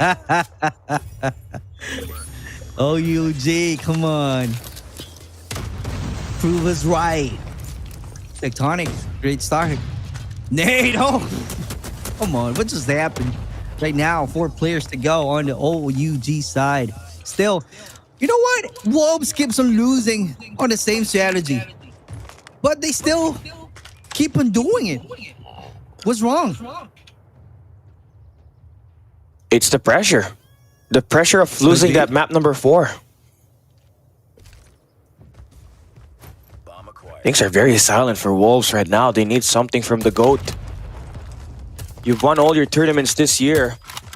You've looked unstoppable. But at this rate, you're losing out because of the momentum. Finally, some signs of life there. A follow-up kill from the first blood from King. That drops down the numbers of OUG down to only 3 players. You're going to slam the A side now, and there you go. Another kill from Zai. So this should be a round win easy now for Wolves. But they had to take it a long route. This is the first dominant one that they ever had. Good. It's kind of like Wolves is telling me, I know, we keep on having some mistakes. Same strategy. Right now, it works. Okay, all right. Wolves once again. Let's see. Same strategy, bro. 2-2-1 split. But OUG on the B control. Yep, they had it. They're closing out the angle. Good job controlling the sidelines. 2 players, same strategy still. It's kind of like a replay, but I hope it's not the same outcome. First bloods do matter a lot here. You saw how that round was converted. Did he spot the weapon? Wallbang here for Zai is not working. But he does know that there's one player hiding on that corner. Watch out! So waiting for a perfect moment to strike here. They haven't even picked up the bomb yet. Not knowing where to go. Here is Wolves playing with the pace. Not really having extra information aside of the weapons that are being fired here by Tectonic on the shawarma. Solo. 2v1 there. Ayo Raph trying to control. No avail as well. Oh, they're like, hey, why didn't I have a good gunfight? True enough. 3v3 situation, bro. Cartel's on the back again. Sounds needs to stay alive. He has to wait for this plan to even kick in. But Cartels wins that. Now the numbers are in favor for OUG. And Wolves have never looked this vulnerable. Numbers-wise, OUG has got it. But that plant, you saw it. Here we go. It's planted for the box. So the snipers are going to have a field day on this. And they set up King on that nasty position around the back. So yes, even if there would be a smoke lined up here for OUG, they still have to face the range that Zai would have in this match. And they do take down Kings. All down to King to clutch it, who's gonna have the better gunny. No time left remaining. And King has a great sight on this, and Cartels will fall. Wolves almost had a close one there, but they do win it out. That's the key. They're just being clever. They know for a fact that OUG will force to defuse the bomb, and true enough, perfect timing out there.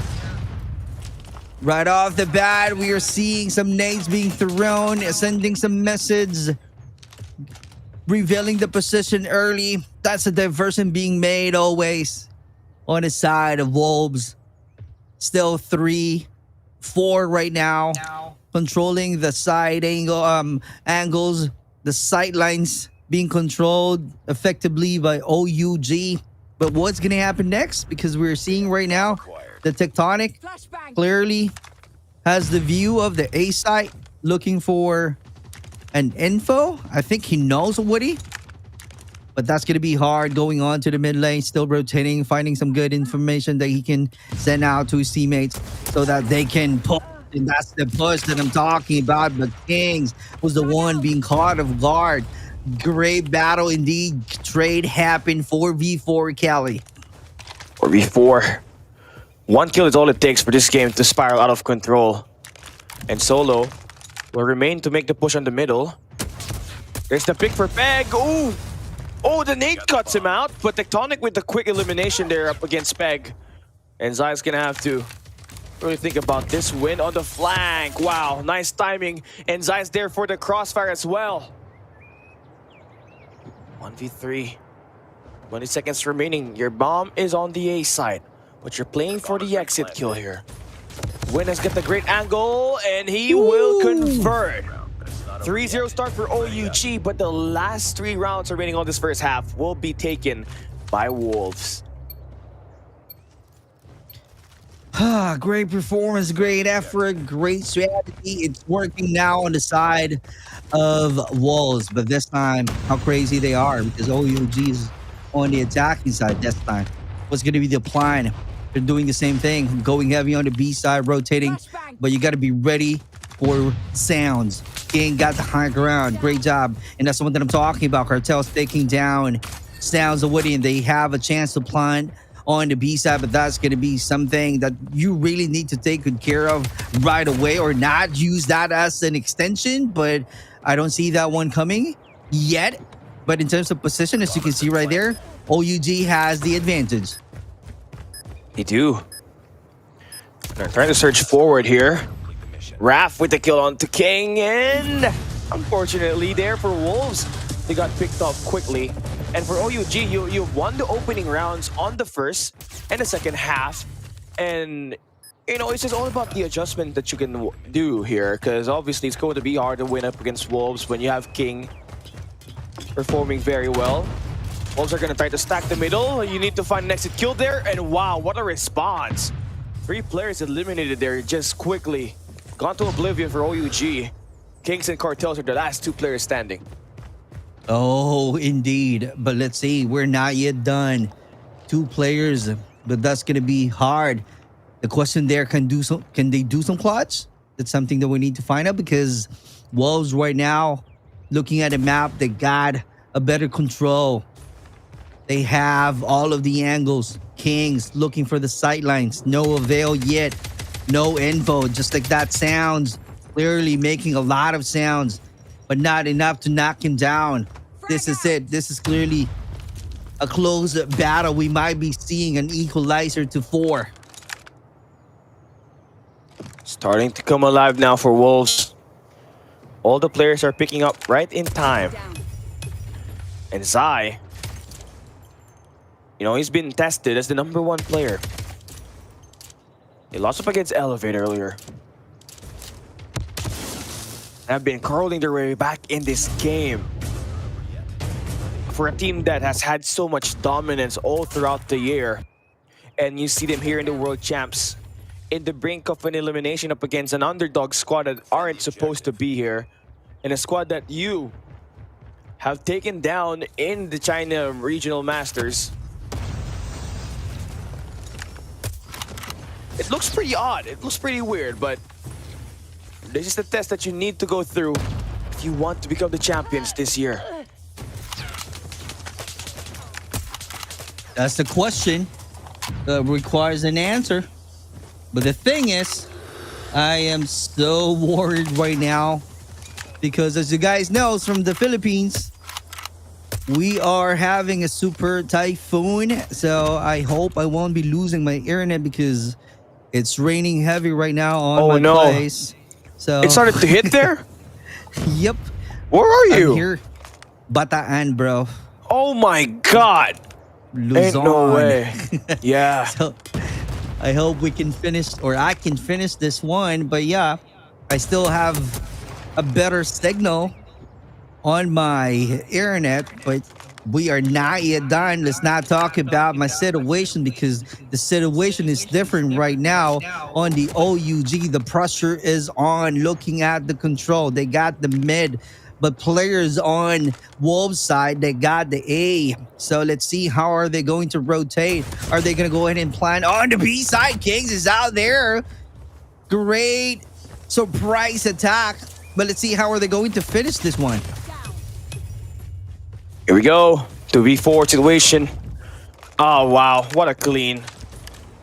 It cannot just get clinical than that play right there. Kings is going to be the last player standing. The King on the other side will be removed. Both the King and the GOAT is not here, so you're going to trust your rookies to play for you along with Peg. And they're going to deliver. 2 rounds away is Wolves to book in their ticket up against STE. Here we go. One more win to get to the match point. Clearly, I thought OUG will have the advantage. There's a lot of aggression right now, which is the key, one of the strengths of the OUG. Can they get a win? They just really need to take over so that they can tie at 5. But let's see. It's going to be too hard for them right now. King finally taking the crown. Cartels rotating. One more player available. Peg from Wolves. Can they find Wolves easily? Oh, here we go. Oh, that's a given position right there. Oh, we are tied at 5 once again. Oh man, right when you think that OUG is down for the count, that's where they just kind of say, hey, we're not there yet. We're here. We're not over. And if you're Wolves, you've been here twice. On that summit and on an apocalypse. And there's the first blood. Oh no. The first blood has been drawn by OUG and it can get relentless. It can get relenting if you are allowing OUG to play for the plant. Kings has been the X factor as the Type 63 player. And Kings finds the double! Oh no! This is it! In despair! All down to sound, we get shut down by AO Rap! You've gotta be kidding me! The Super Corp bomb is real! OUG! One more to go, bro. One more to go. This is it. You gotta put a lot of aggression because it really works, OUG. This is your time to shine. Closing out the round. I know it's gonna be a rough road for this battle, fighting against Wolves, but it's clearly working right now. Oh, there's still some answer coming out from King. Good trade happened.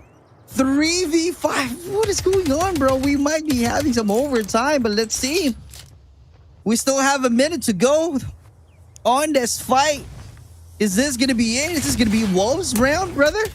Type 63 in hands of Kings. Wins. Yeah, with that round kill right there. That should confirm that overtime is about to be played out. But you almost had it if you're OUG. So you're gonna start to think about it again. Zai, Sound, Peg, King. You know, to see DMC's 9 and 10 champions facing the wrath of OUG. The underdog clearly into play here now. Oh, here we go. Solo. Oh, and Tectonic clutches it out. It's a 2v3. Bomb yet to be planted. They're playing time. They're waiting for some transitions. Information not going to be there yet. This is it, so you bro. want to hop it out. This is it. This is the moment. If you're OUG, you want to win and advance to the next stage of the competition. It starts here. Sounds takes down Tectonic. It's a 1v3 all down to Solo. Does not have had a great game so far. Only 4 kills for him.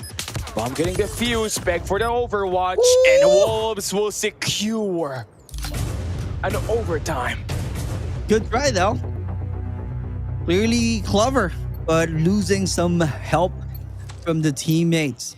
So at least they tried so hard. But moving on to the overtime, OUG needs to get a first win because if not, Wolves might be getting this one out. So don't take that one. Do not allow Wolves to get the first win because it's going to be hard for you to take over Going on to the next round, OUG. Oh, what a great split that we are seeing right now for the Wolves. Same strategy. Yeah, all lanes covered. And OEGs are just playing a bit more of a reactionary role. Trophy systems are on the A side. That should cancel out 2 guys to be there. So you're debating on who's gonna get the first blood, is it? King almost died there. That could have been devastating. But they're trying to work their way on the A side now. Kings is going to be there. You have to watch out for the tent. Wallbang in. Oh god, Kings finds one. Straights are coming in, favoring for the side of Wolves, but Cartels makes the push in Shawarma. And is gonna get the push that this team needs again, does he? Checks the corner and Sounds finds the double big for Wolves to gain the lead. A 1v2. King and Zai, the 2023 World Champions, will close it. Wolves 7-6, 1 round away from finally putting an end to this mess. Let's see if this is going to be the end game on the side of OUG, because right now Wolves carry the momentum, showing a lot of aggression, going heavy on the A side. That's the key. That's the strength of the OUG. But when still trying to be live, he knows where to go. And still the offense that we are seeing from OUG is not really on point, losing only trading one player. Just like that, we are seeing the advantage on the side of Wolves, 4-2. Now the question there, how are they going to do some clutch? Is going to be hard for them. You're asking for, the hand of God just to be able to win this. I think this may be the end of the run for the side of OUG. Tectonic will fall and Wolves will book their ticket up against STE on the lower bracket semifinals, which will be played today. But having to play 5 maps, is gonna take a serious toll. I know. On your energy to bring you guys into the next game. Speaking of the energy, I thought Wolves doesn't have any energy at all. Losing a lot of battle on OUG, but at the very end, the experience clearly evident. Focus still out here on the side of Wolves, getting the win clearly. They know how to control. They know how to keep the momentum. They know how to really grab the W, and true enough, they are clearly laser focused on their objectives to get the win. Same strategy that they're keep on using on S&D. Closing all of the sidelines. They have all the lanes. Good control of the map. And that's the reason they got the win at the end. This is going to be over for OUG. Another Chinese team have been eliminated out of the competition, and the start for Wolves to go back into the grand finals begins here once again.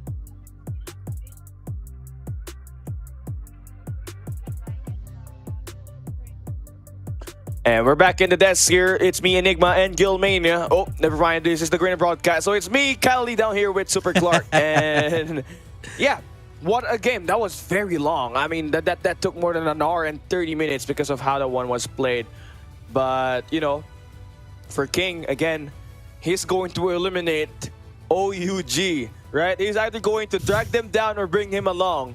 But for King, he's going to shut them down. Get out of my sight. I'm moving in. I'm fighting for that top 4. But we're going to be having STE and Wolves here. We'll be right back after this break. Perfect. But oh, never mind. We're going to the playoffs. Screed. Okay. Okay. We thought we were going there, but STALWART Esports and Wolves are set up next. And that will be the final battle for today. So I want to know about your prediction now here, Super Clark. We got one more game today. STE versus Wolves. Who do you have? They can say that I'll be biased, bro, but, STALWART Esports all the way. Okay. Stalwart Esports all the way. And that is Garena. We are watching the Garena broadcast, so expect this game to be very biased. I gotta tell you that. But, you know, for sure, Wolves, you know, they are looking to try to get themselves into the grand finals after that loss up against Elevate at the upper bracket. So expect them to come out guns blazing. But also for STE, this will be the perfect moment for Palitao to again prove that Garena is the best. Elevate has already done it. STE should be able to do so. They might be, you know, they might be the underdogs heading into this matchup right up next, but you saw how OUG played it, and if you're Palitao, you're one of the greatest minds in the game, in the Call of Duty mobile history. So you better know for sure how you are going to play around the draft, and what kind of map pick do you want to bring into the table? What kind of map in the S&D do you want to play for you to increase your odds of winning? You know what? The reason why I chose Stalwart Esports, though we are representing Garena, Wolves clearly exhausted because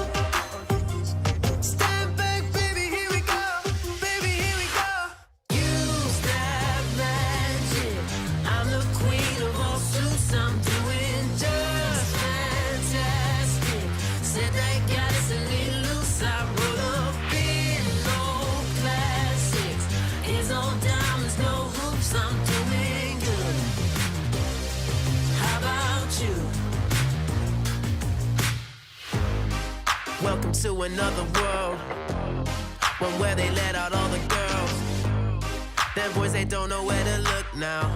We're stripping cause it's winning's hot work. Yeah, little to the right, just so I hit the spotlight. I want everyone to see now.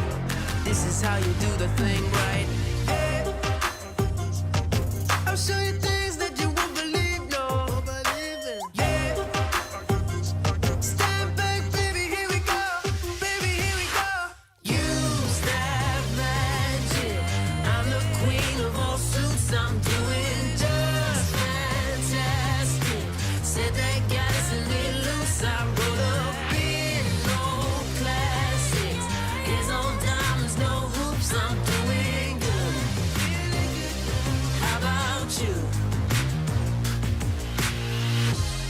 I guess you heard they call me good luck. Cause with me you'll be on the good stuff.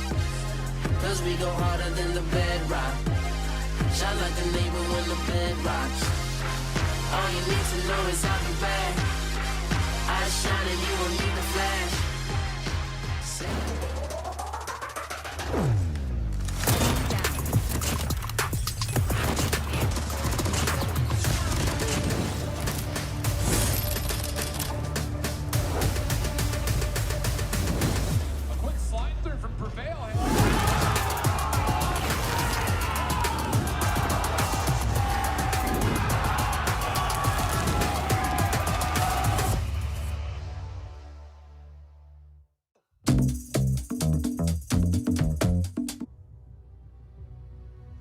All right, Okay, we are back.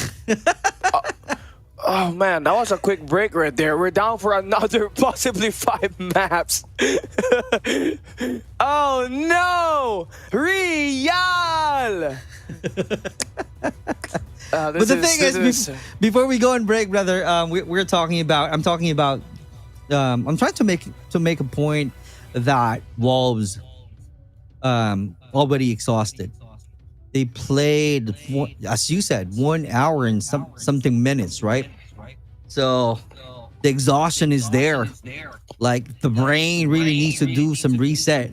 But on the side of STE, they got some huge break already, so they are more than ready. In terms of energy, they have it. In terms of reset, they have it. So their mind right now is clearly focused on how to get a win, on how to strategize. If I were the STE, I'm just going to show a lot of aggression. Just, put all of your A game right away on Wolves so that they will be surprised and not have some time to react. I mean, that's true. I agree with what you said there. And, for STE, I feel like putting your best map here into play to pressure Wolves while they start to recover, while they are still recovering from the map number 5 game that they played all the way up against OUG. You should strike while the iron is hot, right? And again, Right. for Wolves, they are phased right now. They don't know what's happening, and that was the first time that they had to play down at the lower bracket and almost face elimination. OUG was one map away from taking them down, and it's all just because of, you know, I feel like fatigue could be a big factor here as well. Could be, Clark, yeah. yeah, today has been a very long day, and Wolves is one of those teams that, you know, have not really been adept so far with the time zone because they were the last team to enter the World Championship here in Poland. So, yeah, there's a lot of ways for you to be able to take down this Wolves squad. So if you're STE, you want more than top 4. You want top 3. And not only that, you want to go up against your boys from Elevates, most likely, as you move on to that map. As we move on to the next games that we'll have ahead. Exactly. And we're definitely calling out Stalwart Esports right now because you got some edge. You got the advantage. All you got to do is, you know, go crazy, go wild, surprise Wolves. And this is the key. All you got to do is be clever. Think of ways on how to really use all of your energy because of the rest, because of the break that you had before we are going to start this battle. I know this is just, you know, a few minutes break, like preparing at all, like, you know, taking or giving some times Wolves to do some, you know, me time first and have some great conversation with their coach and go back to the drawing board. What kind of strategies that they really need to use fighting against Stalwart Esports, because we're talking about legendary teams already. In terms of experiences, they had it. They managed to, they clearly had a better experience joining this kind of tough tournament, which is the World Championship. But both teams had their own titles under their belt. So this is going to be wild and crazy. Yeah, it is. And, you know, we're still waiting for the next game to start, and it will probably take a while. Wolves and STE, I feel like if you're Wolves, you're going to ask for a time break, right? Because you just played a match up against... you just played a match against OUG, so maybe they're going to go for a break, but who knows, right? We're going to stay here in the desk until we get further notice of what is going to be happening in this match. But... yeah, I mean, how are you there, Super Clark? It's already 12 a.m. and, you know, you told me that it's raining out there and we have a super typhoon coming here in the Philippines. Man, I hope you're safe. I hope you're okay. I hope you don't get EMP bombed. I know, and, I know. Yeah, we're going to be taking a break. We'll be right back. We'll be right back after this one. Woo, finally. Thank you. Style, really, really great. The 3 perks, gotta go lightweight. You gotta go gun-ho. Toughness is honestly really, really good too. But I believe personally gun-ho would be the best one to go for. The third option for the blue perks, you gotta go with Dead Silence. It's a crucial must-have. Now, obviously in pro players, you know, you gotta use these 3 score streaks. You gotta go EMP, Predator Missile, and Hunter Killer Drone, because obviously everything else is banned. But yeah, honestly, that looks like a great loadout. You know, got the frag grenade. Actually, I'm one of the individual. I'll put you on a secret. I personally like sticky grenades. I think they're low-key. Very underrated. Besides that, this is my loadout. Basically, our best map is everything in the chump set. Our worst map is none. My best map will be Summit as a shotgun. Shotgun is very powerful in Summit. And my worst map will be Standoff. My best map, probably Hacienda. I really love that map. And my worst map, I didn't like to play Apocalypse at all. My worst map is Summit, and my best map would be Hacienda. My best map is Tunisia, and my worst map is Corona. I would remove all the SMG. I will actually remove the Type 63. Is really broken. Probably USS 9. The one weapon I would remove would be the Type 63. The Type 63. I could say it's fair, but at the same time, Type is still overpowered and it can still ruin the experience, just for me. Believe it or not, I think it's really fair this year because there has been a lot of game rules with the updates, the nerfs, the buffs. I believe it's pretty fair this year. Right now, it's really fair for me. Like the XM4, in the competitive same, like XM4, VNP, and Odin also, they are really good. But yeah, it's fair enough for me. I think with a couple exceptions, if you take out 2 weapons, I think the balance is pretty good. Today, for me, it's not really fair because it's the same meta since a long time. So I would like to change, and maybe the SMG are too good with the USS 9. So if we can go on a rifle meta, for me, it will be perfect. Hi guys, I'm FDX, the captain for Stalwart Esports, and here is my loadout. I'm gonna start with the loadout. Since I'm a sniper man, I usually go with the Tundra. Even if it's nerf, it's okay. So here's my loadout for it. So I'm gonna first put the muzzle here. As you can see, oh, it's not upgraded, so let's upgrade it first.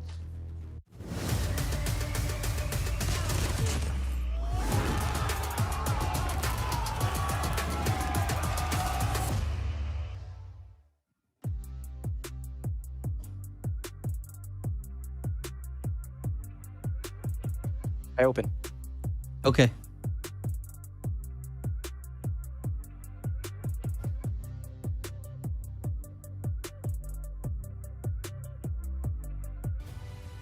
Hey, everybody. We welcome you back here at the Call of Duty Mobile World Championship 2025. We are down to our final game here for day 2 of the playoffs. It's me, Callie, down here with Super Clark, and we've had a long day. And these players, you know, it's 100% more exhausting for them because they're the ones that's doing the play. And a lot on the line here, honestly, for these two teams. STE, they've already outdid themselves from last year. They are here as a top 4. That's already secured here for them. But if you're Wolves, you want to take that crown. You want to be top 1, but you have to go through the gauntlet of STE. That's Elevate's younger brothers. And we know for sure that STE has had shown weakness in the hardpoint department. So that's maybe where Wolves could get the lineup, maybe secure this victory. But who knows, right? STE is going to be STE. They had a long break, and they'll be here looking to try to qualify into day 3. That will be the very first time that Stalwart Esports will get a top 3 placement, if ever, in the history of this team. Let's see, because right now, talking about the energy, I don't have that kind of energy anymore. It's been a long day, bro. But yeah, we still need to finish the next match between these two teams. Stalwart Esports fighting against the Wolves. And in no time, we'll be ready and seeing all of the players fighting against each other. This is it.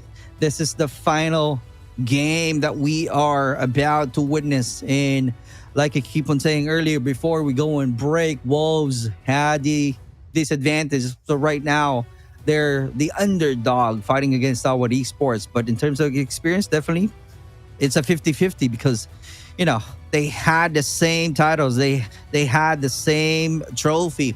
So it's kind of like it's a battle of will, like the one that I'm doing right now.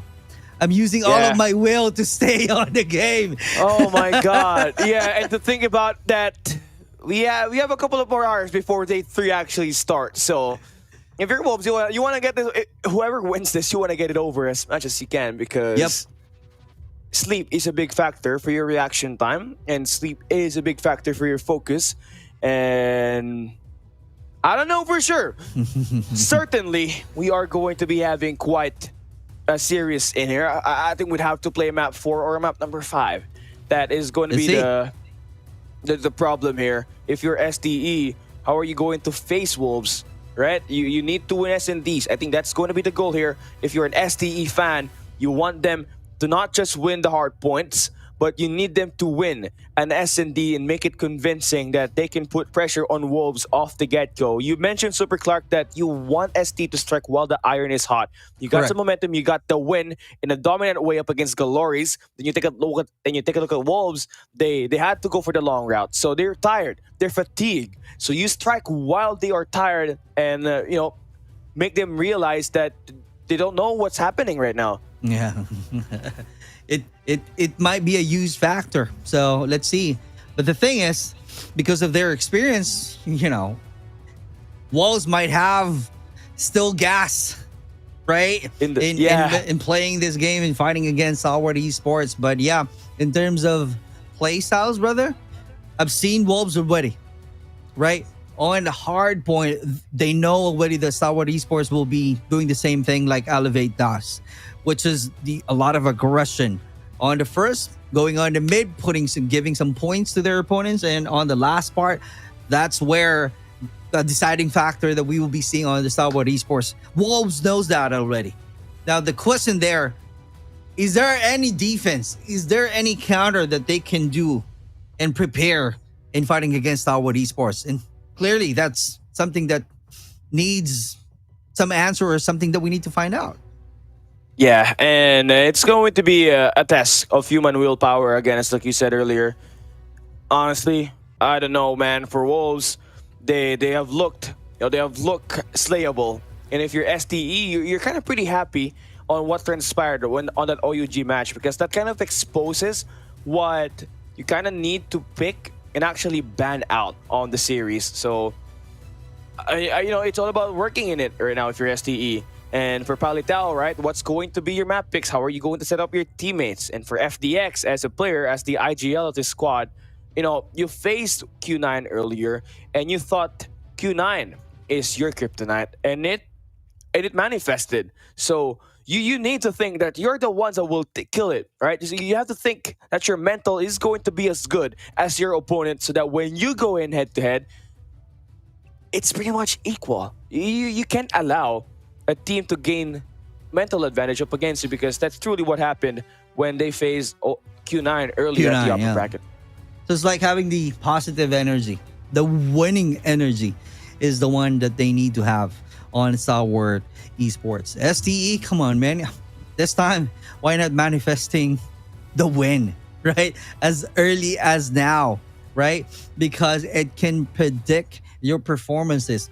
Taking the advantage. This is the goal. This is the mission that you need to laser focus on, because if not, Wolves might, surprise you. Even if they're so tired, the fatigue is there, they might come up with a different approach to where you will be surprised as well, right? It depends on how rock solid they are in terms of fighting you on the hard point. How are they going to do some counter? How are they going to find some answer to any gunfights? Now, the question there, since you had some break, do you have some break in losing the battle? Kind of like that, or not? Because Wolves is definitely ready. They can carry the momentum again, right? Like, speaking of the momentum, I'm saying earlier that OUG, after getting a win from the New Gen Ninjas, they got the momentum, the winning moment for them. It's like the winning energy. But the thing is, because of the greatness of Wolves, they fell short. They fell short at the very end. 3-2. Can you imagine taking that chances? But Wolves is still out there. So STALWART Esports, you gotta be ready. I know we're being biased. We keep on calling you out. But the thing is, we want you to win. Yeah, it's the expectation, honestly, for you, right? We have so much belief in STE and what they have been able to do this year. And honestly, if, Elevate can do what they did up against Wolves earlier, for sure, STE has got what it takes to win in this matchup right here. And, for STE, again, it's all about the mental game here, because clearly when they are confident, they can win it. And we saw that. Map 1, 2, and 3 for Clove. I think he has got to be the one that will be the X factor here, as he's the one that wielded STE to not just win map 2, but also take away that map number 3. The clutch that he did up against Glorious, who was supposed to be able to get the win on that S&D standoff, S&D Tunisia, it was gone to oblivion after he played. So Clove definitely will be the X factor for STE. But not only that, right? Also for Reef to step things up. Up against Glorious, he did play pretty well, but when he met up against Q9, he was kind of getting ready. He scored 20 kills, 42 deaths, if I'm not mistaken, on one of the maps in the hard point. So getting outgunned heavy like that was very uncharacteristic for a player like him, who has been known to soak up points and also play and kill it.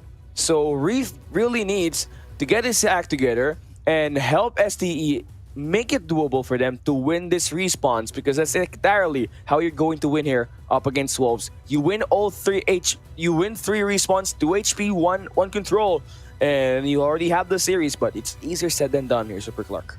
I know, especially if we know the strategy of Stalwart Esports: aggression, chaos, versus discipline and anchor play, right?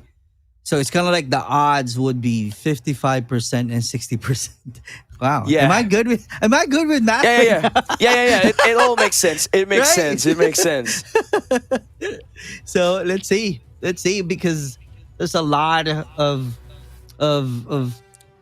expectation from these two teams, and well, if you are disciplined enough, because we've seen that earlier, it's like using their patience just to make a play and strategize better on the side of STE.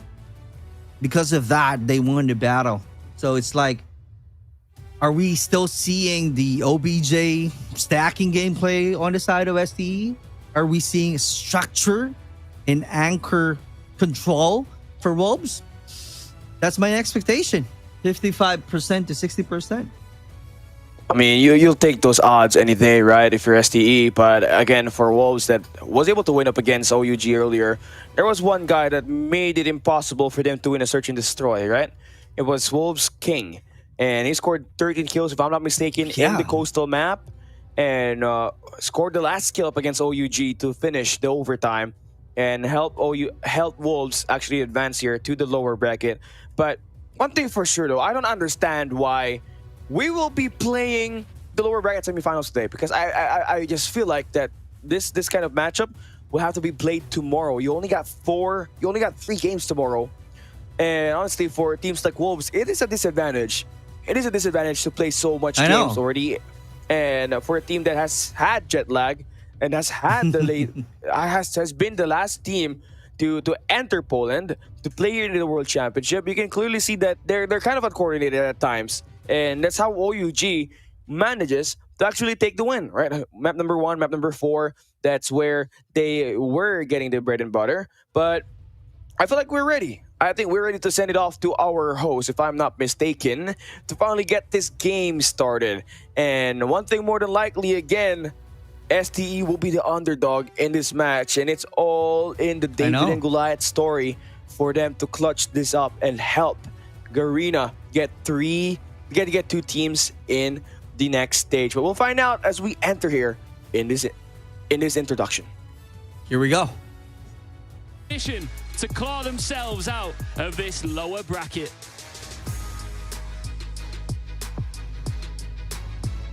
Their opponents is Stalwart Esports.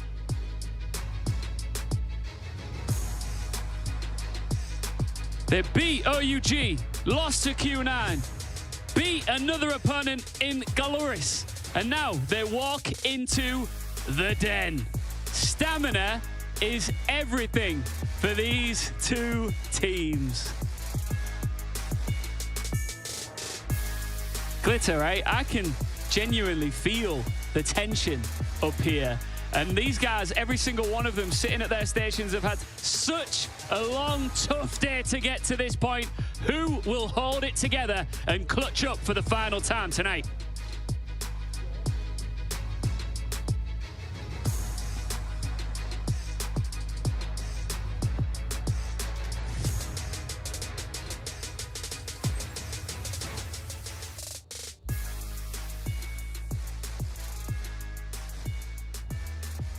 All right, guys, we are back. It's Wolves and STE, the final game of the day. The gauntlet, all about stamina, is what the host said. Now, for STE, they beat OUG. That's the question. They beat them off good. And Wolves had to fight tooth and nail to beat OUG. So does that mean, heading into this game, that STE is the best team? Question mark? Okay, all right. Well, I couldn't agree more.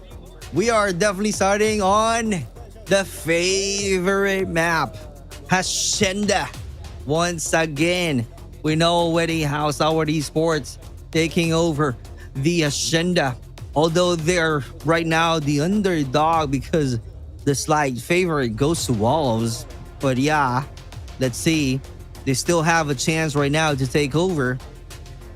How can they hold together? Is there any clutch moment playing in Hacienda on STE or the Wolves? will be using their fangs to eat them all alive and get the win at the very end. Can they remain stalwart? That is the answer. That is the question that you will be giving STE. You got a good set of maps that you can play here. And Coastal being map number 2, a map that you defeated your boys from Q9.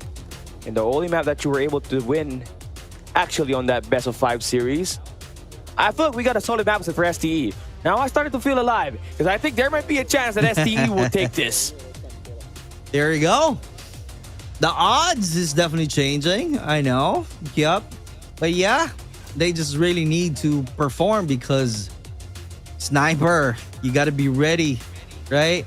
The rotation on the STE, aggression. Definitely we'll be seeing the same gameplay. STE will try to aggressively push through the center of the lobby for this agenda, the force spawn flip, or to get deep kills. But we're seeing earlier that it has been clearly read by the opponent. So the adjustment is there as well for on the side of STE. And clearly, they are really rocking solid in terms of performance. They are really thinking clearly in the fast-paced scenario. That's why they still be able to hold on. Though, let's see, because it depends on the coaching style right now, right? The team that wins the rotation, it's a guaranteed massive time lead right away playing in Ascenda. And if you're Wolves, you go back into 2022 COD World Championship and trace back what happened on the lower bracket. You are now in the same spot as you were years ago when you went up against Tribe Gaming and lost that match, placing 4th in the overall standing. Your task right now is to keep that energy up. It's been a grueling day for your squad, but so does for Stalwart Esports. It's a matter of who's hungry and who is mentally prepared to take this one home. Can the favorites, Wolves, actually win this series?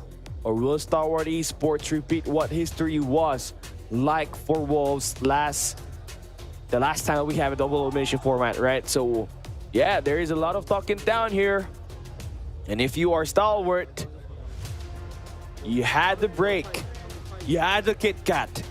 So now it's time for you to lock in and put 2 Garena teams in day 3. Eliminating Wolves means wow, we have a high chance of going back to back. Let's see if this is going to be a back-to-back because this is clearly an interesting match. Can you imagine Wolves, defensive game, Stalwart Esports being explosive. So a huge difference in terms of playstyle. So let's see how it goes right now because we're definitely starting the map 1 on hard point, Hacienda. Stalwart Esports fighting against the Wolves. There we go. Game is loading up. This will put to the test of how can Wolves stay alive in this tournament to keep their playoff hopes alive. Moving into day 3. Same thing can be said for STE as now we get the duel between the 2 remaining teams down at the lower bracket for today. STE starts the opener with Jai winning the gunfight. That's 4 down for Wolves off the get-go. That's the one that I'm talking about. I'm really happy to see that they're clearly using their aggression effectively, but there will be any answer, I know, in the long run. But in terms of points, playing objectively, as you can see from the points, good start right away on Stalwart Esports. You gotta hold on to the point now if you're Wolves, as you're able to stabilize in the point. Beck is that guy that you have been sending out to play for that OBJ. You want Zai to have the top side control. You want a lot of more of your players to absolutely take open control out of all the places. You have instant high ground positioning and spawning your players, you're spawning your opponents into defenses. So yeah, pretty scrappy game that we got here. P1 it's anyone's game. I couldn't agree more. Going on to the P2. Wolves, can they take over? Or STE is out there. Quick rotation. It's a good retake. Finally, come on. You just need to hold on. Let's see how effectively they are. Is the defense will be evident. Gunfights needs to win just like that. Reeve, good job. 34 to 21. 43 seconds to hold on. But Wolves not really going easy on this fight. Still, STE fighting so hard. Holding on. Retake, contest is the gameplay that we are seeing from these two teams. But STE, because of the huge break that they've got earlier, they got the energy. They clearly have the sidelines. All of the angles needed is there. Skird clearly helping out the team. Here we go. Adding more points.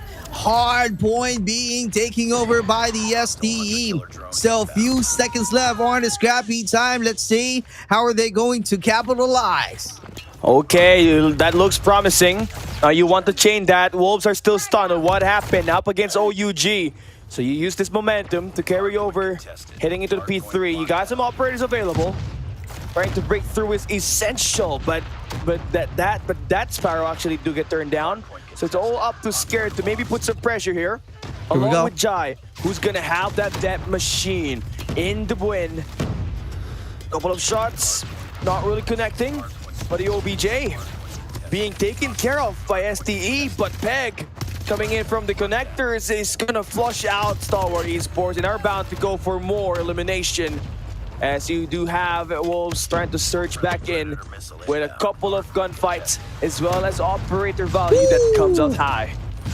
Great offensive gameplay that we are seeing right now onto the Wolves. I thought they're really on the defensive side, but STE still a lot of aggression. And one of the player of Wolves right now with his spec trying to be ready. Scrappy time, 8 seconds to rotate. But the Wolves got the control, as you can see right here. In no time, yep, I was right. 2v1 situation. STE finding some plan right now effectively on how to take that retake. Oh, retake. 1p4 is kind of scary, honestly. Since you don't got any operators to work around with, if you're Reef, again, you need to come up and supply your team to OBJ. But the N3 really lacking here so far for him. So Wolves have now gone right back in this game. So much swing coming out of that P3 hold.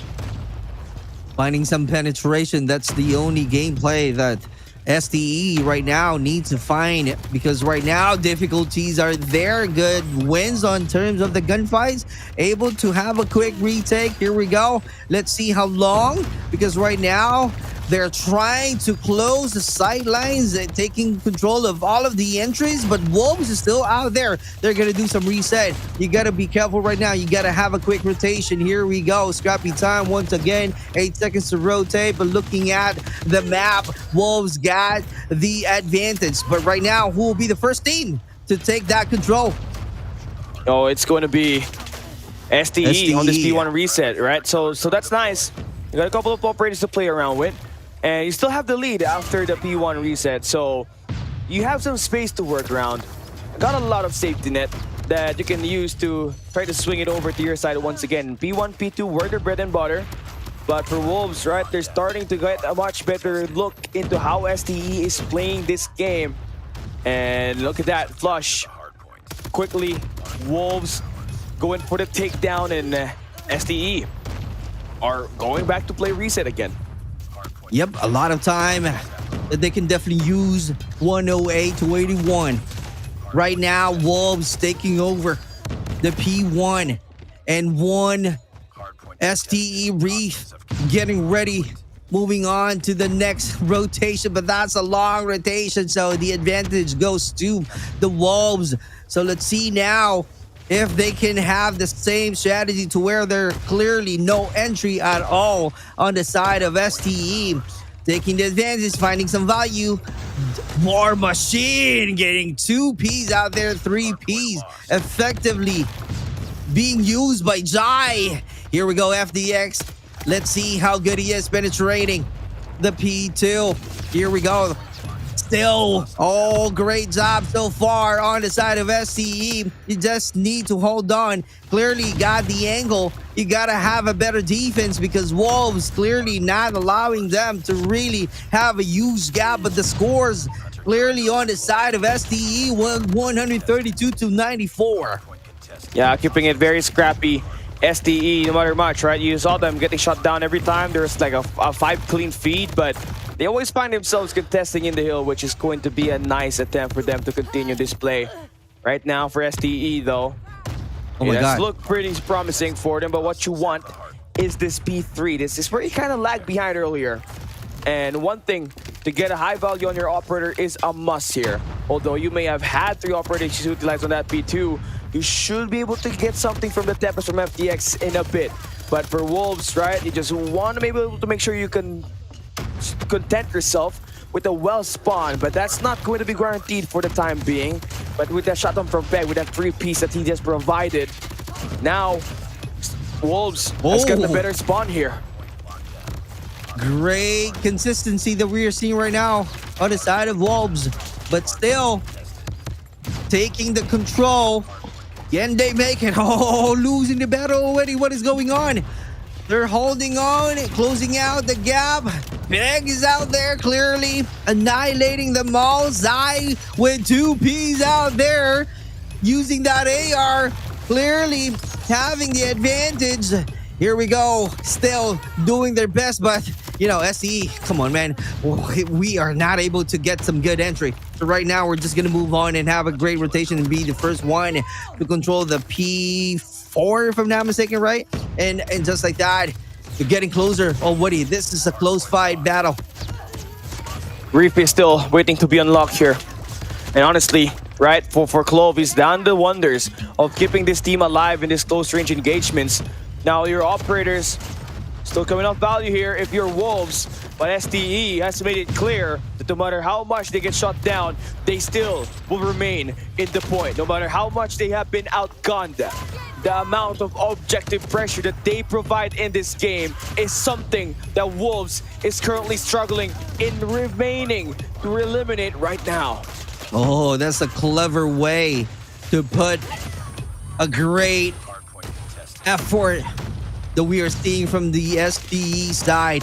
Though there's some retake, but that's only a quick retake on the side of Wolves, but still being aggressive and being clever on how to control that hard point just to make sure that they can get more points. And true enough, STE being clever.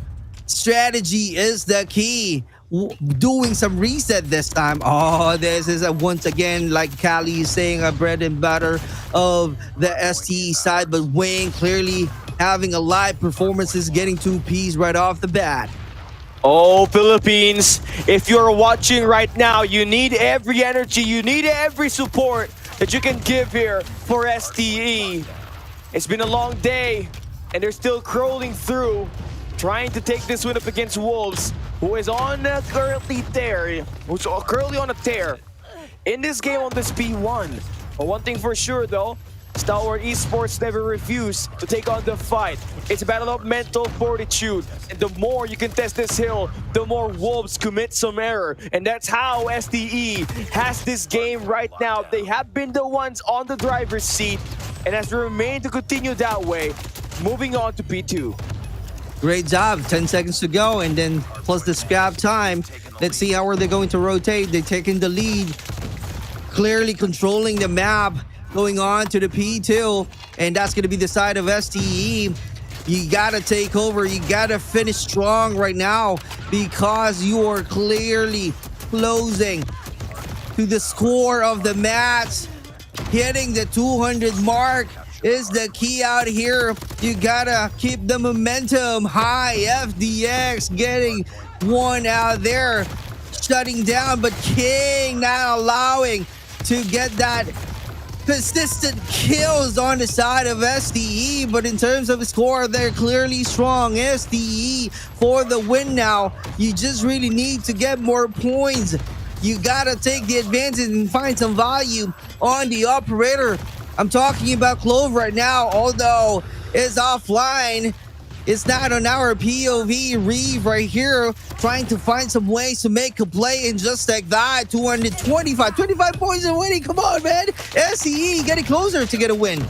Okay, you're closing, you're narrowing it down. You just need one solid break on that P3. Wolves has had so much operator value. It's just the lack of coordination and where do they want to push it is the very main problem that they are facing right now, and thus why SDE has come up with this lead. Right now, it's a battle between the pacing. Sounds and Peg will bring out those two operators. Peg, by the way, has 51 elimination, but Reeve again breaks through the fort. Is this the answer to shut them down? They're so far away from the hard point. Reeve will try to shut those guys down through the front and avoid this hill from crashing down. Skird with the operator value. Good for 2 elimination. And STE, they'll survive Wolves' onslaught and take map number 1. Great job. Great win. SCE, number 1. Pilipinas lang ang malakas. Clearly the strong country representing the Garena. This is the team of FTE. How do you try to bounce back from this? Because again, if you are Wolves, you know, you're predicting this to go to map number 5. I feel like it has to go to map number 5. I don't want to. Super Clark? I don't want to. Me neither. Me neither, because meaning going to map number 5 means we're going to have less sleep. Not only that, that means this is gonna go for long. And we don't want SDE to have a lack of sleep, because tomorrow is the big day. And yes, I'm saying SDE is going to win it.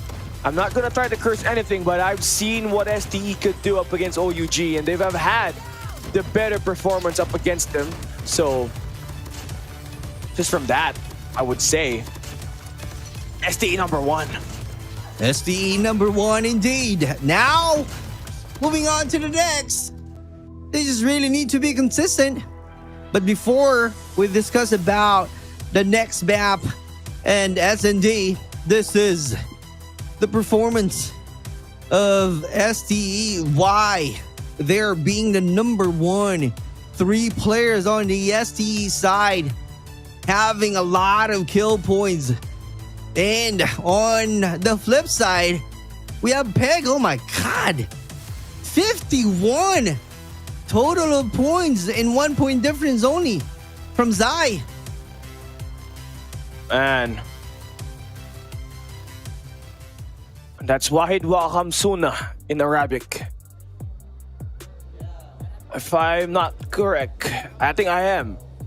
Marhaban bikum, Habibis. Wahid wa Khamsun. Is it right?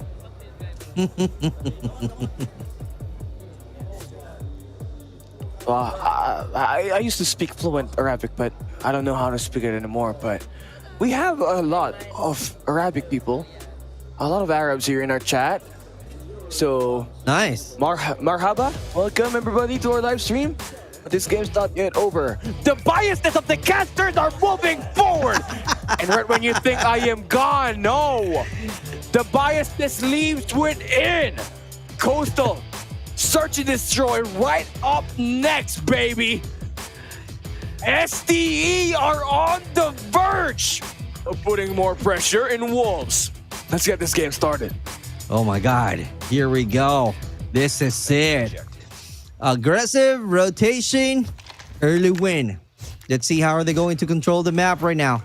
I'm seeing some split happening already on the SDE. 3-2 split. A side. Oh my God, there's a lurker on the side of SDE. That's going to be FDX finding some intel. You got to be careful though. Going on to the A side just like that. Reeve losing the battle. Here we go. FDX finding someone on the side of Wolves. Crazy start. A lot of chaos.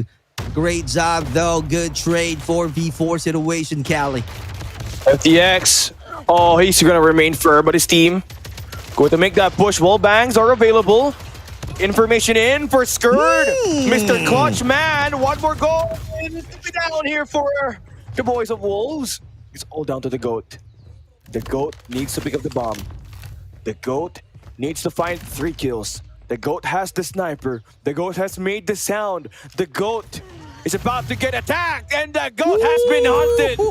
SDE with the clean round number 1. The Garena aggression. Definitely using their speed, brother. That's how quickly they are. SDE. Can they do the same thing? Can they replicate that kind of performance? 1-0. Good start. Taking the advantage. Oh my God. 2-1-2 split once again on the side of SDE. Oh, this is the same strategy that we are seeing earlier between OUG and Wolves.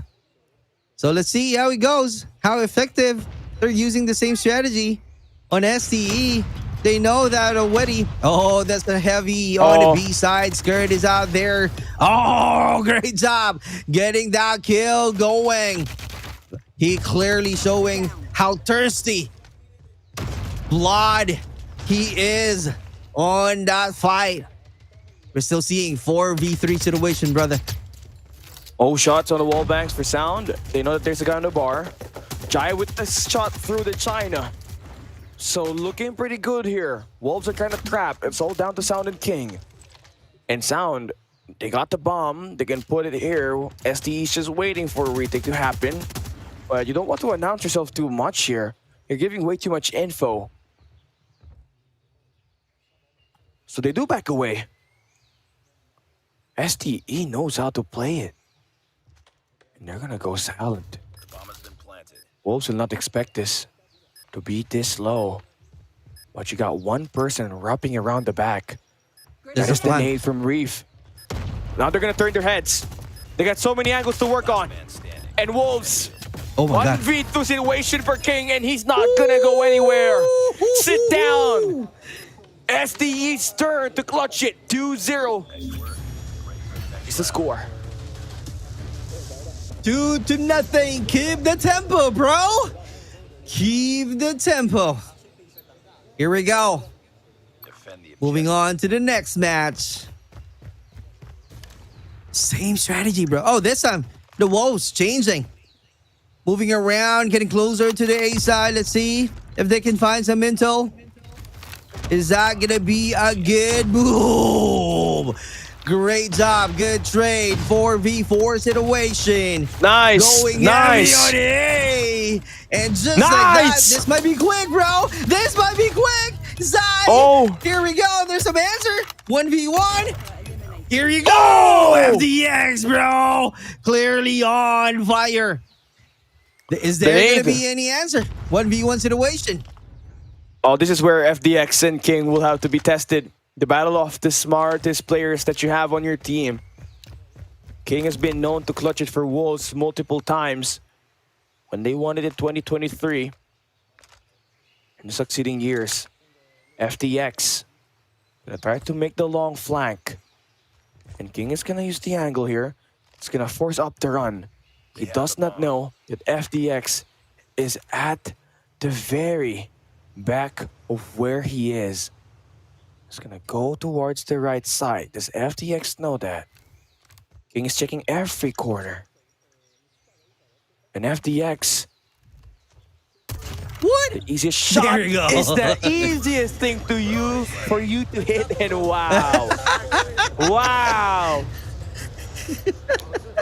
Talking about the movement. I thought he was gonna miss it. It was like, oh, he's going left right. Yes.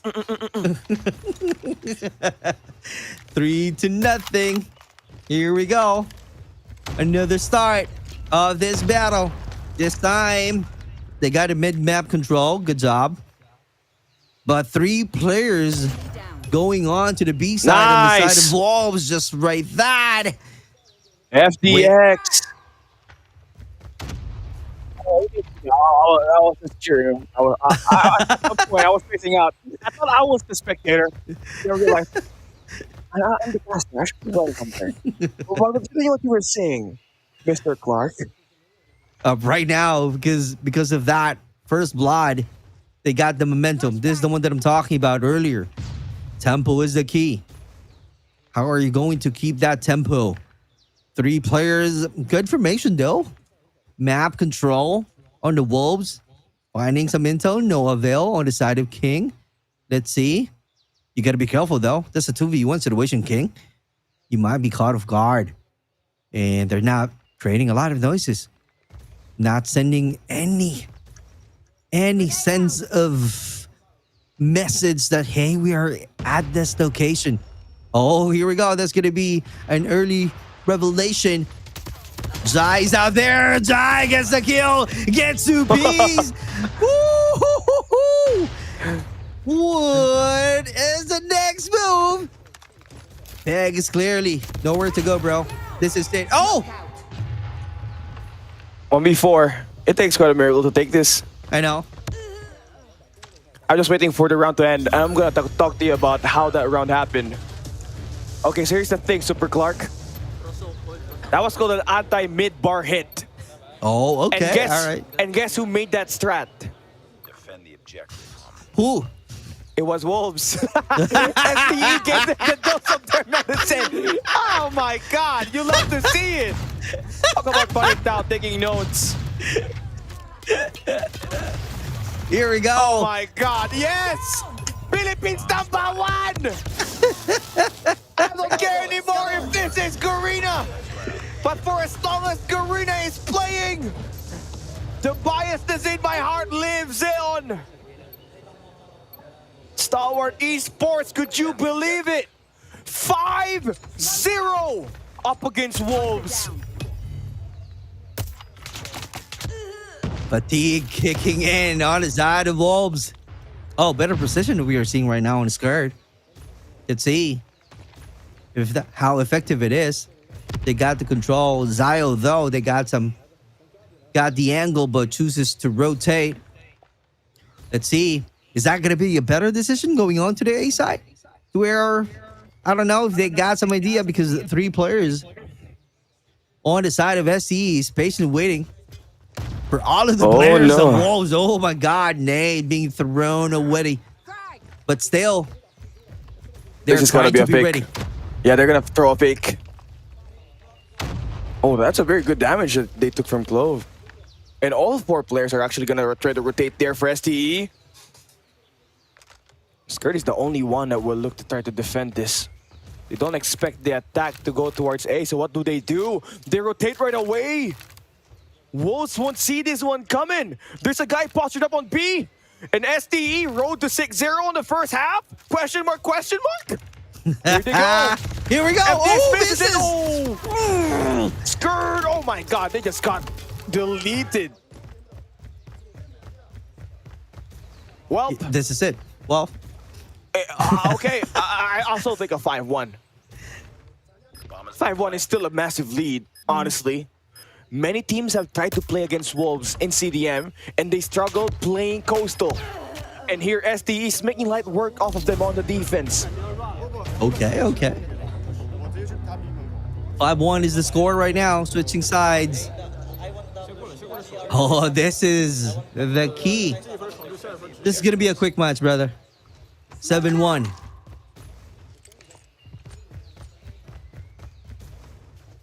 Okay, 7-1.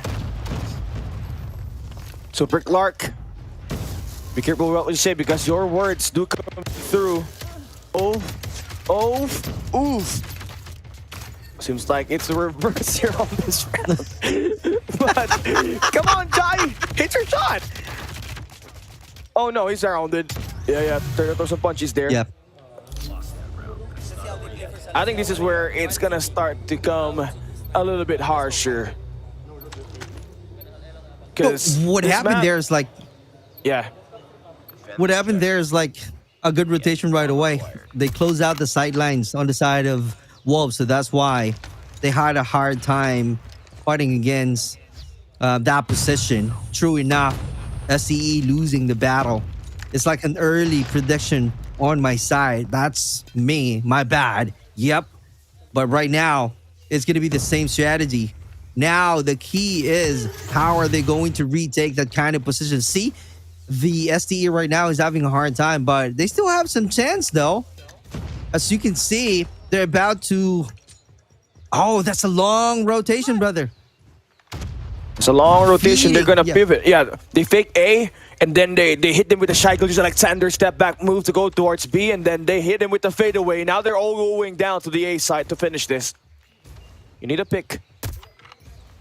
Oh, just a hit mark onto Zai, but that should send information. You still are sending Clove to try to take a couple of guys along with him, but no more information out of him, so he's gonna try to go for the mid-bar attack and clear out the information from there. But look at where Wolves are developing this retake, already making their move on the mid-bar. And you're gonna have to be wall banged here. And one does connect. Number one in Clove finds two. That is huge. Number equalized. Bomb needs to be planted. Jai needs to create something here. He needs a super slam dunk. Slam dunk, 360 fadeaway, 3-point dunk. For LeBron Jai. I don't even know what I'm saying, but you already know Zai. They will be coming out blazing here. I don't like how this is turtled up for SDE. They're just kind of waiting for them to get shot. And Wolves will win it. King with the 2Ps, and Wolves are suddenly back in the game. Yep, indeed. Great effort. They know what to do, even if they are fatigued. But yeah, I think that's a strategy as well on the SD side. It's kind of like putting a lot of exhaustion on the side of Wolves. They know already that it's been a long day on Wolves. Having a good break. This is it. There we go. Enough is enough. Let's see what's going to happen. Rotation being made already. Great start on the side of STE. Just like that. Oh my God. Let's see. Oh, what is going on? Just like that, we are seeing a good annihilation. This is the aggression that we keep on looking for the STE. They got the momentum. Tempo is there. King finding Samento. Oh, what a perfect shot. 3-point shot out there. 3 versus 2. But you'll take this number. But it's King and Zai, the GOATs of Wolves from 2023. It will surely look to try to clutch this, but you got FDX. Just an extra guy. Oh my God, he checked that. He banged on the money, but Skirt with the clutch, a 1v2. Yes! Yes! End this fast, baby! SDE! Game point! Here we go. Here we go. Keep the momentum. You got the energy. You can do this. 6-3 is our score. A huge lead. Do not allow another win on the side of Wolves. Here we go. Clearly, here we taking go. some time already. Buying some time, bro. SDE. They're keeping it very passive on the A side. Last one. For SDE to go up 2-0. And all you got to do is win the next 2 respawn, which you have been amazing on. Up against Wolves. The matchup clearly favors you. You can smell it. You can feel it. When's the right time for you to pull it?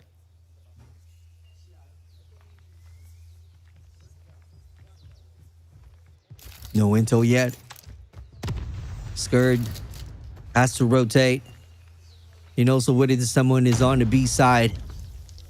Finding the perfect timing. Lurking. FDX. Here we go. Mid control. That's one of the advantages that we keep on seeing on the STE.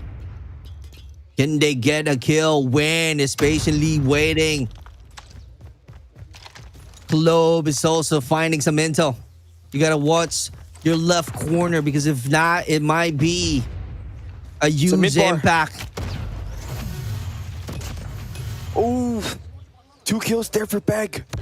Skirt, it's gonna fall down. I mean, what a massive play here for Peg. A 3 elimination coming in for him. That mid bar successfully eradicated. And Wolves, yeah, they read that. That was their play. It's an anti-mid bar hit. Good job on the walls. But the job is not yet done. You're still seeing, holding on to the match point. Here's the aggression, bro. Here's the aggression. Will it work? Will it work? Clove. One more. Oh, no. Yeah, big blows there. Big blows for STE. They tried to take the risk of maybe trying to get this win, but the route they're taking was not enough. And STE, look, they're trying to find something outside. One pick could all it takes. But Peg has got the angle on this bar. Crossfire situation.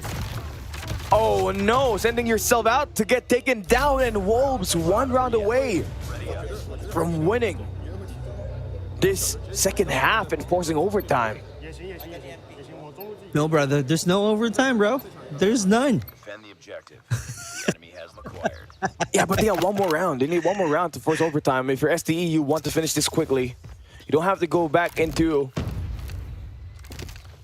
another date with Wolves in this S&D. You just want to get it over with. Slowly and surely. Perfect throw, bro. Clove. It's he. Being passive this time. They really need to take good care and calculate their movements. Yeah. Oh, this That's first blood? the plan. Yep. And the first blood is in for Wolves. And STE, you know, they had the lead, but Wolves saying that they want to get this to a map number 4 at least. They win this, they have the momentum to carry over towards that overtime. STE are turtled in. They are feeling that they are being haunted by the pack of Wolves. And they are. After that solid start on the first half, Wolves have started to awaken.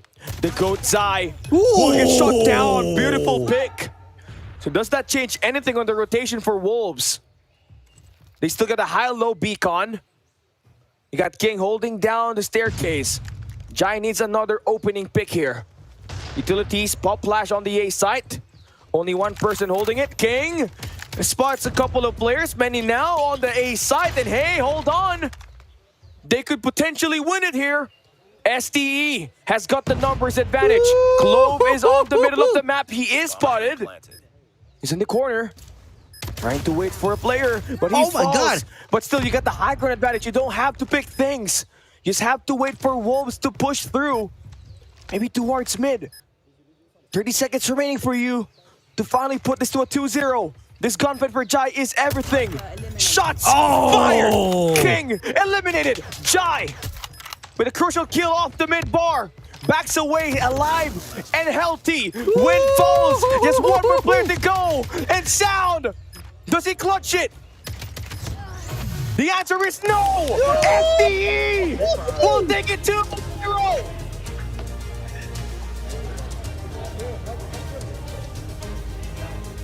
Oh my God. It was really an intense fight. Come on. Finally, we're seeing some light. Moving on to the grand finals. STE representing Garena. One more match to win. You know what felt great here, right? It started to look like STE. It's starting to look like, you know, STE are starting to grow right before our eyes in this game. And growing they did. It's a 5-1 half. And then they committed to making sure that they close it out at the end. And it started with Jai. LeBron Jai, I tell you. He is everything. That pick onto Zai. You take down the head of the snake and you have basically full control of the game. And STE, again, you can surely now feel that everything is in your hands. All the cards stacked in your favor. And all you have to do is win the next 2 maps. Respawns are your best personality when it comes to playing Call of Duty Mobile. And for Wolves, they have shown signs of struggles. And so now for STE, they can potentially end it in these next two maps. But let's take a look at our post-game breakdown here. See who stood out the most, right? Clove will be the MVP here. But for you, who is going to be your MVP here? I'll go with Jai, bro. For STALWART Esports. Huge impact of the match. But the GOAT still able to manage to perform and being the MVP on the side of Wolves. So it is what it is. We're done with the match. We're moving on to the last game that we are expecting that STE can control the map 3 at Crossfire.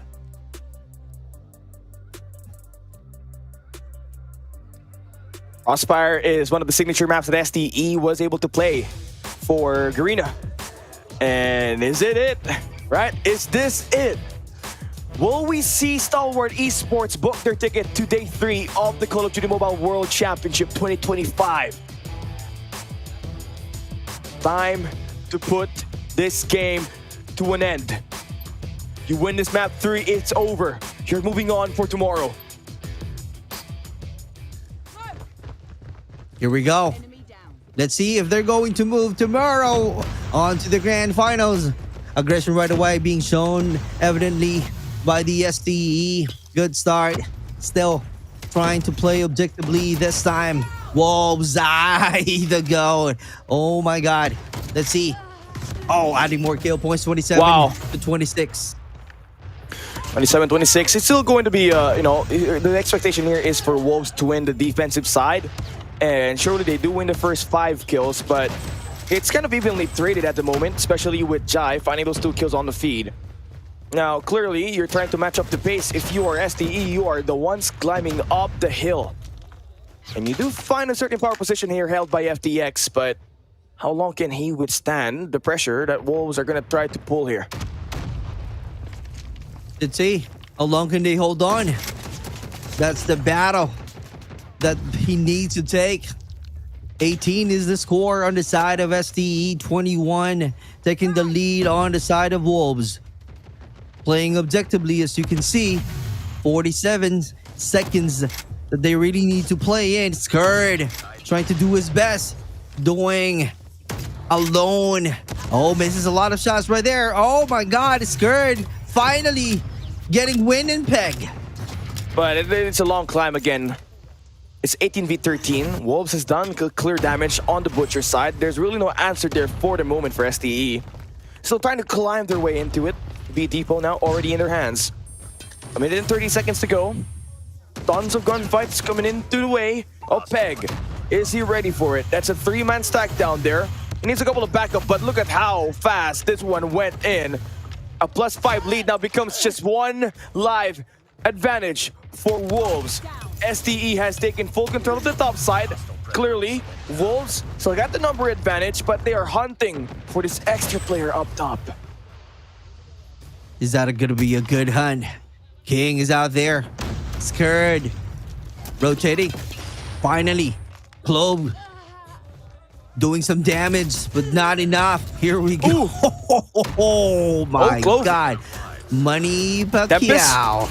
Tempest is alive. STE could actually win it if they find the right timing onto this.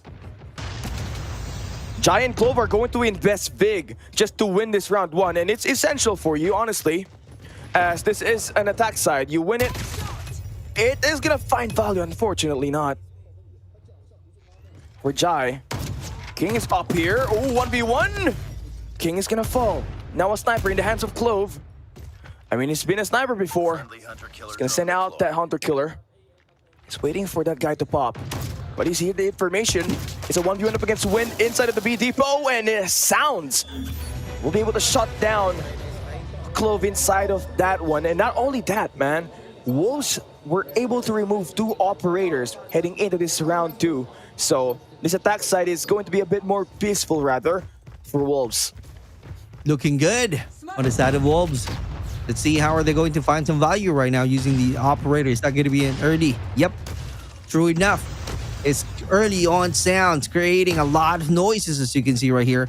Can he find one out there? Oh, Clove and definitely still continues on sounds. Oh, what a wall bang. 28 to 26, still a minute to go to play in. Okay, Peg and the crew, I mean, talking about how the pacing is going for the attack side, it's clearly the Wolves wanting to do something different from what they've had in terms of playing Crossfire across the game. So, yeah, having to push up spawn, having to really let STE feel that there is no space that will be safe is all that matters for them. 2 minutes on the clock to play around with, a +6 on the life count on the attack. To see how are they going to really do some counter. STE right now, clearly thinking of how to make a play because they really need that. Good job again on the side of Wolves. Doing some wall bang, Clove especially waiting with the one top. Helping out the team. We still have a minute and 40 seconds to go right now. Can they find some value? I'm waiting right now to Scourge use that operator. Is this going to be the perfect timing? Oh my God. Here we go. Missile coming through. Giant Clove being caught off guard because of that missile. Another operator with some value on it. Zai adding more kill point. 2 Bs right away on the mid control map. Oh, Skirt. Again, you're dying for something from your operator. And Skirt's going to be able to stop a couple of guys coming through from the Butchers. You have Clove back on the Tempest, unfortunately not getting any value out of it. And Peg has been one of the nuisance of Wolves, just trying to push up this spawn, finally gets eradicated. So the longer the Wolves are actually trying to take this, the longer that they are dwindling on the life count. And you don't want Jai to actually load up that War Machine in this round, because that could totally mess you up when you're going in for the capture. Here we go. Oh, Equalizer is up. Skirt is also out there taking that control, but still losing in terms of the life count. 5 to 11. Just like that. Wolves and Skirt, high ground. This is it. Can you make it? Can you be able to survive? There's a perfect chance coming out from Skirt, but still 3 lives left. That's crazy. Melee kill. Clove is still out there alive, trying to have a good rotation. The FDX still holding on, but still it might end in favorable of Wolves. 5-2. Clove once again finding some value. Oh! Explosion! Explosion! And you gotta know for sure that after investing 2 operators there on the first round for STE and not getting any kill and not converting it to round wins, meant for Wolves at that one, that means they were able to manage access towards enemy spawn right away, and there was no resistance on the defense for STE, so they took the risk of trying to win an attack side, but they did not take care of their future. In that round 2 just gave Wolves game point. Whew. Is this gonna be 0 on the side of STE? They really need to do some miracle right now. Ooh. But that's really a good fight. STE, FDX misses. Clearly playing objectively here. 24-25. Can they start the time? Who will be the first one to start the time? Zai taking A is the one that I'm hearing right now. On the side of STE, that's going to be one of their advantages to start with. What a great close quarter battle. Misses. Peg trying to look for a better angle. Great job. 22-20 here. Here we go. STE might get a win. Yeah, I mean, that there could be a potential round win, especially with Clove going lights out. Tempest in his hands, 1 more bullet to go, no connection. But here comes the Predator missile, no trophy system. That means he's gonna take 1. And look at how Wolves are playing this. Starting to look like they aren't even shooting guns. They're just waiting for the attack to come through for STE. A clear flush out, 4 go down here. So they can reset. Oh wow, even have the info there for Clove. So This is now a 50-50. Yes, there's a life gun advantage for STE, but Wolves, they got the better advantage on the high ground. Great control on that building. Although he's not able to find some great value using that operator, and yet STE need to do more right now. This is their chance to get the W and have at least 2-1. Let's see and find out, because this is going to be a great challenge on the side of STE, putting a lot of effort. What a one top.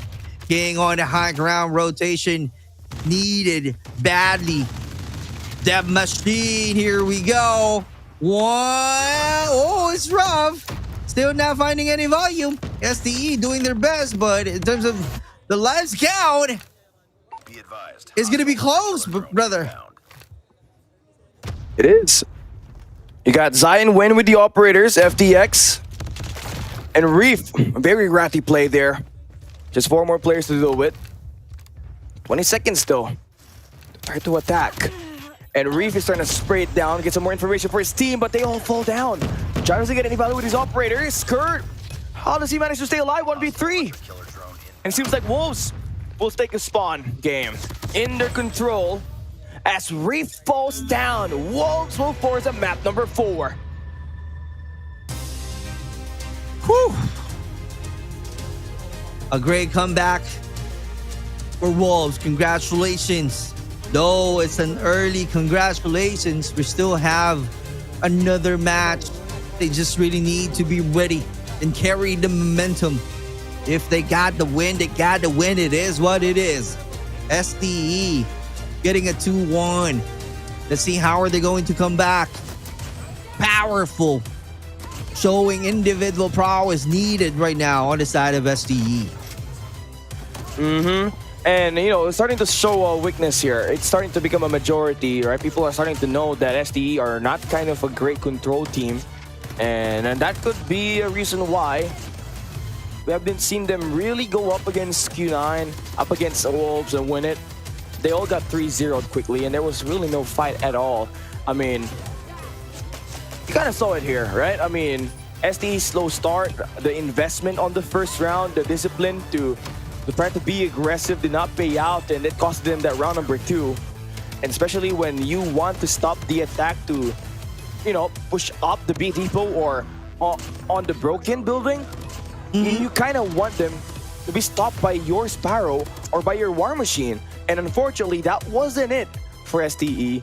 A big gamble that did not pay out, and it resulted to Wolves entering this series. Now they have 1 round, 1 map to take here in this game, and 1 map could be everything for these 2 squads right here. I'm like leaning towards to what you were saying earlier. It's like your prediction.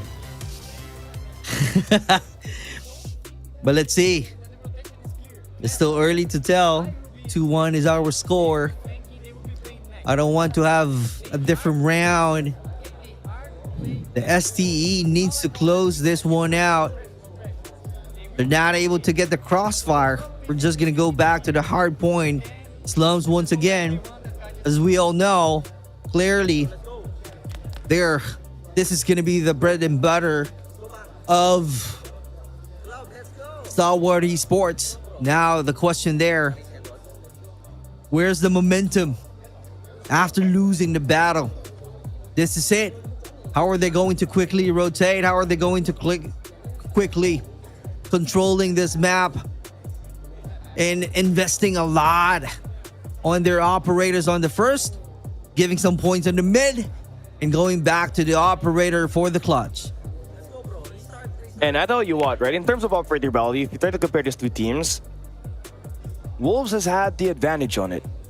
It's just the coordination between where you want to push and utilize it is the problem here. Because if you're STE, you look into observing how they play that agenda, that P2, there's the P2 and P4, you kind of have an idea on what operator they bring, right? On P3, they have that machine from Skurd.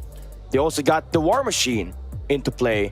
And it's those macro moments, those micro moments that will allow you to, you know, brings so much pressure from to your opponent, and that's how STE was able to withstand the onslaught from Wolves. It's those 3 to 4 kills extra that you get from those operators that you bring into the table that will give you those 10 to 20 points exactly for you to build up a gap. Now STE, they lost that first respawn game. The test is to win this next map ahead. Slums is where we are going, and Stalwart Esports are adept at playing this map. Can they finally put this game to an end? Map number 4. Here we go. Hardpoint identified. We are definitely starting once again the game on Slums. Hard point to go on Wolves and STE, who will be the first one to control the hard point. Clearly, both of the teams still got the energy, looking for a better sightlines that they can take advantage of. And true enough, STE starting strong with 11 points right away, carrying and closing all of the entries. But Wolves trying to find a way and make a play. STE clearly strong, using a good rotation and having a flank coming out from Skurd. Yeah, slow start for Jai, but Skurd is able to get a couple of shots in here. As the flex player, you're tasked to try to connect your spawn as well as the OBJ. And so far, that has been, able enough to give STE that 26 points to the board. Zai is clearly on the flip side, helping Wolves try to get some footing in this game, but clearly you can see the dominance that STE has in this one. They'll be taking 29 seconds while also having the early rotation continue despite a couple of players spawning out. This is it. We're done with the P1. We're moving on to the B2. And let's see how challenging this would be on the side of STE. No entry at all on the side of Wolves. Great job. How are they going to sustain this one? How are they going to maintain the position? Equalizer just only getting 1 value out of it. But Wolves still staying alive and doing their best. Oh, Tempest clearly being evident this time. Only a half-point difference. Here we go, STE clearly holding on, controlling this side. And just like that, we might be seeing a great use gap right now on the side of STE because of that control. Yeah. We still have 7 seconds to play right now. Scrappy time once again. The question there, how clever they are in using that scrap time. And Clovis been the X factor on that one, stopping that push. 16 eliminations for him. They did have a moment where they had the spawn trap. They did have the, the spawn rotation coming into play here for P3, but Wolves quick to rotate on it. Jai pushing through with the War Machine, able to find 3 kills, and just like that, they bring in the big guns on the point and has found value on it to break it and put Wolves back to the spawn. Clearly enough, yep. Speed is clearly the one, or I should say, the strengths of the STE. The question there right now is Wolves, how are they going to hold on? The push of STE sounds clearly looking for some value out of the War Machine. Still being alive, 92 to 37. Here we go. Is this going to be it? Is this going to be the last round that we will be seeing on the side of Wolves? Skurd right now taking over the match, 102-37. Great job so far. Let's see how are they going to hold on. We are not yet done. Scrappy time once again before we move on and see if the Wolves will have a great defense on this hard point. Yeah, clearly struggling here is going to be your boy FDX, but his teammate has done enough to actually put pressure onto the hands of Wolves. FDX still not in this game. Oh, this is a quick but retake, he got bro. gloves. Yeah, Skurd is going to be there along with Jai to find the break again. P2 to P4 has been changed successfully, and STE are running down Wolves. Oh, this is it. The pressure is on. 121 to 47. Clearly on favor. It's kind of like a one-side game. Great performances on the side of SDE keeps on winning the gunfights, closing the sight lines, having the hard point control. Great job, Globe. Still, Peg is out there. Let's see. Zai is getting ready for the operator. Same thing with Peg. Here we go. Can he find some value? Is this going to be the perfect time to use it? Equalizer is about to go out in no time. Looking for the better opportunity. 149 to 53 is really a huge gap right now. Yeah, it's a huge gap. 100 points is what we're talking about here. You need about a hill and another 30 seconds just for you to get right back in this game. And STE, the second best team in Garena, just closing this game down to its final T. And for Wolves, they may have had run out of gas. Can we still see more fight in them? A couple of waves of flurry kills coming in for Wolves in this one. But every time that they stack the point, there's always an extra play for STE enough for them to get the trade. And man, we're talking about sheer dominance here for STE on this map. Clearly a dominant game on the side of SDE. Wolves right now finding some answer. Going on to the next hard point. SDE being the first one. This is it. They're about to close this one out already. But they're allowing. This is really the one that I'm talking about. Giving some points to the Wolves. Trying to invest. Let's see if they can win some gunfights so that they can be ready. Investing on the operator. Jai is out there. Trying to be consistent. Skirt. Here we go. Just like that. A lot of yellow on the killer feed. Zai still losing the battle because of the powerful guns that we keep on seeing on the SDE side, but still holding on to the hard point. Looking at it, 173 to 86 right now. We still have 25 seconds to play in. How long can they hold on? How long can they control this hard point? That's the question that requires an answer. Clearly dominating this round inside of SDE.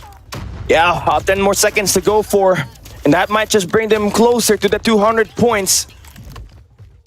And Wolves may have had lost momentum despite the 3-1 win on that crossfire. Stalwart Esports, they got no operators to play around here. They're working through it as a squad, building up the pressure inside of that point. It's a 3-man push inside of that street. And who's gonna win the first wave? The answer is Wolves. Beg with the mid shutdown. Moving forward to try to take as much space as he can to try to cut off STE from getting near the point. They have been successful, but clearly not enough, as they need a lot more points to come back in this game. Definitely doing their best to stay and fight hard on the STE, but this time Skirt taking over. Quick retake, hitting the 200 mark right now, starting crazy and wild.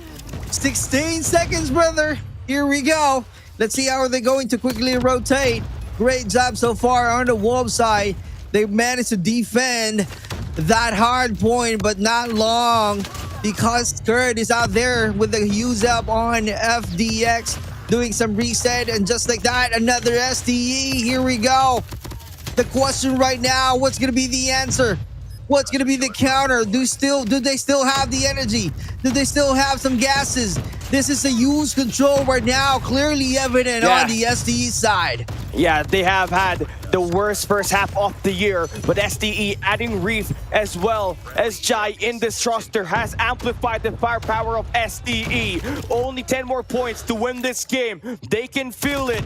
Wolves about to fall down. Jai with the 5-piece, and that might just be it. The second best team in Garena suffocates Wolves and eliminates them out of the destiny of the World Championship. Two Garena teams will make it to day 3 from the shadow without a doubt. STE managing to break China's #1. The favorite fall. The throne collapses and a new banner rises over the 2025 season. This isn't luck. This isn't chance. This is Stalwart.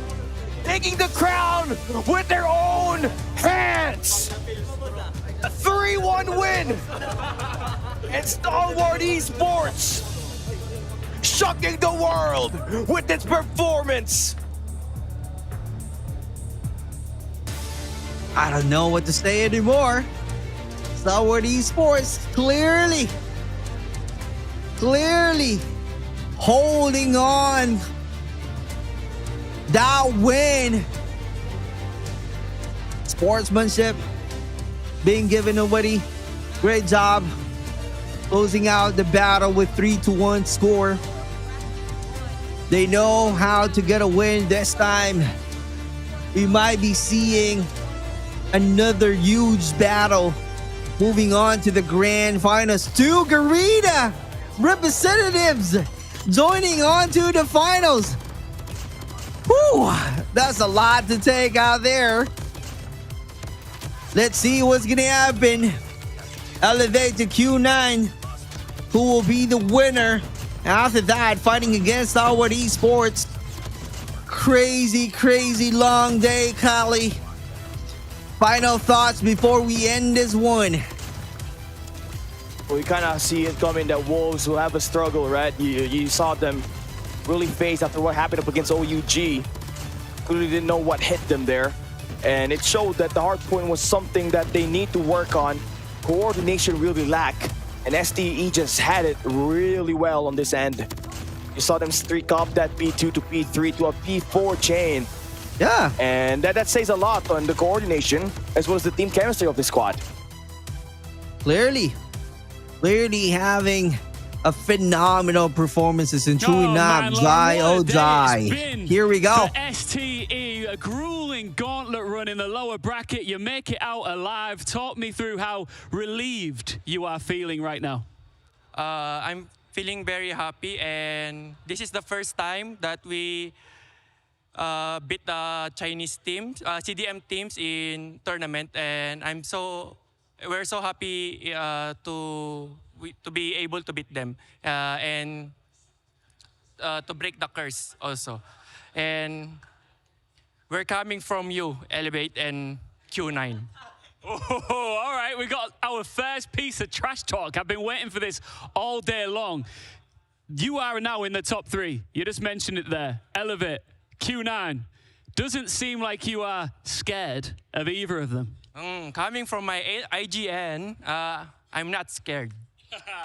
I love that. So what is the plan now? Listen, you've got a bit of time now. It's been such a long day where you've just been in and out of games, but now you've got a little bit of time to reflect, gather your thoughts, and move into tomorrow. What will this evening look like for you and your team? I think we're just going to relax for now because we're so exhausted for the game because we have, I think, 4 matches from today. Yeah. You have had 4, and I've got to ask you, just before I let you go and join your teammates, Sunday night, wait, are you going to lift this, yes or no? Yeah, of course. I love that. Scared. Congratulations on a big win and an incredible run here today. Go and join your teammates, and we will be seeing you again tomorrow. I've already made the pun once. I'm going to say it again. This guy isn't scared of anybody.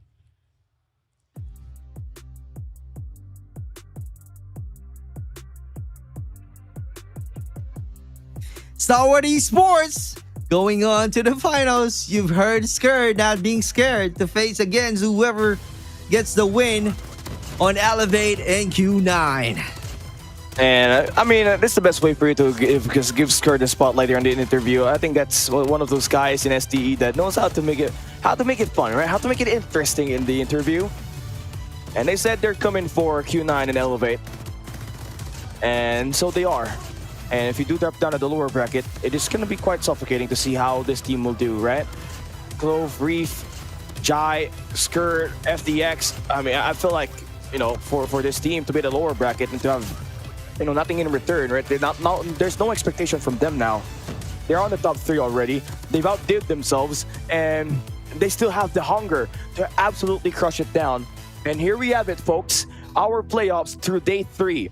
It is going to be Wolves facing the same problem as 2022, where they had to fall down to the lower bracket and unfortunately could not live it for day number 3. They will be placing 4th in this tournament.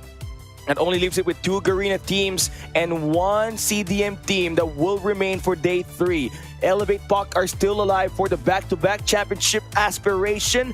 Then you got Q9 Club, who has been vying for a number 1 placement since 2023.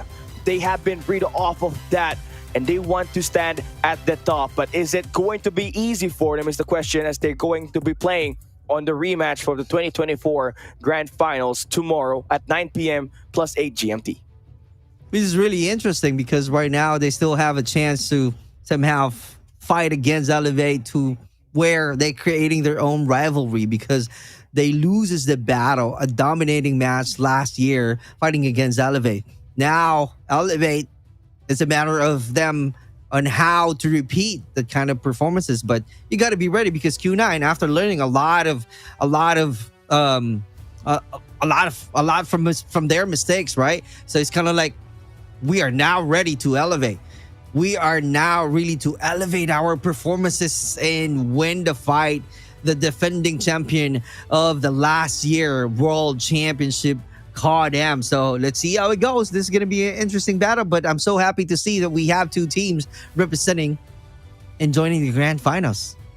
Yeah, and that's it, right? Only 2 regions left remaining in this tournament, and very much like last year, again, Q9 and Elevate are on day 3, and it's a matter of, do you got the will, right? Do you got the drive for you to win the championship now? There's so many storylines that we will be looking into that one, right? You got the two-time World Championship aspiration for the side of Elevate. You have Q9 looking for a title for the first time in Snapdragon Mobile Masters 2024, right? And also for the squad of STE, who has outdid themselves, and they look to try to provide, this pressure from whoever gets dropped down at the lower bracket. Because if you take down Wolves, you already know that you're gonna feel amazing, and you broke the curse. And that means if Q9 do drop down to the lower bracket, there's a high probability that what may have happened on the upper bracket may not repeat itself for Q9. So everybody's got to be staying on their toes, because this day 3 is going to be amazing. Anything is possible now as we are drawing closer to crowning a champion. 3 here teams try to battle it out. 2 from Garena, 1 left from China, the last hope. Who's gonna take the crown? Let's see, because tomorrow will be the biggest day of Call of Duty Mobile. We'll see you tomorrow. Like that magic, do ya? Want a little more, do ya? Like that magic, do ya? Want a little more, do ya? Pick a number, any number you like. Now forget it, you won't need that tonight. No. There you have it, guys. Definitely I we will thought be we're done. seeing you tomorrow. There you go. GG's, everyone. We'll be seeing you once again on the day 3, the Grand Finals. Thank you so much for watching. My name is Super Clark. Here with me, Callie. Adios.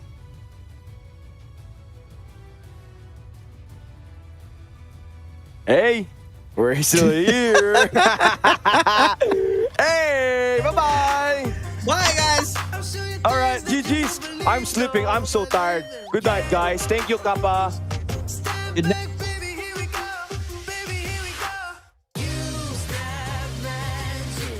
I'm the queen of all suits. I'm doing just fantastic. Said that guy's a little loose. I roll up in old classics. It's all diamonds, no hoops. I'm doing good. How about you?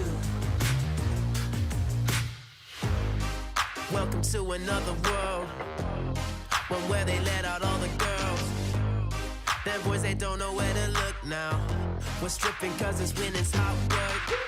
Yeah, little to the right, just so I hit the spotlight.